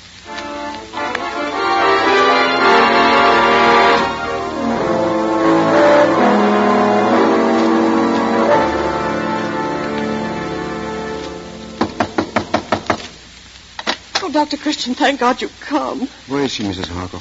Where's Janet? Oh, Dr. Christian, I thought you'd never get here. She's in there. What's happened, Mrs. Harker? What did she do? She shot herself. Right here in her side with Tommy's old rifle.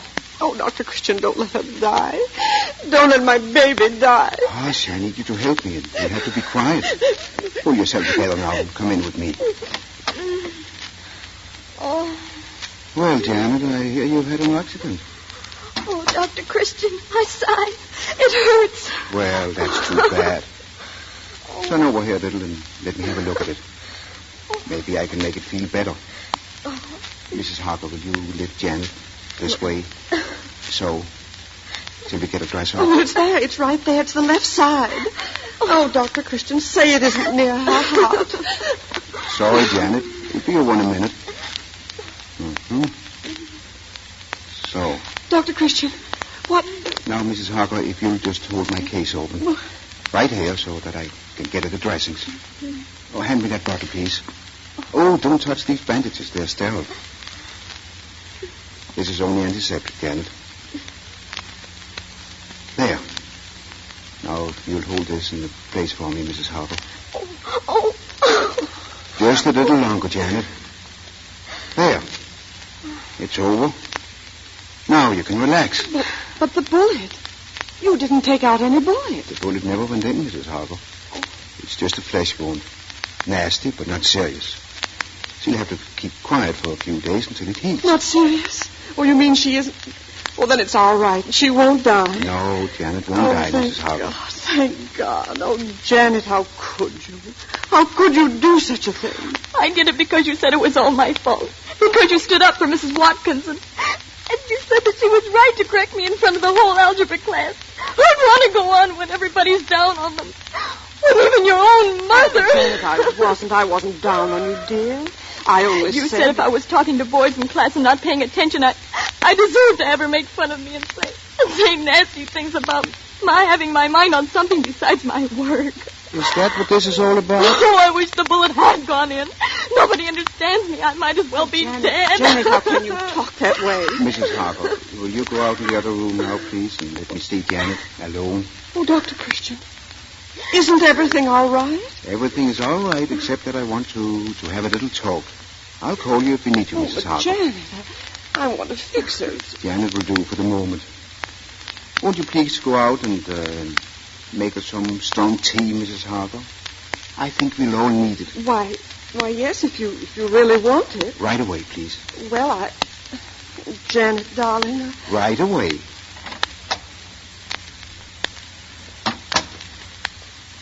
Well, Janet. Yes, Dr. Christian. Was it really because your teacher reprimanded you? Yes, and because Mother said she was right. And because of that, you wanted to end your own life? Why, You deliberately planned to finish everything? I didn't want to stay in a world where everyone was so hateful. Oh, you don't want to be dead any more than I do, Janet. You just wanted to make a gesture. The strongest, most dramatic gesture you could think of. So that everybody would realize how badly you felt and how much they had hurt you. Wasn't that it, Janet? No. You never even stopped to think of the effect such a thing would have on other people, did you? How much suffering this would cause your mother. Don't. I guess I was just sort of crazy over being called down that way in front of everybody.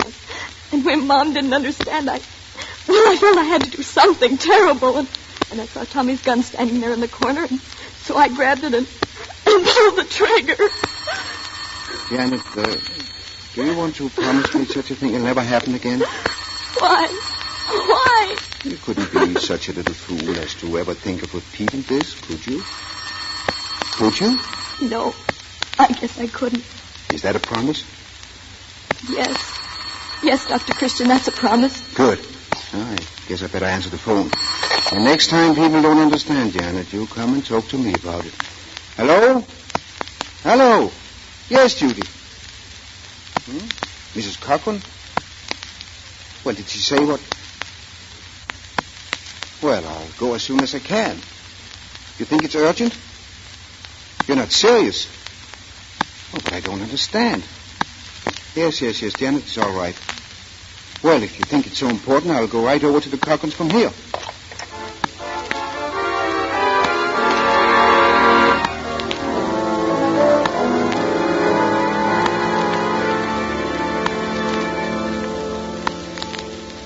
And you didn't suspect anything until you found your husband's note, Mrs. Cochran? Suspect? Oh, yes, I suppose I did. I suppose down deep a woman always knows when her husband is being unfaithful to her. But I wouldn't admit it, even to myself. John Summers has been his secretary for 3 years, and I've never... I've always been so contemptuous of jealous wives. I know. She is pretty, but she was always so quiet and modest, and...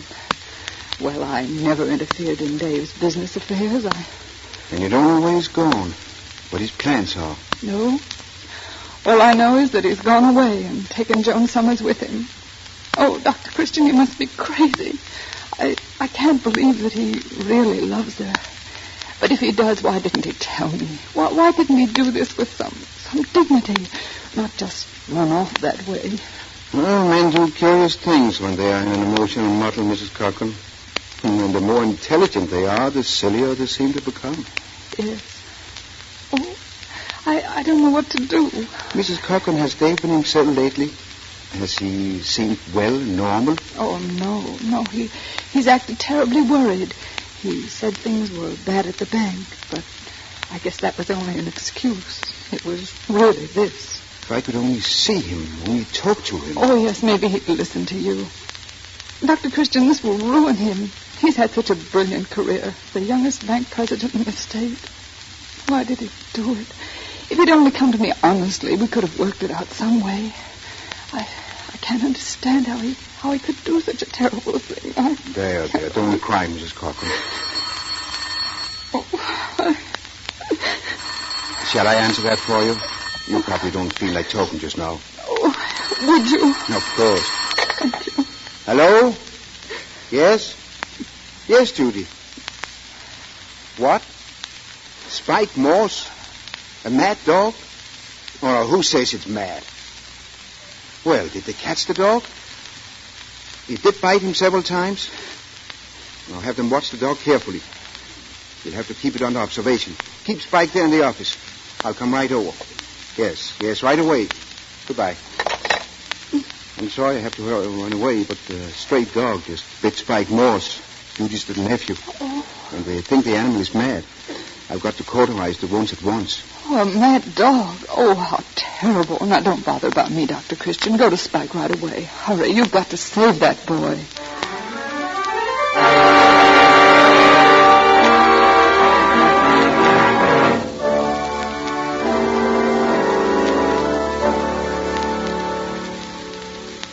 Thank you, Judy.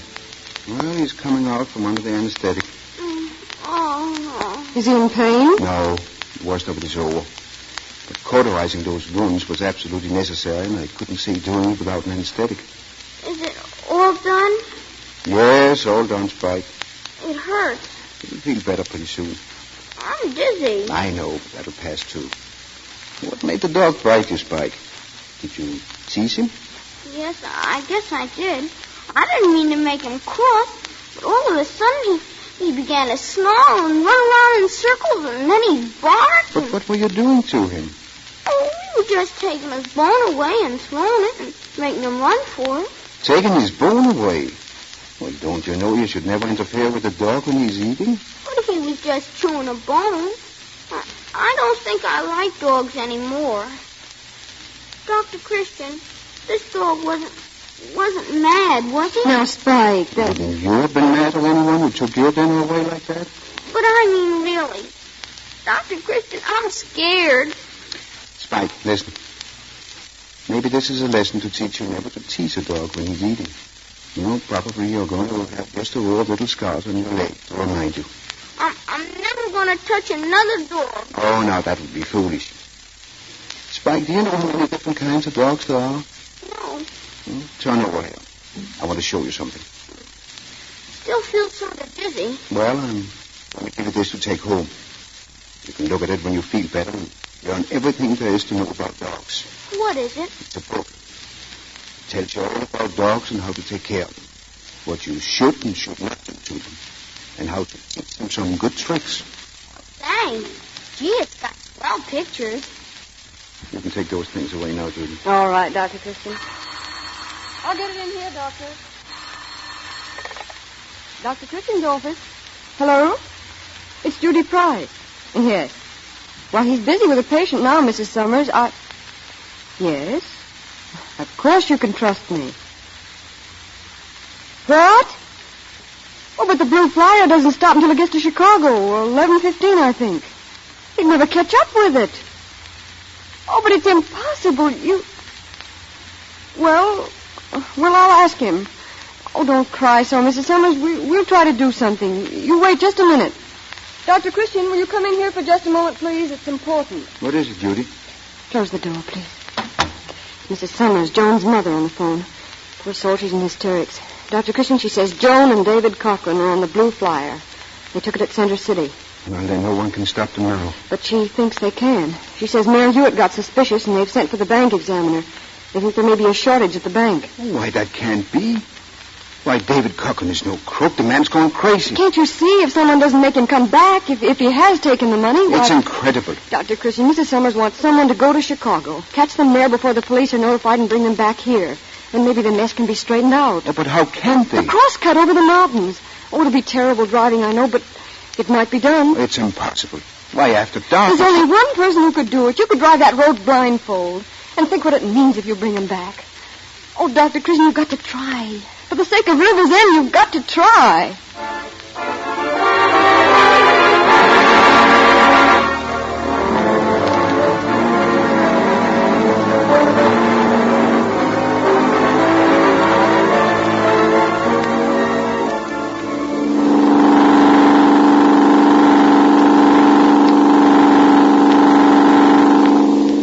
What time is it now? Well, they're holding our own. It's getting through Chicago that I'm worried about. Traffic and all. Don't think, just drive. Can't really say what made him suspect the shortage. No, he said he didn't want to talk to anyone about it just yet. He said he'd call you in the morning. It's bound to get out. As far as we know, though, only Mrs. Cochran and Joan's mother know. Let's hope they don't talk. That's to their advantage not to. And women can keep secrets, Dr. Christian. Look how sporting Mrs. Cochran's been, keeping it to herself all this time that Dave was... Judy, I still can't believe Dave Cochran is a crook. But has it occurred to you that he might be faking this elopement to cover up the theft? Oh, no. Oh, and that pretty little Joan Summers. I can't imagine her being mixed up in this either. She's so prissy. Sweet 25 and never been kissed, Jerry calls it. Those are the worst kind sometimes. What else did Mrs. Sommer have to say about